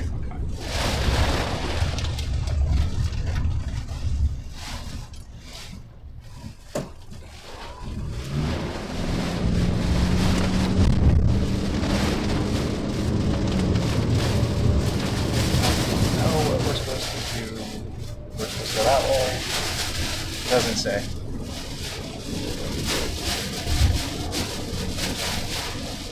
Here it is. Here's the water. Alright. Where? Right here. That's what they're talking about.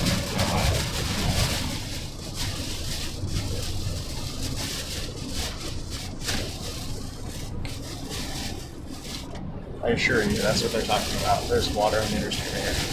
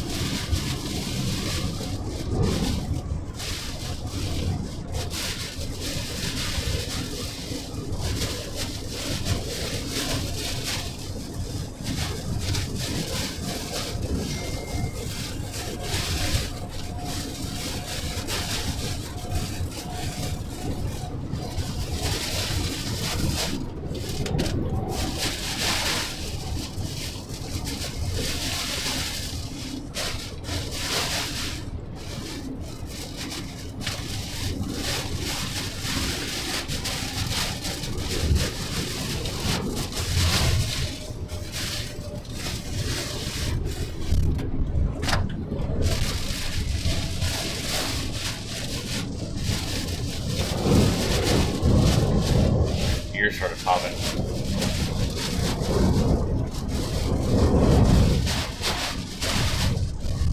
Alright, where do you want to go down?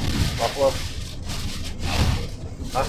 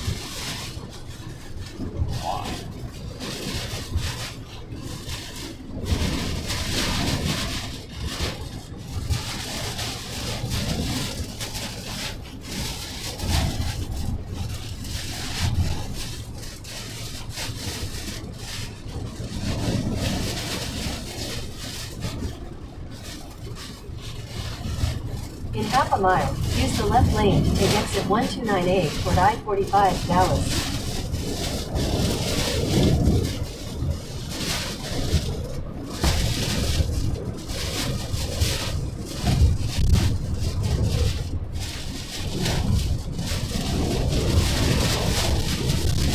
The water come out the fridge. Yeah.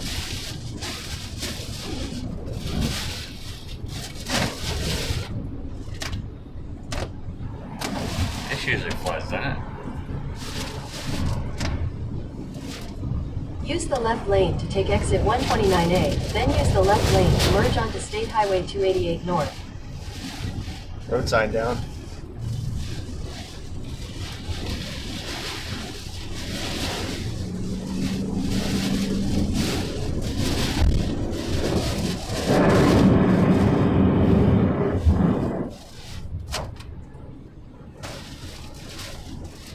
In a quarter mile, use the left 2 lanes to take the I-45 North exit toward IAH Airport, Dallas.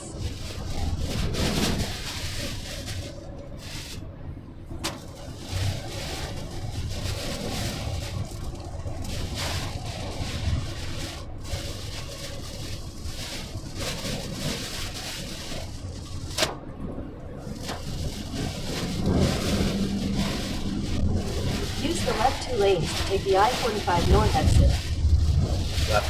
Left. Thank you. In a quarter mile, merge onto I-45 So folks North. dodging debris. I know.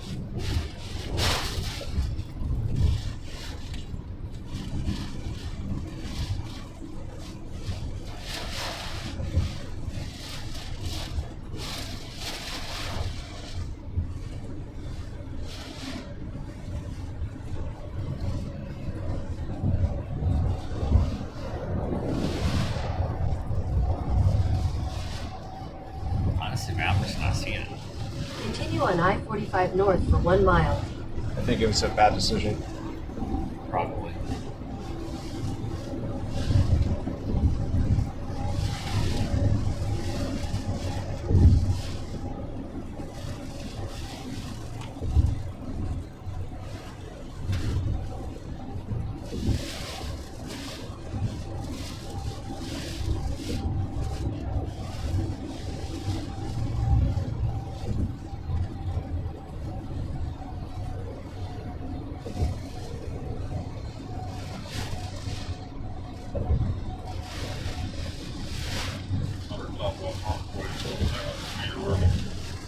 These are large trees in the blue one. That's clear. I have advised breaching attack report. 42. 203. Wait. 365 going confirmed. Clear? That was clear. In a quarter mile, take exit 47B for Houston Avenue. Trailer, no injuries, fire department on scene. Clear. 44, one call at 94 out on. So the American 3, whoever shut down Jeez. traffic going into the pit from the Hardy to 1960. Take exit 47B, then use any lane to take the Houston Avenue ramp. One Hardy. Watch out below. Just shut down the service roads. 10-9-4-6, predicting 9. 40%. We're going on the traffic, yes. Car to go on the road, 1850, turning off. That's clear. Have Cole County maintenance put barrels by the entrance to Hardy from 1960. Use any lane to take the Houston Avenue ramp, then continue onto Houston Avenue. All right, Buffalo could be a Bayou is going to be a problem very soon. It's a problem right now. Maybe 100 block off, sorry. Where's it here? That's what I'm thinking. Right 9, Henry 23, check. Henry 23, next Tom. That's like Tom 3, check. Tom 3, check. The supervisor's numbers to clear the 11358. That's clear. Your route may be affected by flood warning. Let me just call that wolf for chip. I'm clear on much. My name's Dr. Somebody be glad. We went 113 You to just clear. pull. 237. Perfect. Huh? 367, go ahead. 365, go ahead with the traffic. Think I can make it? Tom 43. No. See those It's things? coming up so fast.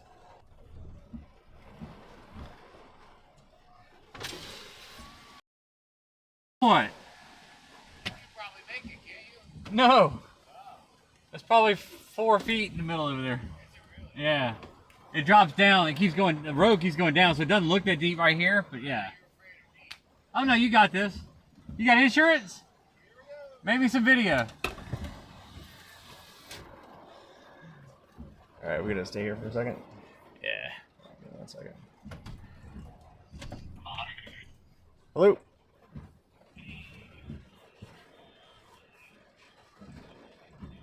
You got it.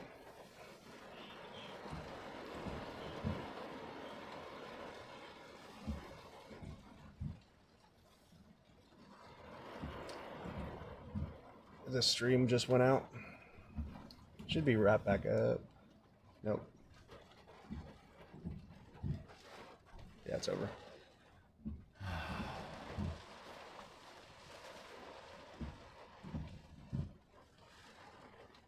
Oh, it's this right here. I gotta restart.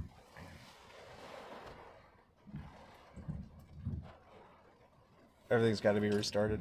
Yeah. Text Andy, tell him to get behind me.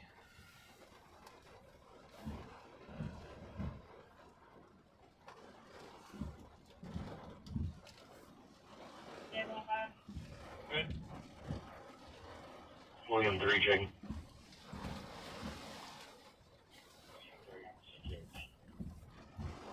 If possible, can I get the records to Enter Valley in 1960? I have a small vehicle. Is it really not working? They're saying it's not working. I don't know what to tell you. Stream is good. Thank you. Stream good? Okay, so what they're probably talking about is that right there. Reconnect that. Okay, no, that should All right, be on there. you guys should be able to see it now. I forgot I was pushing 2 spots. Cool.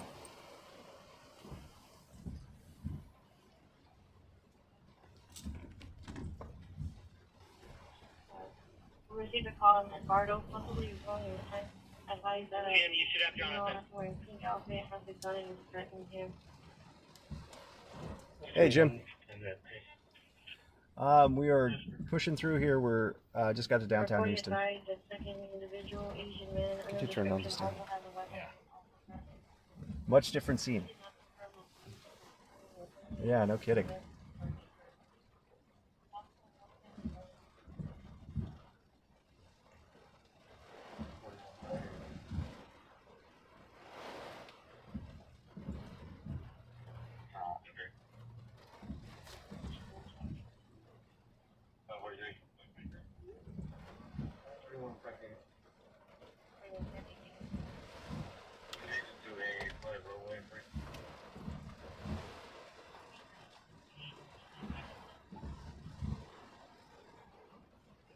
After this, I'm gonna get out there and do something, okay? Okay. Because I feel safe No, now. perfect, yeah. And I'm gonna walk and see how deep it is. Yeah. We'll see if I can make it. If I get a good enough start, I can float at least 30 feet, and then I just need my tires to catch again. I am interested to see how deep it is. I want to walk and see how deep it is. Like, I have, why not? Yeah. I didn't hear you. I'm sorry. Well, this is getting off at Houston and what's the I-10, I think? Yeah, something like that. Let me see. Between Spring Valley and what's the other? No, it's 45. Yeah, there you go. I-45 in Houston.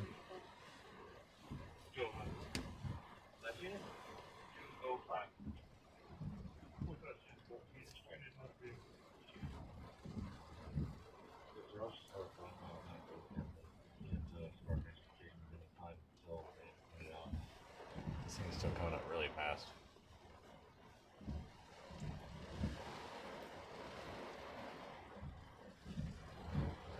At some point I'll have to contraflow out of here.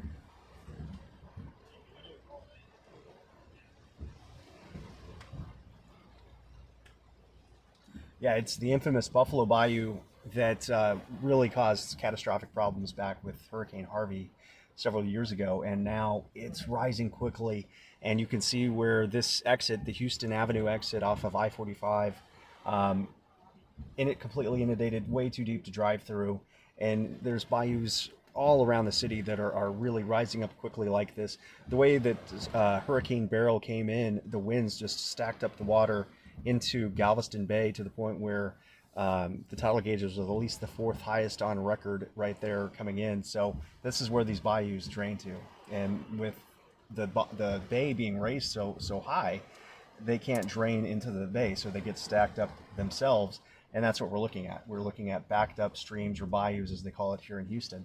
And while this bayou right here, Buffalo, they've removed a lot of buildings and they've created just parks along the side of it, it can still get high enough where it affects roads like this throughout the downtown area and then into several neighborhoods as well. There's different bayous that they're going to be causing problems. So that's why we're here in Houston, and we left the coast along with the eye of Beryl as it came ashore.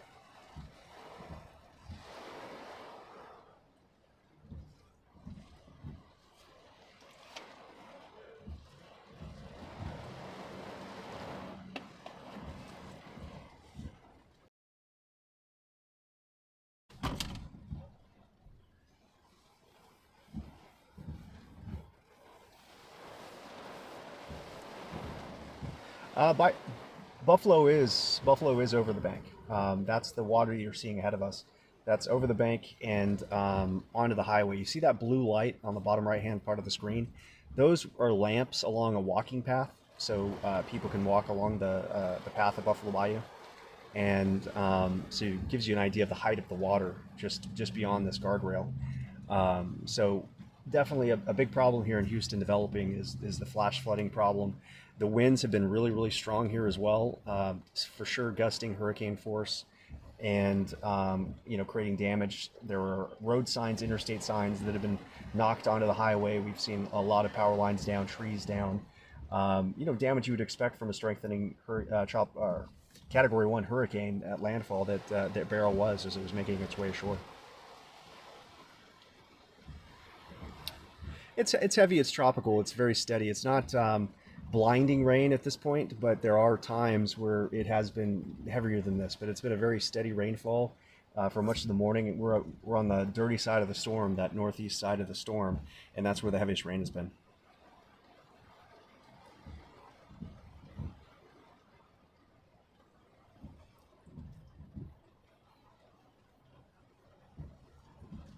Thank you. All right. Guys, I'm not going to get trapped. I'm watching carefully behind me, in front of me. I have covered more flooding in Houston than, well, I'd say more than the Buffalo Bayou, but that's not true. It's been a lot, though. Probably 8 or 9 catastrophic flooding events here.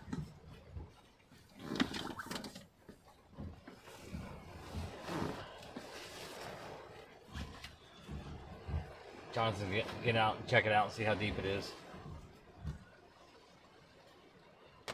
I'm guessing you get to your hips. I'm not going to go to my hips. Like if it's getting...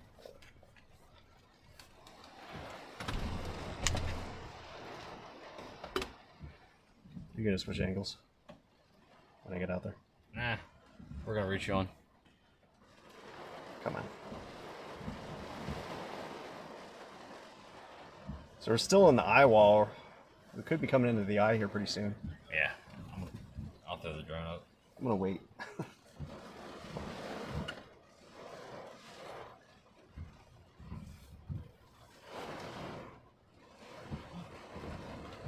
How am I going to drive through if you wait?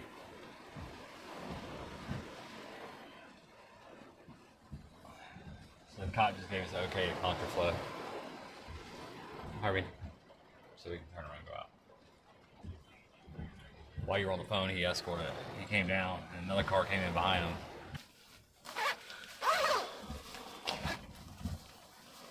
Are you going now? Not that bad. Yeah.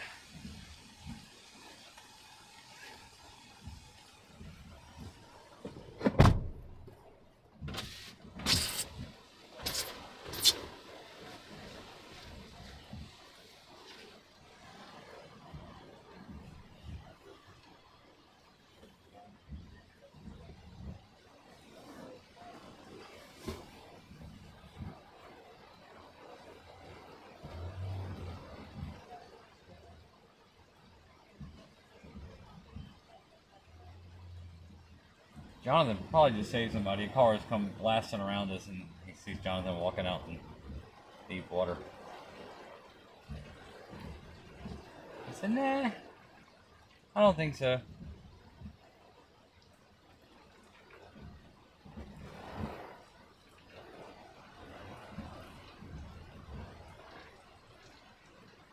Here comes another car.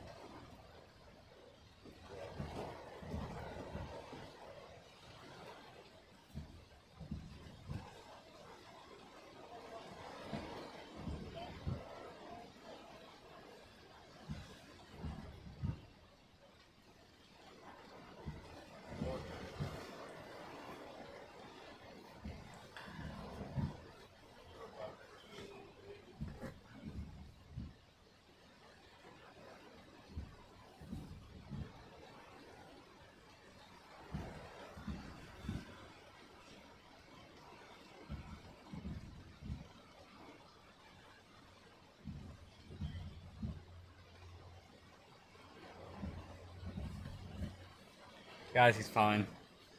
We're fine. I'm not trapped. I've got someone behind me that's got to give me 50 yards of space. If it floods that, then the whole world's got problems.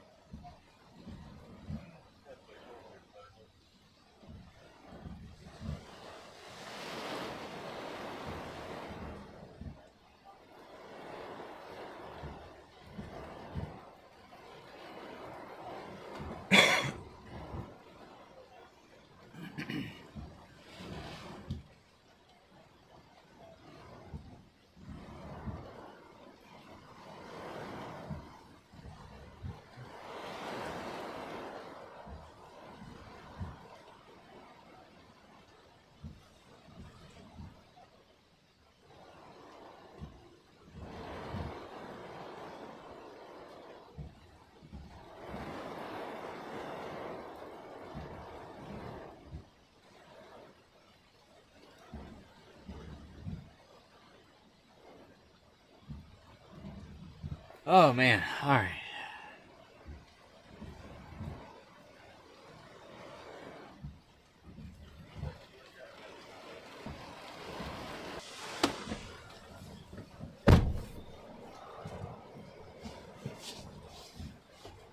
Deep when you get further down in there Yeah. and getting deeper. Right here, I'm gonna sit here and eyes almost here, and I'm gonna